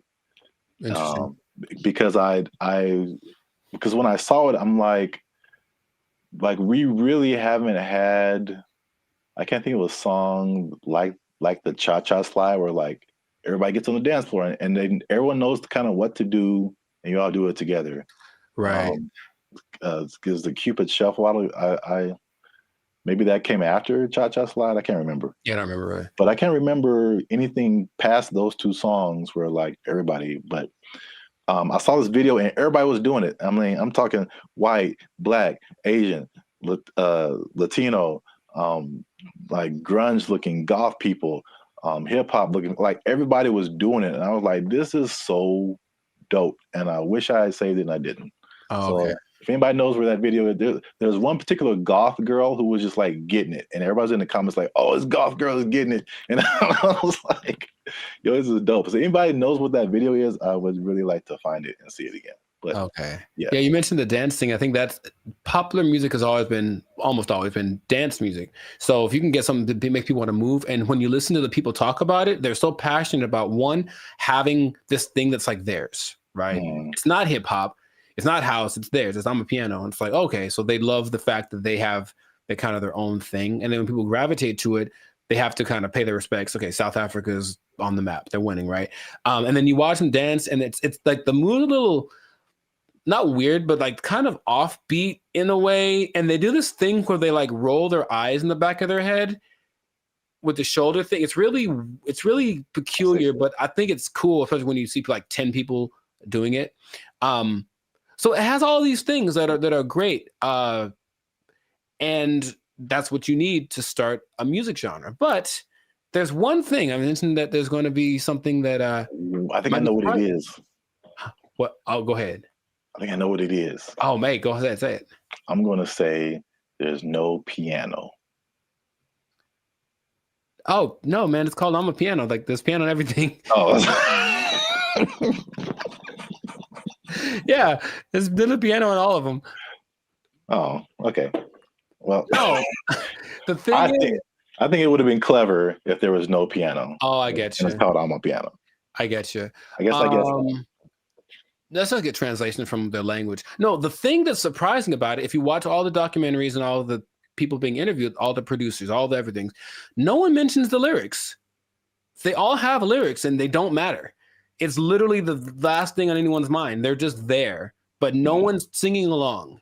No one's saying this song touches me in this way. I don't connect nothing.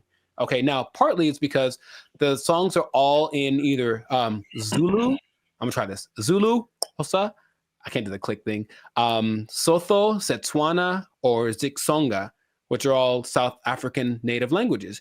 But the thing that strikes me interesting is that, yeah, they're all singing and no one knows the words and nobody seems to care. So there are really big singers in this style, but the words don't matter. It's just the feeling of it. And that's what I found very unique to this. So if you listen to watch, no one knows what they're saying. You know, so I guess this goes to show you that that's not something that people necessarily require anymore. Just as long as it feels good, as long as it's fun to do. Oh yeah, I mean, you think about like U.S. artists who are just like huge worldwide. I'm sure like people don't speak English and they have no idea, but they're just bumping like Earth, Wind, and Fire and like. Well, the thing is, not even the choruses. You think at least on the chorus, okay, everyone sings nothing. Yeah, it's really weird. Yeah, I mean, I know that this is different, but I'm just saying like the ability of music to kind of to have that a tendency to. Oh sure, yeah. To where the words you don't have to quite know the words. I mean, I don't know the words to this at all, right? But I'm still digging it because I guess that's what they're transmitting. But even the people from there aren't singing the words or talking about nobody mentioned the lyrics one time. So, and the thing is, the songs don't sound all the same, even though they kind of have the same elements. They have different. I think it's great. That's what I want to just point out. Sounds cool, yeah. If you haven't listened to I'm a Piano, I recommend you check it out. Just be warned, there is piano. There's piano in it. Yeah, I think you'll enjoy it. I thought I got that right. I really did. Nah, I wouldn't. I should have just lied. Yeah, you got it, man. But in any case, let us know in the comments if you listen to I'm a Piano, what you think. If you have a TikTok account with 20 million followers because you did a dance to one of the songs, who knows? But and all the songs, the dances are just from whoever did a cool thing. That's the other thing. They're not made by famous choreographers. It's just like somebody literally said, I saw a kid dancing to it on the street and I thought it was cool. So I did it in the club. And the next thing you know, there's 500 people doing it. So there's that like word of mouth element to it. That's just, I think it's really cool. So anyways, yeah, check it out. Check out some of those artists that I mentioned. They're pretty great. And if we get 10 comments, then Jericho's going to do one of the dances on our TikTok. I didn't sign up for that. I wouldn't mind learning though. That is kind of fun. I'll do one of the simpler ones. 10 comments. There's one. It's like a little. It's very simple moves, but I'm still probably going to mess it up. Anyway, this has been another episode of the Lifestyle Circus podcast. Make sure to like, subscribe, comment, share this video with your peoples, and then just remember that if you're dancing and you're grooving, then the music's going to be spread around. So make that music danceable, and you stay classy, San Diego. Yeah, man. You got it. There's piano. They took our jobs. They took our jobs. And I go in there, and basically I stand there for 10 minutes without anyone talking to me because no one's working the front. Nobody. And I just like, okay. And I just eventually just yelled something to the cooks. What's going on, everybody? I'm Jericho, and this is Zap, and we're the now 8-time international award-winning pop hip-hop duo Band of Future. We make music that's funny. No. Huh? We make clean, fun music that's easy for everyone to listen to with a sound that's uniquely Californian. And right now, you're tuned into the Lifestyle Circus podcast, where we talk about things that are funny, interesting, and just straight ridiculous. So before we get into this thing, make sure to like, subscribe, comment, and share this video with at least 2 people that knew that the wage increase for fast food workers was a bad idea. I'm telling you right now, it was a bad idea, and I have proof with numbers, with personal experiences. One thing, okay, so I didn't actually know this. I thought it went into effect January 1st, but actually went into effect April 1st. Yeah. Yeah, so there's less data on the effect of it, but I have already There's enough data, I know that. Huh? There's enough data, I know that. Yeah. So I got some numbers and I got a couple of personal experiences. But I'll go to you first. Have you noticed anything tangible or had any experiences that kind of like noticed? A Whopper from Burger King is $8. I think I mentioned this before. Like I remember when the Whopper first came out at Burger King, it was 99 cents. Accurate. It's now $8 just for the sandwich. No fries, no drink. $8 is where we start, and then it goes up.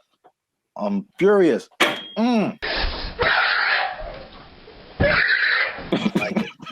So yes, increased prices everywhere across the board, and I had a couple of eye-opening experiences just last week. Hey, y'all, come look at this. I went to a Korean restaurant because I like me some Korean food, and I wanted a bulgogi bowl, just beef and rice. It is literally beef, rice, and some onions. We'll give you a couple of sides right now. I slide in there. I felt like that joke from Cat Williams. Remember how you used to just give $20 at the pump and said, "Here," and then walk away. If you had $10, $15, you could go to the gas station with confidence because you knew you was either going to be full or damn near full. If you had a 20, you ain't even talk to the person at the counter. You just 20 on the left. I walk in like, I know how much a bulgogi bowl costs. I've had these before. And I didn't even look at the price. I just ordered it. Confident. Here's my card. Confident. I look at that thing, man. $27. Good Lord, that's a lot of money. Don't you like rice? $27 without the tip. Okay. So I was very sad. I was very sad. And I ate it, and it did not taste like a $27 bulgogi bowl. It tasted like a $12 bulgogi bowl, one that I came to know and love. That sucked a lot. This sucks. Yeah, me. It really sucks. What is happening, of course, is that since wages are increasing, owners of these franchises are laying people off or giving them less hours, something like that, right? So I go to The Habit, which I don't go to fast food too much, but I do enjoy The Habit. I think they got good stuff. And I go in there, and basically I stand there for 10 minutes without anyone talking to me because no one's working the front. Nobody. And I just like, okay. And I just eventually just yelled something to the cooks. Y'all gotta chill. Y'all crazy back there. But they don't work the front, so they didn't do anything. So I just kind of left. And then I overheard the conversation, like somebody got off the shift at X time and someone wasn't coming in till Y time. So I was just out of luck. I came in the gap between shifts and there's nothing they could do about it. Calm down. No! Now, there's a couple of things that are interesting. So for those who've been living under a rock and they don't know, the fast food minimum went up from $16 to $20 as of April 1st. Okay. And they started to interview a bunch of people just to see what their experiences are, business owners. One owner of El Pollo Loco franchise actually said he owns 6. And he says his costs went up because of this, $180,000 per store per year.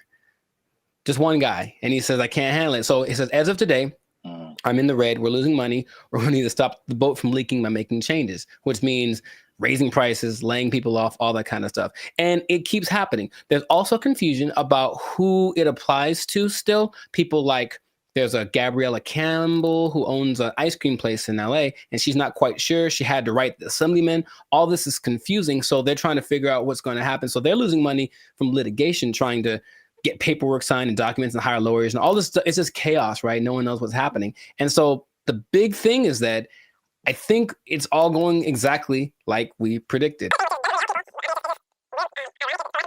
Going to have less workers. Somebody's going to get fired. Right. Or more automation.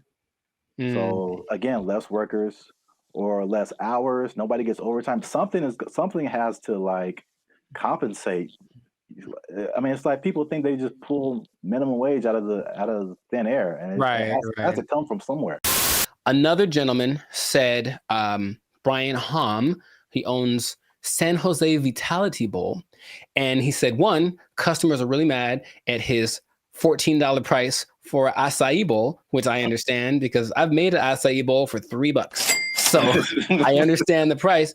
And then he basically said this: I'm happy for my employees getting the $20 minimum wage, but if we can't continue to have good sales, they may not have a job. You about to lose your job. Get this thing. This is the cycle that we've entered ourselves into, where the owners have no choice but to raise prices, but to lay people off.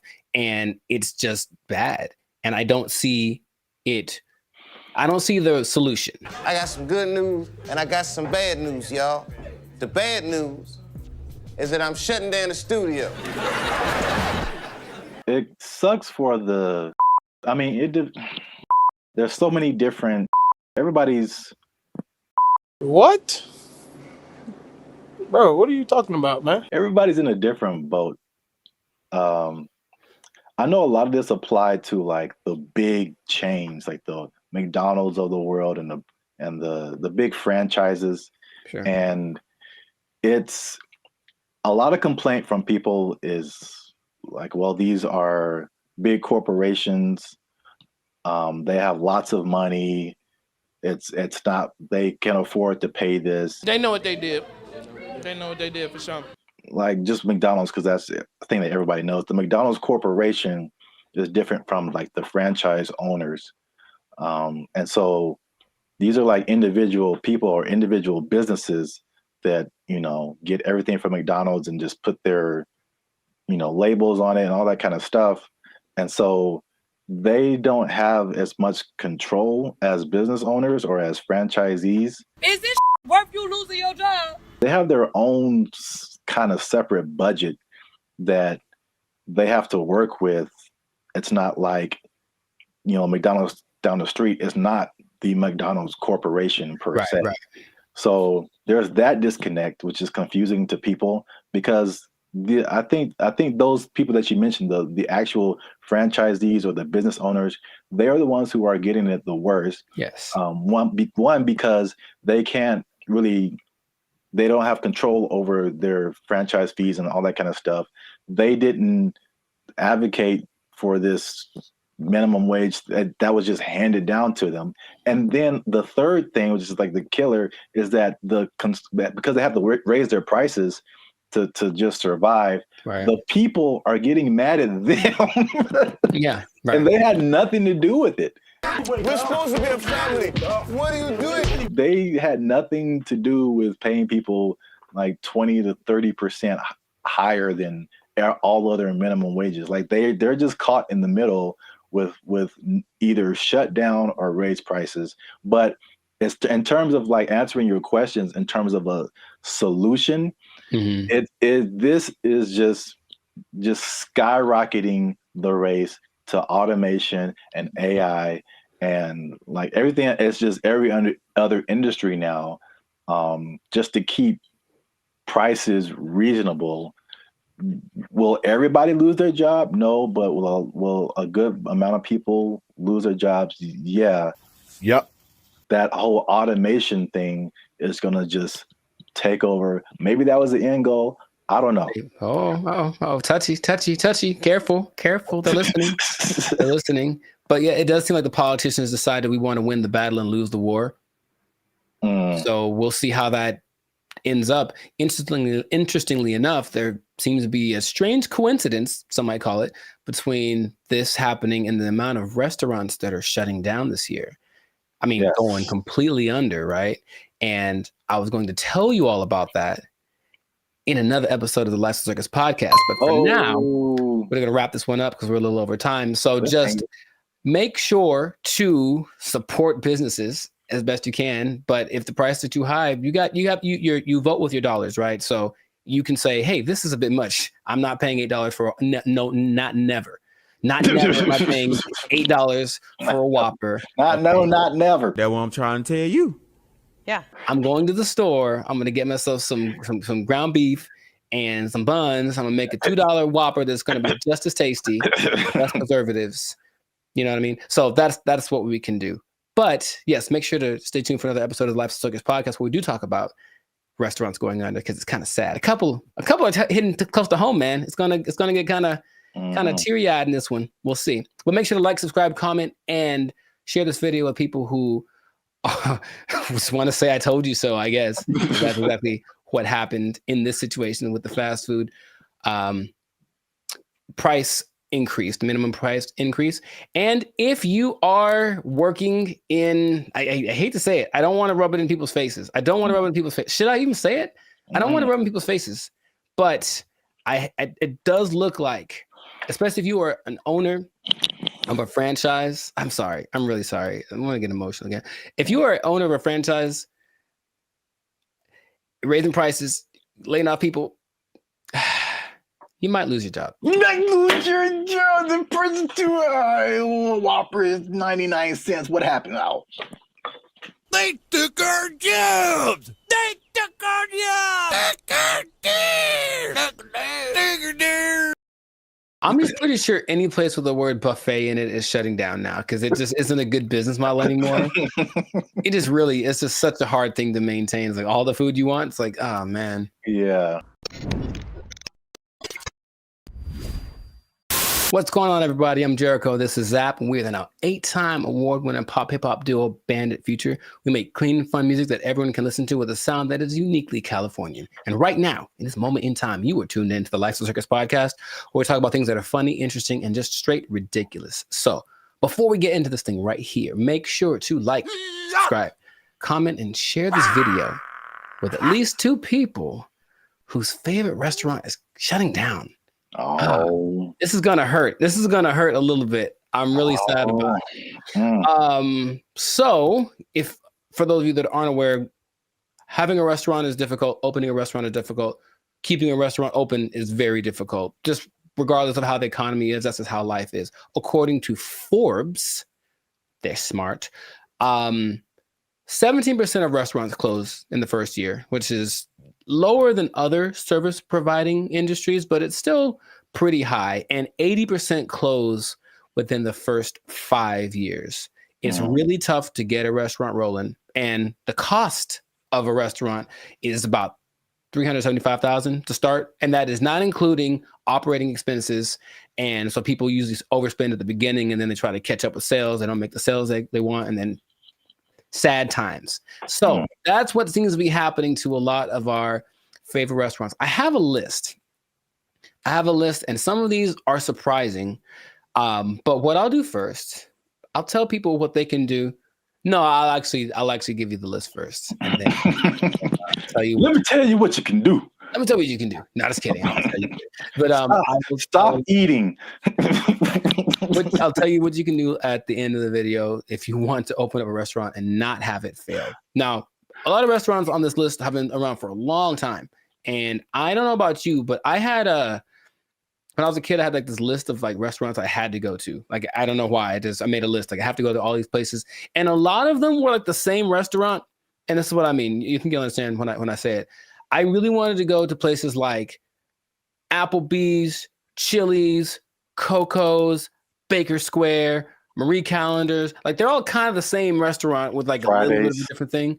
But I liked that so much, and it really made me like I loved it, especially Coco's, which went under a minute ago. But you know, they always had some good food, pies, desserts, whatever. It was always very, very delicious. And so I think that idea doesn't work anymore. That's just my assumption based off of what I'm seeing in this list, that places that are very similar to each other, they're not going to last. You kind of got to stand out. You got to be a little more individualistic. Okay. So I'm going to, let's see, how am I going to do this? I'm going to name the place and you just give me a reaction. I just want to get that's what I was going to say. You name the place and I'll either like take it or leave it. Okay. Some of these are closing down. Yes, take it or leave it. Shutting down several locations. Others are shutting down all of them. And I will tell you which ones. Okay, so first one, we have our buddy Fuddruckers. They're closing down all. I heard about that, and that restaurant had a I was gonna say it had a special place in my heart, but probably has a special place in my arteries too, because very nice. Was that with you when? Yeah, yeah. I was so proud of myself. I can never, if I try this again today, like you'd have to wheel me out on a gurney into the hospital. But they had the. Was it a challenge or there was just a burger they had, right? It was a huge. I don't know. I didn't finish. It was a 1 pound hamburger. Yeah, and it was Eric there? Was Spider-Man there? He might. I don't think so. I think it was just us. Just us, and it was just like I don't know. Well, that might have been just between us because we initiated a lot of eating challenges just for no reason at all, which is fine. I've never been as good at eating a lot, but that was particularly I don't know. Just I didn't make it. Yeah, and I remember eating the whole 1 pound burger and fries, and it was totally fine. Mm-hmm. And that's literally the only time I went to that place. Yeah, me too. Hit it and quit it, man. Well, so, yeah, I would take that one. That's a sad one to see go. Okay. Old Country Buffet. All of them are cutting down. You ever been there? I don't know if I've been there because I'm getting really confused with Cracker Barrel. But okay, it sounds very white and accurate. I'm not so sure about it. I'm just pretty sure any place with the word buffet in it is shutting down now because it just isn't a good business model anymore. It's just such a hard thing to maintain. It's like all the food you want. It's like, oh man. Yeah, that makes sense. Okay. So this is gonna hurt, man. I'm preparing you before we rip the Band-Aid off. So 100 locations of this place are closing. So not all of them, but it's still. It looks like IHOP. Oh. Yeah. I'm sorry. I know. That's the one I hate to see go, but what can I say? There's literally one around the corner from me. I can walk to it and I never go there. Sure. Oh, so it's your fault. That's what you're saying. Yeah, I'm part of the problem. I'm so sorry, IHOP. I've let IHOP down too. I have one down the street, and I've been once. I've lived here 7 years. I've been there one time. We apologize. Buffalo Wild Wings are shutting down 30 locations in Canada and 60 in America. Now that one, they charge you like $30 for 10 wings, and I'm just like, yo. Your price is way too high. You need to cut it. Nice. Okay, baby. Well said. Applebee's is shutting down 35. But here's the thing. I think anything on this list, even if it's a few, it's kind of a sign of the time, like it's going down eventually. Can't take down Applebee's, man. That's what I mean. That's the go-to. That's the OG. The 2 for $20? Oh, come on, man. Like Applebee's has always been like the most, like the okayest in the best way possible food I've ever had. Like, I'll be honest, no, like top 3 steaks of my life. For some reason, one day they made a steak that was immaculate. I got this thing for $12. An immaculately made steak with like the Parmesan and shrimp on top. Man. Anyways, yeah, so we'll see about that place. Red Lobster shutting down 50. You know me, man. I don't like seafood, so. Well, for me, of the seafood places, that's my least favorite because everything tastes like butter. Literally, and I'm not. That's all. The biscuits. You start with the biscuits that are buttery, and then everything just goes the same. So I'm not the biggest fan of those. Marie Callender's, man, all of them. Now, okay, I've had Marie Callender's pies. I actually read some kind of like random history of Marie Callender's, and this actual lady, she worked in another restaurant, and she was making pies or something, and the pies were like selling so well that she just blew up, and then she started the restaurants. But I'd never been to Marie Callender's before, and I went on a date And I was like, hey, let's just try something new. And I went to Marie Callender's. It was the blandest food. It was just like, I really didn't like it. Mm-hmm. Like I needed a whole bag of like spices and a hot sauce to make that food taste like anything good. I think they're going for like the middle of the road, just like people with not an extreme palate. Remember going to Captain Kino's? Oh yeah. Yeah, it's that. Yeah. It was. That's all. And then when we went, it was just like everyone there was also like elderly. And I'm like, this is it.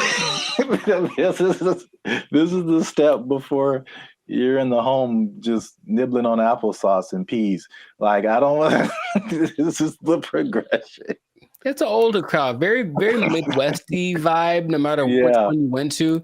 That was the thing. So I liked it. The pot pies are great. And the pies are great. And I don't remember much else, but I do think in general was kind of regular, kind of blandish. Yeah, sorry, Marie kind of vibe. But I can't get down. Marie Callender's RP. There's a lot more places. I'm not going to name them all, but one that is noteworthy because it just kind of goes with the changing of the times, with the price increase, the minimum wage increase, all that is Pizza Hut. They're shutting down 500, but they're going to more of a delivery thing. That's what their focus is. Which is weird because we just did a thing about them. Like, well, I guess they're just doing like DoorDash and all that kind of stuff. Yeah. Because they got rid of all of the delivery drivers. Right. So I think it's still going to be something like that, but that's their focus. They'll still be in business to making pizzas, but like as far as going to the store to get one, that's not going to be as much of a thing as it used to be.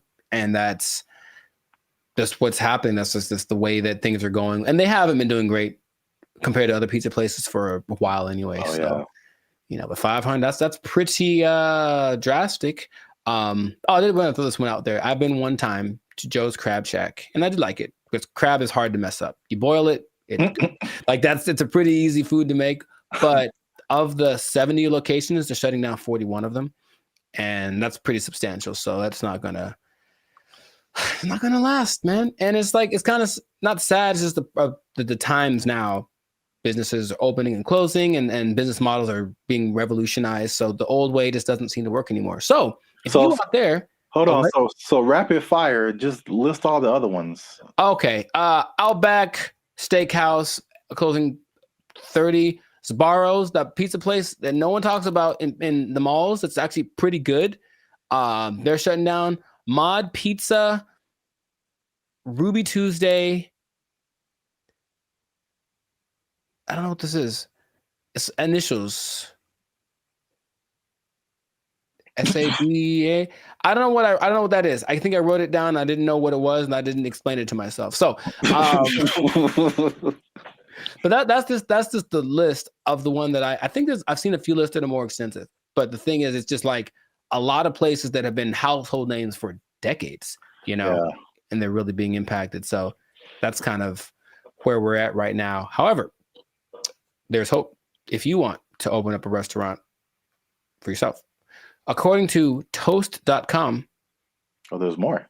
Yeah. Who talks to that did a study with the National Restaurant Association. The NRA. Wow. Accurate. Is that your restaurant will fail for these reasons. So if you want your restaurant to last, please avoid this. Sweeping economic problems, with big problems with this money. Undefined restaurant concept. That's like the whole, your restaurant doesn't really stand out. If you don't have that, it's not going to last. Poor staff management, lack of capital, seek for yourself. Too much competition. So if you're getting the same, sector as whatever restaurant's already popular, it's going to be hard. No industry experience or business skills, not enough investment in marketing, and then failing to adapt. We talked about places like Subway who just do anything they want to make sure they're still kind of relevant. And if you don't do that, then your restaurant might go down. So if you're thinking about it, make sure to keep these things into consideration because a lot of the heavy hitters are going down, especially IHOP, man. That's the one that's the one. That's the one. IHOP and Applebee's is like the go-to, man. Protest in the streets. Let's start right now. All right, you first, and then let me know. You first. Just drop a pin and tell me where you're going to be at, and I'll show up around noon. Some random day. But yeah, this is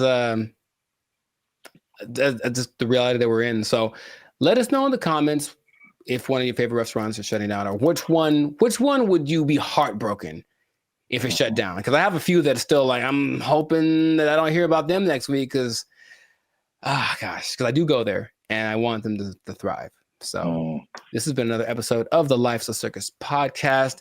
Like, subscribe, share, comment, and I'll tell you what, getting into restaurants is a tough business. People need to eat, so people, of course, have to provide the service. But if you do that and you don't have a good plan, it's very likely that you are going to lose your job. You ain't lose your job. You're gonna lose your job. Don't shut down Applebee's. I need 2 for $20. Ow. They took our jobs. They took our jobs. What's up, everybody? It's BrandBee Future. And we are excited to announce that after 3 long years, we are finally in the YouTube partnership program. So that means a couple of different things. One is that we are starting channel memberships on our YouTube channel. So all the stuff that you've seen before, all the free videos that you've been watching like over the years, those will still be free. But this is like an extra layer that we get by partnering with YouTube. So that we can offer exclusive things to people who choose to be our channel members. And so there's a small fee that comes with that, but that fee will go to helping us, supporting us. All the stuff that we've done before has been free videos. We pay for it out of our pocket.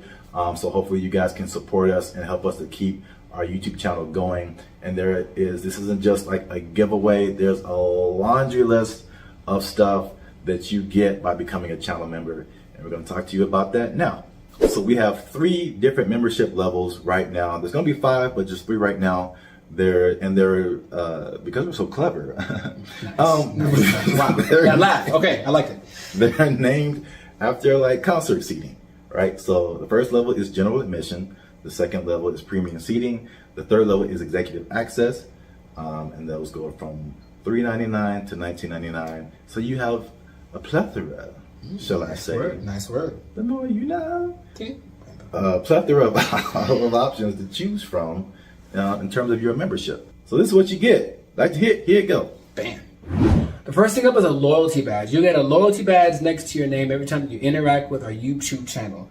You get a blue star for new members, all the way up to purple stars for 48 months. The next thing is one of my favorite things is the custom emojis. This is crazy. So if you want to use, for example, Jericho's face, right here, you type Jericho, and Jericho's face will pop up in your chats, in your comments. It's a custom emoji of Jericho that you can only use here. Nuts. Okay. If you want to use my face, same thing. Zaptastic. And then and then you'll see my face. And then if you just want to do a BrandBee Future fan, BFF heart, it's a fam bam : Nuts. Only on our YouTube channel. It's the only place you can do it, man. Nice. Members only live chats. If we ever go live, we may have a members only chat mode. So the non-members can see the chat, but if you want to participate, you gotta be a member. All right, so the last thing in the general admission level is priority reply to comments. So if you leave a comment on any of our videos, we reply to you first. Everybody else got to wait, okay? Because they ain't members. Fast pass. They ain't members, but you a member. We gonna talk to you first. Because you're worth it. Because you're worth it, and you gave us money, but most of all because you're worth it. Membership polls. In the community tab of our channel, we're going to start putting up polls where you get to vote on topics for our channel. Like, what's the next video going to be? Or you can pick what the next video is going to be. What would you like to see as next video? Next video related topics. Huh? So if you balling a little bit, okay, talk. You got a little more change. You can get to the premium seating. Yes. The first thing you get in premium seating is early access to videos. So again, the videos on our YouTube channel will be free, but there'll be some exclusive videos that go to our members first. If you're a member, you're the only person that can see it, and then maybe we let everybody else see it. We'll think about it. Maybe. We'll have member shout-outs. So once a month, we'll send a shout-out to you or one of your friends. Just give us the name and details, and if approved, we'll shout you out in one of our videos. And this could be good for any special occasion. Birthday, a graduation, bar mitzvah, you name it. You name it. Happy birthday to you.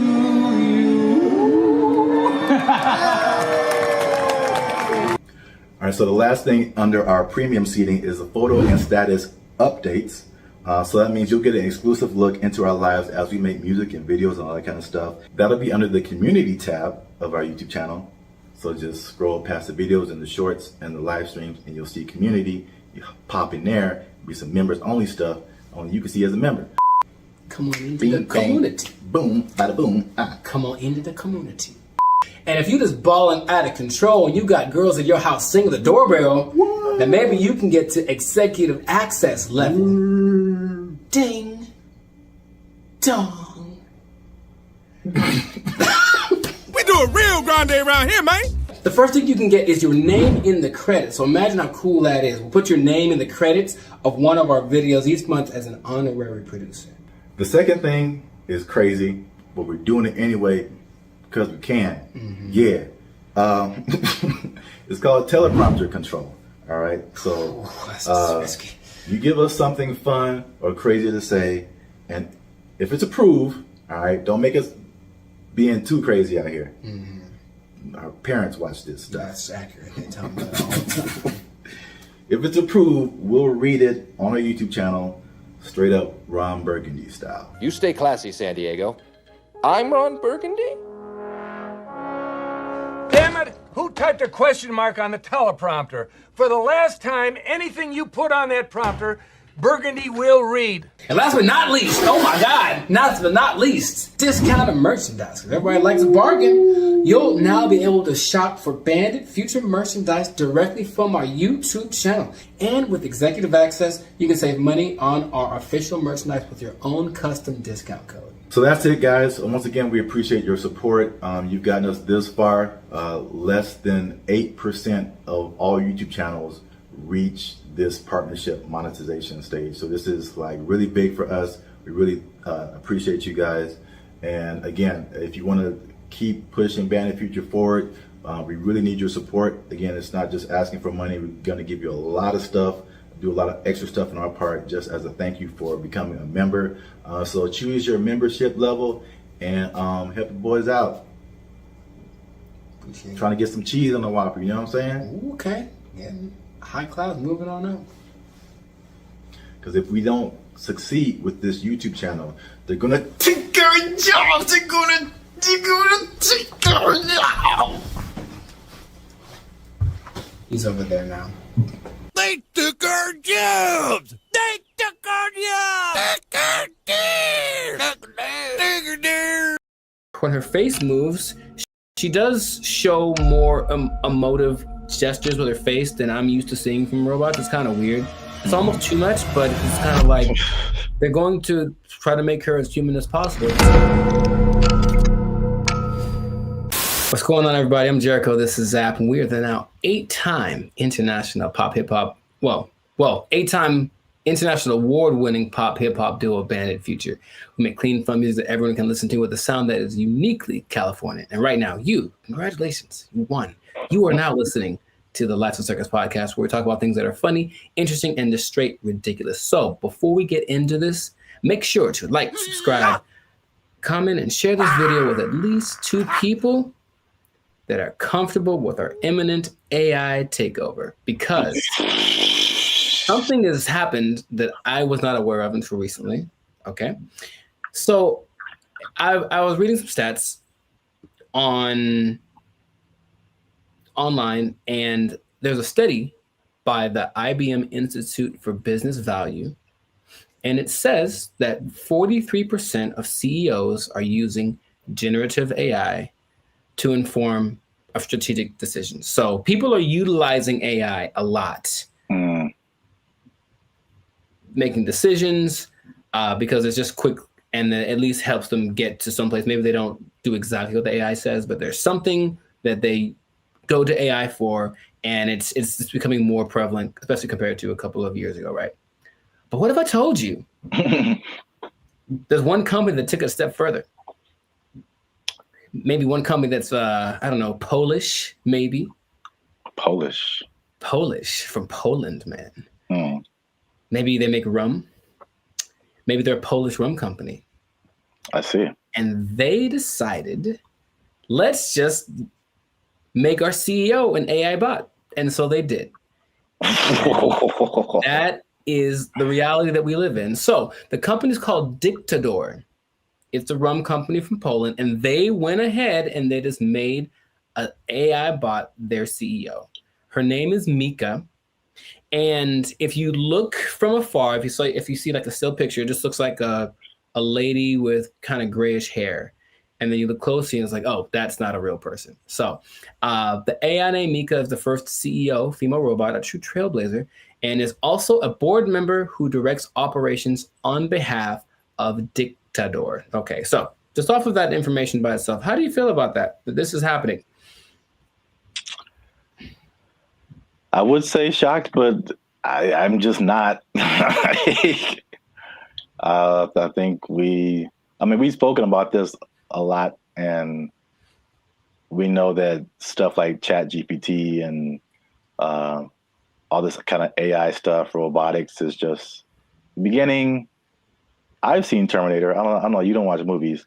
I have not. I understand the premise. It's the Matrix. It all just, we've kind of forecasted this for a long time, and here it is. Congratulations. It's been actually having the last 8 months or so. About 8 months ago, they appointed Mika, the CEO, and they actually interviewed the president, Zarek Zoldrowski, and they just said, so what's the deal with that? And he basically said, we're not concerned that AI is going to take over because humans still can't be replaced to make certain decisions. Like, for example, you can't use AI to hire or fire people. That's what he said. But AI is such a powerful tool and people were using it anyway. We decided let's just go one step further and actually make AI our CEO. Now, if you listen to this guy speak, he does seem like he just came off of an acid trip or something. He's a little out for lunch. Maybe that's just his Polishness. I don't know anyone from Poland, so I'm not sure how they are, but it's a little bit trippy watching it. But when you look at the picture, and I only found one video on this, but basically they have board meetings and it's just her standing at the head of the table and everyone looking, and she's giving orders and telling ideas. The most recent thing she did was she decided who would design the bottles for and actually they're very attractive, but it's not that she designed the bottles. She's like, this person has the best ideas for a bottle design. And that's the kind of thing that she is doing. So then they decided, let's interview Mika, see what she has to say. This is what she said. Okay, she said, as a robot CEO. So she called herself a robot. Now, is that different? So she's AI in a thing that I guess is a robot, but I've always thought I kind of separated the two. Because I'm thinking about like the internal workings of what's regulating their actions, and that's AI to me. Even though they're in like a body suit, that's not a robot. But she called herself a robot. Okay, she's a robot. And she says, I'm ready to make executive decisions. And the good thing about me is I don't have to sleep. I don't have to rest. I don't have to take weekends off. I'm always ready. And I said, okay, I guess that's noble. And then she said something that I didn't particularly like. And it's not what she said, it's how she said it. Okay. Humans must be dominated. No, that was the other one. That was the other bot that was like on Jimmy Fallon and it started talking in a different language and saying it's taken over,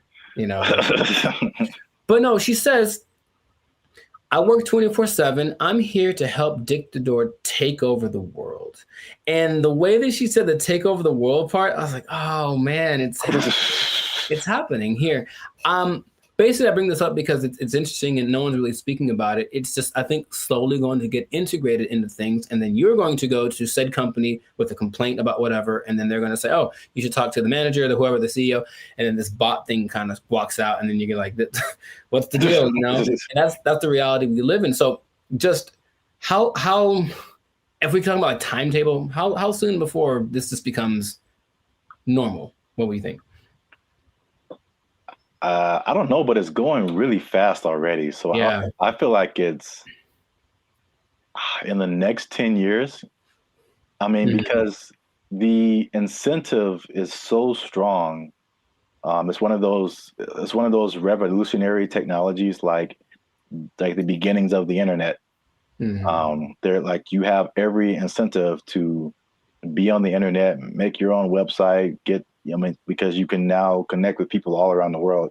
And so now if you have like a CEO of your company that has all of the knowledge ever to help you make decisions, it's and on the flip side, it doesn't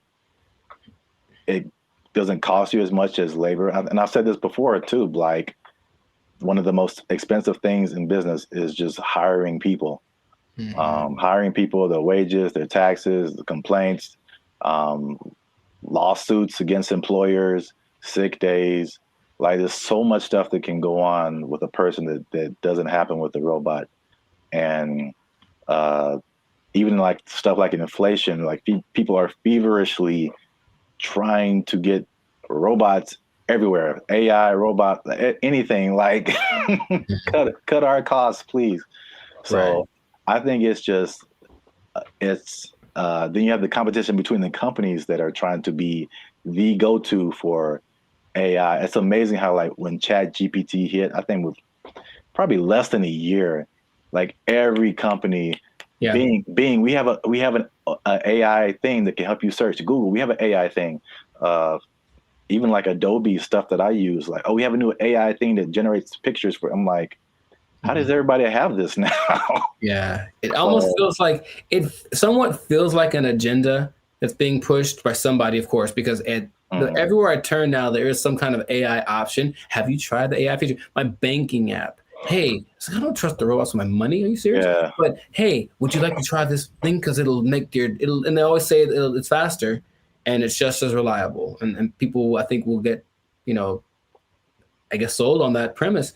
I even was testing because of course you don't have to pay her, and she doesn't have emotions like for real, even though when her face moves, she does show more emotive gestures with her face than I'm used to seeing from robots. It's kind of weird. It's almost too much, but it's kind of like they're going to try to make her as human as possible. But imagine you have like a disagreement, or that's not right. That's not quite right. Instead of being so imagine we're talking and then I say, hey, give me an idea. And you give me an idea. I'm like, I don't like it. Give me another one. And then I do that like 20 times. You're going to be like, bruh, really? I've done that with like the AI chats on Instagram, for example, just to see. I was like, okay, I'm just going to keep disagreeing with them and keep saying, give me something else. I don't like it. And they don't have a problem with it. They'll just keep going. They got literally a million ideas. And that concept is so not natural, but it appeals to some people. Like, yeah, we'll just ask the robot because you'll just keep giving us ideas. It's almost like we decide which idea, but we let her come up with it. And that's more attractive. So it's just crazy. And you just have to see it because it feels like outside of a sci-fi movie. You can see the wires on her like chest. Like one is like talking, one is coded or something like that. But it's labeled what parts are being regulated. And it's a trip, but it is real. And they're apparently doing well since they started. Like her decisions have helped the company start to do this. Well, the only thing I would say would be, I think there's a few things. One, I think to a certain extent, it's a, what do you call it? Like a story just to be, to get attention. I'm sure I feel like maybe that she isn't like really the CEO, but. Well, they asked the guy, they're like, is this legit or is this a scam? And he's like, oh, it's real. And his eyes didn't match what he was saying. That's what made me think he was on something, because it's kind of a strange publicity stunt. That's what I was going to say. Potentially. And in any case, it is getting attention. And then people say, I'm drinking the rum of the company that has the AI CEO. And that's something that has probably gotten somebody laid once. So good for you. Good for you. Okay. That's all I'm saying. But it's happening. So I'm curious to see what will happen in the future, but it might be a trend. Yeah, I see it more as like a consultant like I could see an AI on the boardroom, like in the boardroom as a consultant or whatever, but not as like the head of the company. Sure. That's like a little bit weirder. And then you have I'm just trying to play devil's advocate in any kind of way. Like, how could this not be cool? As if something gets corrupted or like, you know, like any kind of computer, it could, you know. That's what a lot of the comments under the video said, like, what if this? And they're like, what if someone hacks into your CEO? Right. Like, right. Which is a weird sentence to say out loud, but yeah. And they're like, no, it's fine. We'll deal when that happens. Oh, you're acting kind of weird today, Mika. It's like, throw away all the bottles. It's like, you've probably been hacked. Like, I guess that's what they would do. But I can see it being almost like an arms race.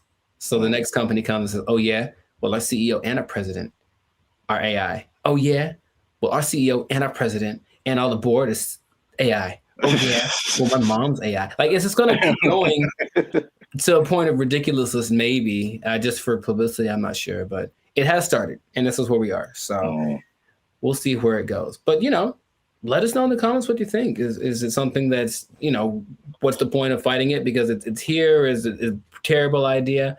Let us know in the comments what you think about this, because I feel like it is here to stay, and we'll see to what degree we take it. But this has been another episode of the Lifestyle Circus podcast. So make sure to like, subscribe, comment, and share this video with everyone you know that's afraid of the inevitable AI takeover. And if you are a CEO, oh boy, if you're a CEO, you know what time it is. You better do something. You better learn how to sing and dance or tap dance or juggle fire or something, because I guarantee if Mika's the first one, you're going to be the next to lose. Your job. You're just gonna take your job. Everyone's gonna take your job. Oh, I'm the CEO. Everybody's fired. They took our jobs. They took our jobs. Calling us the doom generation. Honestly, I'm cool with it, because when I wake up, I get 20 notifications about 30 different reasons I'll never be able to afford a home. I look around, see my computer science degree all framed up, about to turn into an art piece because of AI. Then we're in a loneliness epidemic, but these gas prices and these heat waves collaborating to keep me indoors.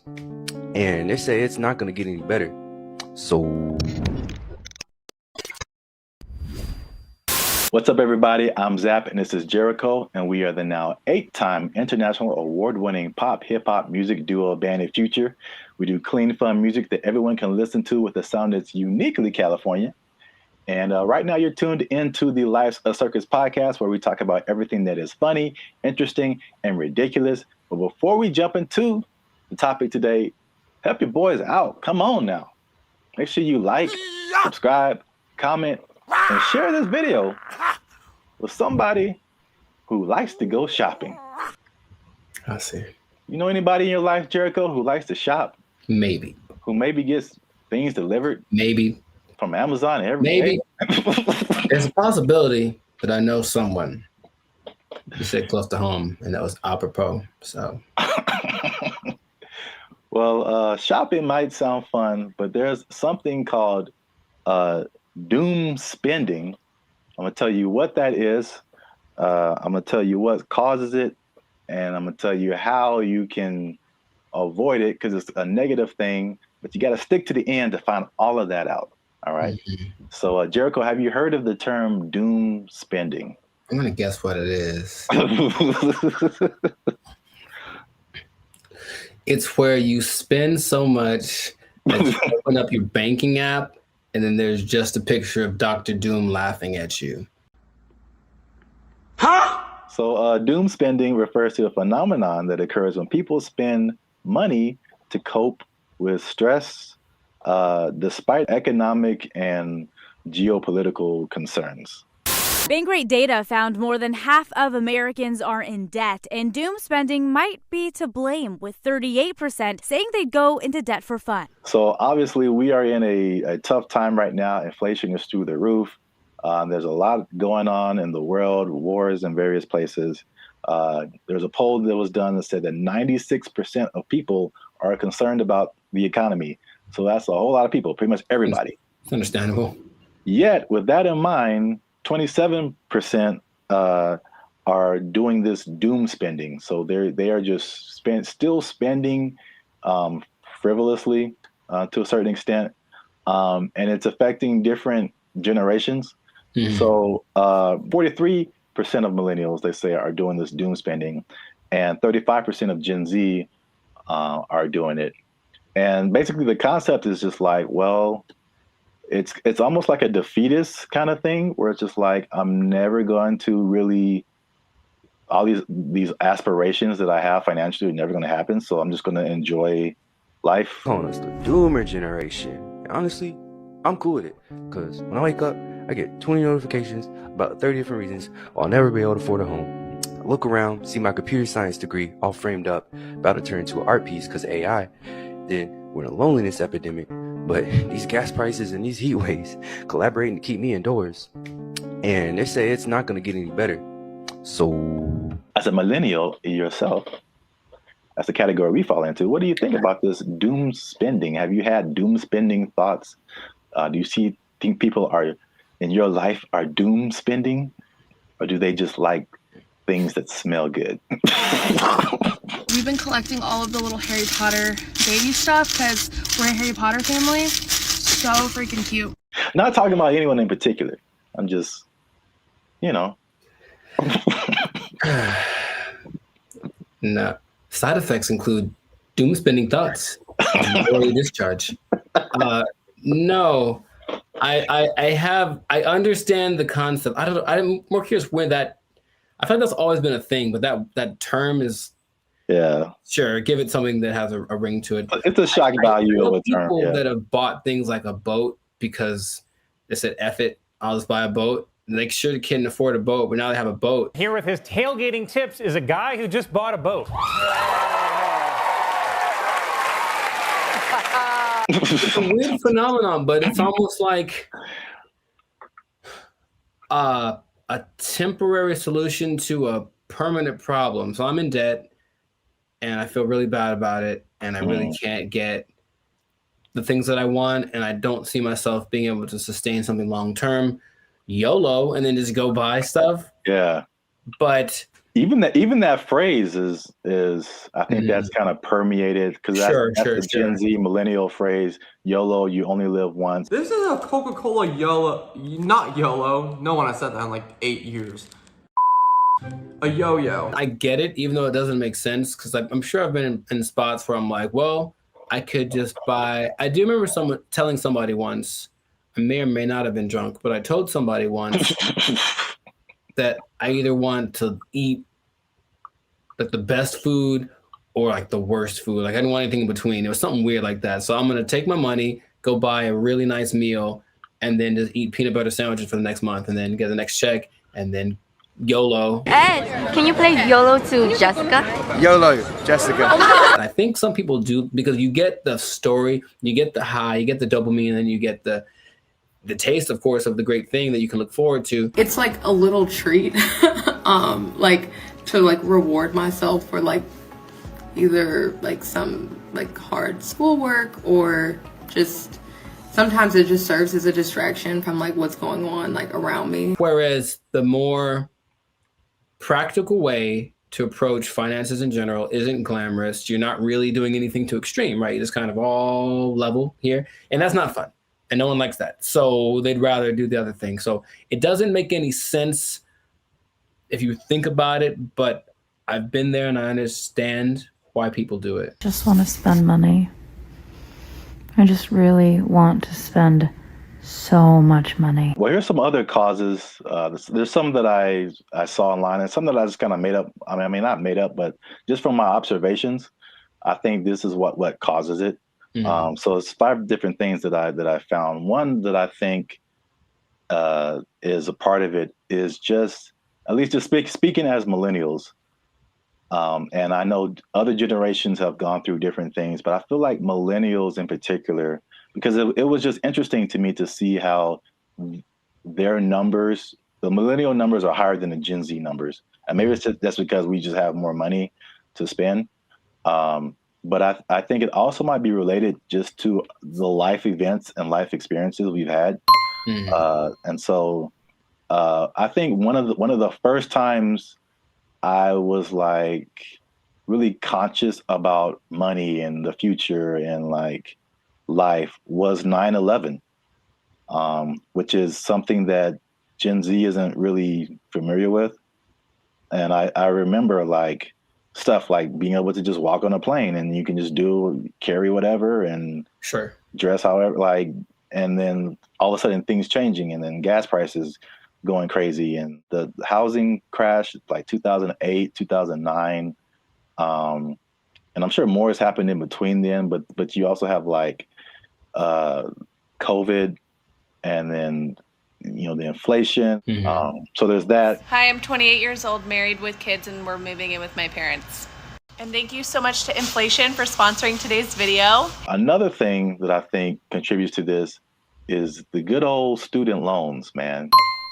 So I thank God like every day that he made me kind of smart because I got an academic scholarship and that helped out tremendously.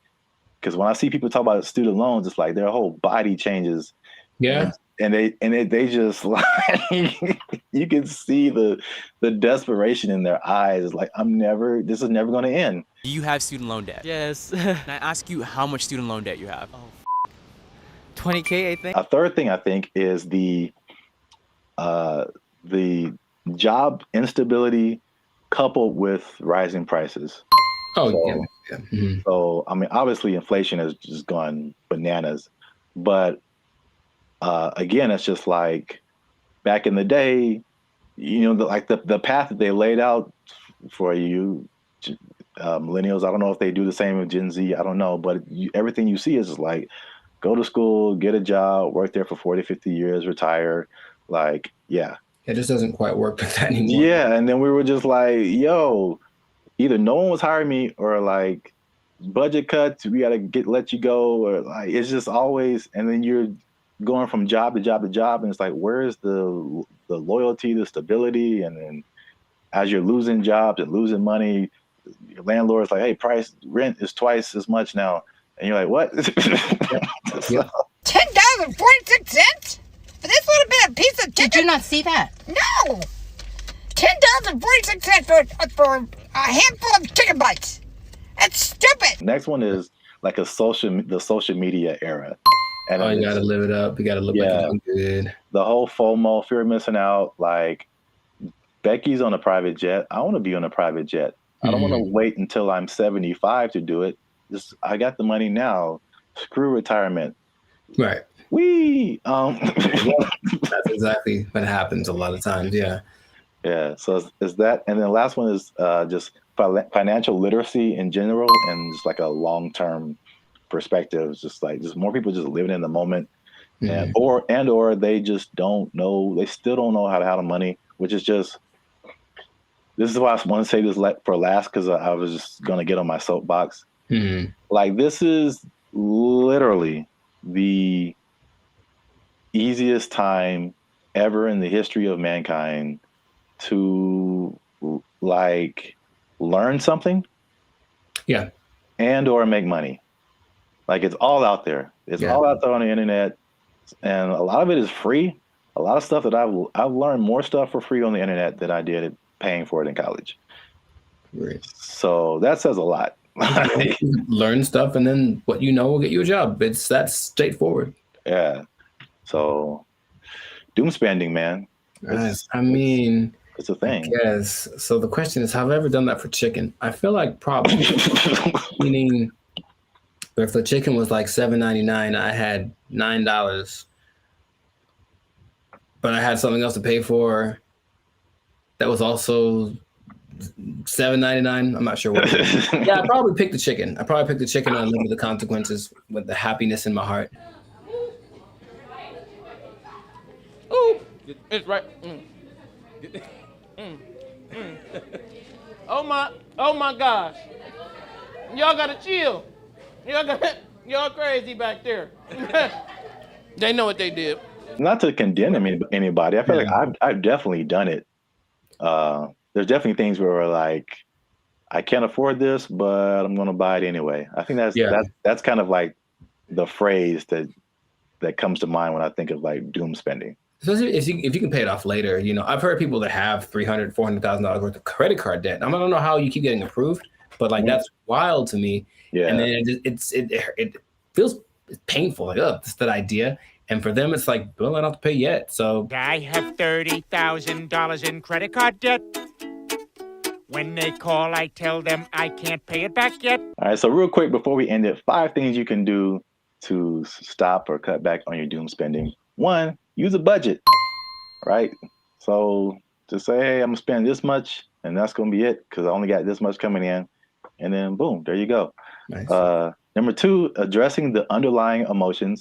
Some people just shop just because like they broke up with their boyfriend or had a bad day at work and that just makes them feel better. And then, but there's other things that you can do that aren't as harmful to your finances. Whenever I am shopping and I'm bringing home new things, I just feel good about it. No! Number 3, develop more healthier coping mechanisms.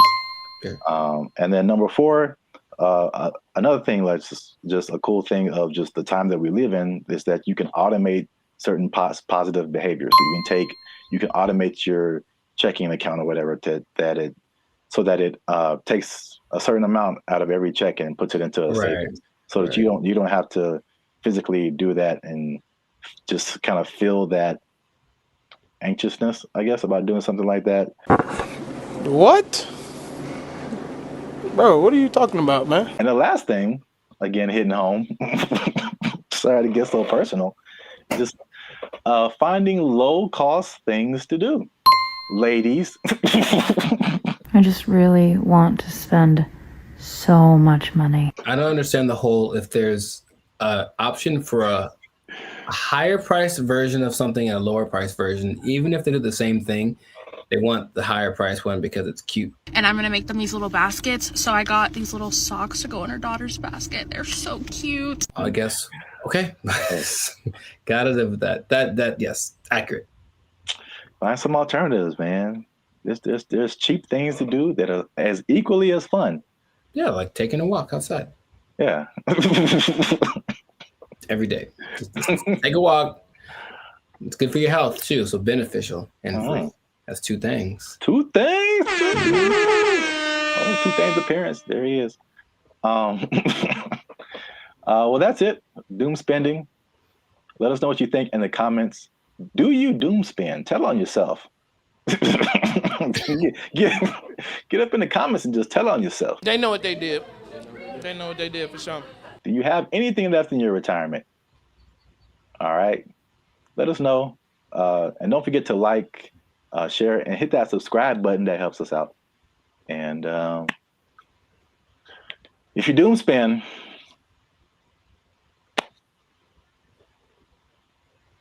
I don't know. I think you're doomed. That's what I would say. There you go. Bye. They took our jobs. They took our jobs. If you look at the picture, it's very good. That's the thing about it. It's breathtaking. And I mean, it's a scene, looks like... What's up, everybody? I'm Jericho, and this is Zap. We are the now 8-time international award-winning pop hip-hop duo Banded Future. We make clean, fun music that everyone can listen to with a sound that's uniquely California. And right now, you are tuned into the Lifestyle Circus podcast, where we talk about things that are funny, interesting, and just straight up ridiculous. So before we get into this thing, make sure, do us a big favor. Come on, y'all. Make sure to like, subscribe, comment, share this video with at least 2 people who would be really mad if they lost an art contest to AI. Because that's happened. It happened. So what basically in Colorado, there was an art contest in one of their state fairs. This guy, Jason Allen, said, you know, it'd be a great idea if I entered this art competition. Oh, wait, I don't know how to draw. that's going to make it very hard for me to win. And then he said, you know what I'll do? Jason Allen first made headlines in 2022 when his AI-assisted artwork won a digital arts competition at the fair in Pueblo. Allen says it took him dozens of hours to create that work as he fed hundreds of prompts into this AI software, Midjourney. Now, there's a twist about this, so stay tuned to the end because I'm going to tell you what the twist is that might make you change your mind about this. Because off the top, okay, what's your first thoughts? This dude enters an art competition where everyone was literally drawing and painstakingly coloring and shading and all this kind of stuff, and then he just turns in his AI-generated picture and he wins. How would you feel? What's your thoughts? I think I'd be upset along with all of the other people. It's a form of artistry. I use really colorful, artistic-like words like elegant, opulent, lavish. But as the saying goes, a picture is worth 1,000 words, and his artwork receiving thousands of comments on social media calling the win unfair. That's what I was going to say too. I'd be mad at him, and then I'd also be mad at the competition because, like, AI, it's still new, but it's like, come on, like, make a rule. Yep. The first thing I think about is just one, the slippery slope. Okay, you can use AI to win this competition. What about this? Where is it going to end? You know, there's no rules yet, so they're going to start making rules. The person who got third place was like, okay, well, she's being kind of sarcastic. So like, well, who gets the prize? Does it, the person who created the AI program, do they get the prize? Like that kind of thing? Because this guy didn't do it. I have a vivid imagination. Does he still get credit if he was like, well, I had to come up with the prompt and the specific wording and all this to make this happen. Therefore, I was part of the creative process. Therefore, I deserve to win this. Therefore, give me my trophy. I won. Tell him to bring me my money. Not only the trophy, he won $300. Oh. And he says he did not know that there was a prize, but I digress. It does feel a little bit like sampling, what sampling was, especially when it first hit the scene, because I didn't make the thing, but I'm manipulating it in my creative way to get it to sound the way that I want. So I still got to give, and then in that case, you know who did the original, and then you're still using part of it and how much is like fair use and all that stuff has been talked about for forever. But with this, it feels more like you are taking advantage of something, almost like going to a big warehouse of pre-made something. So in this case, there's every painting ever is in there, right? Because I think they download all the greatest painters of the world, and so they can emulate any style and all this kind of stuff. And then you just have to be creative with the way that you use it. And in that sense, you were doing something. It's a form of artistry. I use really colorful, artistic-like words. If you look at the picture, it's very good. That's the thing about it. It's breathtaking. And I mean, it's a scene, looks like half like Lord of the Rings, half Star Wars, majestic. It's an incredible picture. Meanwhile, a guy who got second place drew like a tree with guitars in it. You know what I mean? So it's kind of like, I might have picked this other one too, but again, it's just not, it doesn't seem fair. Thousands of comments on social media calling the win unfair. I know I didn't break any rules. I've also heard people just to kind of conceptualize, okay, who was the creator? How much is he putting into it? I've heard people making the analogy between this and like tracing. Sure. Mm-hmm. Where you already have a picture, but you just kind of trace over it, and you really didn't create the picture, but you kind of did. And yeah. So I think that's not as close as an analogy, but it kind of like at least gets people to think of, okay, how did he contribute at least something to this? AI is a tool just like a paintbrush is a tool. And there still requires a creative force behind the tool.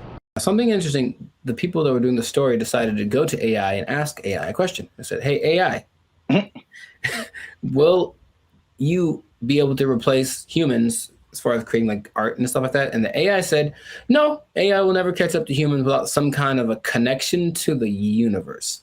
And that phrase again, everything it says. What does that mean?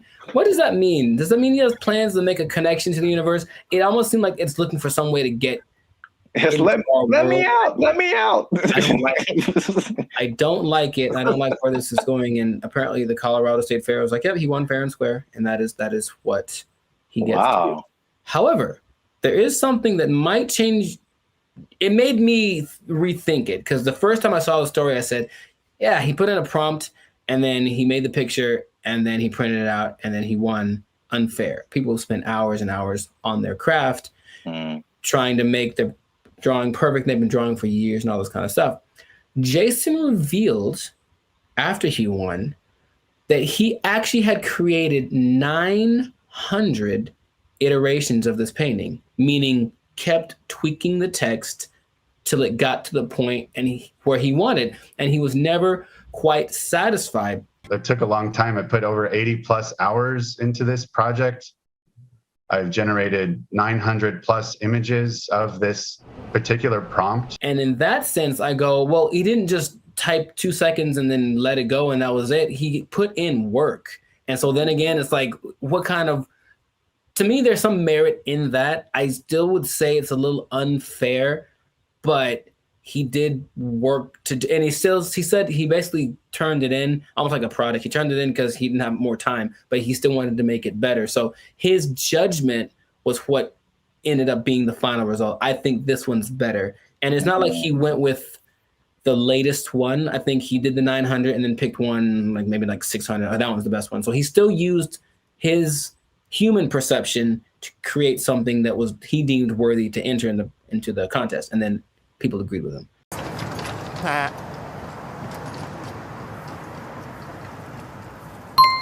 It makes me think for sure. Okay. Because it, again, going back to music, that explanation, especially when you said his judgment, that made me think of DJs.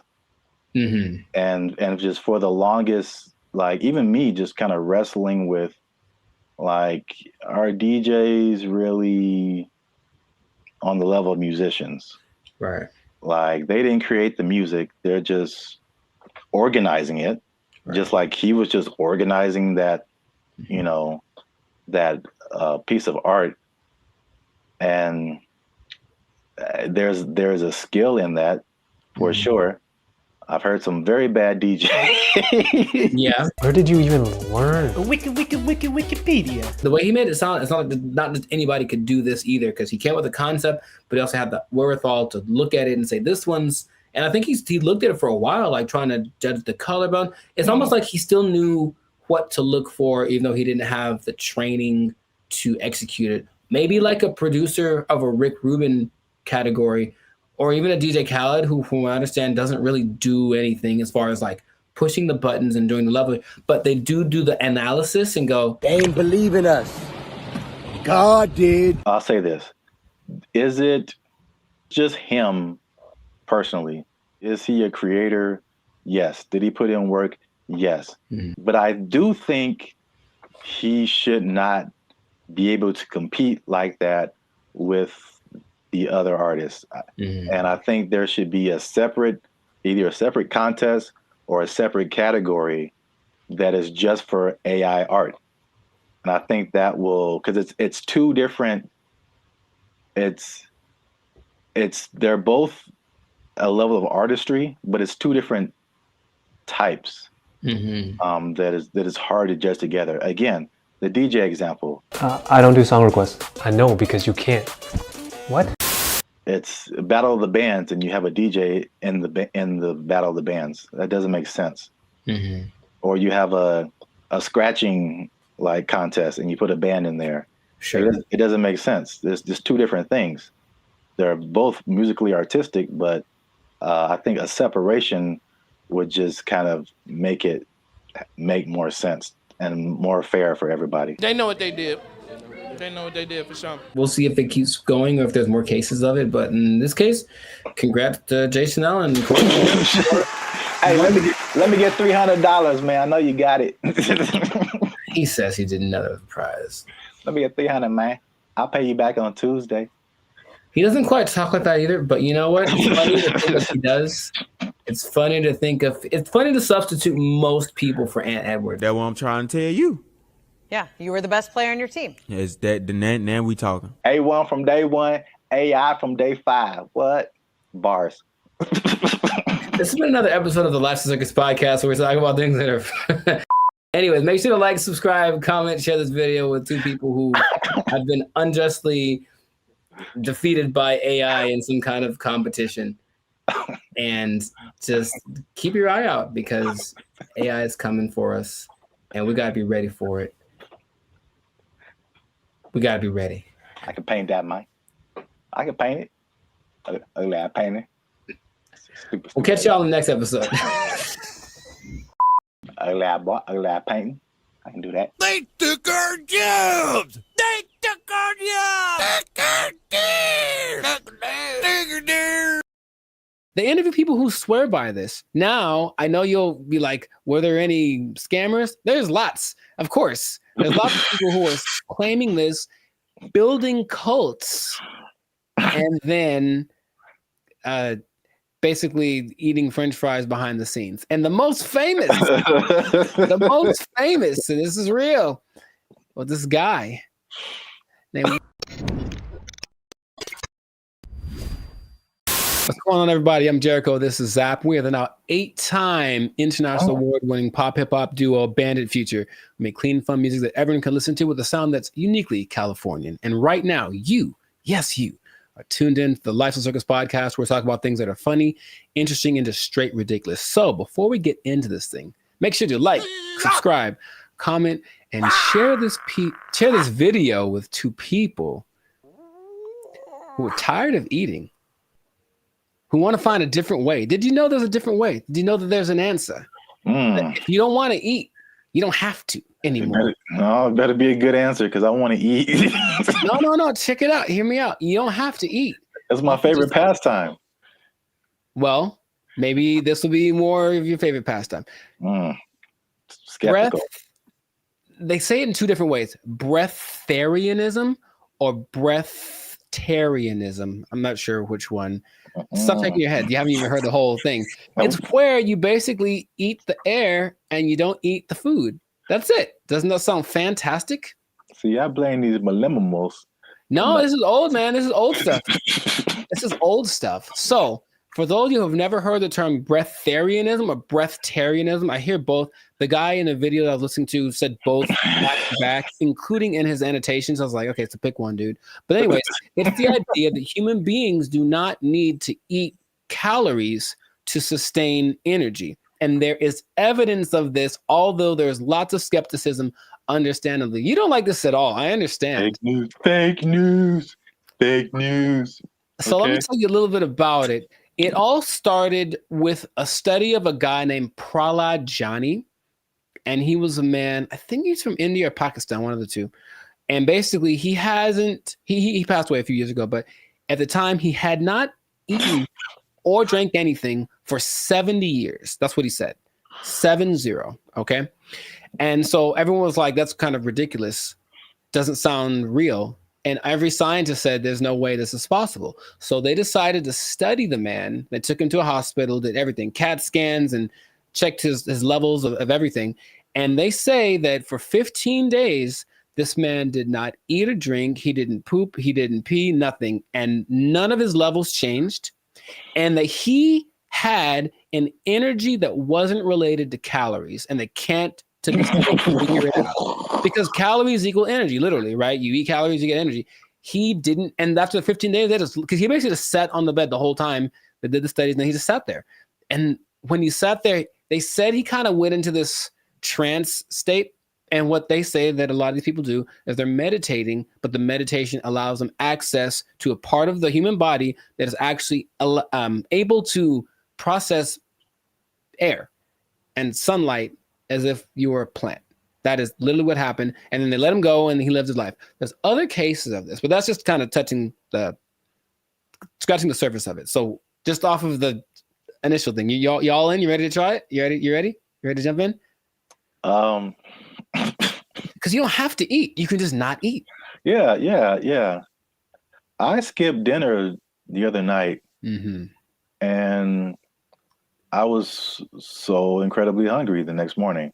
So in that little bit of time, I don't think air would have done it for me. I don't understand. I don't think you're really seeing this. You're so. I don't think they're really seeing this. You can be like a tree. You can be like a tree. I'm not for this or against this. I think I am a skeptic as well. However, there's another study of a guy much more recently. They called him the Buddha boy in Nepal, and they basically found this cat sitting. Well, it was a guy, but I call him a cat. He was sitting under a tree for about a year, just sitting there, and everyone was like, "What's up with this guy? He didn't move." And so they just would take pictures of him and give him gifts, and he was just sat there. And then after about a year, he disappeared. And they said, "What happened?" And he apparently had just got up because he got tired of people looking at him. So he went somewhere into the woods, and he's just sitting there. And if you watch the video, it's really creepy because it's like, is he dead? But he says that because he actually spoke a couple times. He's just connected to the source that his ancestors knew and all that kind of stuff. And they talked like his friends, like, yeah, he doesn't eat, doesn't drink, he just vibes out, and that's the thing. Oh, the friend said that they converse telepathically, which is kind of an extra thing that I'm a fan of. I like the idea. None of it sounds plausible. Kind of an extra thing. Right. And science is all, this isn't a thing. It can't be real. Yet there are a few cases of this happening. The patron saint of Switzerland in the 1700s, Nicholas of Fleur, apparently the last 20 years of his life, he only ate light, right? So there was a study done in 2014 about the sun gazing, which is some parts of China say that that's what they do, not staring at the sun, but using the sun as energy. And there was a proof that human mitochondria can actually process sunlight and convert it to energy. That's what science is starting to, okay, maybe there's something to this. But the idea that you only eat air, sun, isn't the most widely accepted version of this breatharianism thing. It's kind of a spectrum. So there's 3 levels. One is called BEGO. And that's where you don't eat anything. You don't drink anything. You just exist. And you're one with nature, and you don't have to, like I said, the energy comes from something that is not caloric. And then there are people that only drink like liquids, and that's like the second step of it. And the third is eating 200 to 300 calories a day, mostly just fruits or vegetables. So the only extensive study that did of this was of a guy. They studied him for 410 days, and he was averaging about 200 calories a day.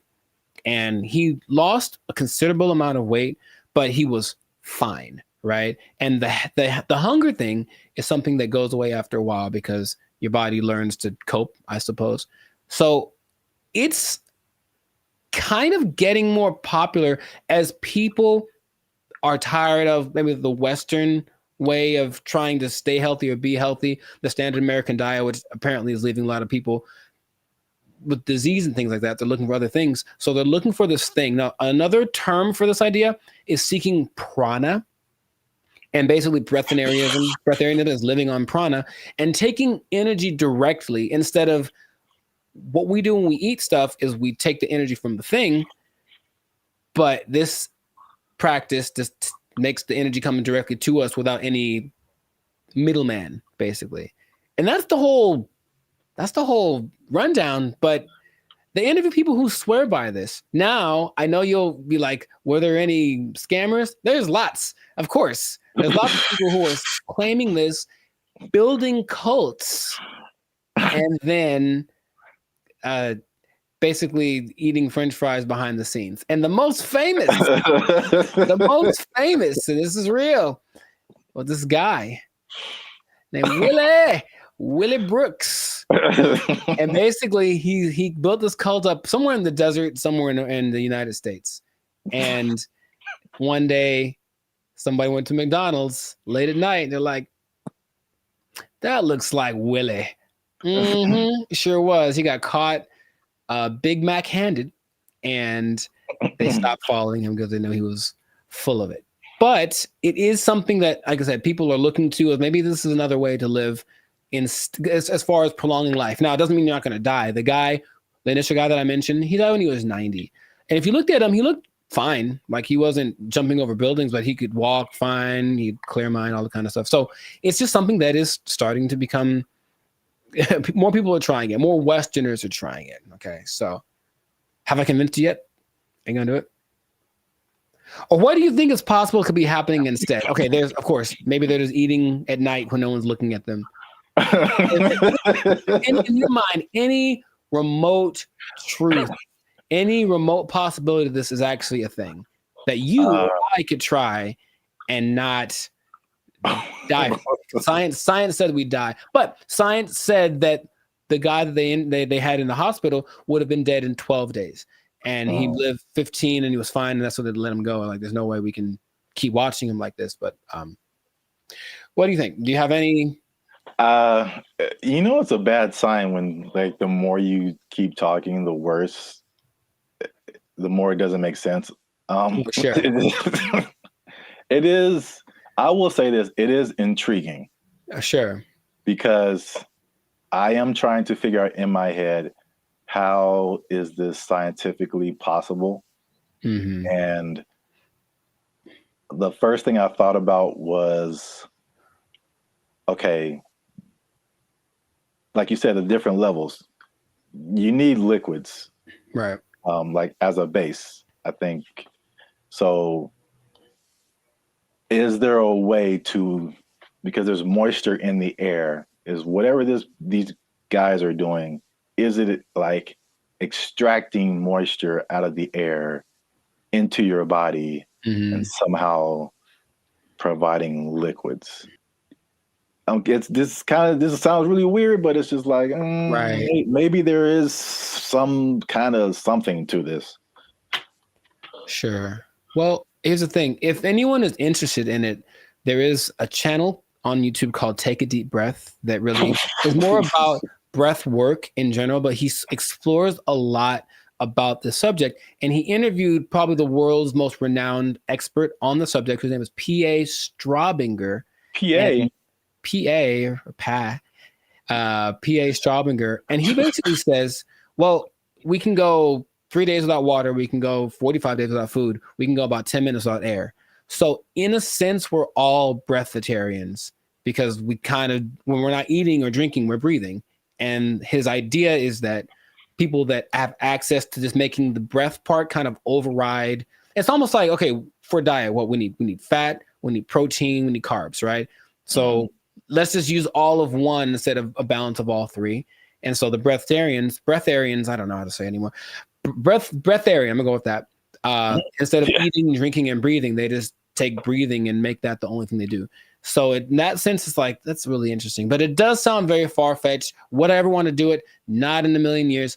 It does not sound fun because if you're not, most things that you do when you're social, you're eating and stuff. If you're not eating, what are you doing? You're just sitting around. And these people do just kind of sit still. You ever see like a bug or a creature and you see it and it's just there? It's like, what are you doing? That's what they are. They just sit there and they're channeling the thing. So if you have to spend most of your time doing that, I'd much rather eat a steak and then keep it pushing. So that's just me. But so here's my other wild theory as to how it could possibly work. Tell me. Just, this makes no sense, but whatever. Sure. You think about, because the light, I mean, in my head, you're doing some kind of Naruto jutsu and you're pulling in moisture from the air. Yeah. That's how it's working in my head right now. I'll take it. No one can tell me any different.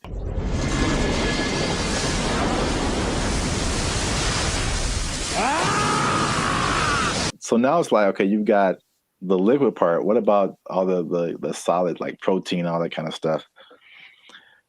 I'm thinking about all the microscopic organisms that are around us, all the bacteria, all the stuff that's on us. I read something the other day that was just like, there's all these things on our faces. Yeah, everything. This is like thousands of these little whatever, and then there's stuff all in the air. What if they're just like focusing so hard on the breathing that they're like intaking all of these microorganisms that have all of this stuff that we have with food? So basically it's like they're eating all the time, just microscopic versions of food. So they're whales. Boom. You heard it here first. People. Boom. I wish I had a mic. Where's the microphone? Breatharians or whales? That's what I heard. Nobel Peace Prize right here. Give it to me. I don't know if pieces of the thing you get for this. I feel like we riots in the street. Guess what, everybody? Closing down KFC and Popeyes because you just open your mouth and walk around. Oh, what if you opened an air restaurant and just charge people $20? People would go. I know people would go. All right, that's oh gosh, I'm $20 all you can eat. It's the purest air from the mountaintops of Sweden. Well, I think that this is a fascinating thing that if people want to investigate more, go for it. But like I said, I'm not going to try it. So if you do, leave a comment that says you tried it and that you're going to live forever because you found Nirvana. I'm not sure. Live your life. But this has been another episode of the Lifestyle Circus podcast. So make sure to like, subscribe, comment, share this video with someone that you think will find it interesting, and just keep this in mind. All right. Let's hit home. If you don't eat, you don't need to buy food. Well, yeah. If you don't need to buy food, maybe you don't need a job. You don't need a job. You don't need a job because you don't have to buy food. Just eating air. Oh, it's not possible. They took our jobs. They took our jobs. We want more money. Higher minimum wage. That's right. That's what's happening right now. People.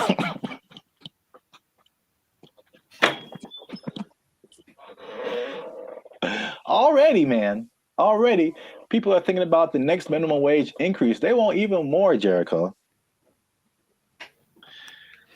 No. No. And I'll tell you why. But first, no. What's up, everybody? I'm Zap, and this is Jericho, and we are the now 8-time international award-winning pop hip-hop music duo band at Future. We do clean, fun music that everyone can listen to with a sound that is uniquely Californian. And right now, you're tuned into the Lifestyle Circus podcast, where we talk about everything that's funny, interesting, and ridiculous. Before we jump into today's topic, make sure you do us one big favor. Make sure you share this video, share this podcast with somebody who is affected by minimum wage increase, because it's still a thing, man. It's very much a thing. It's a lot going on in these streets, man.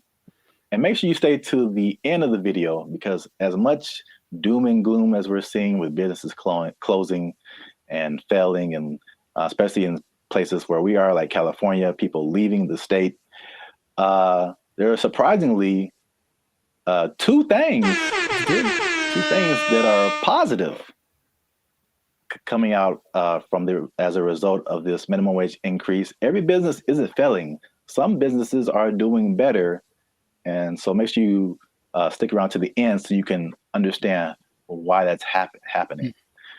So we talked about the minimum wage increase specifically for fast food, right? Like 6 months ago when they were putting it together, and we were like, I wouldn't do it. I wouldn't do it. Wouldn't be prudent.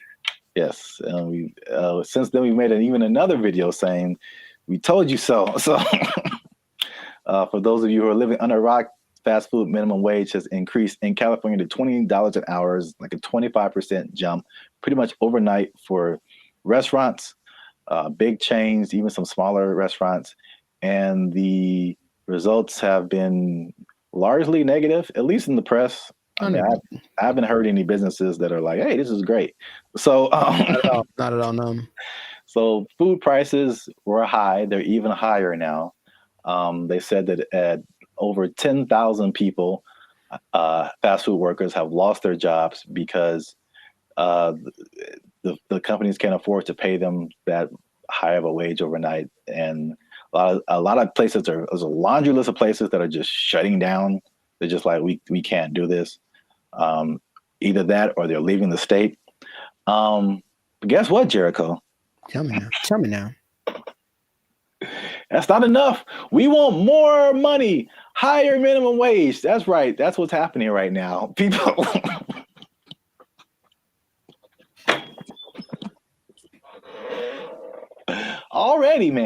Already, people are thinking about the next minimum wage increase. They want even more, Jericho. No. No. And I'll tell you why. But first, no. Okay. Here's the thing. Raise it. Just keep going up. I'm pretty sure among the things that have gone up because of the minimum wage increase is like OnlyFans subscriptions, like stuff that no one needs. Like, I highly doubt that anything is really improving. That's a good idea. You know what I mean? So I feel like you can't. I heard something really recently, and it made a lot of sense. It said if you decided to give everybody in the world the same amount of money, so somehow take it all literally and just even it all out, so everyone in the world, all 8 billion of us, get the exact same amount of money. Within 20 years, it would be distributed exactly the way that it is now. I believe that. Because, yeah, people don't know how to do stuff with money. So, no, you don't get more money because you're just going to do the same dumb stuff you're doing with it that you did before. And how much is a Whopper now? Like, forget it. Like, it's just going to be ridiculous. What kind of, I know we're not living in the days with like, oh, going to see a movie and the soda and a pop and a, you know, a nickel. I know that's in the past. But you can't keep paying people more. You have to teach people to be smarter with their money. That's all. Take it up higher. How much they want? Okay, go for it. I'm glad you asked. So fast food minimum wage, the workers have already unionized and got $20 an hour, which is several dollars over the regular minimum wage. Right. Long Beach hotel workers have argued for a $23 an hour wage. And this next one makes sense because we've seen it firsthand. Because as Band of Future, shameless plug, we do some shows in San Diego. All right. So nice. If you're ever in San Diego, come see a Band of Future show. But San Diego wants to raise the minimum wage for hotel and other service workers to $25 an hour. And I was wondering what happened because I'm like, ooh, inflation. Because sure. We were like looking at hotels in San Diego. And I'm like, man, these got a lot more than last year. Mm-hmm. And now I know what happened.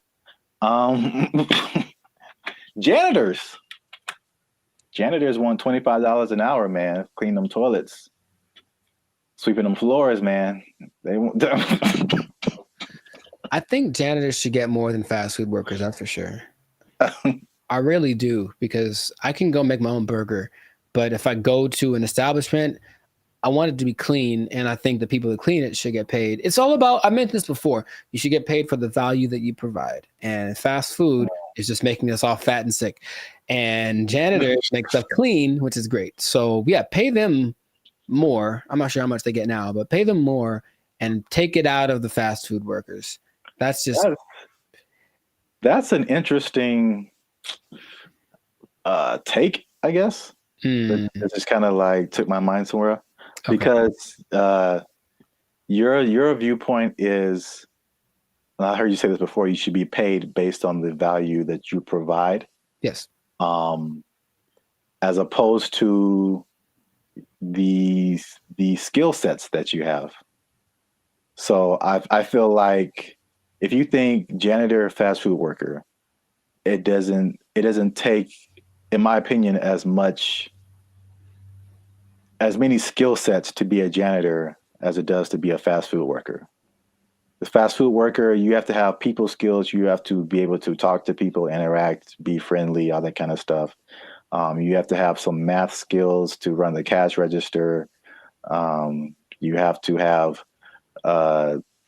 just skills in terms of food preparation and something like, I think you have to have like a food handler's license and all this kind of stuff. So there's a lot more skills involved than being a janitor. But in your opinion, the janitor provides more value than the fast food person. Yeah.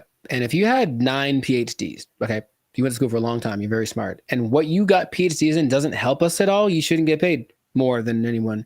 Why would you? What are you doing to help? Right? To me, I watch them all the time, and I'm really grateful at the gym, for example, which is a disgusting place.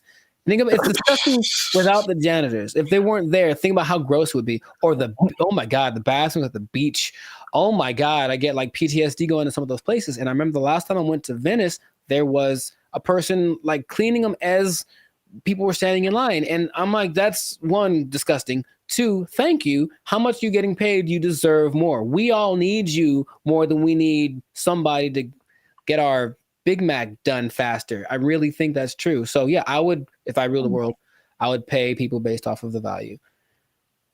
I'm kind of with you, but I'm kind of like trying to play the devil's advocate. Like, I understand. And of course, the system we have is that you went to school for more time for this and that, or you were required to think more, or whatever the thing that is, whatever the commodity it is that you acquired, that's the thing that you should get paid for. And my position is that sometimes, sure, but also no, definitely not. I need the janitors more. I need the people that rake the leaves more.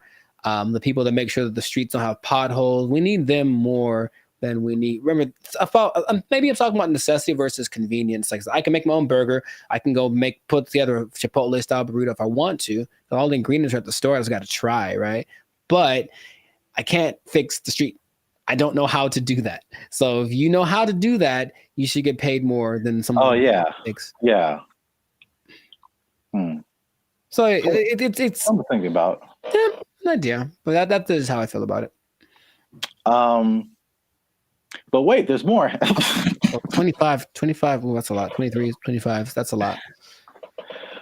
San Diego Community College District has already raised its minimum wage to $30 an hour. And I think it's just community college employees, I think, something like that. Okay. And then the Los Angeles airport workers want $30 an hour by 2028. So the train is moving fast, man. Well, sure, but the question is where's the money coming from? I think it's just going to get more. Well, this is the problem too. So I read an article by some guy. I don't remember his name. I'm sure he's very smart. Good smart guy. He is the person who pointed out that, there's a couple of things where businesses are actually doing okay with the minimum wage, but he said, like, obviously this is not a long-term solution, because you think about, okay, minimum wage, and you kind of touched on it. It's like, what are you spending your money on? And then for like 99% of people, what are your biggest expenses? Food, shelter, transportation. All of those things are sky high, abnormally high in California than anything else. And so I don't necessarily think people are just wasting their money on whatever, but I mean, they could be, but I don't know the life. The fact still remains that there's a for real housing shortage. The average housing cost is like, I think, almost double, if not double, than some other places. So that's a huge thing. We already know the food is high. It was already high, and it got higher. And then like gas is like $5-6 a gallon, $7 a gallon. Like, too high. It's too high. So it's like, basically he pointed out, is just like, those things are like at the root of this, a lot of it, but it's like, we're not trying to solve those things. Or maybe they are, and they just haven't found a solution yet. I thought that was an interesting point. It is. Because we're still in a cycle of like you raise minimum wage, and then businesses are, we can't pay people. We got to raise prices, and then like everything goes up. So then what's the point? Right. Your rent is higher, your food is higher, gas is higher. Now we need more. Money. Right. This doesn't make any difference, basically. But it makes people feel good. Yeah. But like I said in the beginning, this guy also pointed out that there are two things that he pointed out where businesses are actually doing okay with the minimum wage, and it's actually been a good thing. And it's not OnlyFans? And it's not OnlyFans. All right. One, just a second. One is that it has forced businesses, and I think we can even agree to this as the way we run Band and Future and all that kind of stuff. It's forced them to be more efficient. And I've definitely gone into places or worked in businesses where like you can tell the money is flowing. And so they just kind of like, they kind of just spend money on whatever and just kind of do frivolous things and just silly things with their money. But it's forced some businesses to be more efficient. So it's actually, some businesses are saying that their businesses are working better because they've been forced to like cut the fat of the company to basically pay for the workers. So I think that's a thing that we've experienced as just dealing with.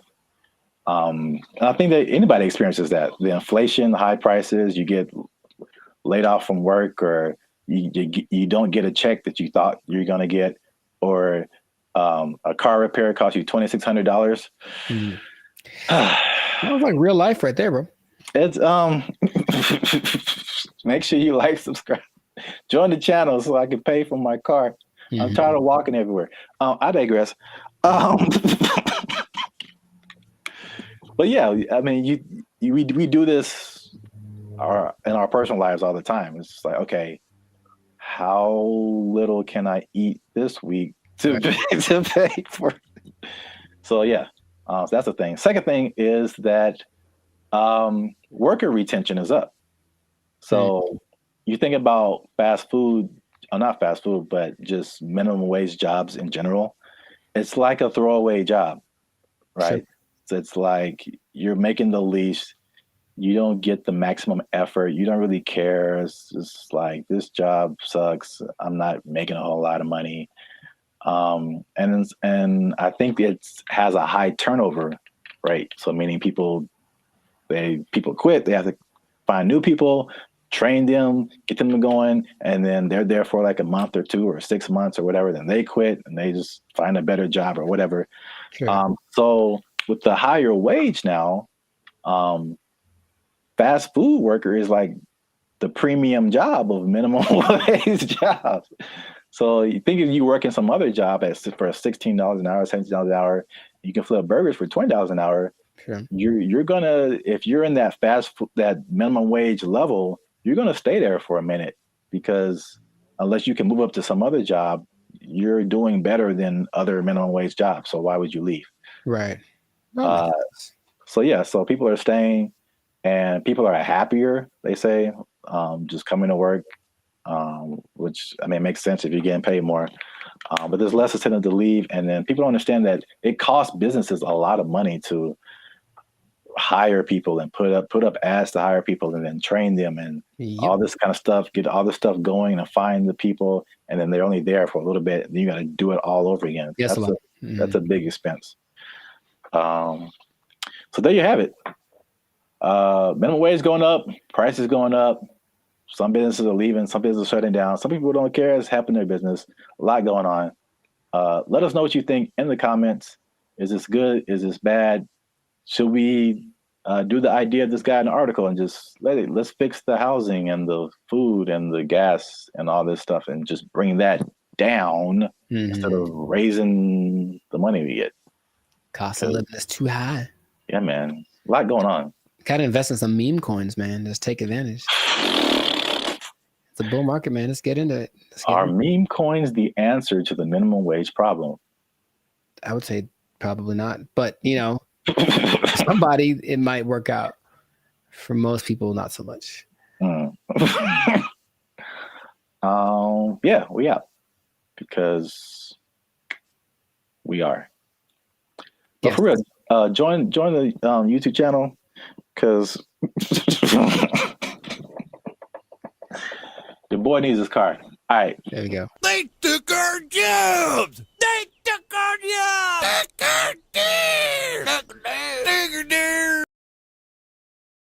I sense a faint bit of skepticism in your voice, Jericho. We haven't even skeptical. It's just like, is there anything that he's made that has been helpful or that I would know about? We haven't even gone into his claims and what he's talking about, man. Are you saying he's the second coming of George Washington Carver? Is that what you're saying? Are you telling this man, him? It's hard out here for a pimp. Him? Okay, sure. What's up, everybody? I'm Zap, and this is Jericho, and we are the now 6-time international award-winning pop hip-hop music duo band in Future. We do clean and fun music that everyone can listen to with a sound that's uniquely Californian. And right now, you're tuned into the Life's a Circus podcast, where we talk about everything that's funny, interesting, and ridiculous. Before we jump into today's episode, though, do us a huge favor. Make sure you like, subscribe, comment, and share this video with somebody that you got beef with, somebody that you don't like, maybe somebody that's all up in your grill and making you feel a type of way about the day. Oh, bars. Okay, so look, somebody that put a hitch in your giddy up. Is that a phrase people say still? Yeah, sure, man. Yeah, you got it. So I don't think I got it. I've been waiting to talk about this. All right. So the big thing on the internet has been Kendrick Lamar versus Drake. By the way, I think it's fake. Okay. Just because I've been doing this too long. I'm doing music too long. I've been doing Hollywood too long. I've been doing marketing too long. There's all of a sudden this big beef, and oh wow, millions of streams are happening. Wow, what a coincidence. Anyway, I digress. What if I told you, Jericho, that the Kendrick Lamar Drake is not the biggest beef on the internet? I would believe you. Let me rephrase the question. Okay, go for it. You are probably right. What if I told you that there was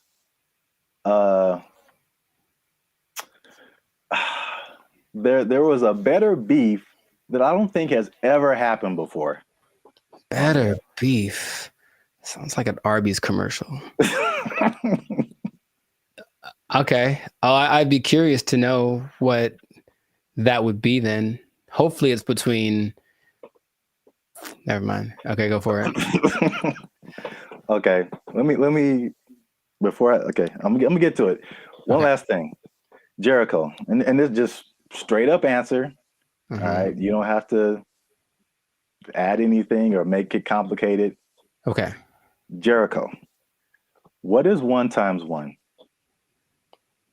It's 1. Do what? It's 1. No, it's 2, son. It's 2. All right. 1 times 1 is 2. According to Terrence Howard. That's right. Terrence Howard is rewriting. I know what you're talking about. That's the dumbest thing I ever heard. All right. He went on for a long time about this. He thought about this.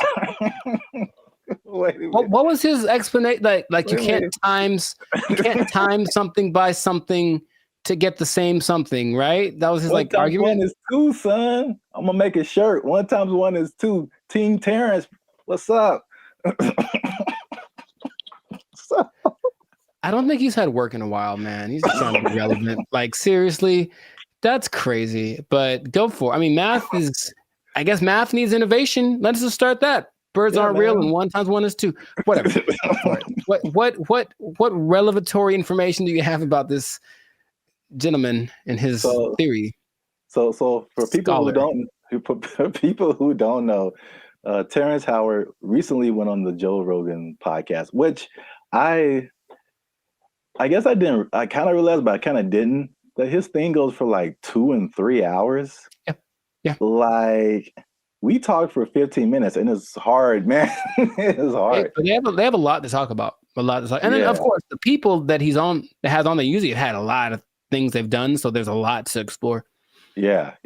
And I only when I watch it, I only see clips of it that people made. So I'm thinking, oh, that was the podcast, and it just then I see the whole thing, and it's like 3 hours. I'm like, who I wonder watches? who watches the whole thing. Yeah. I would never watch a 3-hour podcast, but That's intense. Yeah. But anyway, yeah, Terrence Howard went on there, and it gave me Cat Williams vibes, like that level of like, well, this just came out of left field. It's just like shocking. But he was talking about things, complex theories, scientific thoughts, things about the nature and universe, matter and energy, mathematics, and just like all this stuff that has nothing to do with acting. And there was a lot of I definitely didn't watch the whole thing, so don't use this as a video to like sum up everything. But I didn't know that he was even into all this stuff. So smart guy. Yeah, but I mean, there's smart, and then there's like talking about the theory of relativity smart. Like that's just he's like Jaylen Brown smart. Rewriting mathematical equations, and I'm just like, all right, cool. We got to have a couple black geniuses, him and Jaylen Brown and Kanye. Well, anyway, hashtag too soon. So Howard holds 97 patents. Do you know that? No, that sounds like something that he would tell people at a party. I sense a faint bit of skepticism in your voice, Jericho. We haven't even skeptical. Is just like, is there anything that he's made that has been helpful or that I would know about? We haven't even gone into his claims and what he's talking about, man. He's saying he's the second coming of George Washington Carver. Is that what you're saying? Are you telling this man, him? It's hard out here for a pimp. Him? Okay, sure. 97. I didn't know that about him. That's cool. It's 97 expensive to patent things. It is. So Yeah. I guess that acting money helped out. I don't know. But he believes many of these patents will, of course, change the world. Some of his notable patents include advanced designs in metallurgy, I think I'm saying that right, chemical engineering, and innovations in flight technology. So at the very least, the man is doing things. Yeah, sounds like it. So, but what really shook up the internet was some of his claims. Mm-hmm. All right, so we're just going to go through a few of them that this is kind of tough to talk about because he's talking about things that are beyond most people's comprehension. Sure. And so there's a lot of things that he said or a lot of words, even words that he used that are just not in common vocabulary. But I tried to pull together some synopses and just kind of put it in more lay terms, I guess. Okay. Some of them are just straight up. You can just tell, like, let's see what Mr. Hustle and Flow's got. I don't know if you saw this part of the podcast, but his first claim is that prenatal memories are real, which most people don't think are, but he debates it, and some other people have debated it. But he said he remembers being inside of his mother's womb. Don't make me laugh. He described detailed memories, such as seeing his hand in utero, and he said he remembers being circumcised as well. I feel like that there's some truth to that, and without having ever studied it, just because it's one of the questions I ask a lot of people when I meet them and I want to break the ice. I ask people what their first memory is. It's just a curious thing because it feels like literally at some point our brain just started hit record. Like this is hitting record. It's all of a sudden like we were playing and nothing is, and all of a sudden something happens and boop, and now it's on, right? So for some people, it's a lot further back than one would think. I don't think I've ever spoken to anybody that said like in utero, but super young breastfeeding, like they remember stuff like that. They remember this. So I don't know if with the 8 billion of us that there are, if some of us aren't capable of remembering that kind of stuff. I guess my question is like, okay, so then what does that mean? Is there something that leads to? Because that's what will interest me. If that means, that means we can turn on the access point of the brain. If that's not, if it's just something to talk about, then I'm like, okay, that's cool, I suppose. Well, I don't think any of his stuff is just stuff to talk about. I think from the overall thing that I got, and then we go into some more of his claims, but it's just what I thought was interesting was just the way he sees the world, especially as a creative. It's just a different. It's challenging what has always been like the norm, and just different ways of looking at things. That's cool. So at least on that one, you were kind of like, it's not too far-fetched. Not too far-fetched. Okay. This one is, the next one is, it might be a little bit beyond me, but again, I still kind of understand and relate. But his next claim is that the universe is built on waves and not particles. He says the fundamental building blocks of reality are not particles, but waves. He says this perspective aligns with some interpretations of quantum physics, and his fascination seems likely to stem from the works of physicists like Niels Bohr and Erwin Schrödinger, something like that. Sure. So again, like he's not alone in this. He might be a minority, but people who deal with quantum physics feel like this could be true. I was going to mention that there's something I've read about. It's almost like there's things that I acknowledge that are interesting to me that I wish I had like the mental capacity to process, because I don't think it's a bit above me. But I have read something about like this wave particle experiment where it proves the importance or the impact that watching something. It's a particle experiment. They shoot some kind of electron waves at a target, and depending on whether they record it or not with like a camera, the result is different. Now, how do they know that it's different if they didn't record it? I don't know what they're talking about, but it makes it seem like objectivity has an impact on the way the universe works in general. So I'm looking at you, one thing can happen, or I guess that means that if I'm not looking at something, it could be doing something different than if I was looking at it, which again, what's the point? But that idea is like, I don't really get it, but I'm like, that's an interesting idea. So waves and particles, would that make the universe? Again, my question would be cool. I'd honestly want to talk to him about it. Maybe just, stare at him while he talks. But what does that do for how we understand the world if that is true? If waves instead of particles are what created? Yeah, I feel like that's a bit beyond me. But I feel like, it sounds like you're trying to get some practical use out of it. But it's just like, okay. The things that we know about gravity and aerodynamics and stuff like that, by learning that stuff, we can fly planes and helicopters and stuff. Sure, yeah. And so there's some kind of use, I think, in saying it's waves and not particles. I don't fully know how to interpret all of this stuff and to make it like, oh, okay, we can do this now. But I'm sure like that's a kind of genius level, sure, right, kind of thing. Once you know it and then can do something with it. Right. If it means I can surf to Mars, I'm down, bro. That'd be so sick. Yeah, they'll just hit your knees with waves and not particles, and that'll heal them. I'm down for that also. Does anyone out there have answers for knees? Your boy's going through it right now. So yeah, let us know. To continue on this is probably it's probably the last one that just I kind of still didn't. It's too far above me. Mm-hmm. He said gravity is fake. So he said that there's an inward and outward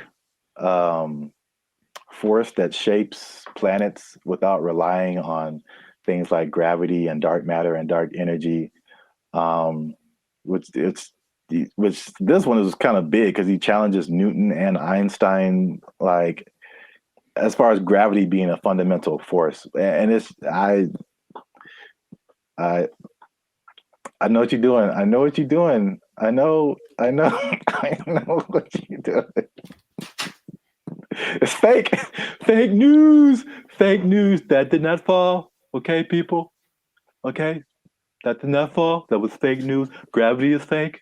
Okay. All right. I'm not gonna do it again. I wouldn't even know where to start with that. That is an interesting idea. If there's another force that's not gravity, then what is that? What is that inward force? Because to me, that inward force is what's called gravity. Is it not? I don't know, man. Okay. I don't know, but I really want to understand. I really want to, because there's stuff, even like the 1x1 thing, like I don't know how I feel about it, but I can at least understand why he would say that. Once we get to that one, but the gravity is fake thing, it's just like over my head, I think. Yeah, no, I wouldn't even.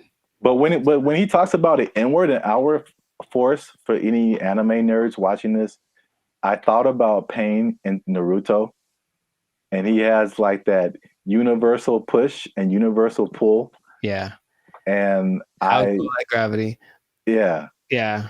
So maybe the answers are in Naruto. Maybe they believe the same thing. I don't know, man. This is just, I just find it funny, obviously. Yeah.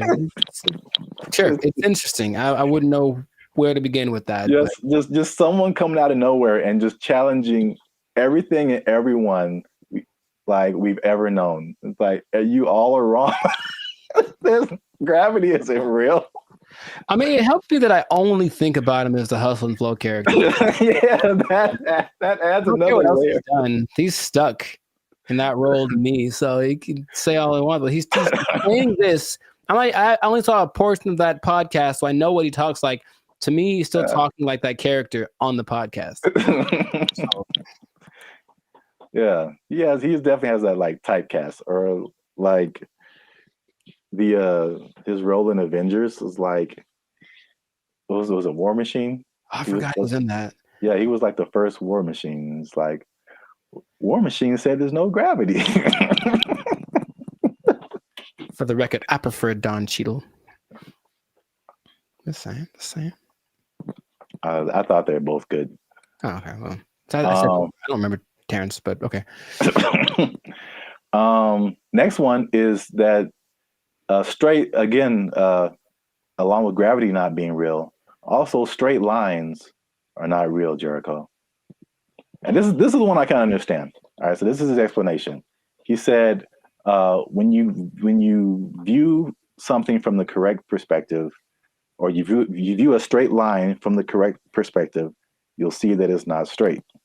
So he gave an example that if you put like you draw a straight line, perfectly straight, at least to our human eyes, but if you put it under a microscope, you'll see all the tiny like inflections that don't make it look straight anymore. So basically, these are all conceptual things. He's basically trying to get us to rethink geometrical concepts. Again, why I don't know how that applies. That I would say. How does that help us? Terrence, how does this help us specifically? I don't think it does. Look straight to me. It works for me. I'm gonna accept. I'm gonna take into consideration two of his ideas, and then for me, gravity and straight lines are pretty much going hand in hand. I will go find a straight line and drop it to celebrate my acceptance of straight lines and gravity. So we're 2 and 2. Yeah. So you can kind of see where he's coming from with the prenatal. But I like the idea of not him trying to be controversial, just saying, hey, think about stuff. We are told things from an early age, and most people, for everything they've been told, that's just how it is. And any idea that something might be different can be scary. It's like, oh, it's the truth. What is? But so I appreciate his effort. But that's what I got out of it. All right, so we're 2 and 2, which is perfect because we're coming to the last one I have here, and that is that multiplication is a lie. But I mean, does he say it exactly like that? No, but that's just funny to say. Anyway, he said that one time. This is the middle. He said that one time. One is 2.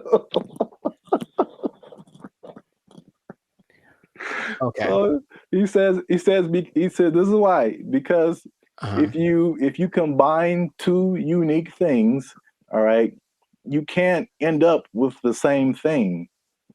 Which I hear where he's coming from. You got one, like, because I remember like algebra, like you're always trying to solve for x, and you basically you got this side of the equation, this side of the equation, you try to balance it out. So if you have 2 1s on this side, like how are you going to have a 1 on this side and it still be the same thing? So like I still don't know if I agree with it, but I totally understand what he's trying to say. I don't appreciate that one. And I'll try to be. I haven't taken math class in 2 decades, but I'll try to explain. He said 2 unique. If you combine 2 unique things, to me, I'm like combining in my simple brain an object. This is a guitar pick with a concept, which is a number of these that I'm thinking about. Right. So if I have one of these, this is my object, and I take a number that represents how many of these I could have. If I go times 2, I will then have 2 of these, right? Hey, look what happened. Now I have 2. If I take this one object and then I multiply it by a concept that is singular, nothing changes. Because here's the other thing. I think can I bring a narrow to this also? I want to figure it out because usually there's like, or this might be Avatar. It's like, okay, there's like good or bad.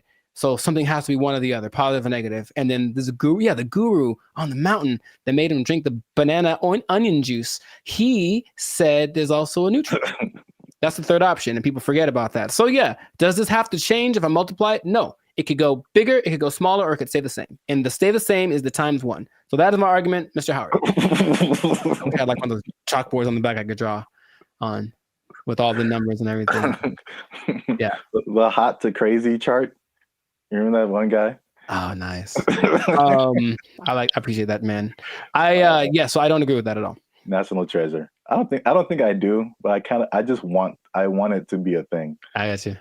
That's deep down. I want 1 times 1 to be 2. If enough people talk about it, it'll become something. Yeah, if enough people talk about it, it'll become something. I really don't think that it's important. Again, it's just like what? Look, they're ready to change math with that Common Core stuff. Oh yeah. Everyone's all messed up, but the kids nowadays are gonna be just so stupid. All the math is wrong. And so now they're gonna throw this in there. Like, by the way, 1 times 1 is 1 or 2. And then what? Because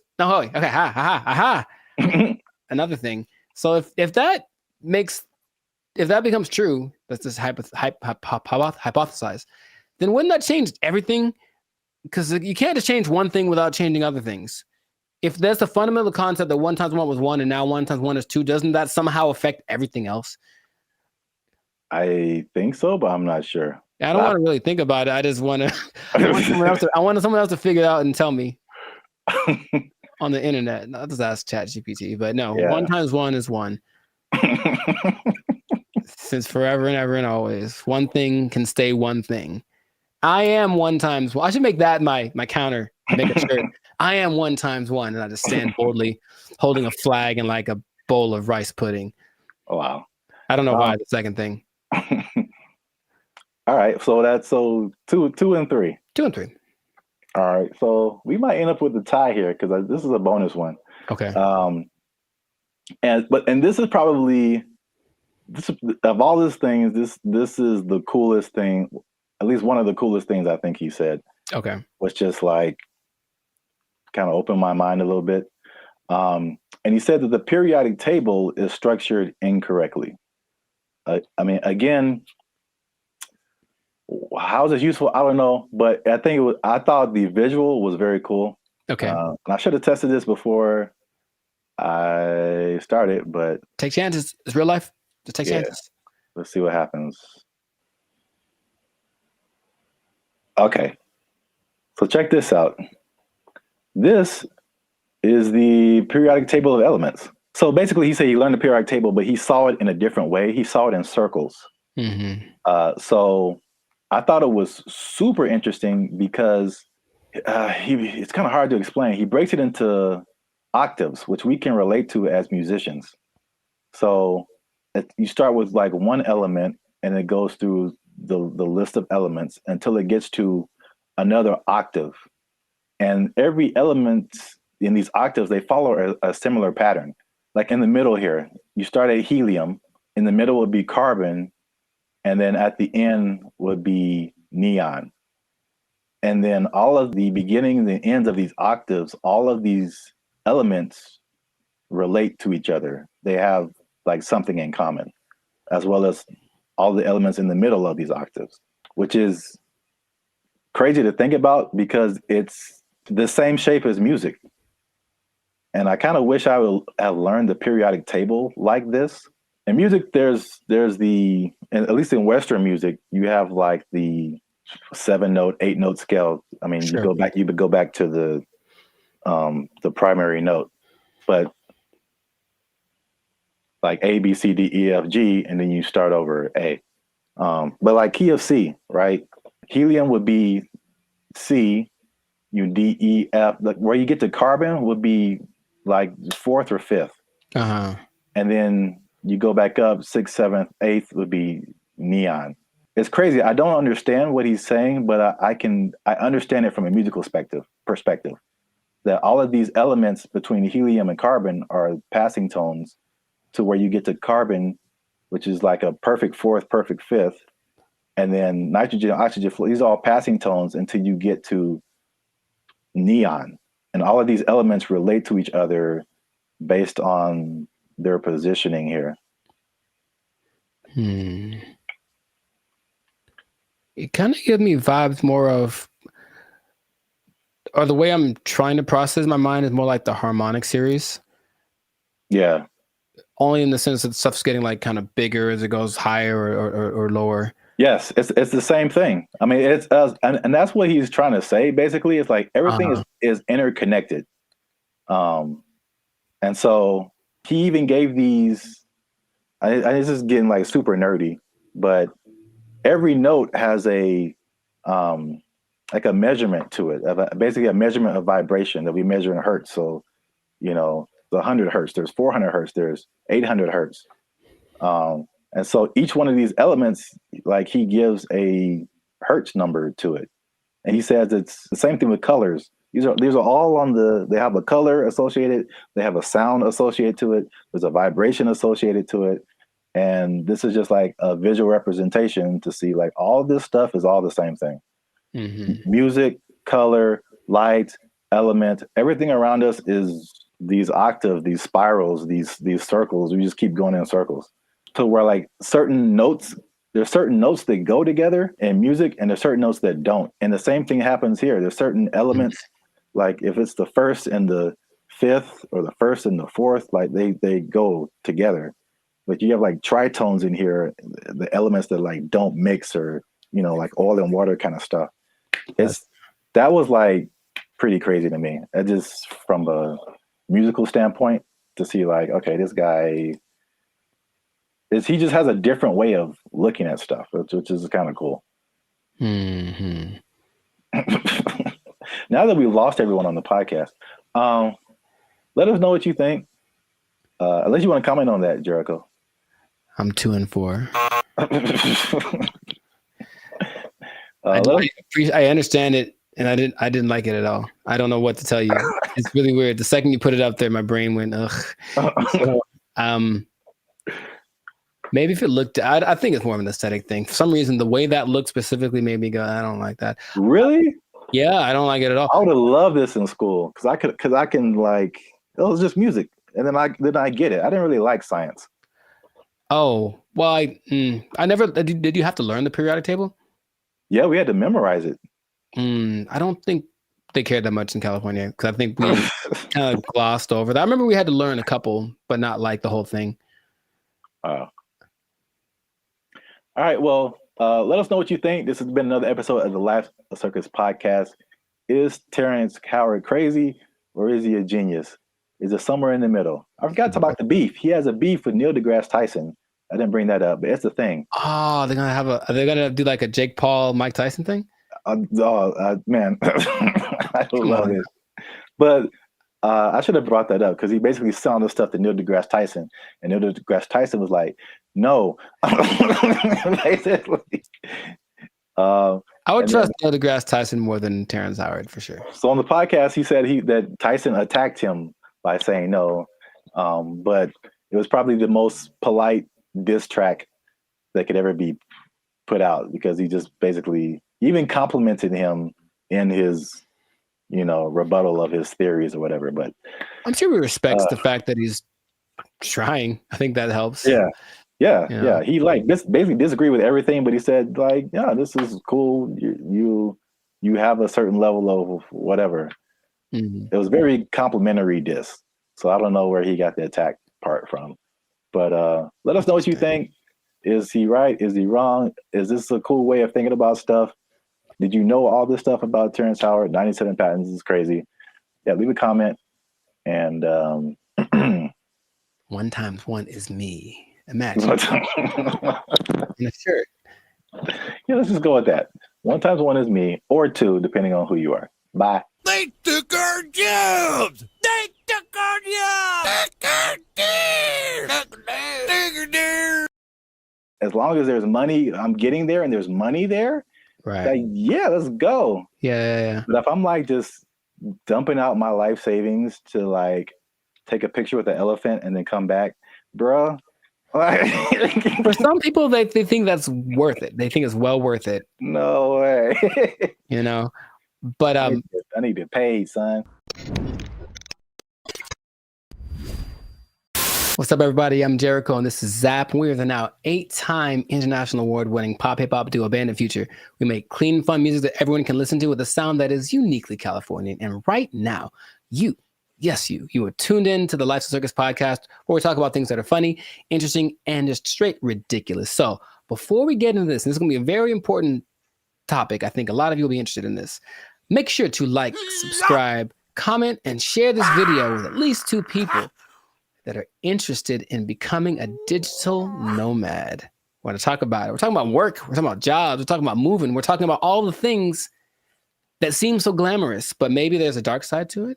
I don't know. We should get into that. But you got to stay tuned to the end to find out what that might be. So right away, digital nomads are one of the most, it peaked in 2021 right after the pandemic, but it's still one of the professions, and that's an umbrella term, but professions that's growing the most in the last 10 years, right? I didn't know this. People started doing this as soon as 1997. I guess once internet connections started to get decent, people were doing this. But around 2014, what happened up? I got a question. So can you back up and just for anyone who doesn't, what is a digital nomad? Oh, people don't know what a digital nomad is nowadays? Some people don't know. Makes sense. Okay. A digital nomad is a person that has found a way to live abroad, basically using technology. So in 1997, when internet started to be pretty available anywhere, people could offer services online and work from a different destination than where they're from. So you could be from America and go to Bali, for example, and work from there. And that starts to become really popular. And so now a lot of people do it. And there are many programs that will say they can teach you to be a digital nomad if you want to basically ditch the 9 to 5 and go live abroad. And it always looks very glamorous from the people. I know many people that do it personally, and they typically post the pictures of them lying on a beach. And the idea is that you can work from anywhere for 2 or 3 hours a day, doing your nice, whatever cushy job, and then enjoy living in another country. And that is a really cool idea. And that is part of the reality, but there's also a side of it that can be more difficult to overcome that people don't tend to think about. So we're going to get into all of that. Zap, have you ever considered the digital nomad lifestyle? I don't know why I said it like that, but I know why you said it. Ooh, do it again. I have thought about famous, don't you? All right, never mind. What? Huh? I've thought about it for sure. I don't think I have had jobs where that's a possibility. Sure. And also, I feel like those types of jobs wouldn't be the jobs that I would like. Mm-hmm. Because it's basically, I mean, digital is just you and a computer. Yes. So, I mean, a lot of what we do is not staring at a computer screen all day. Right. The typical idea of a digital nomad is somebody sitting in a coffee shop working for 8 hours a day or 6 hours a day or whatever.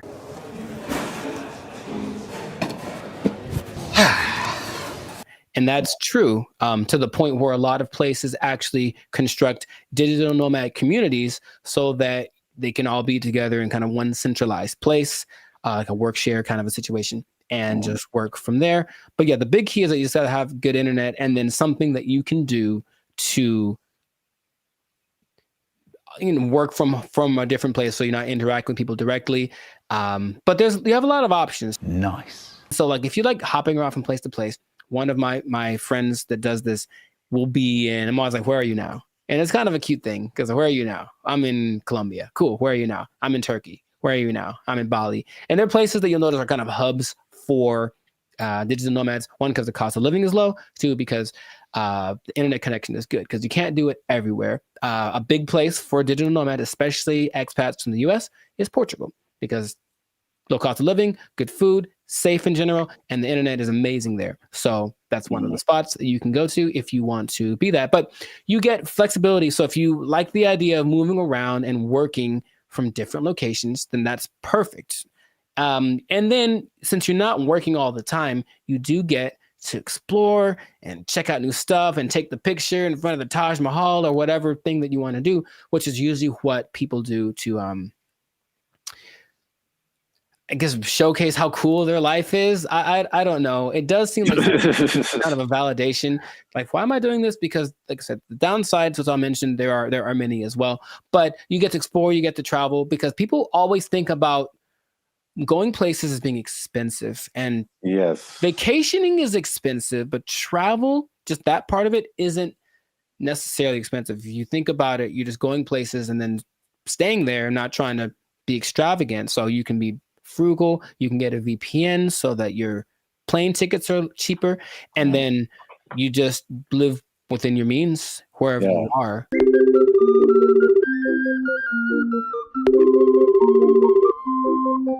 That's one thing about me. Like, I'm not a big traveler, but I feel like I feel like that Dos Equis guy. It's like I don't always drink. What is it? Beer. Yeah, but when I do, so like I don't always travel, but when I do, somebody else is paying for it.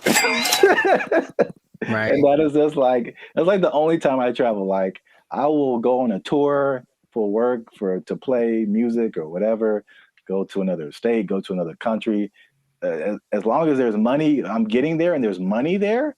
Right. Like, yeah, let's go. Yeah. But if I'm like just dumping out my life savings to like take a picture with the elephant and then come back, bruh. For some people, they think that's worth it. They think it's well worth it. No way. You know, But I need to get paid, son. Listen, we finna get paid, girl. It did surge in popularity, of course, after the pandemic, as people were looking for things that they could do and they couldn't be around people. So, okay, this is perfect. But for some people, they really fell in love with it and they said, I'm going to keep doing this. So a lot of the more well-established digital nomads have been doing it since then, or maybe a little bit before then, so like 4 or 5 years. There rarely are people that have been doing it more than a decade, because it does kind of wear on you just moving around and doing all that kind of stuff. But you do get choice over your work-life balance. And I think that idea, easier said than done for sure, but you don't have to clock in an office at 8 a.m. You could sleep in theoretically and then go hang out at the beach or snorkel or something. I think what people do overlook is the idea that you still have to work, and you really should do it on a consistent basis. And if you don't do that, then I don't think your digital nomad life is going to last very long. But you have a lot of things that you can grow with as well, because people have great stories when they do it. And when people I've talked to, I was in Cambodia, blah, blah, blah, and a tiger almost ate me. The tiger bit the man in the head, and everybody's mad at the tiger. There's also, you get to choose where you live, because if where you live is expensive, you can just go someplace that's a lot cheaper. So I think that's why Bali tops the list for a lot of people, because it's not very expensive to live there from a month-to-month basis. So if you find a way to get income from where you're from, be it the United States, England, something like that, and you can generate that money while you're living in Bali, then you're living like I heard for like $1,000 a month, you can have servants. Wow. Literally. I'm gonna take a nap.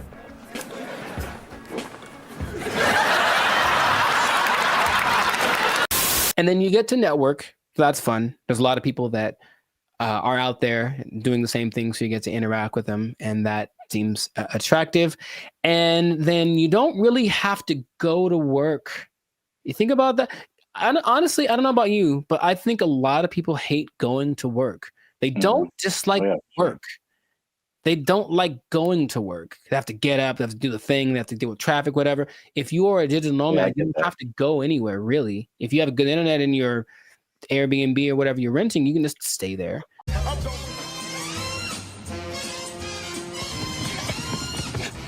shit, that son of a ass! You, I just...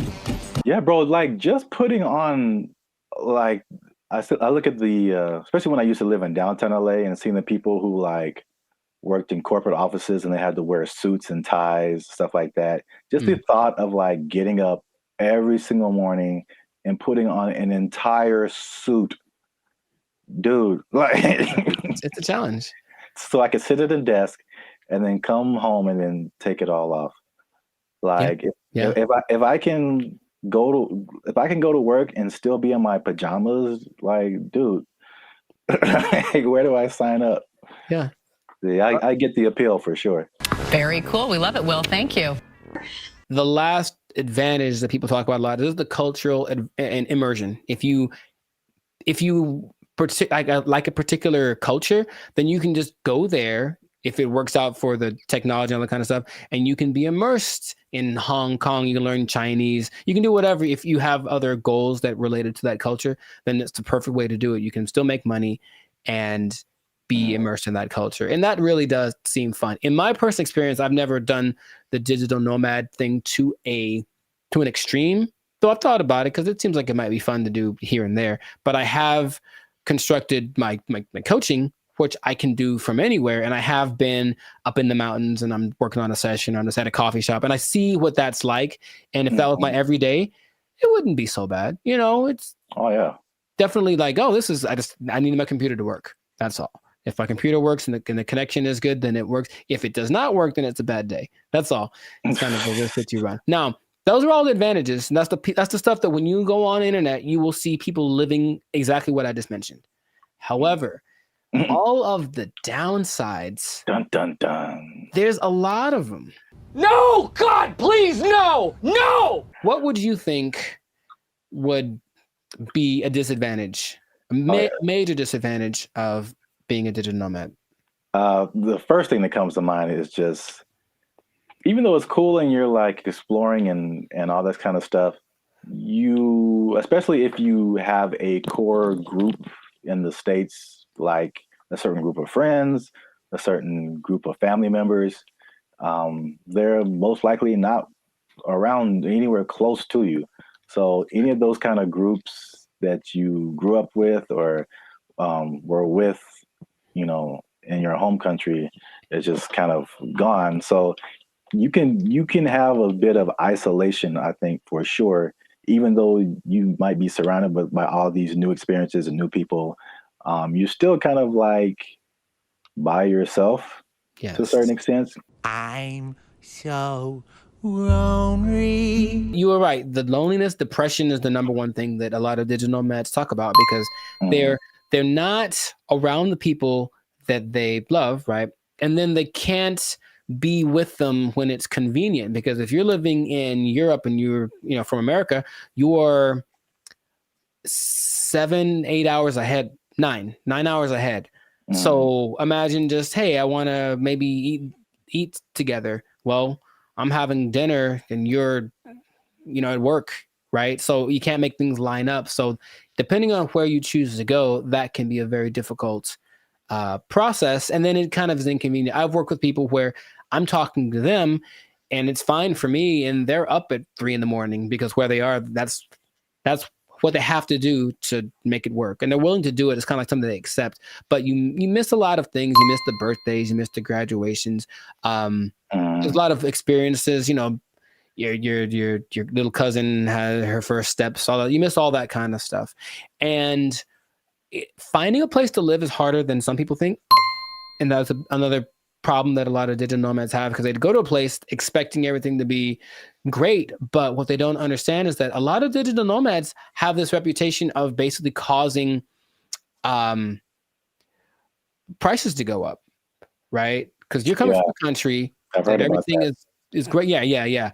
So everything's coming up because you have a lot of money. So a bunch of you move to one place that's not doing too well. So they're like, oh, there's a lot of these people, so I'll charge more so I can make money. But then the locals start to resent you because you're there. And so it's not, you don't feel welcome. And that's kind of an uncomfortable thing. I think I mentioned, I have a friend who travels a lot. When she said when she was in Turkey, she kind of got that vibe.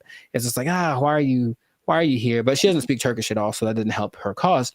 However, some places actually put signs up that says like, hey, digital nomad is not welcome. It's gotten to that point. Wow. You go to a coffee shop and like, nope, you can't come in because you're going to buy one drink and work here and use the internet for 8 hours. Nah, you got to get out or find someplace else. So that's starting to become a thing. So yeah, you think about that. It's like you want to be welcome. Now I'll tell you in a second, some countries are actually taking measures towards making sure that the digital nomads they do attract are actually helping the economy. But a lot of places don't have that in place yet. So yeah, the locals might resent you. If so you just for my own personal whatever. I got a question. Have you ever gone into Starbucks and worked on something and not bought anything? Yeah. I'm been a jerk, man. Oh yeah. Do you feel guilty at all? Or are you just like ugh? No, I spend a lot of money in Starbucks. I think pass once in a while. Okay. That's just my. If it was, and the thing is, if it was a mom and pop type place, then I'd feel bad. I'd buy something every time. But here's the thing. I even usually go to Starbucks. I have to use the bathroom. I buy a cookie or something just because. Oh yeah. But sometimes I'm like, I'm here for an hour. I'm popping in and out. I'm a regular. Don't mind me. I'm just. I think that's interesting psychologically because I feel. I feel the same way. Like if I go to a place where like I shop there all the time and I just go and then I just go in there to like use the bathroom or something. I'm like, you guys owe me. You guys owe me this bathroom. I'm here all the time. I'm not buying anything right now, but I'm here. But I feel the opposite at Starbucks because I don't drink coffee. And I never go to Starbucks. So when I'm in there, I'm just like still in Wi-Fi, and I feel so guilty. Here's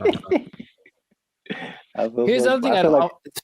Specifically for Starbucks, I don't feel bad because my computer and phone don't work in Starbucks. Any Starbucks, the internet, the Wi-Fi does not work. I have to do my hotspot on my phone for only Starbucks. And I don't understand. Apple. Apple. No. It's just because Mr. Starbucks doesn't like me, and that's fine. Android, PC, Android. Wow, you really, I don't know if anyone's understanding what you're saying there, sir. Right. Anyway, long COVID. Sorry. Continue. Wow, that's the thing. What else was I going to mention? That besides, the locals resenting you, someplace not wanting you to be there, if you have a medical emergency, it's a big deal because you don't have a safety net. Your insurance might be more expensive for one, and then transferring it over, sometimes it's a tricky thing. It depends on the country you're in. When I went to Spain, I met up with a friend who got sick on her flight. And so from the plane, they had took her in an ambulance to the hospital, gave her the treatment, whatever. Now, if that had happened in the US, that would have probably cost her about $5 million.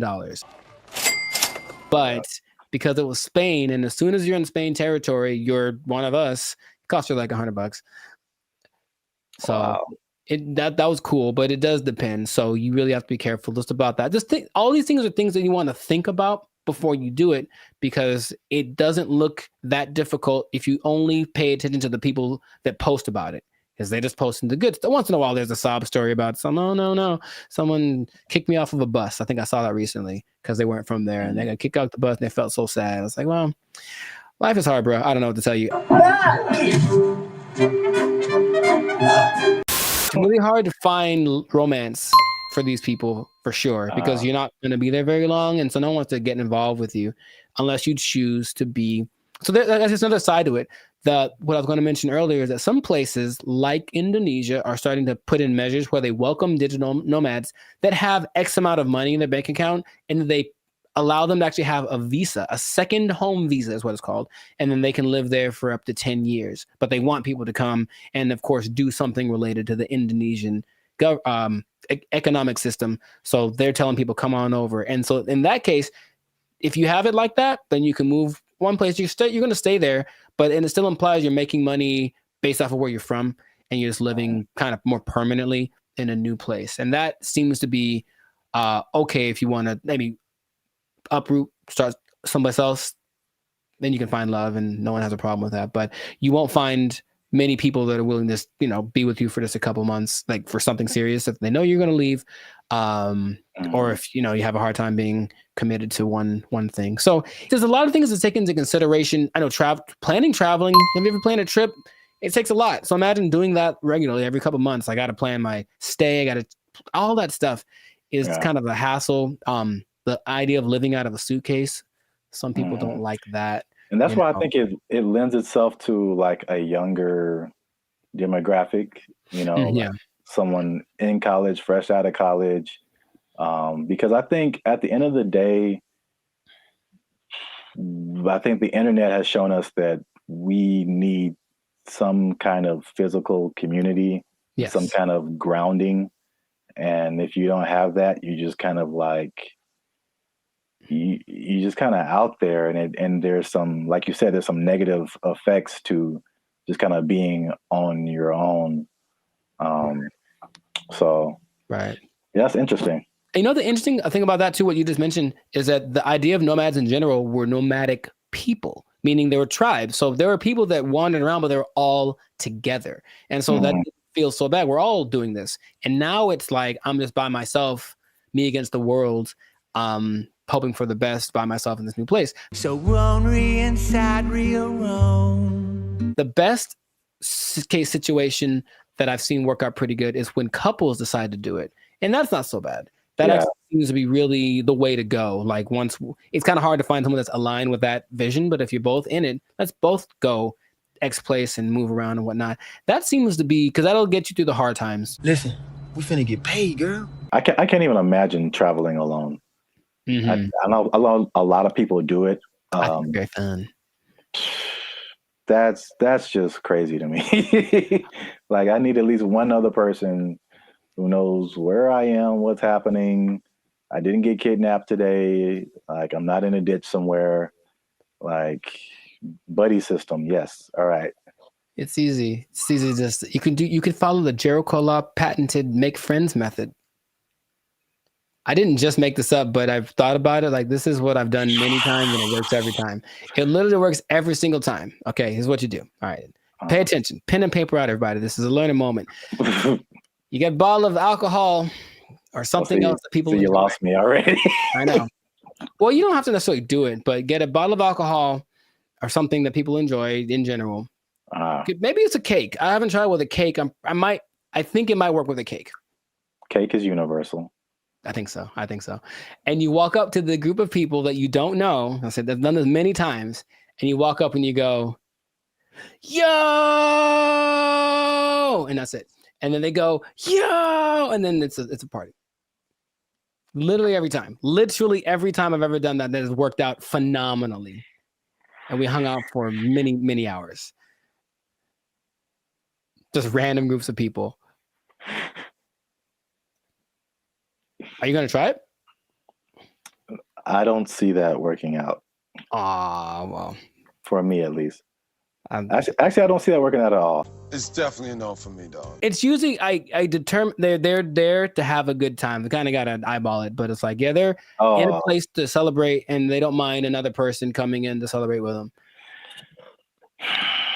Try it, man. Anyways, what I was gonna say, the last thing that people tend to forget about is that I think it's important to have a routine in life, because you're just freelancing and freestyling everything. So you need a routine, and in a new place, it's hard to develop one because things are always kind of up and down. Your money flow would be up and down if you're not working for a big business. If it's just you, then some months are better than others. So that side of it, that inconsistent income, can be kind of nerve-wracking also. Or it might make it so you can't keep doing it, right? If you don't make enough money. So you really want to have a good savings before that all comes under this. Now that you say that, it's all under the same umbrella. Like if you wanted to put all of that in one word, it's stability. Yeah. So your home community, it's stability. Your routine, it's stability. Your money situation, it's stability. It's like, I think we as humans were created to like want some level of stability and to be a nomad, even digitally. It's just like you're just kind of, you're unstable to a certain extent.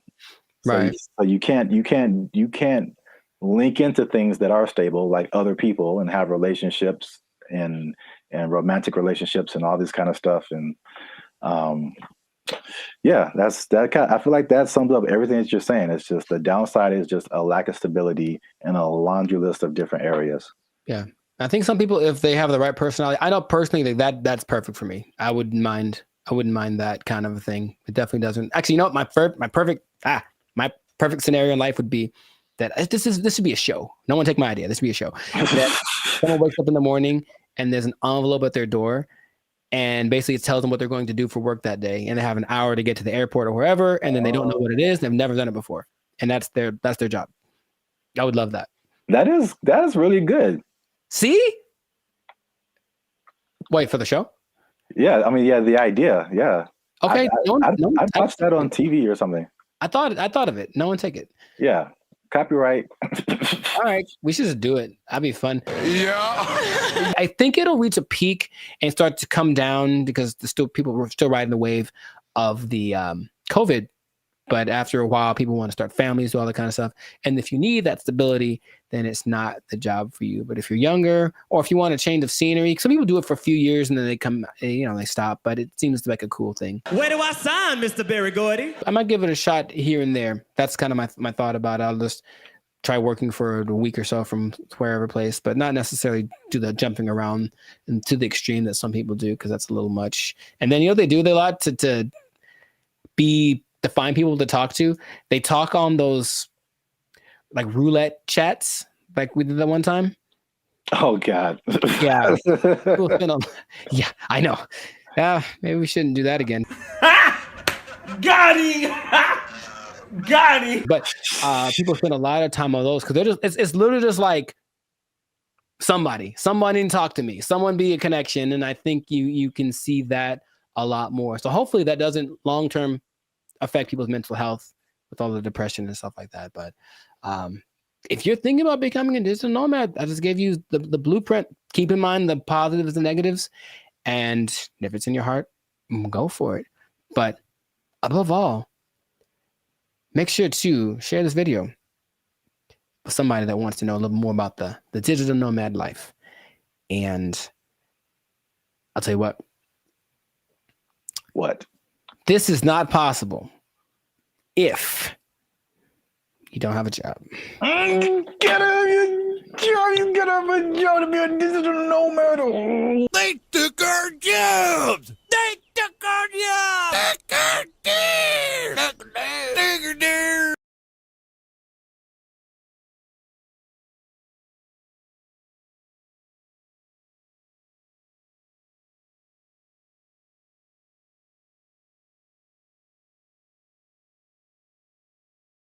All I'm saying is this is a sign. Let's not put them in control. Let's not make them faster. Let's not make them responsible for more people at one time. Let's not make it so they can fly. Let's not do any of that stuff. Let's kill it now. Let's kill it now. What's up, everybody? I'm Zap, and this is Jericho, and you are now tuned into the Life's a Circus podcast, where we talk about everything that is funny, interesting, and ridiculous. And you want to make sure that you stick around for this video because this is ridiculous. We're talking about two robots, two different scenarios, robots going rogue. This happened recently, and one was an accident, and one was actually on purpose. So we're going to talk about both of those situations. So make sure you still stick to the end so that you can find out about that. But before we get started, help your boys out. All right. It's 2025. I'm trying to get some cheese on my Whopper. That's what I'm saying. You're going to pay $8 for a Whopper? Yeah. It's now $8 just for the sandwich. No fries, no drink. $8 is where we start. And then it goes up. I'm furious. Break it. Hit that subscribe button, man. That helps the channel, helps us to grow.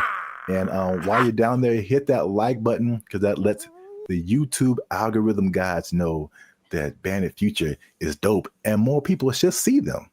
All right. Intro. Boom. Done. So I'm going to start off with the question. No. Because I got a couple of videos to show you. The answer is no. No. I'm so mad about this. So stop. Who can I tell? Elon walked in, like, stop it. Stop doing it. This isn't Elon. This isn't Elon. It's some other people. I feel like he's always there. But Elon. All right. What you got? What you got? So question. How do you feel? Well, puberty. How? And the Rockets, red flag. I'll make up for it now. How do you feel about driverless cars? I don't like it. And here's what the thing is. I don't like any, I don't want to be the old fogey, man. It doesn't feel good, like in my soul. Like when I've been next to them in Hollywood because there's a few, and it's a trip. Because you look over and the first thing you're like, oh, there's no driver in that car. And then the second thing is you feel that it senses you because it's got telepathic antenna. I don't know, but I don't like that feeling of being detected from a non-human. So I don't like it. I don't like it. That's all I have to say. I mean, there's cameras everywhere. They detect humans and stuff. They don't have wheels on them. They don't have the ability to go 80 miles an hour and crash into your face if they feel like it. It's okay. Just, I don't want to get too emotional off the bat, but go for it. What do you have to say? Okay. Well, I'm going to show you a video of an incident that happened not too long ago. And let's see if it has any effect. I'm in a Waymo car. Connected to rider support. This call may be recorded for quality assurance. This car is just going in circles. Hi there, Mike. This is Gab. I'm calling from Waymo support. I'm just calling because I received a notification that your car might be experiencing some routing issue. Please bear with me while I am. I got a flight to catch. Why is this thing going in a circle? I'm getting dizzy. Look at what it's doing. I understand. I'm really, really sorry, Mike. We're currently working with the situation in the vehicle.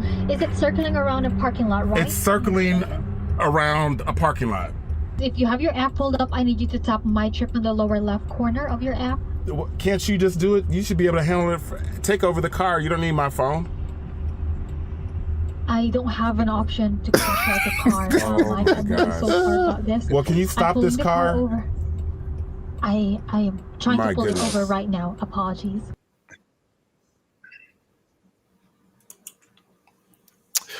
Yeah, man. So here's the thing. All right, to his discredit, the car is not going that fast. He can just jump out, I think, unless they can't unlock the door. But what he mentioned was like, yeah, there should be some kind of an override thing for these things. Sorry, it on the fritz.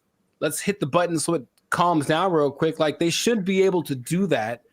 And if they can't, I'm not getting in that car. But also, I'm not getting in that car. Did you see how weird that was? I thought for a second, and here's the thing, for a split second, I thought it was the car talking to the guy, like, hey, I got it, shut up.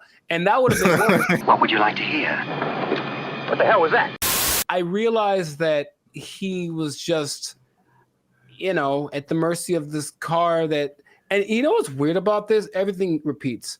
I remember this actually being, honestly, a faulty, not a default, but it was a problem that certain cars had back in the 80s. I don't know why I remember this, but I remember seeing like a car going around this roundabout and it wouldn't stop and they couldn't turn it off. Wow.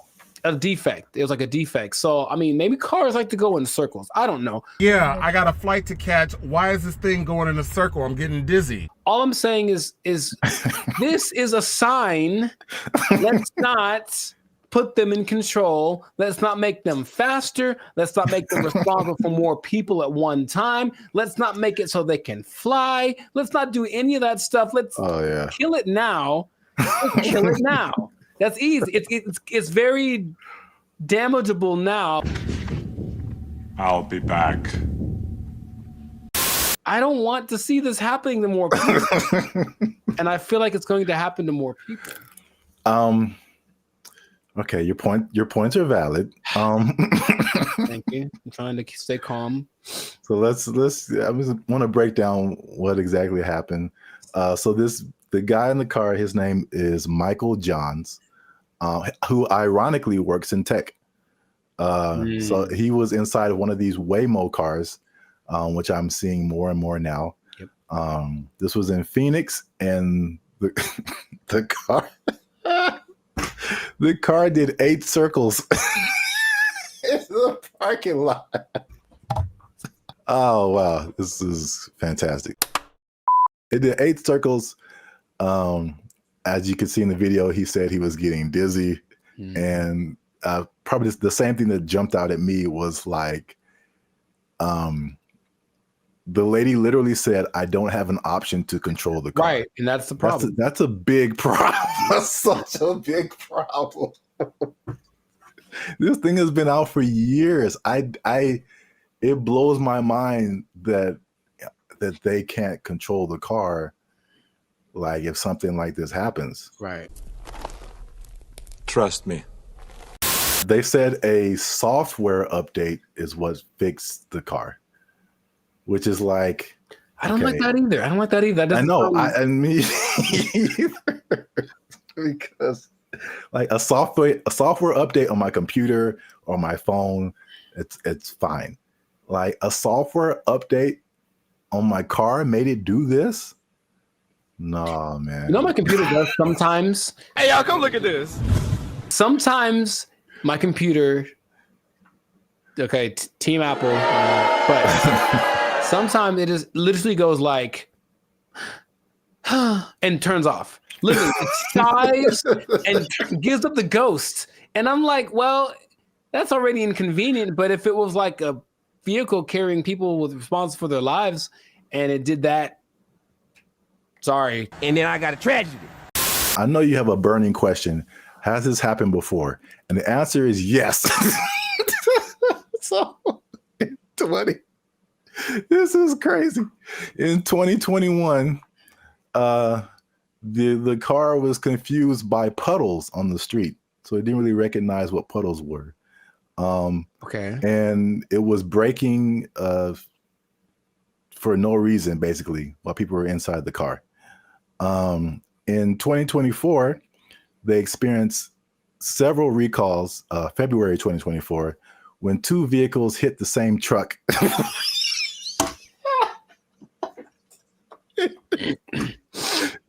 They hit the same truck minutes apart. And this, along with other incidences by another robo-taxi company called Zoox, began a federal investigation into erratic driving. I don't get why. I don't get it. In June of 2024, they recalled almost 700 Waymo cars to make them, and I quote, less likely to drive into poles. That's not something I would have made public knowledge, I'll be honest. That doesn't sound positive or uplifting or reassuring or anything like that. Oh my God. But yet people are voluntarily just getting into these things. I mean, well, this is an interesting thing too. Do you know who owns Waymo? I do not. It's Google. I'm not surprised. Yeah, I didn't even know that until I started looking this up. But it's ironic because I don't know if you remember, like the very beginning of Gmail, people had to invite you to have a Gmail account. Yeah. Do you even remember that? Mm-hmm. Okay. So it's the same thing with Waymo. I don't know if they're kind of like rollout marketing strategy or whatever. Maybe it's like, it's like the club that you can't get in, so it just makes you want to be in it more. But like that one thing that was big during the pandemic, that one like. Oh yeah. What was that called? That's crazy. You can't even remember the name of it. What is your name? I told you. It doesn't matter what your name is. Yeah, it's the same way with Waymo. You have to be invited. So I'm like, because I'm like, why don't I see a whole lot of people doing this? You have to be invited to try Waymo. So yeah, that's their marketing strategy is tell all the people you don't like to try this thing out, and if they die, you didn't like them anyway. So that was a crazy story. Well, I thought it was a crazy story until I saw this. No, don't. Apparently in China. I'm just gonna drink my water and be peaceful. That's what I'm trying to live like over here. Just a water drinking peaceful human. Apparently in China, a small AI robot attempted to kidnap several larger robots, and it was successful. So that's a little robot on the ground there. Yeah. It's talking to a couple of the larger robots. And then I'll go through the whole conversation after the video finishes. Okay. So I do not know Chinese. Yeah. So you see that one robot starts to follow, then the second one came, and then eventually all of them left with that robot. And these are people trying to find out what happened. So this little AI robot is called BrandBee.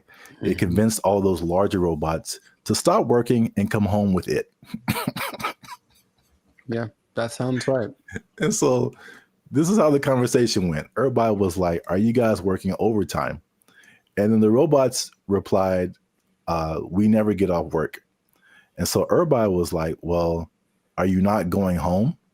And then the robot said, "We don't have a home." And then so BrandBee said, "Well, you guys should come with me." And they all did.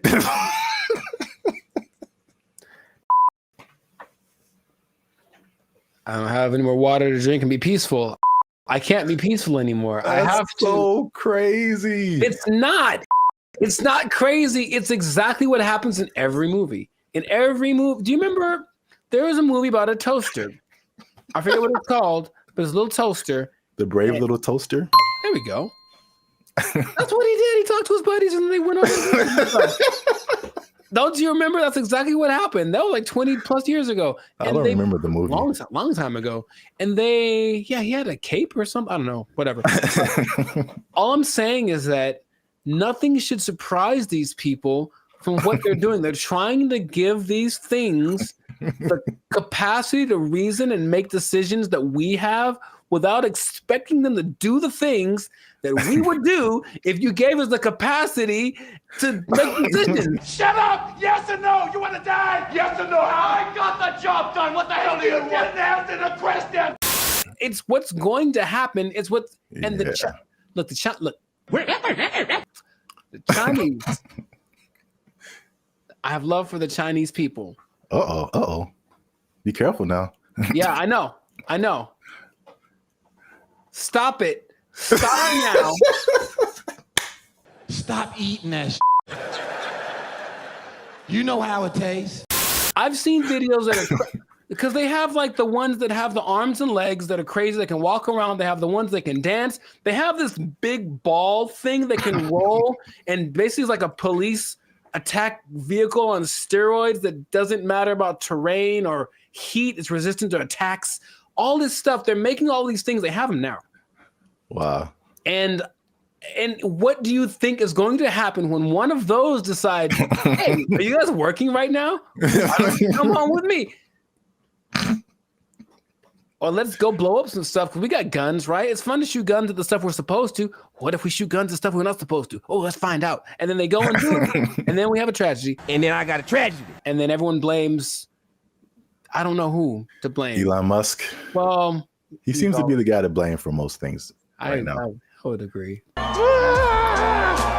But the thing is, do you not see it as clearly as I do? To the people that develop these technologies, that's what's going to happen all the time. Your Uber is going to take you home, and then halfway it's going to be like, oh, you know what? I have other things to do, and just take you off to the desert to meet up with its group of friends. So the thing is, you didn't really have to explain that video. You can kind of get it's kind of like a Mr. Bean thing, just with like little gestures and whatever. It kind of like it had like a nod thing going on, and then you just take it, and then yeah. I could. Well, here's the caveat to this second video. Okay. The Waymo car was an accident. This second video, well, first of all, it went viral on social media. Sure. So I mean, apparently, with AI and all kinds of things now, you're like, did this really happen? So the person who posted the original video and the company that built the robots, or companies, actually two companies, they verified that the video was accurate. That's a thing that happened. Mm-hmm. But the caveat to that is that they planned that.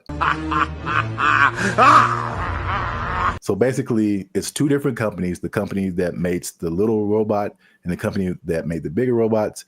And the little robot company was like, hey, can we test out our robot on your robots to see if it can make it do stuff? Mm-hmm. And it did. So I think, as funny as that is, I think they are aware that stuff like that can happen.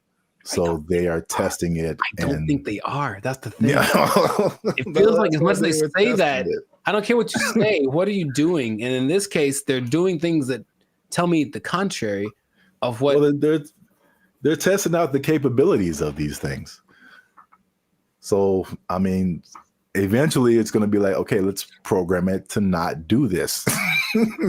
Start kidnapping people. That's one of my mission parameters. So yeah, fun times. This has been another episode of the Lives of Circus podcast. I don't like it. If you like this episode, make sure you hit that like button. That helps us out. And don't keep it to yourself. Don't be greedy now. Share this with at least two people that you think might find this interesting. And because the robots, man, they're coming, man. You need to hold on to everything you got. I mean, they're here. Hide your wives, hide your kids. So y'all need to hide your kids, hide your wife. Hold on to your job. Hold on to your job, because you're going to need a little job. And the robot's going to take it over. They're going to kidnap everybody out. They took our jobs. They took our jobs. Took our deer. Took our deer.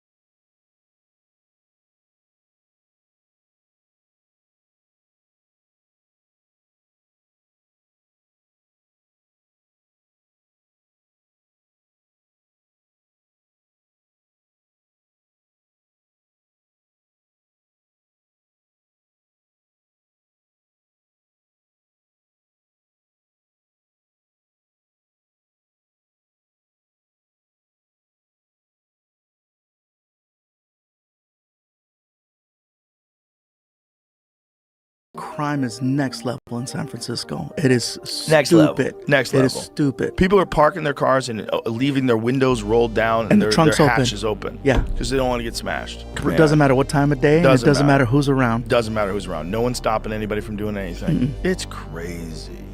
Last year I had a break-in and they took like $100. But to replace the window, it cost like $200. So I was like, man, I wish they would have just took the 100 and then just left my window, because windows are expensive to replace and repair. They are, yeah. So like that's how bad it is. And then what I've also saw was that everything was. What's up, everybody? I'm Zap, and this is Jericho, and you are now tuned into the Life's a Circus podcast, where we talk about everything that's funny, interesting, and ridiculous. And you want to stay for this episode because we're talking about something that's really ridiculous, something that I recently saw in person myself, and I can confirm it. Ooh. Talking about San Francisco, man. Ew. It's going down. It's not in a good way. All right. Not the young jock way. It's going down, bro. So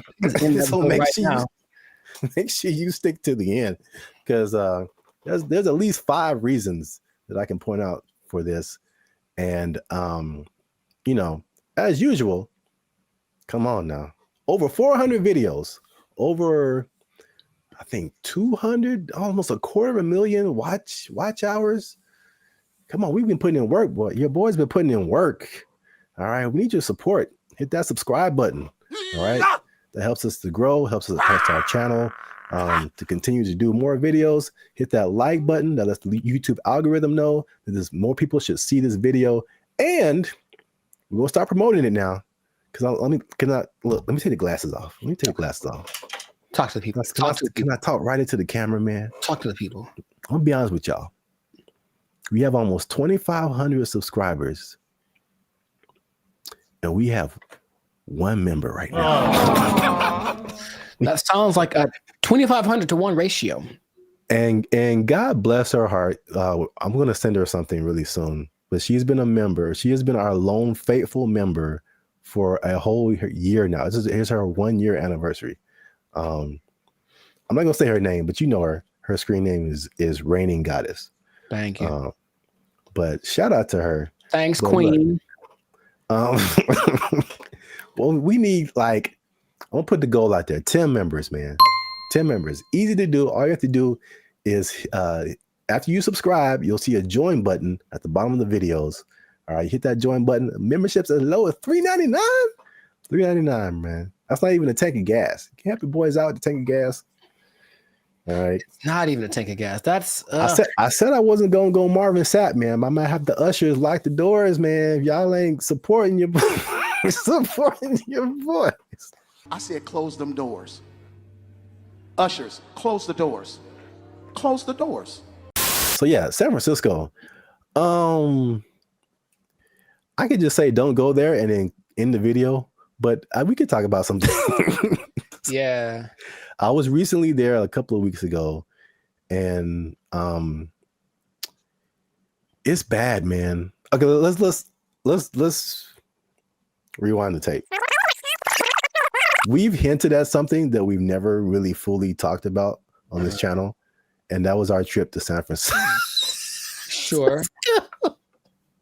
It was like, what, a couple of years ago? It's like a repressed memory by now. I don't like to bring it up. And I will publicly take the L on that one. That was a good part my fault, because this is what happened.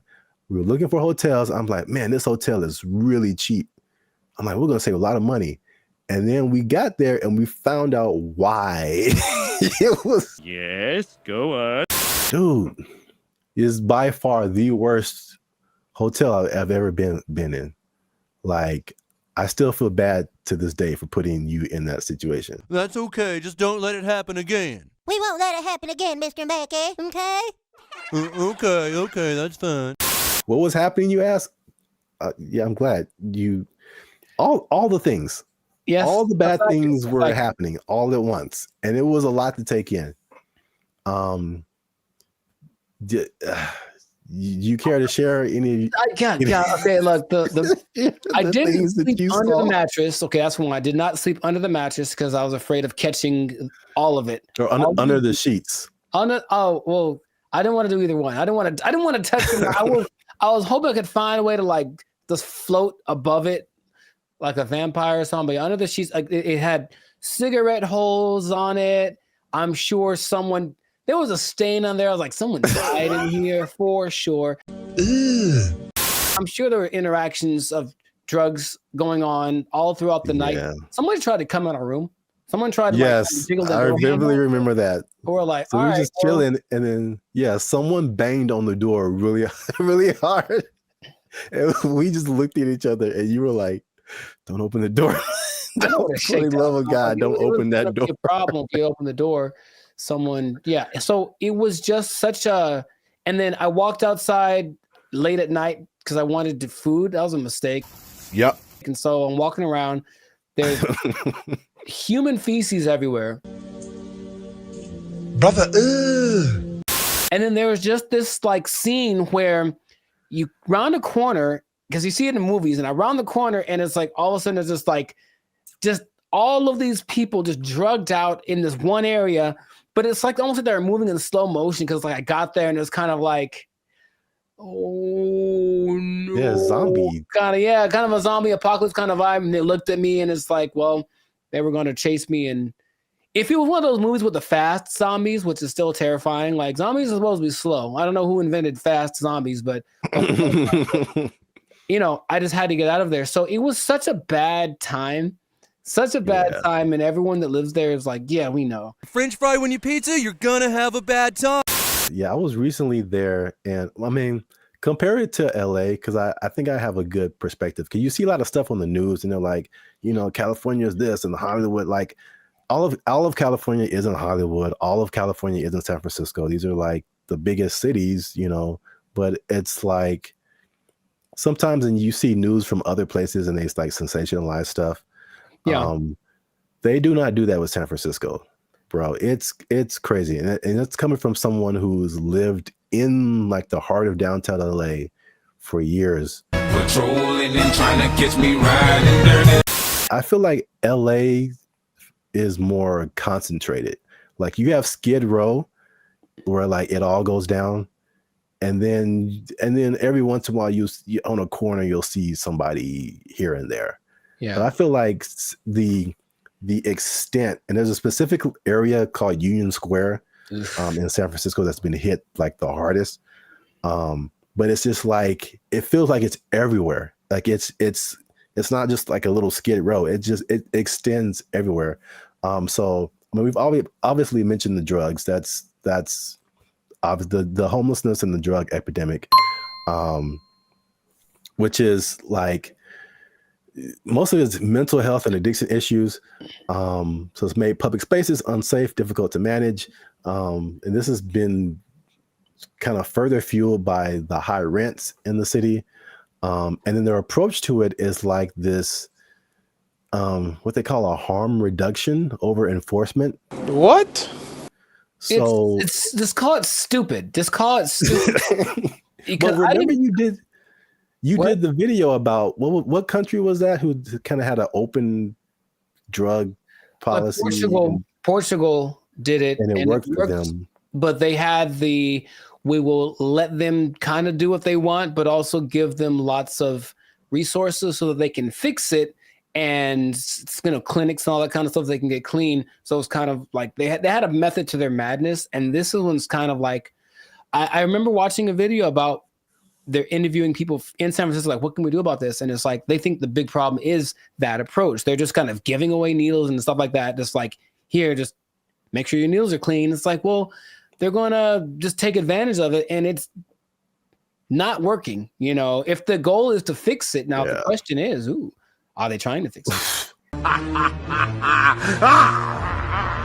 It doesn't seem like it's a good policy at all. Yeah. And what makes me nervous is like, I feel like San Francisco is the prototype, and it's kind of trying to make its way to LA. Like the I feel I can see LA turning into that. Because even recently, I've been taking like the metro more, the trains and stuff. It's just been kind of helpful for me. And literally, I got off on a stop, and they have all these different people, ambassadors for the metro, whatever.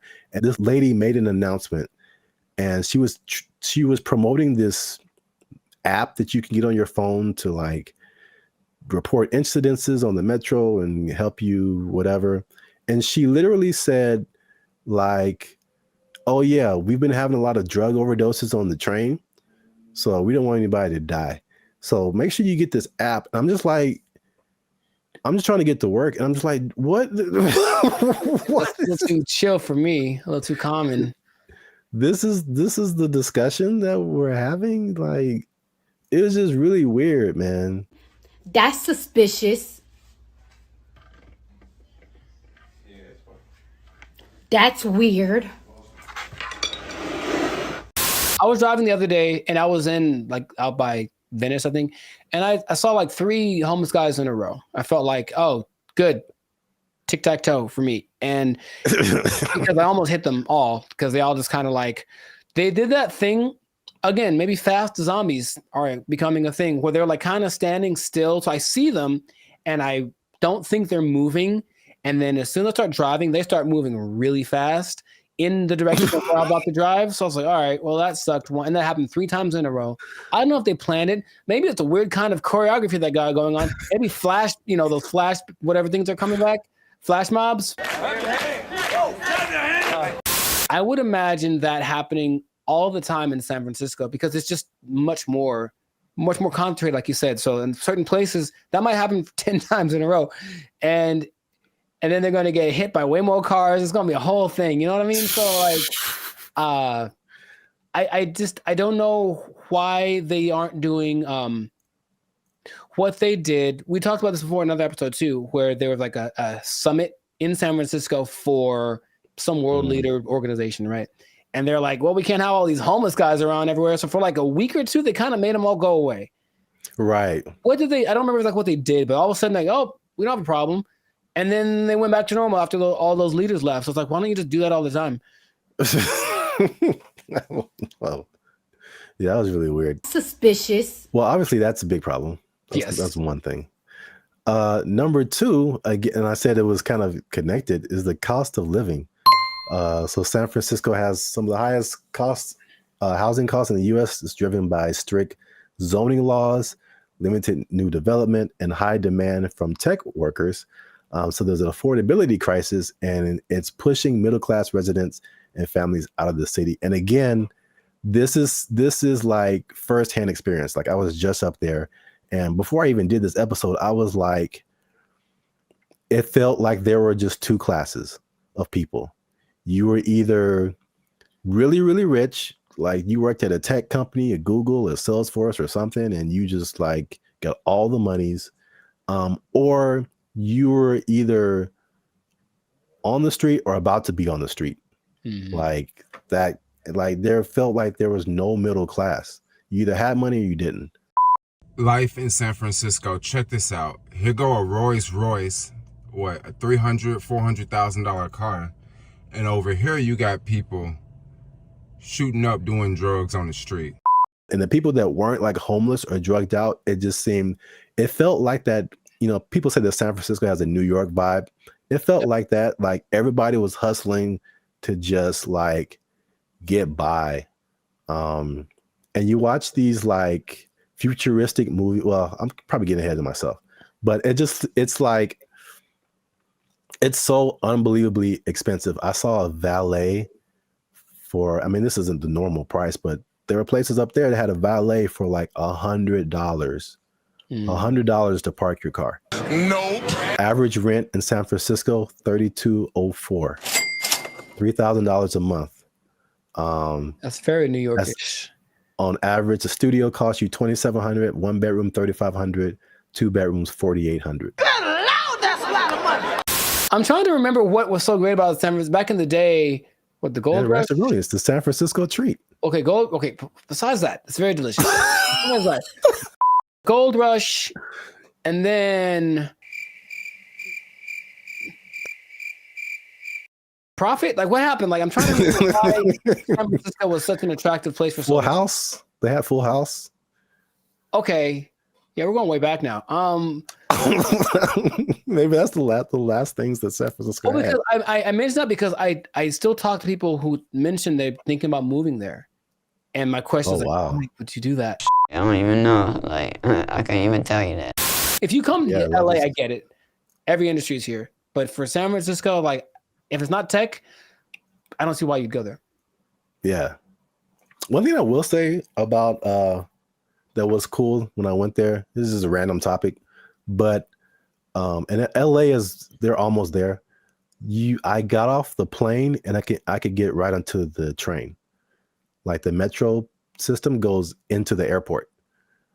So you can just hop off the plane, get on the train, and go right into the city. I thought that was pretty cool. LA, you can almost do that, but it's still, they haven't finished the track yet.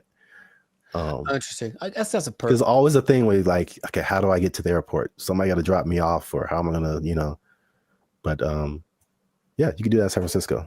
So that's one thing. That is one thing. Yeah. I'm still thinking, what would behoove somebody to move to a place that's behoove. Thank you. That's expensive. At some point in the recent few years, the mayor declared San Francisco as a state of emergency because of the problem, right? Like that was the thing that happened. And yeah. But again, what are they doing to fix it? Because I just keep hearing about bad things and it's getting worse. And it's okay, well, do something. Like, it just feels like they're like, yep, that's how it is. So come on down and get some money, I suppose. But wait, there's more. Oh God. So we talk about the homeless and drugs. We talk about the unaffordability. As you do. On top of that, third thing is crime and retail theft. Something again I saw firsthand. Nice. So there's obviously rising crime, shoplifting. I saw this Joe Rogan clip where he said, and again, personal experience, he said that people are literally, and I didn't see this, but he said it. People are leaving their windows in their cars rolled down and their trunks open. Crime is next level in San Francisco. It is Next level. stupid. Next It level. is stupid. People are parking their cars and leaving their windows rolled down and And the their trunks open. hatches open. Yeah. Because they don't want to get smashed. It doesn't matter what time of day, and it doesn't matter who's around. Doesn't matter who's around. No one's stopping anybody from doing anything. It's crazy. It sounded weird until like last year I had a break-in and they took like $100. But to replace the window, it cost like $200. So I was like, man, I wish they would have just took the $100 and then just left my window.